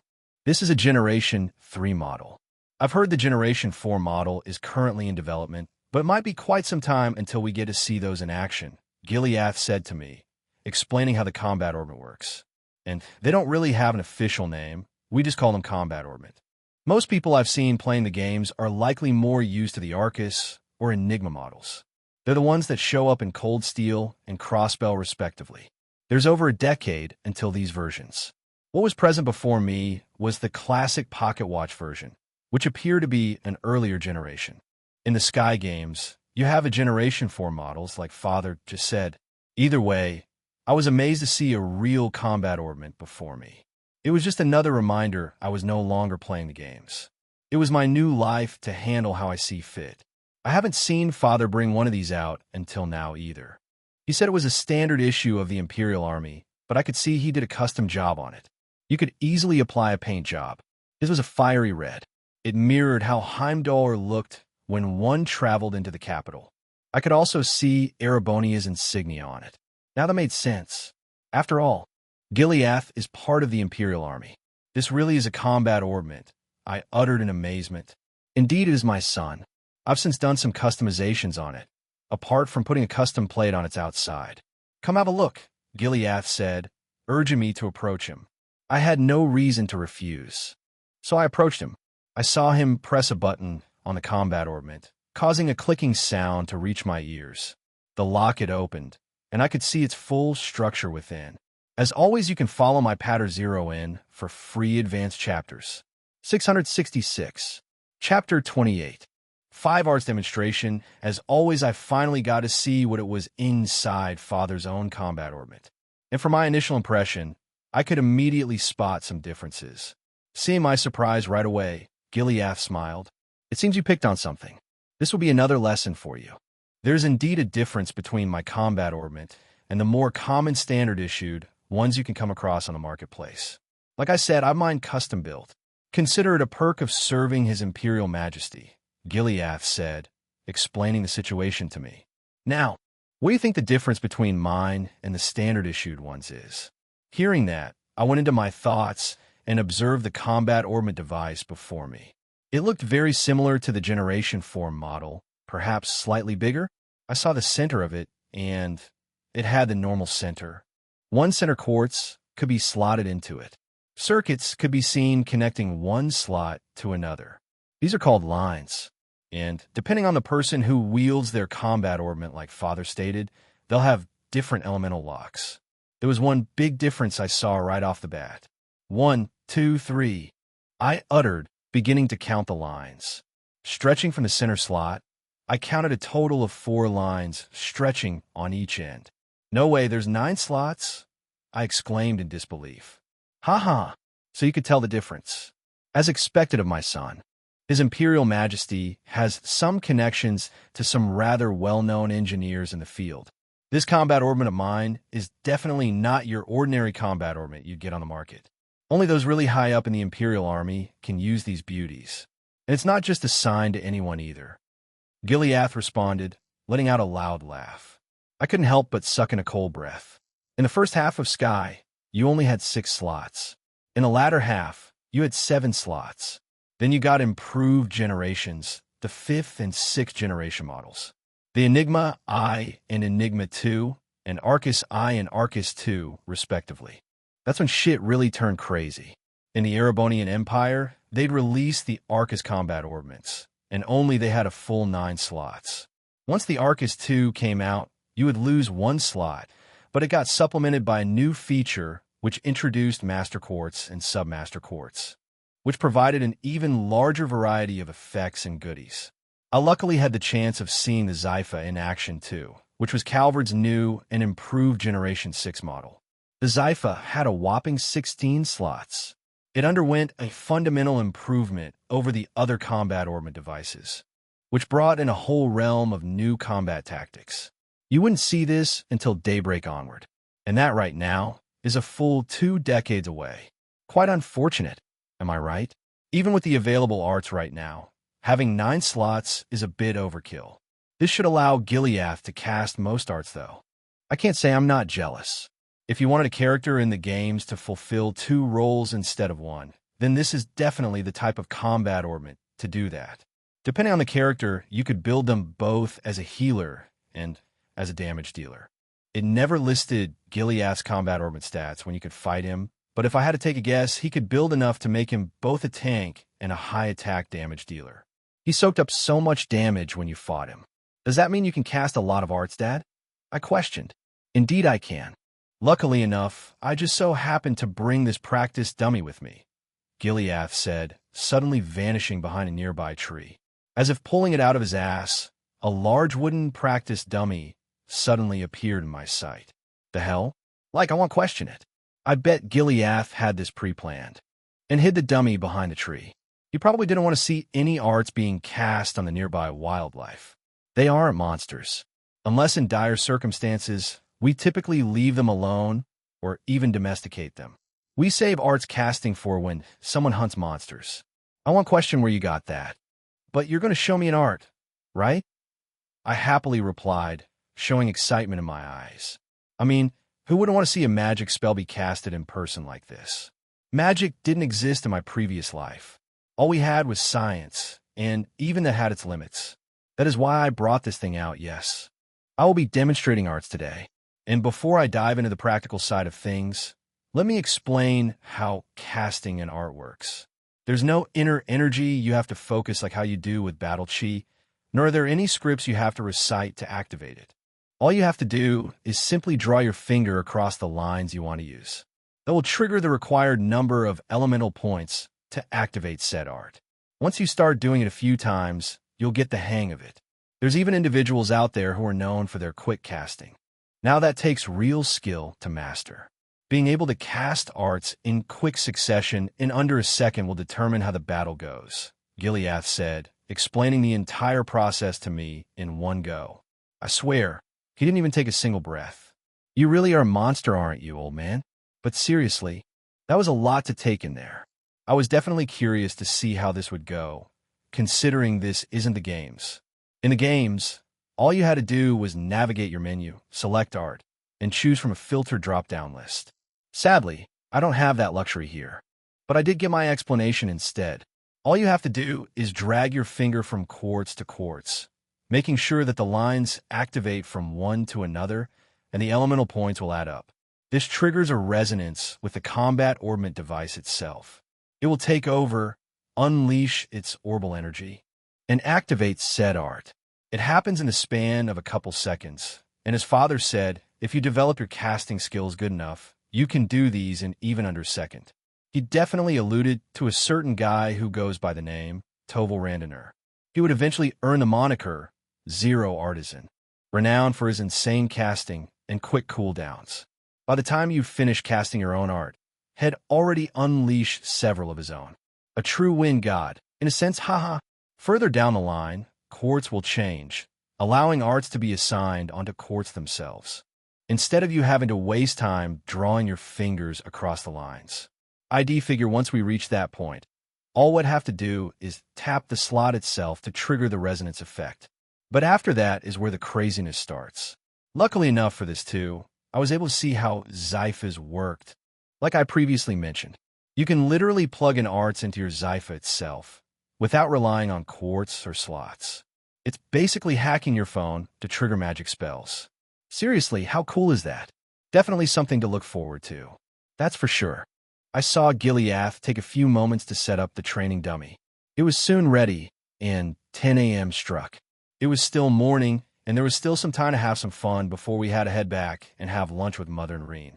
Has Cassia taught you the names of arts during my times away from the house, son? Gileath decided to ask me. Yeah, Mom did. Are you giving me the choice of wanting to see one? I asked with growing anticipation. Huh, I like that look in your eyes. Tell me which one you fancy. I'm sure you don't know what they do, considering I haven't taught you combat ornaments until now. Just say the name of one, and I'll try to cast it for you, Gileath said, prompting me to choose any art I want to see casted. Any art I want. Well, let's not get too crazy here. We probably shouldn't go into any B or tier arts. Perhaps more around the D or C range. Just like crafts. Arts also have a similar power ranking, going all the way from E to several S counts. The higher count S has, the more it do. You'd see the type of damage from the highest tier arts or from S crafts. They'll go into S crafts another time. But to sum those up, they're basically a character's so-called ultimate skill.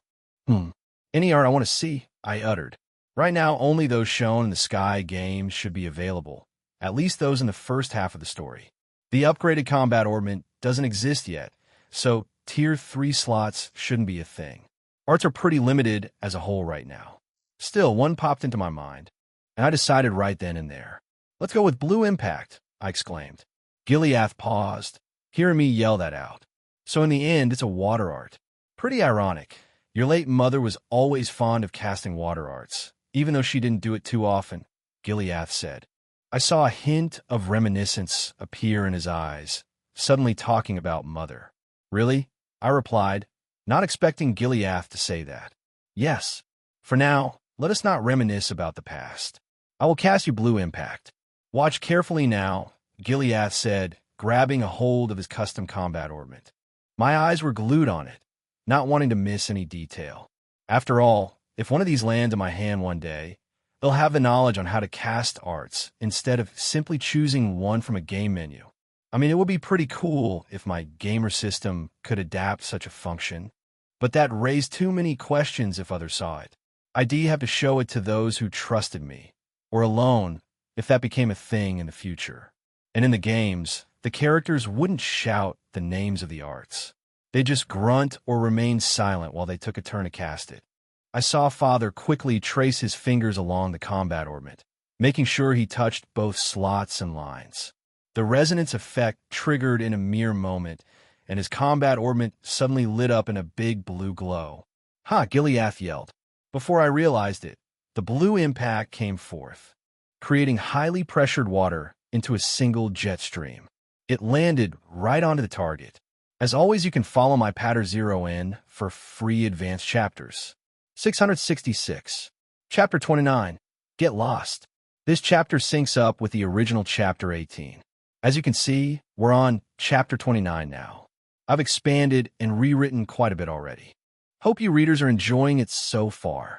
As always, I had literal stars in my eyes seeing an art cast for the first time. It's like watching a mage cast a spell, but Father is no mage. He's just a normal human like the rest of us. How can you not be excited seeing magic in person like this when you come from a world where magic didn't exist? And while we're on that topic, that's totally the question of the day. In my previous life, there was a heavy focus on developing artificial intelligence. What if humankind branched off in a similar fashion and was able to create something like arts through the power of science? It's a shame I won't be able to witness to see if that happens or not. But now, I'm in Zemuria. So like I said, how can I not be excited to watch this happen? Gileath mused, seeing my excited look while he watched his art shoot down at the practice dummy. A powerful, high-pressurized stream of water formed out of nothing and blasted it to bits from the top down. You know how a dam would shoot out a gigantic stream of water once it releases it into the river below? Picture that, but on a much, much smaller scale. And because of that, the pressure was extreme. Trust me, you wouldn't want to get blasted by one of these. It's not powerful enough to tear someone from the inside out, but ITLL do a lot of damage and inflict major injuries. This is where the power of B and onward arts come into play. Early on, they just get their power classified, but later, they'll be assigned ranks, just like crafts. Before I realized it, the sands of time began to churn while I enjoyed this showcase. It's not like I was the only one here in Zemuria. It was a wide, wide continent that held several countries inside it. Unbeknownst to me, another, different scene could be seen taking place around the same time. Perhaps later in the year? It was hard to tell. The sun was hanging high, and there was a little chill in the air, so it was likely spring. There was a particular free city called Emerald City that was situated between Lehman State, Arteria, and the Republic of Calvard. It was one of the few independent cities that wasn't tied to any form of government, unless one headed toward Crossbell City, Emerald City, or a little piece of land called Jurai that hung northwest near the ocean's borders in Erebonia. You wouldn't be able to find any free cities like this, unless you headed toward the east, beyond the Principality of Elzame. Emerald City is located in Midwest Zemuria. Presently, two girls could be seen walking down a busy street in this lively city. They sported the same hair color, which was bright red. One appeared older than the other, and the older one had their hair tied into a single ponytail. They had a gentle look in their eyes and carried themselves quite gracefully. She also held a book in her hand. The younger figure, on the other hand, had a much more lazy look in her eyes. She was holding onto a paper bag, likely having completed some grocery shopping for the day. The older girl appeared to be a nun too, and if one had a close look, it was the same girl who was beside Ein while they wandered into Gransel Castle 2 years ago, only to meet Naoto and Her Majesty the Queen. This girl is Rufina Argent. Back then, she was 11 years old. Now, she should be around 13. She's currently wearing a simple purple dress and was a couple feet taller than the younger girl beside her. Apart from having the same hair color, she was much, much younger, perhaps around 5 or 6 years old at most. Despite that, they definitely appeared to be sisters. Not by connection, but by blood. This second girl goes by the name Rise Argent. She is in fact Rufina's younger sister. Compared to Rufina, she was wearing an orange-brown dress with a matching blouse. Rise could be seen pouting while she carried the paper bag. She was clearly not happy about something. Taking a moment, Rufina paused and looked at Rise. "Hey, Rise, come here for a moment," Rufina said, calling Rise over. "Promise me you won't do that again, all right? The streets here aren't exactly the safest. Seriously, how many times do I have to tell you not to run off like that without me?" Rufina said, obviously angry. Rise just had a dejected look in her eyes. "I just smelled something really nice from one of the stalls nearby," Rise said, complaining. Still, she continued along, as she said something that attracted Rufina's attention. "But as I bought some food from a nice lady, I happened to find something weird," Rise continued. "Weird, you say?" Rufina asked. Her figure was now turned around. She stared at Rise while still holding her hand. The moment she did that, Rufina saw Rise raise her finger up, only to point toward a nearby back alley that was dimly lit and barely had any light stretching into it. It was still a little chilly out here despite spring coming. Cold breaths escaped from the two girls' mouths, while Rufina looked at where Rise was pointing. Once the two got close enough, they saw a lonely green-white-haired boy, currently seated against the wall. His head was crouched over, resting over his knees. This boy is clearly malnourished. Who knows how long the boy has been out here in the cold? Rufina's mouth opened wide with shock, creating a big O on her lips. The boy was also pretty beaten up. "Oh goodness," Rufina said. Her earlier anger at Rise completely subsided. She was now worried about seeing this lifeless boy on the cold street. "Do you think he's dead?" Rise asked. "Or maybe he indulged himself in stuffing his face with food?" "I'm pretty certain it's not the latter," Rufina said, sighing. I swear, what are they teaching you kids in Sunday school these days? Rufina retorted, only to quickly shake that thought away. Never mind, I suppose that could wait. Rufina continued. She disregarded any complaints she had for now and urged Rise to follow her. The two walked into the back alley, heading to where the boy was. He seemed to be around 8 years old at most. Now blocking the fading sunlight, Rufina bent over. This caused her golden, circular locket around her neck to pop out. Parting her hair to the side, she revealed her purple eyes. As for Rise, she just stared at the boy, wondering if he was still hungry despite Rufina saying otherwise. Hey there, Rufina said, proceeding to bend her body downward. Now on her knees, she questioned the boy. Can you hear us? The boy tried to respond, lifting his head up a bit. This allowed the girls to get a good look at him. His eyes appeared lifeless and faded. But not all was lost. There was a tiny sliver he clung onto. It was what prompted him to lift his head while hearing that. It was subtle, but Rufina was sharp to notice it. Thank goodness, you're still conscious, at least, Rufina said, sighing in relief. What's the matter? I can't see this being a very comfortable place to sit. Again, the boy didn't utter a single word. Rufina tried to ask, not garnering any response from him still. Do you think he's hungry after all? Rise asked. You know, when you're really hungry, sometimes you don't even have the energy to talk. You might actually have a point there, Rise. And you'd know that better than anyone, Rufina said, letting out a laugh.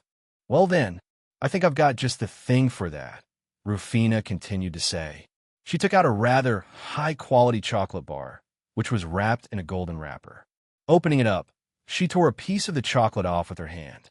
I was saving this for you, Rise, but this calls for dire measures, Rufina said, looking at her younger sister. Where did you get this? Rise exclaimed in shock.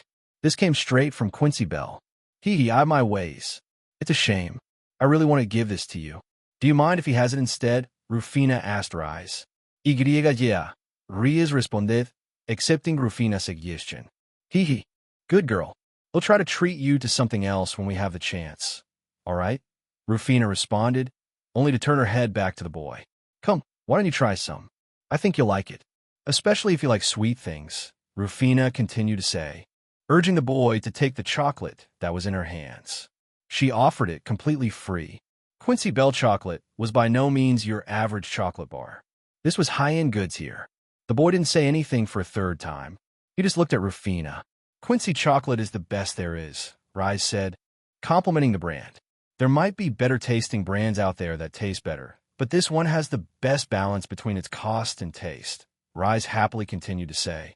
Rufina giggled, seeing her sister start to describe the chocolate before her. See? That's a glowing review coming from none other than my darling little sister. The taste should help you warm up a bit, too. Go on. See what you think, Rufina said to the boy. The boy uttered, trying to speak some words of the two for the first time. Or at least he tried to. Trying to ask. Rufina saw the boy lift his head up again. His eyes lifeless and faded, just like before. He didn't have a care in the world to see that snow was beginning to fall on his face. Over here in Emerald City, it still snowed. Oh, Rufina replied, shocked to see the boy try to speak back at her. Reese's body also shook, not expecting to see his lifeless eyes. I said, get lost, the boy finally said, retorting back in anger. It was clear he wanted the two to leave him be. Please, the boy begged. What should we do? Rise questioned, looking back up at Rufina. Rufina crossed her arms and pondered after hearing that. So you're not going to take me up on my offer? I guess I'm left with no choice then, Rufina suddenly said. Taking the chocolate currently in her hand, she placed it in her mouth and began to chew on it. Approaching the boy, his eyes turned wide the moment he felt her lips plant onto his. In the next moment, the boy suddenly felt the chewed-up chocolate begin to slide down his throat. Whoa, Rise uttered in surprise. She didn't expect her older sister to do this. The boy shared like-minded thoughts. At the same time, his throat tasted sweet. Before long, Rufina parted ways and placed her hands over her knees. The boy couldn't move. He was shocked to his core. Phew, Rufina said. That should be enough. Still in shock, the boy's body took a moment to recover. He coughed a couple times, only for anger to return in his eyes. At least now, they weren't as lifeless as before. What the hell was that for? Are you crazy? The boy exclaimed. Despite that, the signs were clear, and some vigor returned. He had a little energy to spare now. Huh, it really does look like that did the trick, Rufina responded, smiling. See, I told you that sweet things are great for perking you up. That wasn't the chocolate. That was you being a maniac. What kind of girl does that to a kid they just found on the street? Hey, are you a pervert or something? The boy retorted, still angry. He even cursed at Rufina. I swear, what an idiot's name are they teaching kids these days in Sunday school? Rufina questioned, recalling what she had said earlier. But where else could you and Rise pick up such fancy words? I wonder, Rufina continued, asking the boy. I don't think that's really the problem, Rise said. Why, yeah, what she said, the boy responded, agreeing with Rise. As he did that, he suddenly got a good look at the two girls before him. His eyes landed on Rufina's figure in particular. Wait a sec. Your clothes do look kind of familiar, the boy said, wondering exactly where these two were from. Rufina giggled in response. Oh, come to think of it, I haven't exactly introduced myself, have I? Rufina questioned the boy. Saying that, Rufina stood back up and patted the dust off her knees. Rise arrived beside her. Due to it still being cold out, Rise was currently wearing a blue scarf. The snow was beginning to fall more and more now. It was then the two girls introduced themselves to the boy. Well, my name is Rufina. Rufina Argent, Rufina said, introducing herself. And I'm Rise. Argent. Rufina here is my big sister, Rise said, also introducing herself. After the two gave their introduction, Rufina spoke out to the boy again. How about you? What is your name? Rufina questioned with a smile on her face. Not immediately answering, the boy remained quiet. He then glanced beyond them, looking back onto the street where other travelers were out and about. Within their close proximity, however, it was completely deserted, causing the ground around them to have a thin layer of snow on the ground. The boy then glanced back up at the two, and to their surprise, he answered, Kevin. My name is Kevin Graham, the boy said, introducing himself as Kevin. So it's Kevin, is it? You know, the chocolate will only keep you warm for so long. Why don't you come with us? Rufina suggested. I told you two to get lost, didn't I? Leave me alone, Kevin retorted, immediately denying her. He pulled his knees closer to his chest. Big sister can be quite persistent, you know, and you don't seem to be doing so well right now either. If you don't have a home to return to, Rufina can take you to the orphanage she looks after. Lots of us eat delicious food there, Rise said, beaming with a smile. Hearing that earned another giggle from Rufina. All you can think of is food, Rise. But then again, that is you, Rufina responded, giggling. Orphanage? Kevin asked, raising his head at the two. Hearing that, Rufina placed her hand on her cheek and tilted her head a bit. Oh my, did we perhaps guess wrong after all, Rise? I mean, you do not have anywhere to go, right, Kevin? Rufina questioned. You don't know anything, Kevin immediately retorted. Well, you are right, but there are plenty of kids on the street just like you. Why don't you come with us and see it with your own eyes to see if the Astor House is a fit for you? In fact, it's not too far away, Rufina said, suggesting the same thing again. Astor House, that name is familiar too, Kevin uttered. He then saw Rufina bend downward and extended out her hand, acting as if it was an invitation. Rufina offered her hand, allowing Kevin to decide his next path to take. It was at that moment the boy called Kevin Graham took up on Rufina's offer and stood up for the first time in who knows how long. He wanted to escape the hell he had just experienced. At that moment, he thought Rufina's offer came from the goddess Adios herself, a godsend if you will. Before long, making a decision right then and there, Kevin soon joined up with Rufina and Rise, only to vanish onto one of the main streets. The snow now began to pile up where Kevin once resided. As always, you can follow my Patter Zero in for free advanced chapters. 666. Chapter 30. Receiving Lessons. As always, little did I know that a certain green and white-haired kid would begin his new journey. A boy who would eventually become one of the echelons inside the Seption Chuch's Grouse Ritter. Among the Dominion, Kevin would earn quite a domineering title for himself. The heretic hunter. Due to his emotional trauma, he would have a hard time facing his friends, only to get his hands stained with more and more blood. It would take all of Sky the Third to realize he wasn't alone, and that he could face his future events head-on. It would prompt him to reconsider the title given to him. I'm not sure if that title ever changed, but we'll find out in the future, I suppose. After all, the events of Sky won't happen until I'm around 15 years old. I'm still just 3 right now, so I still have a long way to go myself, haha. I digress. Training has been going smoothly. I've only focused on my running after Father showcased that art's display for me. It provided me with even great anticipation of what is to come, and that equated to more stamina ready to be spent. Before I realized it, another 3 months had passed. I had just completed my 4th month of this first year's training period. A notification followed suit. Ding! You have completed daily quest 120,365 times. You have received 1 stat point. Ding! Gamer Naoto's available stat points, 125. Music to my ears, like seriously. Everything feels so surreal, but I've spent over 3 years of my new life here in Zemuria. I've come to accept myself as Naoto Osborne. I was no longer bound by my previous life, so I could truly enjoy these moments how I see fit. I know I'll miss my previous family, but you can't really mope around forever, you know? Every day, I would work up a sweat while passing through the trees. I made it so our villa was always within sight, never venturing off too far. At the beginning, it was almost impossible for me to run these 10 kilometers, but just in a span of 4 months, I've already gotten used to running this distance every single day. I no longer feel quite as exhausted after. It's more like a jog now. Every so often, Father would join me on my runs. He would only do this if he returned home. It was another weekend, so that meant Father was running beside me.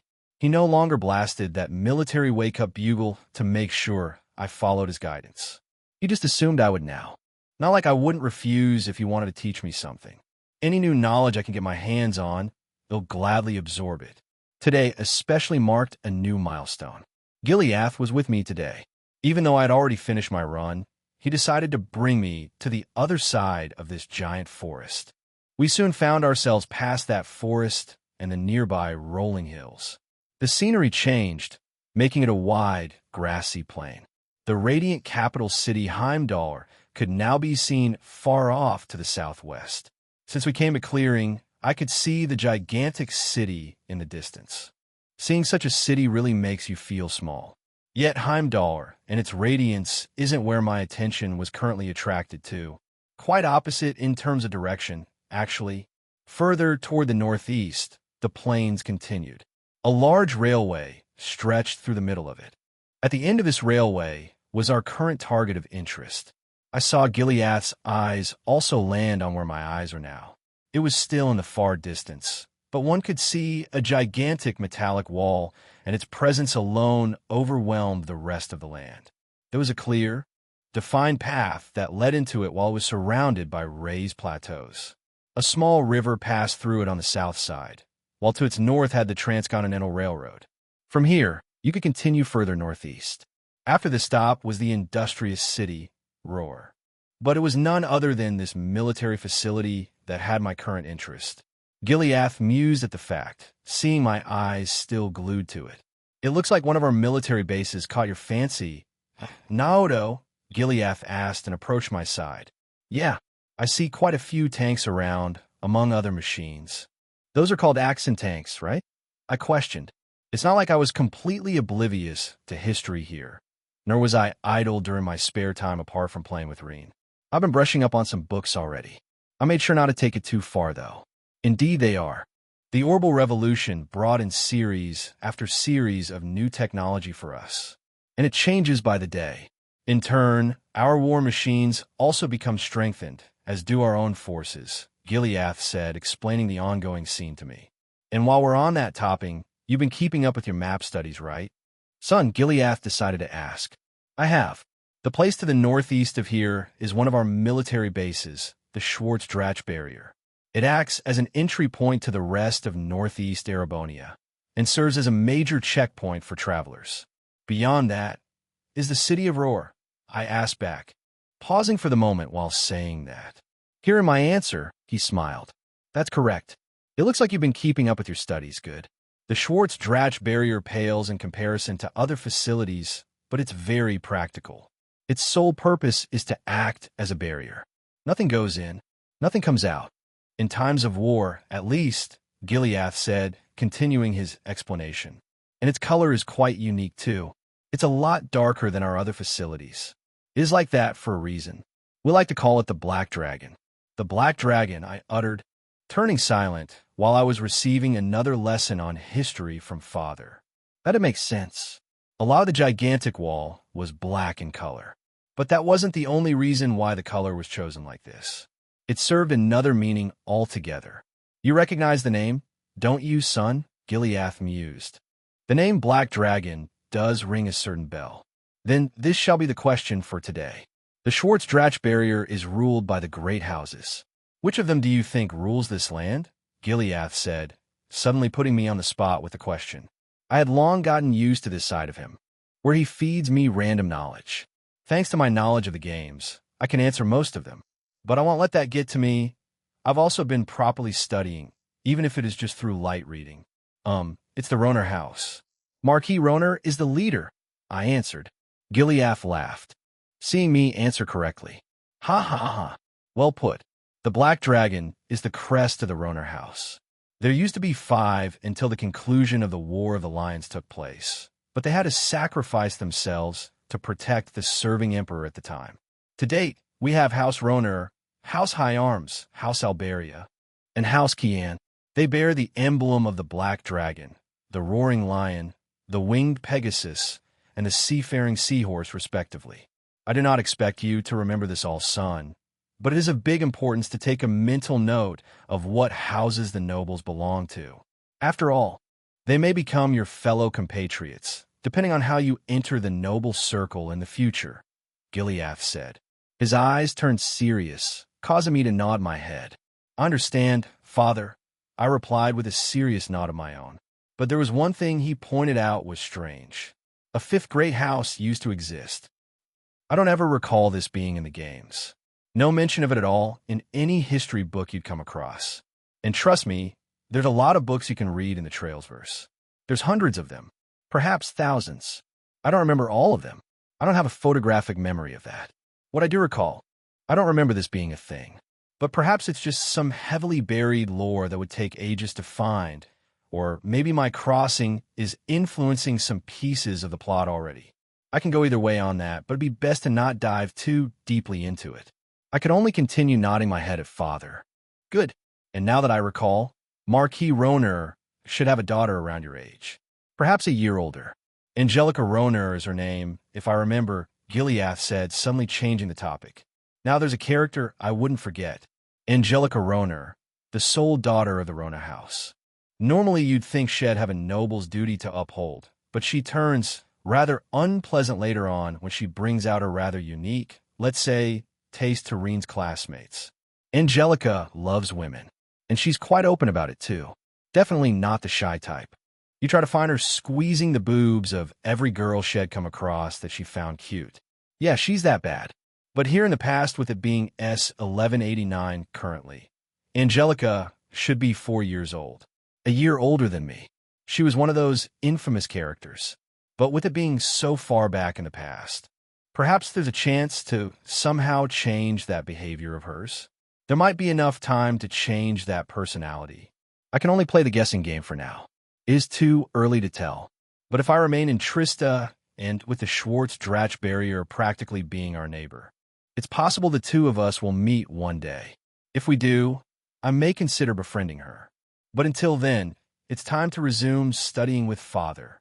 As always, you can follow my Patter 0N for free advanced chapters. 666.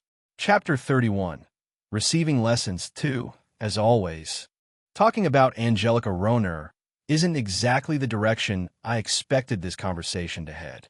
If we happen to cross paths, I might try to befriend her.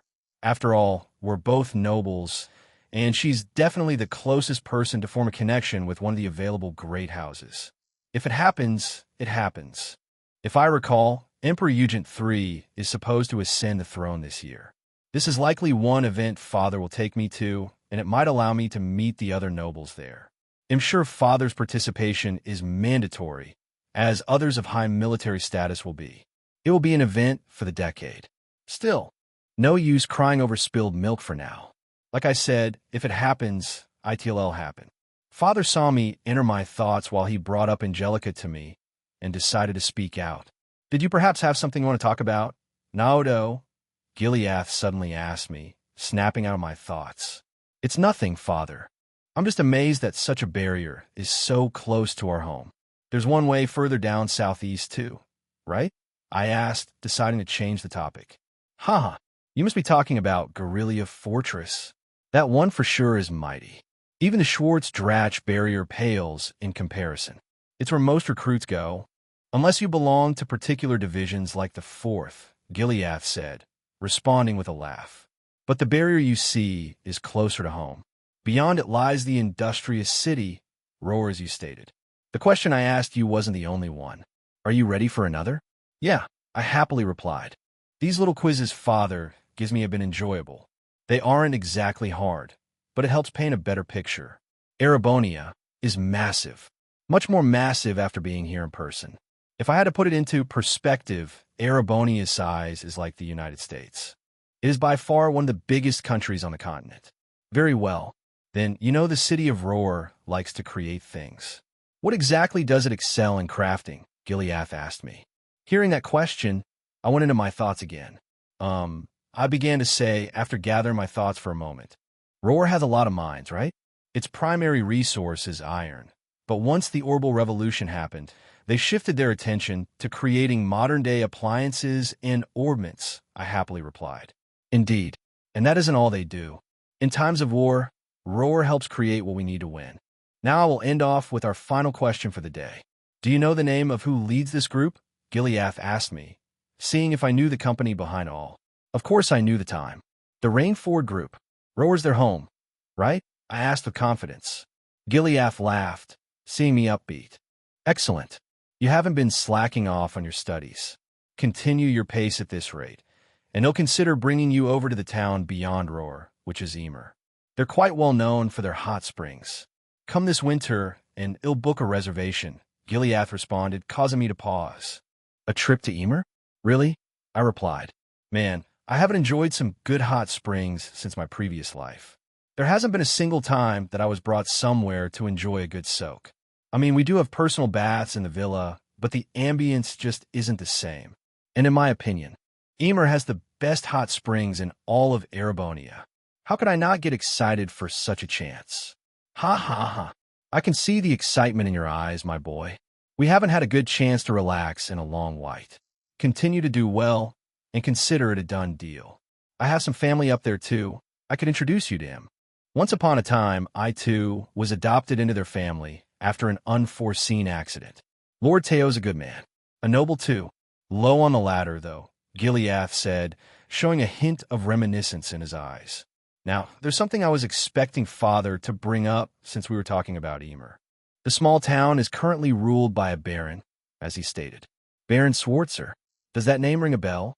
It's the same family Reen will eventually adopt into, due to the upcoming tragedy that is set to take place. It will cause Gileath to cut all ties with Reen, but it really is taking the meaning, like father like son, to a whole new level, isn't it? Father didn't lie when he said he was adopted into Teo Schwarzer's family. At the time, Teo was younger, so he began to see Father more of an older brother figure. And now with that twist, he will bring Reen into that family. This isn't set to happen for another couple years. That means we do actually have a point to head there. Father's relationship with Teo should still hold strong right now. I could totally see the three of us heading to Emer. I just don't know if this will implicate things. Anyways, I saw Father continue speaking. The quizzes were done for today, but the day was far from over. It was still morning. We've covered a pretty wide variety of topics today, haven't we? Our country's history is very long, and it can take quite a long time to memorize it all, Gileath said to me. I'm sure it does, and it is quite a lot to take in. I will try my best to absorb it all, I replied back with a nod. It's because you want me to follow in your footsteps, right? I continued to ask. To my surprise, Father shook his head. It is a lot that I'm throwing at you, yes. But you are wrong about one thing, son. I merely wish for you to stand on your own 2 feet on our land. What I am teaching you is merely groundwork for you to spread your wings and fly.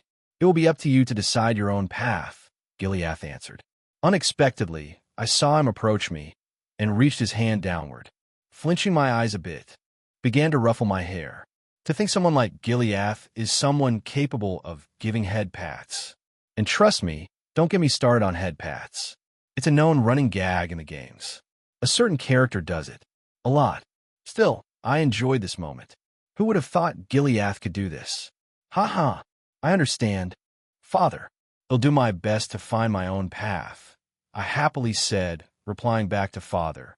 Good, good. Now let us continue our discussion about the Rainford group for a bit. Then we'll head back home and enjoy some lunch with Cassia and Reen, Gileath said to me, ending his patting. As much as I wanted to retort that comment, I couldn't. The knowledge Father has been imparting me thus far is quite good. I can feel that he's truly trying to watch out for me. It looks like today's lesson wasn't quite over yet, so I could only nod my head at his words. I saw Father continue to speak. Roar is indeed one of our most industrialized cities. At its peak stands a Rainford group. This group has been around since the Middle Ages. They were once but a humble group known for making their weapons. As time passed, they adapted to the use of gunpowder. And when Professor Epstein introduced orbital technology, the Rainford group adapted yet again. No longer did it solely focus on creating weapons. It eventually branched out, creating domestic devices, tanks, and aircrafts. And they became even more crucial to our military during this. And hey, race, an additional known fact. They played a major role in the creation of the Transcontinental Railway, Gileath said, continuing his lesson. That's one good thing to point out. Not many know that the Rainford group has existed since the Middle Ages. Back then, they were simple artisans. And given a few centuries, they're now one of the most prominent manufacturers on the continent. If you come across some modern household appliance, it likely has the Rainford group's name on it. It's not like they're the sole group out there, though. They have rivals like the Verne Company based out of the Republic of Calvard. I kept silent, as Father wasn't done with his lesson. Because of the new technology introduced, demand skyrocketed. Its acting head, Gwyn Rainford, created many divisions within its business to handle these needs. And it was with that they could single-handedly assist meeting the imperial government's needs. 4 main divisions were created, the 1st, the 2nd, the 3rd, and 4th divisions respectively. They focused on different tasks, like iron and steel machinery, armaments, public infrastructure and transportation, and communication tools, which included ordnance. Even battle ordnance weren't out of their expertise, Gileath continued. I understand the role of the 4th Division, but wouldn't that make them compete with the Epstein Foundation? I asked. So you managed to catch on to that part. The Epstein Foundation holds reign on our ordnance production currently. But with groups like the Rainford Group's 4th Division, they've finally received some competition. Having like-minded rivals in the field is useful to help produce better results and quantities. And on a more personal level, I've witnessed some of the Foundation's disciples compete against each other quite a bit. There's 2 known individuals in the field, Franz Rainford and Gerhard Schmidt. The former didn't actually work for the Foundation. However, Gileath answered. I didn't think I'd come across those 2 individuals so soon. The latter is a recurring character in the Cold Steel games, while Franz Rainford is none other than Elisa Rainford's father. The first Cold Steel game tried so hard to hide her identity, and when the reveal arrived, it was pretty lackluster. But seeing as Roar and Trista are somewhat close to each other, wouldn't that make Elisa Rainford my neighbor too, on top of Angelica Roner? So many characters close by. It would do me well to visit Roar sometime. If Father brings us to Emer during the winter, we'll be able to see the big city along the way. In regards to the Epstein Foundation, Father only mentioned one figure. It has 3 leading disciples. Gerhard Schmidt was just one of them. The other 2 would be Albert Russell and Latoya Hamilton. Professor Hamilton wouldn't make an appearance until daybreak. Another little bit from the promotional trailers they've teased. In Sky, the focus would be Professor Russell and his granddaughter Tita Russell. Professor Schmidt wouldn't come in until Cold Steel, where he often switched sides, depending on his current interests. I shouldn't even talk about Tita Russell for that matter, either. She's one of Sky's playable characters, yes. But it's S1189 right now. She likely isn't even born yet. So with minds like theirs, they've helped create those combat orbits, right? I asked. Exactly. Like the one I have in my possession, they've made such possibilities a reality, Gileath replied. It looks like he was pretty much done with his lesson. Another one I will hold with high regard. There's so many characters out there you could talk about, it can create endless amounts of conversations. There's hundreds, or perhaps even thousands of them. I think that's enough for today. I've laid quite a lot on your plate, son. So instead, I think it's time to show you some more combat arts. The first one was just an initial look. We should be far out enough to attract some monsters. Not many of them lurk along the railway, but there's enough plains and trees around where we might encounter a few. Gileath suddenly said, drawing my attention to him. We really are heading this direction? Monster hunting. Really? You'll show me some more magic spells? I excitedly asked. Ha ha ha. They are combat arts, not spells, my son. Only the witches of old can cast spells. Please keep that in mind, Gileath said, reminding me. Right, I replied, scratching my cheek. I felt a bit embarrassed realizing what I had said. Then we should bring up one last topic for today. This one particularly pertains to you, Naoto. Are you certain you want to learn the rapier as your weapon of choice? Gileath said, suddenly asking me a serious question. The weapon of choice. Huh. I began to say, raising my head to look him right in the eyes. As always, you can read free advanced chapters on my Patter 0N. 666. Chapter 32. Once upon a time, as always, I had no reason to delay answering Father's question. Sure, I could take all the time I needed to decide on what weapon of choice I would like to master. But the answer was obvious. No. My answer solidified the moment I saw Ausley's Bloodline's effect. It gave me additional damage if I used the rapier. So why shouldn't I take advantage of that? Moreover, this is just the first weapon of a potential long list of weapons I may or may not decide to learn. I know most folks like to practice one weapon, but hey, race the thing. Father's primary style of combat was called the 100-form military combat. It's a style of martial arts that is taught in military academies all around Erebonia, including Thor's military academy. It was both versatile and comprehensive. It didn't mean it had exactly 100 different forms of combat. It merely served as an example of diversity and adaptability. It derived techniques from both the Vander and Arzid schools of swordsmanship. It is mostly known for using swords, spears, twin swords, and even pistols and rifles. It didn't exactly have many techniques suited for rapiers. That is why Father is looking for a teacher for me. It's not like I can't learn any groundwork from Father, though. He can definitely teach me how to wield a blade, how to move, how to defend myself in combat, marksmanship, you name it. This combat style covers a lot, and it doesn't take a genius to master it. It's part of the standard military protocol that even privates can learn. And a man like Gileath managed to take the 100-form military combat to its pinnacle and pushed its limits. He was definitely a force to be reckoned with when you faced him as a boss. So like I said, there's no one better a teacher than Gileath is. You know, apart from imparting certain combat techniques that he doesn't have easy access to, like learning how to use a rapier. He'll find me a teacher for that, and he'll learn the rest from Father personally. Or that's how I assume how things will go. That's why I didn't hesitate to nod my head at Father. Yes, I want to learn how to fight with a rapier. You said you're in the middle of finding a teacher, right, Dad? I asked. Indeed. I'm still searching around for one. Your body has also been progressing quite well these last 4 months. Once we finish this first year of conditioning, it will be time to move on to your next step. Learning stances, footwork, and holding the blade. The latter will be handled by the teacher in particular, Gileath explained. I nodded my head in excitement. Even though it's been only 4 months since my running began, I've already been progressing quite nicely. My save stat points are a testament to that. 125 points saved, and I'm going to continue stacking them. I've already decided to spend them all in one go. Once this first year passes, it will be time to reap the rewards, as one would say. It is the beginning of June now. My daily quest version, one should end by the end of January, when it becomes S1190. I can't wait to see who you will pick out for me, Dad. I also want to learn a lot of fighting skills from you, I happily replied. Haha, well spoken. All in due time, my son. For now, let us pay attention to what we have on hand. A practical test, if you will. I will go see if we can group some monsters together. Before that, though, I do have one more thing to cover. We talked about it when I suggested a trip to Emer.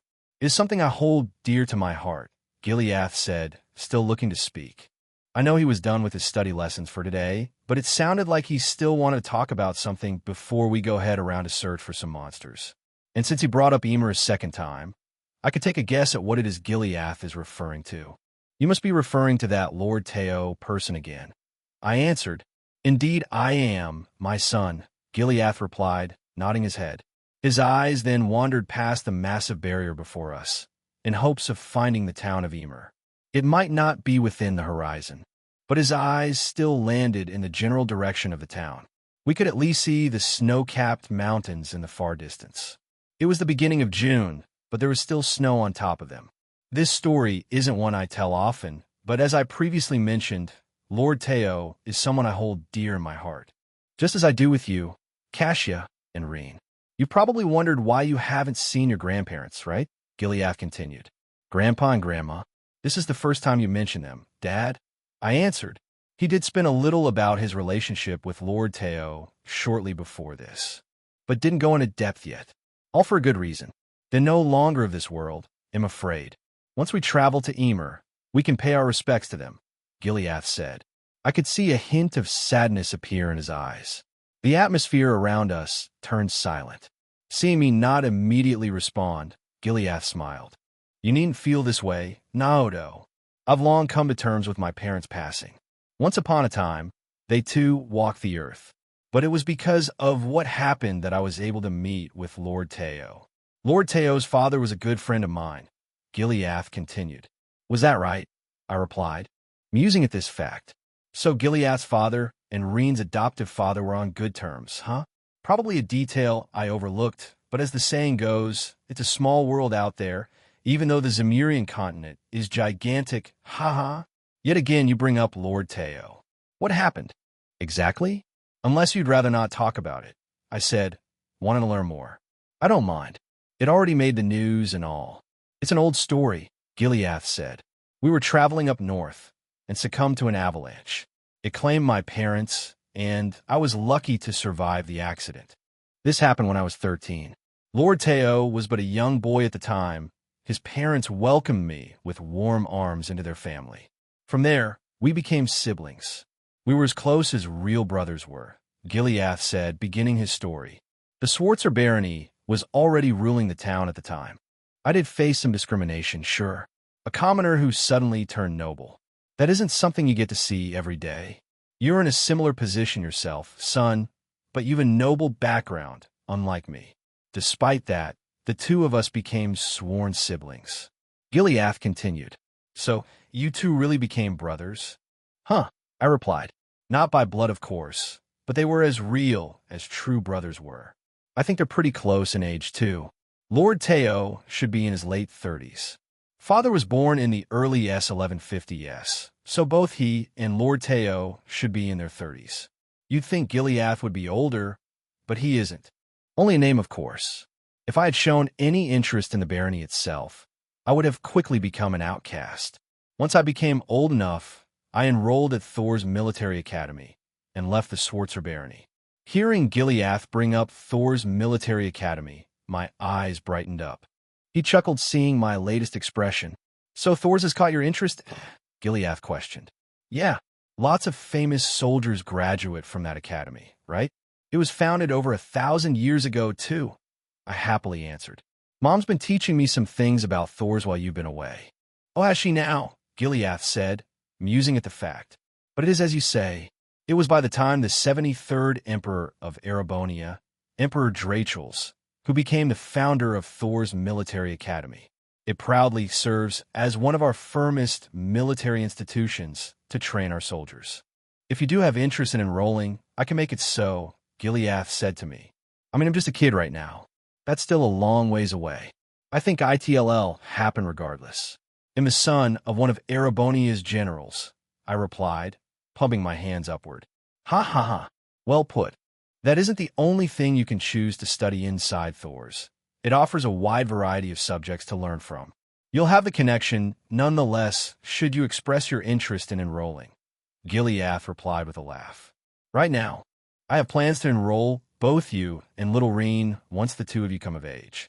But ultimately, it will be up to you, Naoto, Gileath continued. I understand, father, I said, respecting his wishes. I actually do want to study at Thor's military academy. But I'm thinking this institute might not be the only school I study at. I have options. Still, it looks like story time is coming to a close. After we wandered around the outskirts of the forest that connected to our villa, we soon heard the sound of some nearby grass rustling. And no, this isn't Pokemon. Huh. I saw Gileath's eyes turn serious seeing this sudden movement. Several shadowy figures were now fast approaching us. That's right, folks. The Trails verse has bona fide monsters. As always, you can read free advanced chapters on my Patter 0N. 666. Chapter 33. Practical Demonstration, It's a New Week. This chapter will introduce some of several changes to come. Read on to see how the Vermilion Eyes skill changes. As always before our very eyes, several shadowy blurs swoop down from the nearby trees once we bid farewell to the distant Schwarz-Dratch barrier. They were monsters. We likely intruded on their territory. It was also possible these spawns were completely random, not having any territory at all. They're what's called septium veins scattered all around the continent, and are known to trigger various phenomena that us humans can't really explain. On the surface, they're the #1 cause to spawn monsters in the overworld.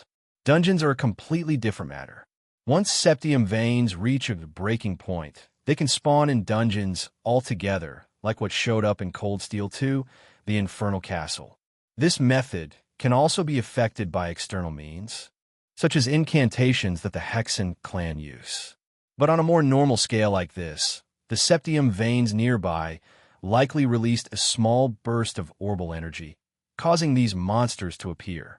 I could go on about this all day, about how monsters can appear, but that'd take ages. Why don't we see some of this in action instead? They walked right up to our doorstep.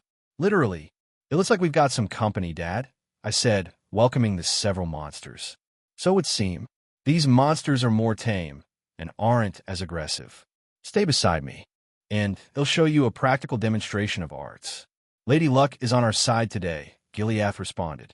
Before that, is it all right if I test something first?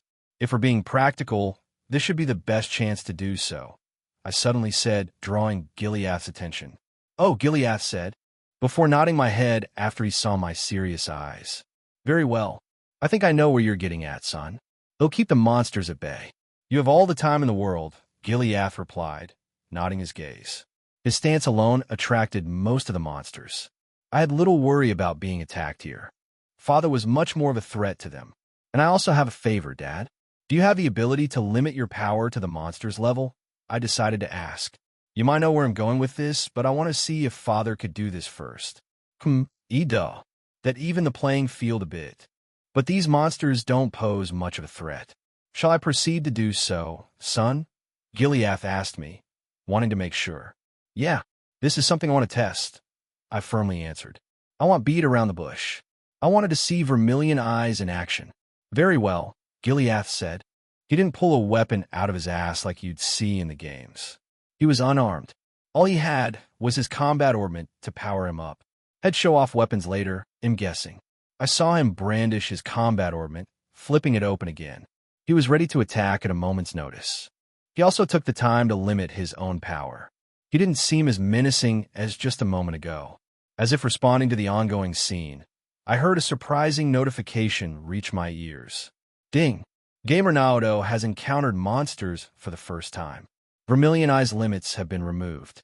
All abilities have been unlocked. The skill is now available for viewing. Would you like to view it? Well, that's a surprise. Vermilion Eyes was restricted until now. Either way, please do, I replied. Responding to my command, I was flooded with information. Vermilion Eyes sure was something. All right, I thought it was just a detection and gamer-like skill that shows me a mini-map inside my head, but that was only the beginning. I was left gobsmacked reviewing all of this new information. Vermilion eyes, LV1, 1/100, a special pair of eyes that are inherited by the now-ruined Phoenix House. By some miracle, its remaining members managed to hide in secrecy, and now these eyes have been passed down to its last member, you. It's a hereditary trait that displays powers as if it was connecting to the Septembertarian of fire, Arc Rouge, itself. Gamer Naoto's eyes will change into a deep vermilion color once active. Gamer Naoto can consume EP to trigger a variety of effects. Perk 1 grants the skill, Flameborn Intuition. This skill allows Gamer Naoto to detect the flow of mana and the energy septium veins release around him. Flameborn Intuition additionally grants detection and minimap skills. Consume 100 EP to detect targets within 10 levels of Gamer Naoto. Current limit, level 13. EP consumption decreases and target level difference increases based on skill level.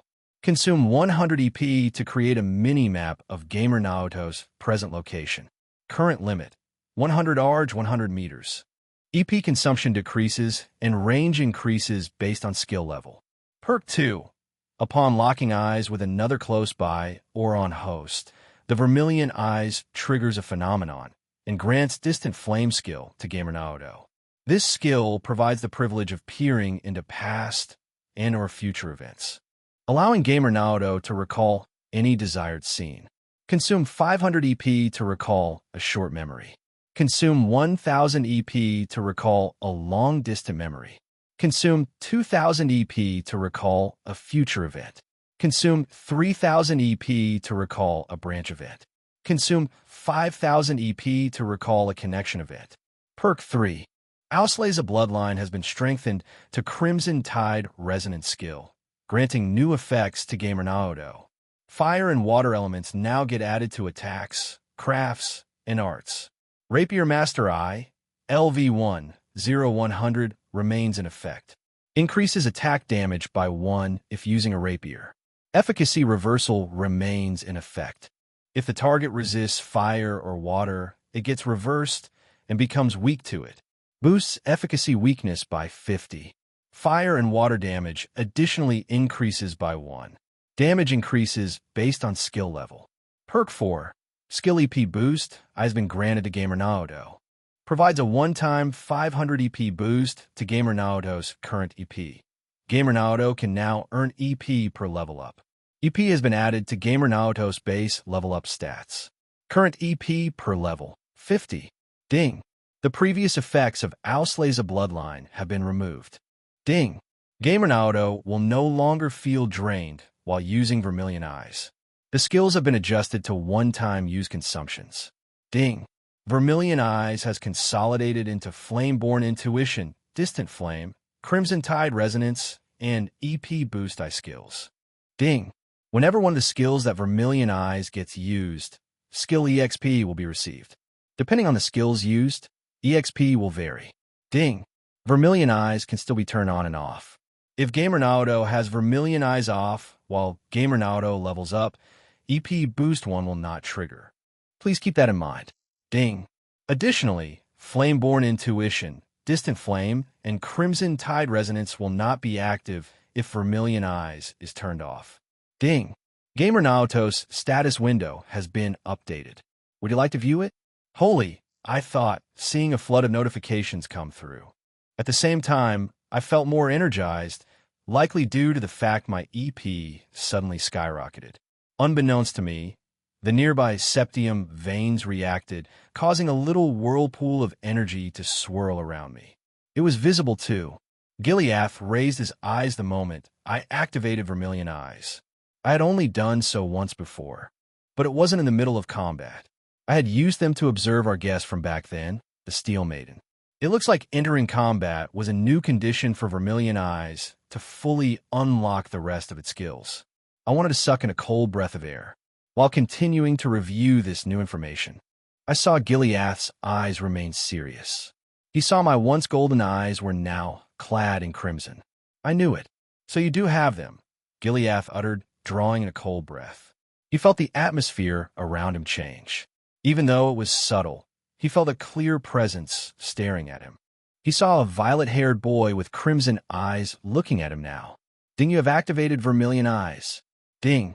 Vermilion Eyes. LV1, 100 to 200. Phew. I think that did the trick. It took more effort to activate them this time. Last time was almost by instinct. Maybe it was because of that night lattice presence, I replied, turning on Vermilion Eyes. And as it mentioned, I actually don't feel my EP constantly draining. It no longer drained per second. It was static now. I could turn Vermilion Eyes on and off at will.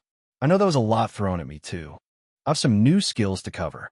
But Father just mentioned something, causing me to look toward his direction. I could see his seriousness. It wasn't often he showed this side. I quickly reviewed my updated status window. I was left with a nice surprise. As always, I have posted more chapters on my Patter Zero in. You can read several advanced chapters for free. 666. Chapter 33.5 Status Window 2. I will do status windows as their own chapters going forward. As always, status window name. Naoto Osborne level. 3 next level. 1000 EXP total EXP. 0 EXP occupation. And 8 equipped title.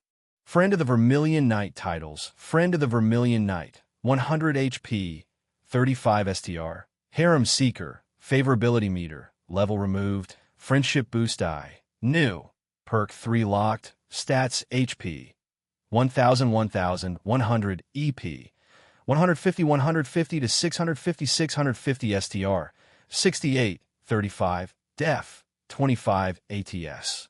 50 ADF. 25 DX. 30 SPD. 20 attack damage.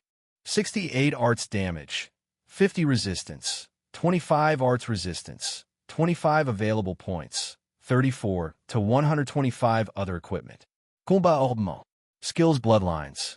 Vermilion Eyes LV1. 2-100 Favorability Meter Flameborn Intuition Detection LV1. 0-100. Minimap LV1. 1-100 Septium Sensor. New. Distant Flame Crimson Tide Resonance Firewater. Enchant Firewater Efficacy. Reversal Rapier Mastery. ILV1. 0-100. Firewater Boost. ILV1. 0-100 New. EP Boost. I Favorability. Crafts Arts. Inventory. Quests Daily Quests Daily Quest V1 Task 1. Run 0-10 kilometers Current Progress. 120-365 Reward. 1 stat point limit. 1 year completed 365 times to unlock Daily Quest V2 Calculations Experience Points Base. If target's level is higher. Target's EXP. Target level, character level. If target's level is same. Target EXP, no adjustments. If target's level is lower. Target's EXP, for each level of difference. Experience points final.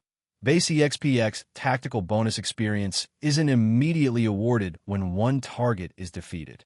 It is calculated when the battle ends. If you fight a group of monsters, the experience won't be calculated until all monsters are killed. This means you can stack and stack and stack experience, gaining different types of combat parameters called tactical bonus. Once the base EXP is calculated after battle is over, tactical bonus is applied. I will use the following for tactical bonus, as this fanfiction is not a turn-based game. Some are removed or changed. Some tactical bonuses will be unique to this fanfiction. Tactical bonus and Scathe. 0.2. When a battle without getting hit, sidestep. 0.1. Dodge an attack, speedster. 0.3. Hit a target with an art or craft before target attacks, switcheroo. 0.5. Switch position with an ally and have them attack before target attacks, party stomper. 0.3. Hit all targets before they attack, first strike. 0.2. Land a strike first when battle begins, vanquisher. 0.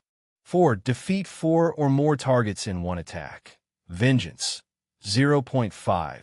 Win a battle while health is low, canceller. 0.3. Interrupt a target's casting or craft use, tenderizer. 0.2. Attack a weak point, superstar. 0.5. Inflict a critical hit, overpowering. 0.3.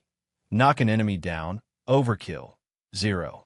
1. Do more than x5 damage of current target HP. Can stack. If you have any recommendations, let me know. Combat mechanics base damage. 2.5x attack power. 1.25x defense power.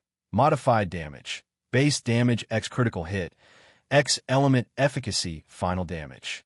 Modified damage random. Take modified damage and do 15 minus 15, then randomize the inside the range.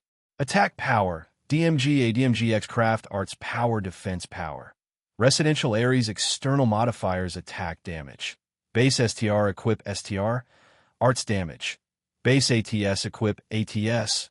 Resistance. Base DF equip DF. Arts resistance. Base ADF equip ADF. Critical hit. 100 element efficacy. 0 to 200 monsters are weak or strong to various elements. Most human-type enemies have 100, unless influenced by the 3 higher elements craft arts power range. Customized 100D, 110C, 120C, 140B, 160B, 180A, 210A, 240S, 280S, 320SS, 370SS, 440SSS, 520SSS, 604S, 694S, 755S, 855S, 996S, 1100 elements, earth, wind, water, fire, time, space, mirage. As always, you can read free advanced chapters on my Patter 0N. 666. Chapter 34. Monsters. As always, whoosh. Gileath saw me open my eyes, and he saw the once golden color completely change into a crimson red. It looked pretty menacing, to say the least. Even though I'm still a kid, haha, Gileath felt a cold chill sweep around him, acting like he was being observed. So you do have those eyes after all, Gileath murmured, making my ears perk up. It sounded like he expected this to happen. What do you mean by after all, Dad? I decided to ask while gaining interest. Are you suggesting I wasn't the only one with these eyes? Ha, Gileath replied, just laughing. Do your best to treasure those eyes of yours, son. Lady Aurora prized them as if it was her most precious thing in the entire world. Albeit her fighting was rare, she always made sure her blind spots were safe. She acted as a missing piece to the puzzle during combat. It warms my heart to see that legacy hasn't ended, yet Gileath continued, letting out a big laugh. So that's the case of what he meant by, after all. I really wasn't the only one with these weird eyes. I could say something cringe like it was meant to be, as I've had these eyes since my previous life. But there's no way silly shenanigans like that could really happen, right? We're talking about space magic here. Like actual space magic you'd see in other universes like Marvel. I'm sure my now-late mother in this world having the same eyes I did was just merely coincidence. Surely.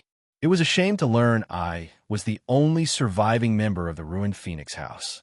They'll have to brush up on any confidential secret history records to see if it mentions such a thing.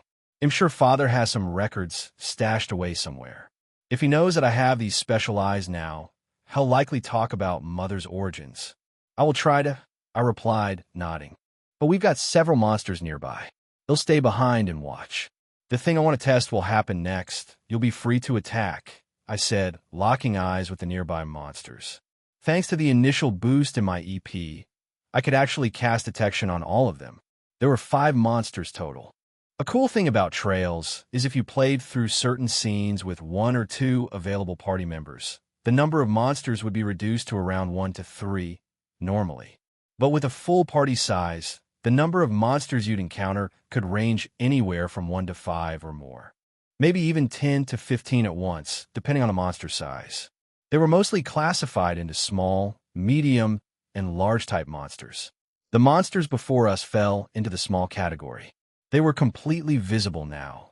A couple of them appeared to be bluish-purple squirrels whose tails were coated in different kinds of minerals. Beside them were a couple loud and buzzing blue flying beetles, and there was one large dragonfly that had mantis-like sickles buzzing about rapidly. Ding! You have activated detection. 100 EP consumed. Ding! You have activated detection. 100 EP consumed. Ignoring the repeated messages, I saw that I had 150 EP left after using detection 5 times. One window screen appeared over another, displaying the information of the 5 monsters before us. Jeweled Ripper, level 10 HP, 750 STR, 135 DEF, 115 ATS, 80 ADF, 100 SPD, 25 EXP, 25 DMG, 135 ADMG, 80 Jeweled Ripper, level 11 HP, 800 STR, 150 DEF, 125 ATS, 90 ADF, 110 SPD, 28 EXP, 30 DMG, 150 ADMG, 90 Blade Pincer, level 9 HP, 1300 STR, 140 DEF, 130 ATS, 85 ADF, 20 SPD, 25 EXP, 25 DMG, 140 ADMG, 85 Blade Pincer, level 10 HP, 1500 STR, 155 DEF, 135 ATS, 90 ADF, 25 SPD, 27 EXP, 35 DMG, 155 ADMG, 90 Crimson Dragonfly, level 12 HP, 1500 STR, 170 DEF, 100 ATS, 150 ADF, 50 SPD, 40 EXP, 75 DMG, 170 ADMG, 150 WoW. It really is like from the games. What they call this again, a monster codex? I'm used seeing this information display before me.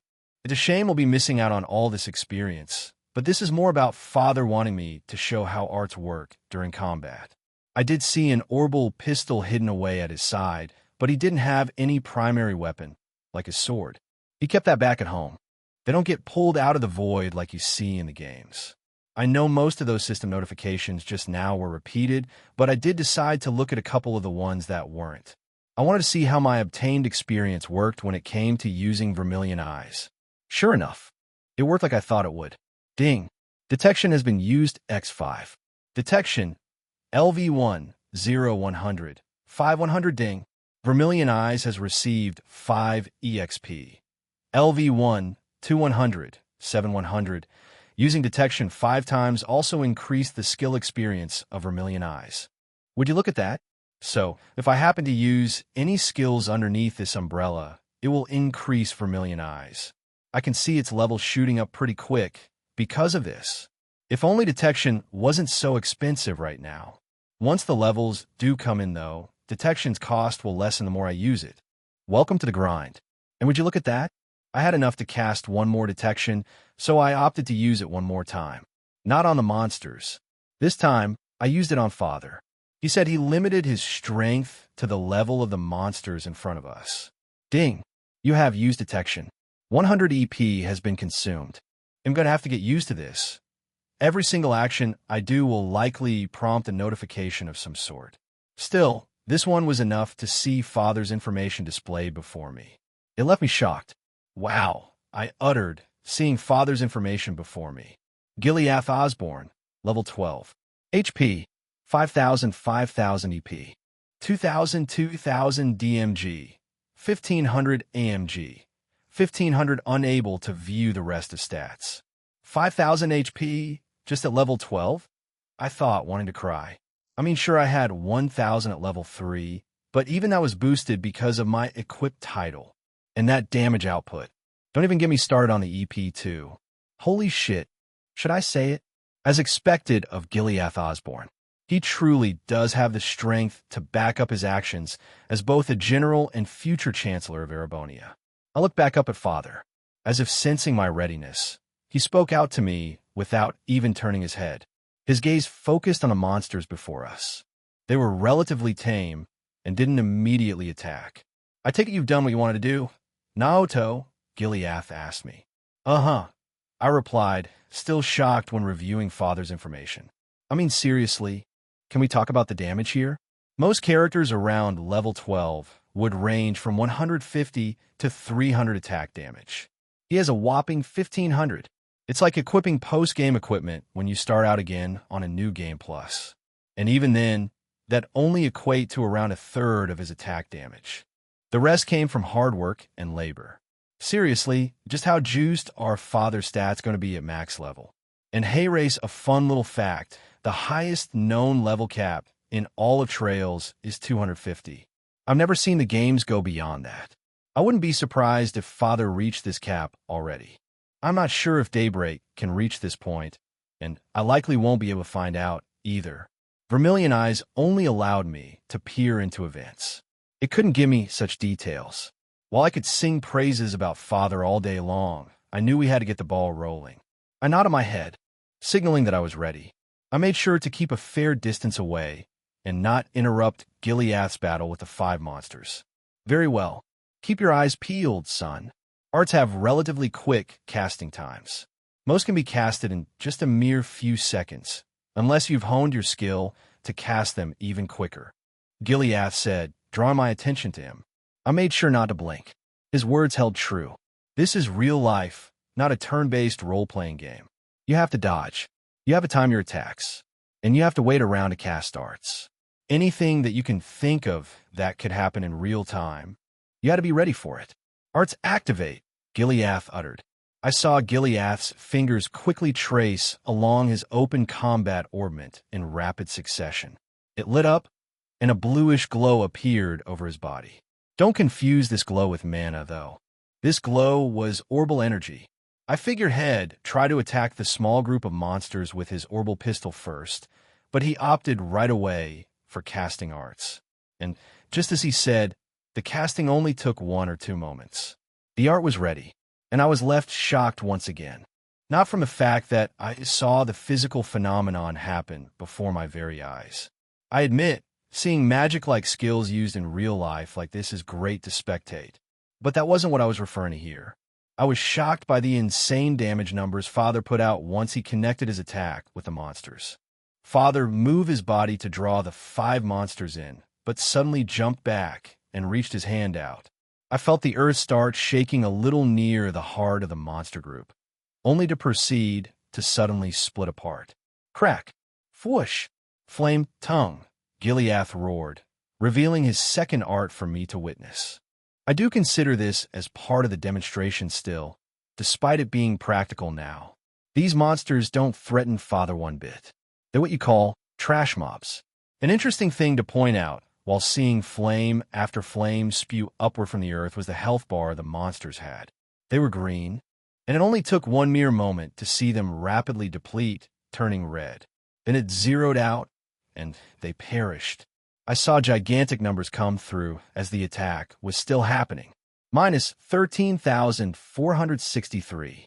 Minus 14,024. Minus 12,988. Minus 11,689. Minus 8,109. 5 deep red damage numbers appeared, causing my eyes to almost pop out of their sockets. They weren't even frickin' critical hits. Those poor monsters. I saw the 5 monsters vanish into the void. They didn't leave any drop items behind. I was a bit disappointed, but I was just left there, stunned while I saw Father simply shrug his combat orbit off, acting like what he did was nothing. That ought to do it, Gileath simply said, looking back at me with a big smile on his face. As always, you can read free advanced chapters on my Patter 0N. 666. Chapter 34.5 Gamer System. As always, my experience points. Seriously though, I should go into the topic of experience points and the concept of the gamer system as a whole. I haven't done so yet, so I figured now's as good a time as any to do so. Basically, this system turns you into a game-like character. You defeat targets. You gain experience points. Then you level up. And once you level up, you grow stronger. The Gamer System Edition brings in various external factors, such as quests, to further help you grow. Once that progress begins, you'll be able to form skills, or in this case, crafts. It has created a few skills already that aren't crafts too. There are passive skills, such as Rapier Mastery Eye, and active skills, such as my Vermilion Eyes. There are what's called conditions to create these skills. These conditions can range from simple action by just holding a sword for the first time, to something complex like leveling an existing skill to max and see if it evolves or not. And in very special scenarios, some skills you obtain from birth. That was the case for my Vermilion Eyes. Overall, the basis of the gamer system circles around experience points. You can gain experience points by doing a variety of actions: defeating monsters or targets, completing quests, training skill proficiency, so on and so on. This happens in just about any role-playing game you come across. It is much more prevalent in the Trailsverse. As far as I know, the max level inside the Trailsverse is 250. I haven't seen any game go beyond that level. It truly is a shame I didn't experience Daybreak before crossing over into Zemuria. I could potentially use my Vermilion Eyes now to recall scenes and see if the level cap goes beyond that limit, but that'll remain to be seen. I barely have any EP right now to use Distant Flame on a regular basis. I can only recall one short memory at most currently. Now for the reason why I complained about the loss of those experience points. Simply really, Father was the one to deliver the last blow onto those monsters. Essentially, those experience points went to him. But Father doesn't have the gamer system I do. So basically nothing happened. No drop items, no experience points, nothing. But therein lies the beauty of the gamer system. The gamer system's concept changes things up compared to your other typical fantasy or Eastern-style story. Most people end up trying to hide the existence of their system, revealing nothing to no one, only themselves. That isn't the case for the gamer system. Quite the opposite, actually. You see, the gamer system contains various functions: status window, inventory, skills, and equipment. Depending on what story you're brought into, your functions may vary. In my case, equipment expanded into combat ornament, and I received a new function altogether: favorability. It just really depends on what happens to you. There is one key function the gamer system currently lacks. I have a feeling it will unlock in due time, and this particular function is what separates the gamer system from other systems. It has the ability to create a party. You know what that means, right? I'm not alone as far as my gamer system goes. Once I unlock party, I will be able to invite anyone I please into it. Their bodies will become game-like bodies, just like me. That is why I'm not really pushing it as to whether I should hide this system of mine. I won't outright spell it out, though. They'll simply call it one of my abilities. It's designed like this to help collectively promote growth with said individuals. If I grow close to certain people in the future, I could consider inviting them into the party. Granted, I have the function unlocked by then. I didn't receive it initially, so it's likely locked behind some quest or skill that I have. I have a few years in the bag to test things out before things get real. So hopefully you'll get this function by doing so. That was the one point I wanted to make. Having a gamer system won't make me feel alone in this world. I know a lot of stories tend to have their own desires. It isn't like a system where it forces you to do missions with bad consequences. An example of this is the system given in solo leveling.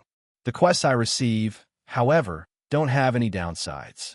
I could refuse to ignore it, and nothing happens. I could skip out a day on my current daily quest V1, and nothing will happen. I just won't get to see what happens in daily quest V2, because I would have skipped a day. These quests are solely there to improve my growth, and when applicable, extend this growth to others. That's an extension of the party function, party quests. I'd be lying to say that was the gist of the gamer system, but it isn't. It offers a wide variety of functions and facilities to use however I please. I just have to unlock them first. The only ones you receive off the bat are the status window, inventory, equipment, and skill list. The rest will have to be explored, typically by completing quests, as I previously stated. The Trailsverse has many characters to interact with, so I'm sure there will be a plethora of quests to complete in this new life of mine. I will likely do most of them, unless I get wrapped in something which won't allow me to. It'll end things off with something to potentially look forward to. The gamer system has the ability to produce its own dungeons.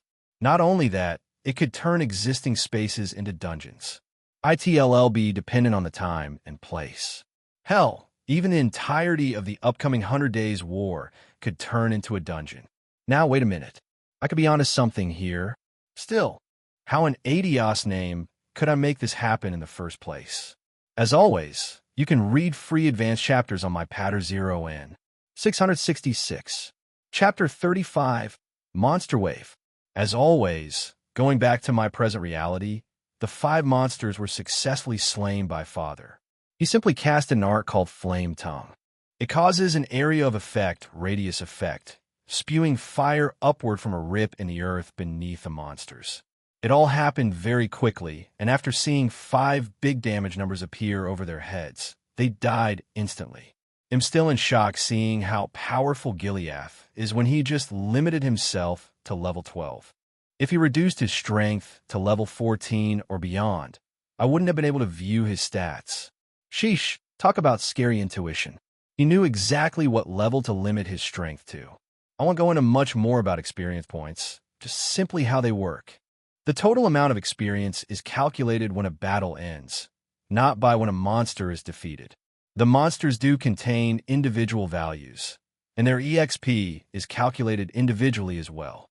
Trails contains various formulas if you have a level lower, equal, or greater than your targets. It's a pretty typical formula you'd see in various role-playing games.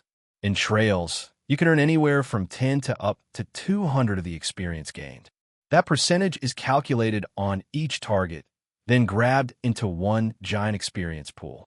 From there, external factors get applied. There's a popular one in the Trails verse called Tactical Bonus. Do various actions during battle, and you get bonus experience for it. It can range anywhere from 1.1 to 9.9 times the base amount. Given that you're earning around 20 to 40 experience, more if a monster's level is higher, that multiplies your earned experience, shooting it sky high. It is very easy to level up in the Trails verse, especially if you have lower levels. Do a few battles, and your party becomes balanced again. That type of thing. I kind of hope that isn't the case here in this new life of mine. Power leveling does sound nice and all, but that make my stats bloated very quickly. I took a mental note of the experience Father's battle gave. It would have given me 190 before any calculations. Since my level is quite lower than the rest, I likely would have gotten around 150 boost, netting me 500 EXP total or so. And if I had any specific actions completed, the tactical bonus would have further increased that to even greater heights. I could easily have gone a couple levels from this battle, but it is sad to say I won't be getting experience anytime soon. Not unless I act goofy, landing a final punch or something on the monsters. I mean, I could ask for Father's combat orbment and give it a test run, but I'm not going to do that. I'm not in a hurry to level up right now. As I thought about that, I saw the area around us. The surroundings didn't exactly return to normal.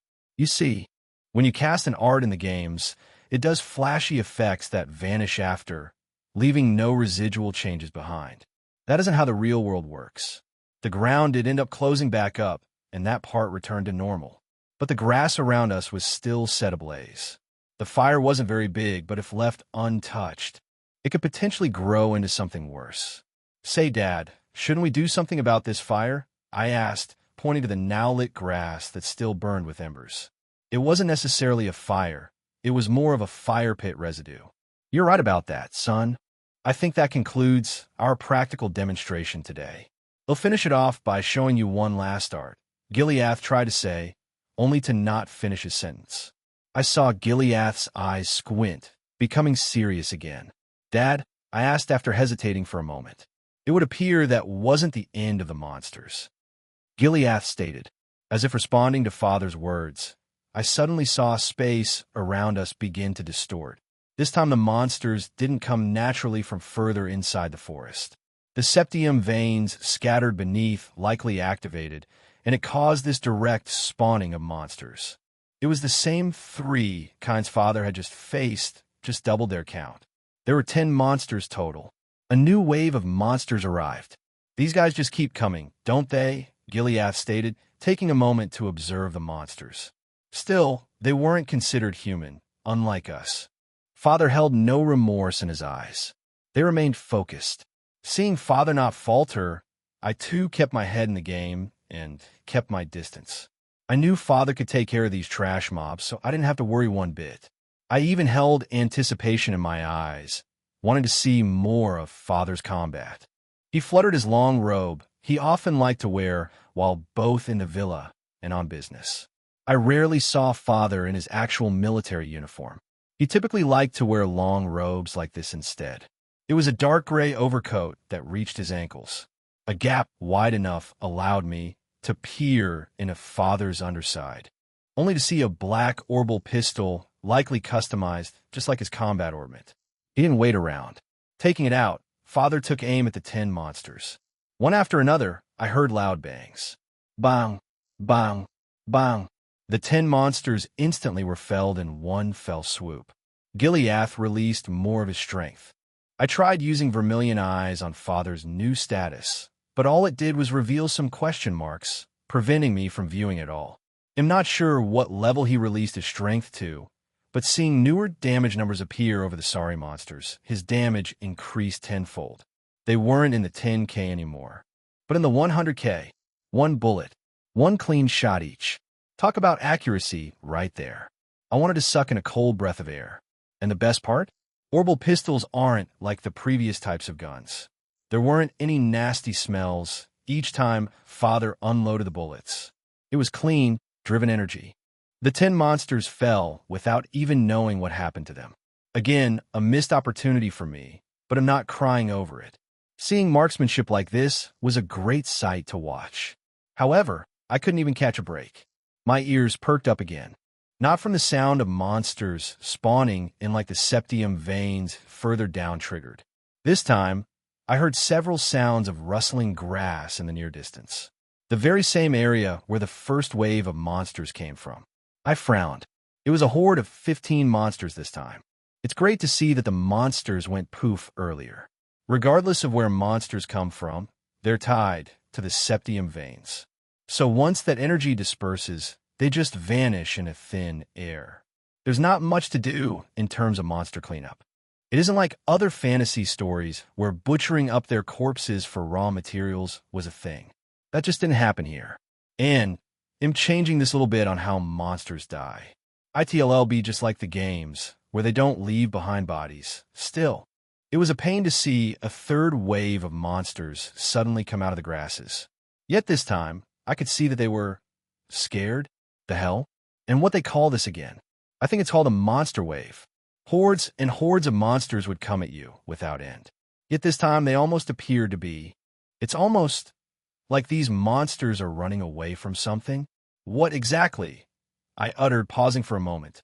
Gileath didn't immediately attack, and sure enough, he saw the monsters just run in terror, swerving around and completely disregarding us.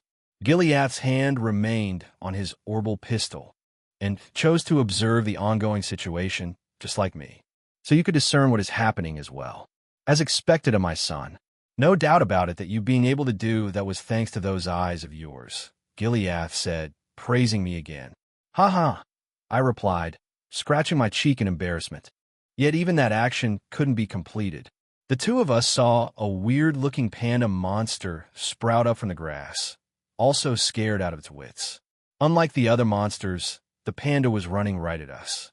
I guess this is where your second lesson for today will begin, Naoto. Perseverance. Even if the monsters are running away from something, do not let them trample on your dignity. We're more than just mere monsters, Gileath said. I saw Father's eyes turn cold.